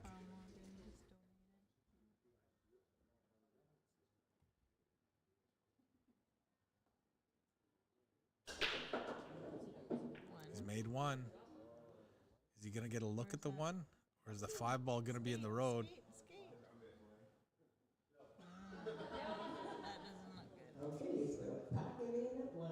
$22. 20 bucks is 20 bucks. Yeah, For one swing of the cue? Yeah. One kick at the can, $22. Yeah. Okay, I'm going to pull it. 2, 1, 8, 2. 2, 1, 8, 2. Oh, here we go, Lori. Oh, she's shooting hot. Larry. $20 a ball. And Lori Mino will step to the table and try and break him out and run him out.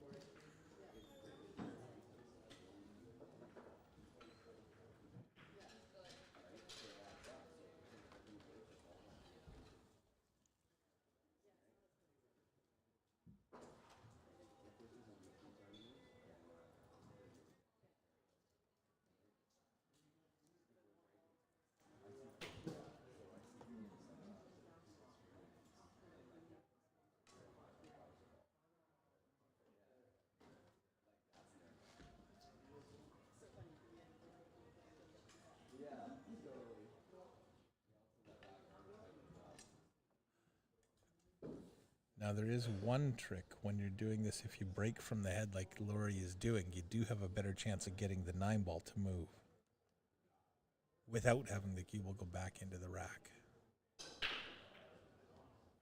See, if the 9 ball hadn't moved, the 2 ball comes back, clips the 9, and can send it into a side pocket or a corner pocket. I bet you haven't done that once in any of your matches today. Okay, dry break. Here we go. 2044. 2044. Oh, Vitor. Vitor Canseco.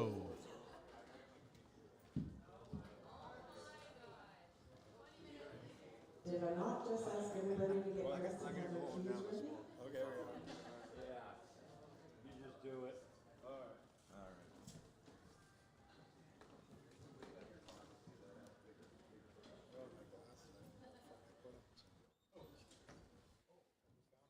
While waiting, just remember, Lori Mino has a nice little product she's selling here, all homemade. 25% of all sales are going back to the donation box. Please come by and have a visit with her up here near the tournament desk. Tomorrow morning's start will be 10 a.m.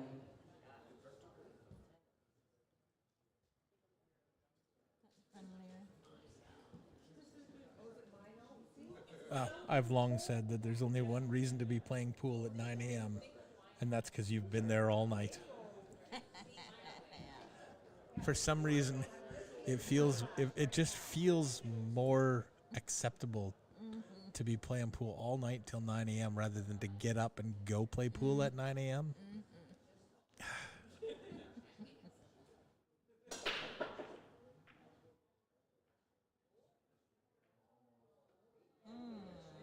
Dry break from Vitor. Oh, yeah, it's all the table's fault. It always is. Okay, I got a tongue lashing. Sorry, Lori Mino.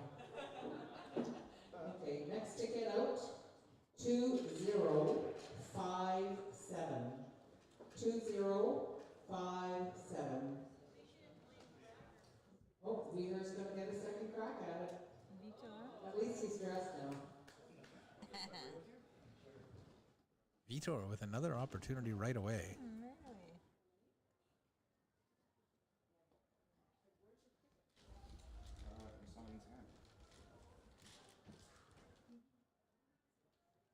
He hit him solid the first time. Really hoping to crush the 5 ball into that bottom left corner pocket. Maybe get the 1 to drop in the side as well.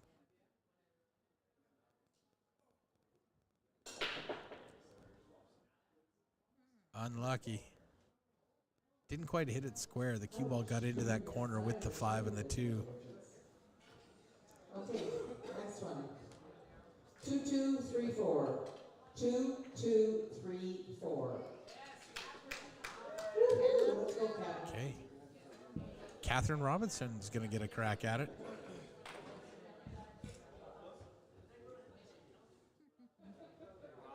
Well, you did not for lack of trying, I guess. How hard do I have to hit that? That last one you hit a little off center, and the cue ball got into the corner and stopped the 5 and 2 from playing with the side or bottom corner. Hey, Catherine to the table.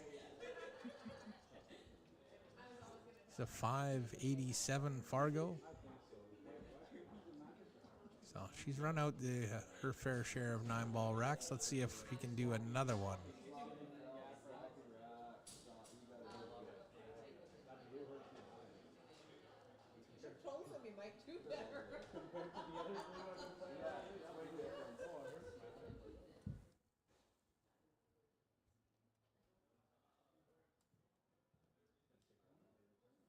Four ball, bottom right corner pocket. Dress up on the 1 ball. Yep. Lost the cue ball in behind the rack. Is she going to get a shot? Nope. She's good. She's going to take the $40 or something, I think it is. It's $20 a ball now. Yeah, so she made 2 balls. Yeah. So $40. Yep. 2056, which would be Cat again. That's right side by each. Oh, Cat's gonna go again. Cat, 2056. Oh, it's Vitor. Oh, Vitor. Oh. Maybe you should buy a lottery ticket. Might have better luck. Oh. That was snarky. And we're just calculating what. Go ahead, rack your own. Just calculating what the balls are worth. If he breaks and 6 balls go down, I don't know about this rack your own business. No, Vitor's a good guy. He'll do the best he can. And Mason's back. He'll take care of it. He shoos him away. Get away from there. I'm gonna go back to the pub. Where is he? Your boy? Where Chad? Oh, Chad. I didn't see him come in. He came in with me. Just 2 seconds. Oh. Does a 9 off grade win the whole thing? Maybe. If you see Chad, tell him I let Sounds good to me. This one is over now. Okay, Vitor breaking from the other side this time. Just needs to hit the 1 solid. There it is. It's made 2. I think he's gonna take it. $16 a ball, Vitor. 16. Seriously? All right, let's go another round. I thought there was one, but maybe. Yeah. Was there one? Any numbers that they called that weren't here? I think there were 2.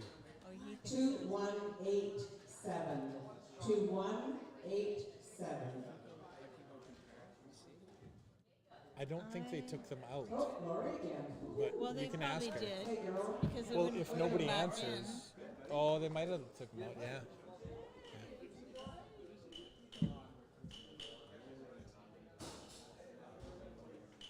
Okay, who's up next? I didn't see who was up next.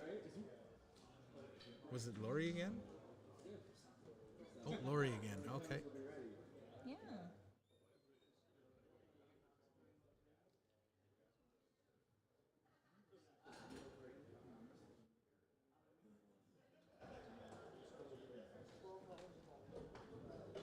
We're down to $12 a ball. $12 a ball.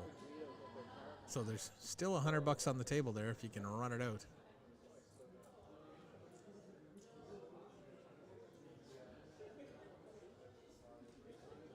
I don't know what the rules are for the 9-ball break pot. I don't know if they're going to keep going until all the money's gone, or you just go until the balls get down below $10 a ball, and then you just donate whatever's left back into the kitty for Leanna and Melina.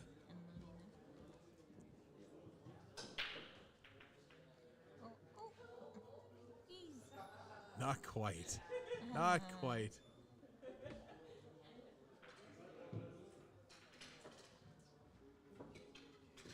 Okay, let's go around.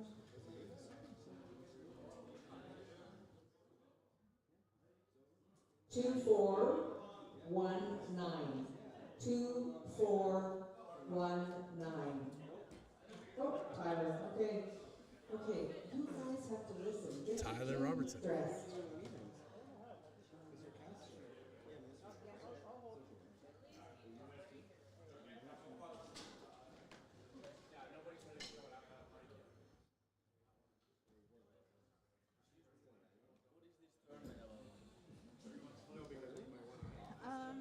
Well, it's a first memorial tournament for a friend of ours, so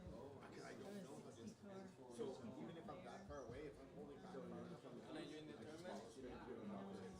We're almost done the first day. Really? Yeah. When would you be finished?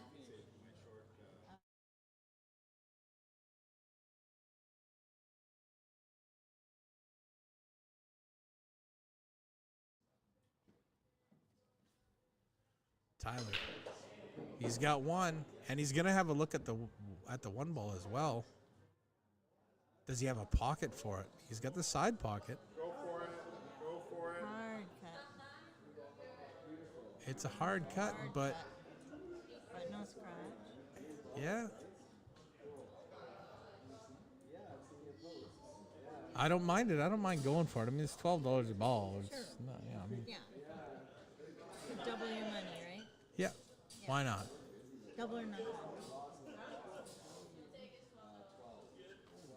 No, he elected not to go for it. $12 a ball. What did you get, 1 ball? Okay, here's the rest of it. Sorry. Might give you back your the what you paid for your tickets, depending on how many you bought. Yeah, depending on how many, yeah. 2250. Oh, here's a winner for you. All right, Richard. It's just a different set of problems. 2250. Who is it? Oh, Richard. Richard Markowitz from Richmond, BC.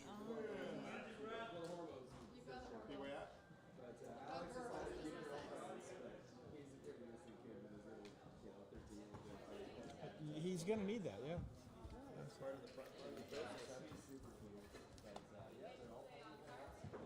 I probably would have gone for it, but at the same time, I get it.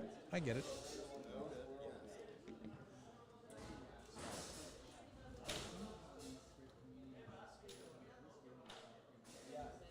Richard's a bit unpredictable with his game, so Yep. Yep. Hopefully I don't catch a cue ball with my camera. No, he's fine. I give him a hard time sometimes, but he can play a bit.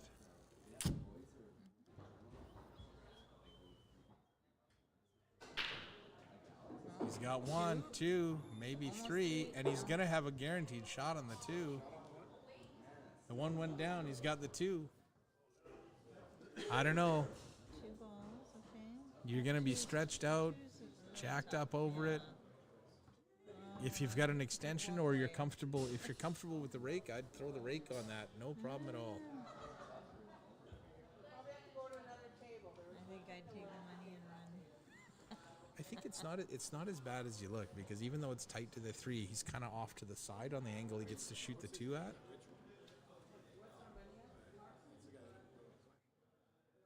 If he misses, he loses at all, right? 14 or Yeah, $24. Yeah. Why not, eh?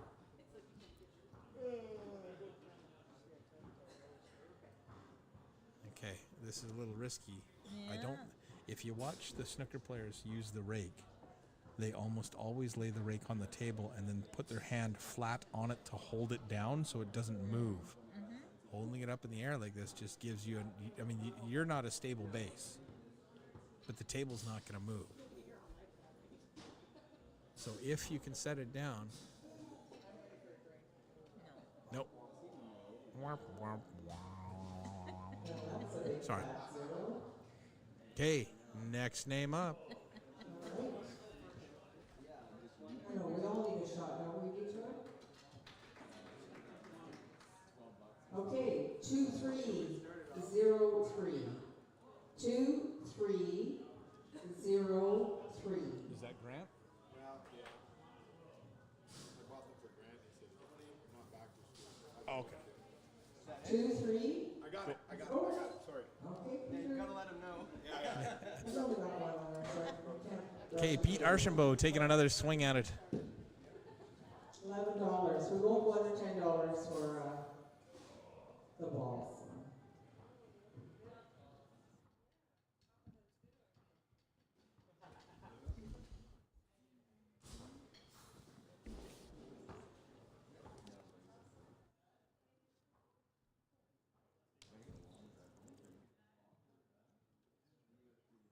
I'm sure there are matches that are still going, or are supposed to be, That looks like the and some are set up for tomorrow morning. So doesn't look like anyone's playing on those tables. he's made 1, and he's set up on the 2. I guess he didn't put his playing cue together. He'll go do that now. You can cut the 2 in the side, come 2 rails back out through the 4-8, and take the 9, or you could just slow roll the 2. But with this felt, I don't know if I'd slow roll anything. Yeah, right? Ooh, yeah. That'll work.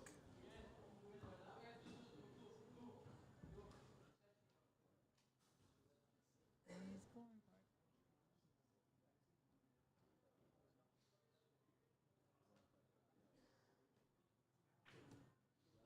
for it. Overcuts it. All right, good try. Good try. Nice run there. Okay. 2349. 2349. Oh, Mike Sylvia's again. All right. Michael, that's double dipping here.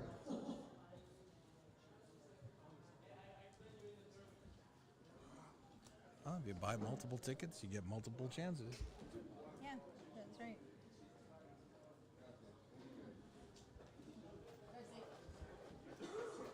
Okay, Mike Sylvius up again.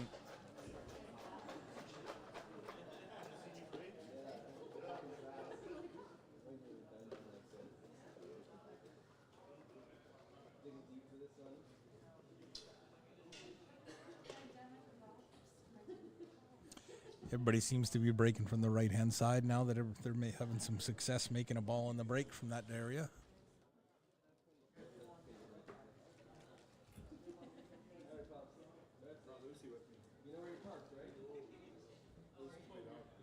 Your right, their left.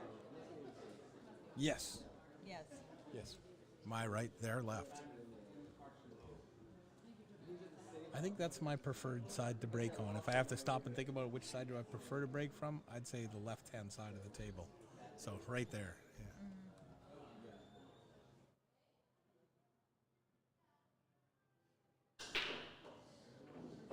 That's one, and he's going to have a shot at it. The 2 ball's messed up.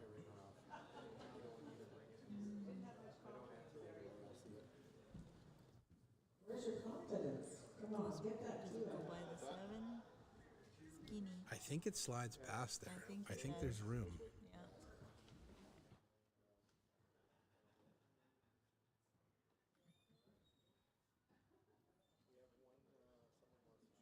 Gotta put a lot of action on that. One. Get there.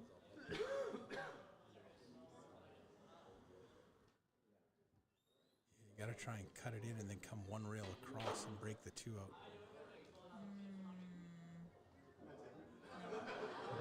Yeah. Yeah. That was always going to be a tricky position play, getting from the 1 to the 2. So. Yes. Okay, next ticket, 2418. At some point, they gotta just call it done and donate the rest and move on. You played for $2 a ball here soon.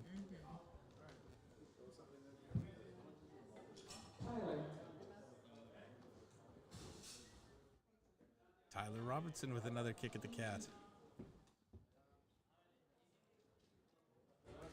And if for some reason my daughters are listening, it's just an expression. No one's going to kick the cat. The first time I used that at home, my daughters looked at me in horror. Like, don't kick the cat, Daddy. I'm not gonna kick. It's a. Then you explain to them my expressions. Right? I mean, they're older now. They would get it, but they'd still give me a hard time about using the expression. Yep.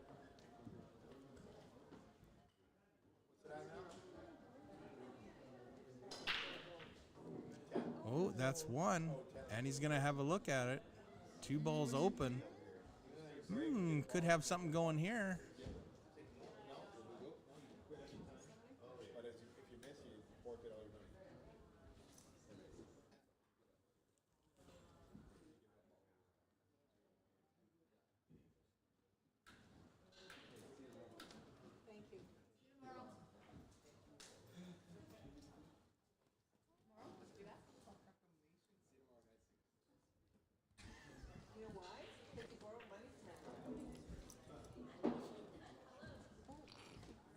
Choose within view there.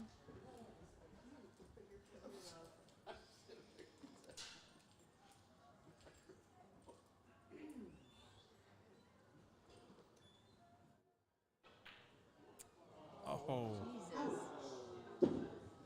Just took his eye off the ball. All right, that card just appeared here. I told my ticket, so let's see if we can do it. 2359. 2359. Oh.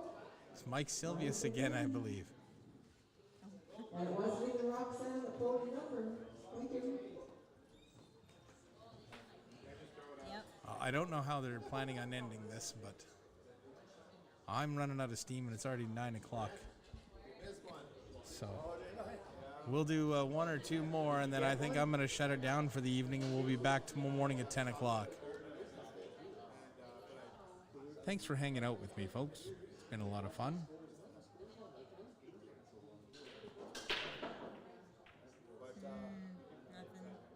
It's a dry break. Mike recreating the Sahara on the table.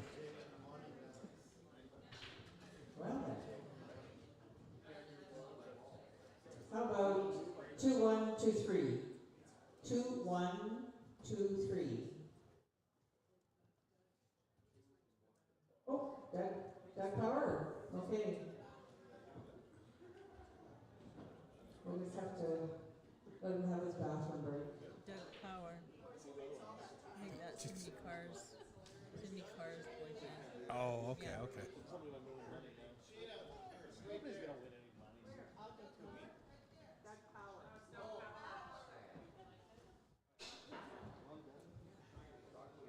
Paging Doug Power. It's your crack at it, buddy. Here he is. He's almost here. Oh, he wrote his name on there? Oh, his girlfriend was there with his ticket.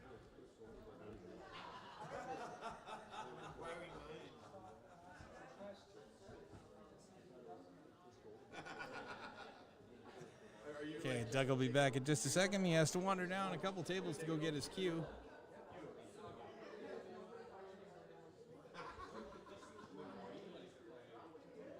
Yeah, take the jab, take the jab. You ever see Jim Brewer do his skit on that? No. Jim Brewer do his skit on the jab? Oh, it's fucking hilarious. He's a very, very funny guy.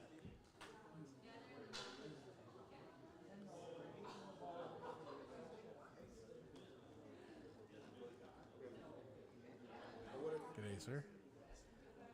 Someone makes two, and then what's the next one? 10 again? There went one. He's got one down. Is he going to get a look at the one? He can see the one. Yeah, Just get a go little for slice it. if he wants. Hack that in there like a piece of cheese, I guess. I don't know. I think he's wandering down to go get his playing cue. Oh, maybe. He's picking up his playing cue. He's going to give it a go. Yep. All right.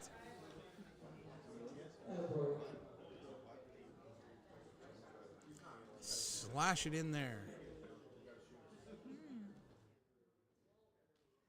Just about dropped his cue. That's something I would do.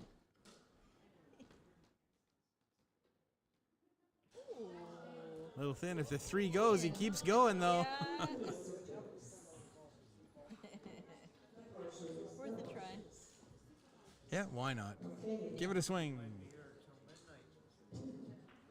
2258. Well, the pot will run out. 2258.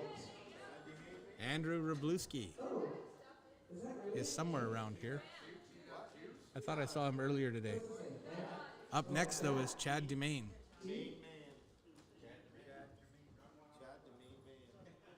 All right. It's good, Joe. Oh, Chad's coming. What's that? Chad. Yes. Oh, okay. I don't think that's fair. He hasn't had a chance to warm up today. What's the handle? I gotta say it again. Isn't that his name? Yeah, Chad D. Main Man. Yeah, I think his last name is Dumaine. Dumaine. Yeah. I don't know what his last name is. It's Dumaine. Oh, okay. Yeah. Main Man. Yeah. Oh, yeah, there you Yeah. go. It's finally clicking. Yeah. Wondered the whole time. Now I know. Okay, here he goes. Breaking from the side. 5 ball should crush into the corner. Warming up his cue. It's kind of. How many years just since he's used It's okay. He goes to the gym. He's not going to get tired. No,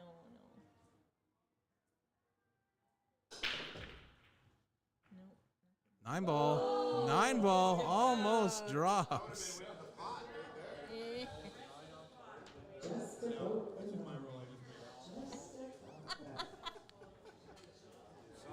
Should be, though. That would be perfect. 2265. 2265. Chad, I think that's you again, bud. Okay, Martin Raymond. Let's go, buddy. Oh my God. Ask everybody to get dressed and have their cues ready. Yeah, you almost made the night. He was ready. Did she say she asked everybody to get dressed and have their cues ready? Yes. Why were people not He dressed? dressed? Yeah. I don't want to know. Let's just move along. Where do you work? Back I'll do one more after this, and then I'm going to shut it down and go home. It's 9 o'clock. I got to go do some, I got to go eat and feed the cats. Yeah. Important stuff.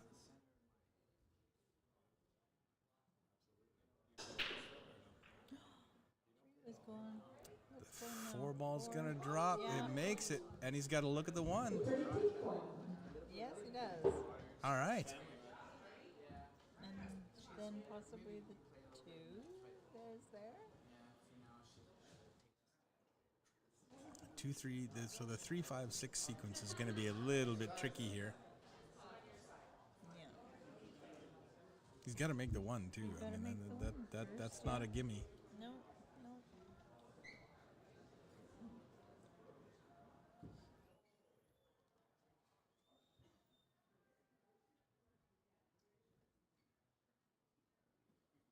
You know what'll happen is I'll shut the stream down and the next guy will break and run out. Oh, you banked He's it. got it. Oh! And I think he was going to scratch Okay, anyway. 2-1-1-4. Okay, last one, and then I'm shutting it down. 2-1-1-4. They're going to continue with the break pop, but I'm literally out of time, folks. That's probably the same person that missed out the last time, so I'm just going to throw another one. Yeah, 2-1-1-4. I don't see anybody jumping up, but everybody's paying Would have looked attention better to if the it, so. dad got in. Oh, you got it. Going once. Are you serious? Going twice. Oh, maybe you missed the other one. Oh boy, okay then. You'll give her a crack.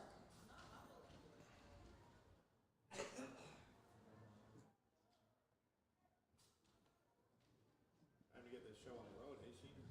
Yeah, I was gonna say, I should probably just announce the next number and make sure everybody's cues are together.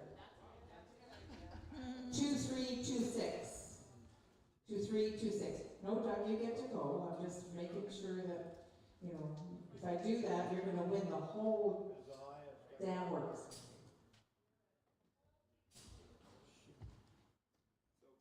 Has anybody ever seen a kit and a caboodle? I don't have a mental image of what this could be. Oh, no. Oh, no. Nope, nothing.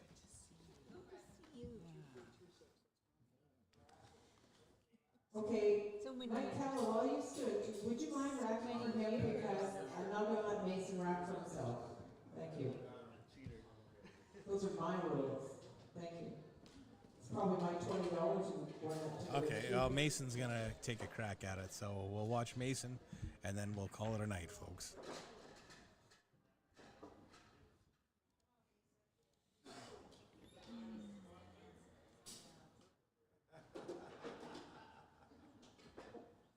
So Mason's probably going to break from the center, and he's going to try and make the 9 in the side. That bottom ball in the rack is going to go straight back and try and go straight back up at the 9. Okay, 2300, be prepared. 2300. Had a conversation with him about 9-ball break pots before. Oh, yeah. Missed it by 4 again. So, you know his thinking. I know it was Yeah. 2304. I actually like breaking from there sometimes, too. 9-ball should travel. Oh, sat there. Nothing Sat hit it. there. Didn't move. All right, well, so much for my ability to predict an outcome. No bites on 2300, 2300. Okay, thanks very much, folks. I'm going to call it a night. None of them are yours, Mason. We're just double checking. Just a Okay. reminder, Moving Lindsay. On the stream, but just nobody talking. 2363. 2363. It's still on the stream, but just nobody talking. Yeah, no, I'm going to turn the stream off. Oh, Yeah, Mike yeah. is determined he's gonna go home. All right, so thanks very much for hanging out with me today, folks. We'll see you tomorrow morning at 10 a.m. This is Colin Shield from Kickin' Billiards signing off, coming to you from the Lindsey Wilson 9-Ball Memorial Tournament at Chillibowl Lanes in Chilliwack, British Columbia. Hope you've had fun today, and I look forward to more good pool tomorrow. Thanks very much, folks. Have a good night.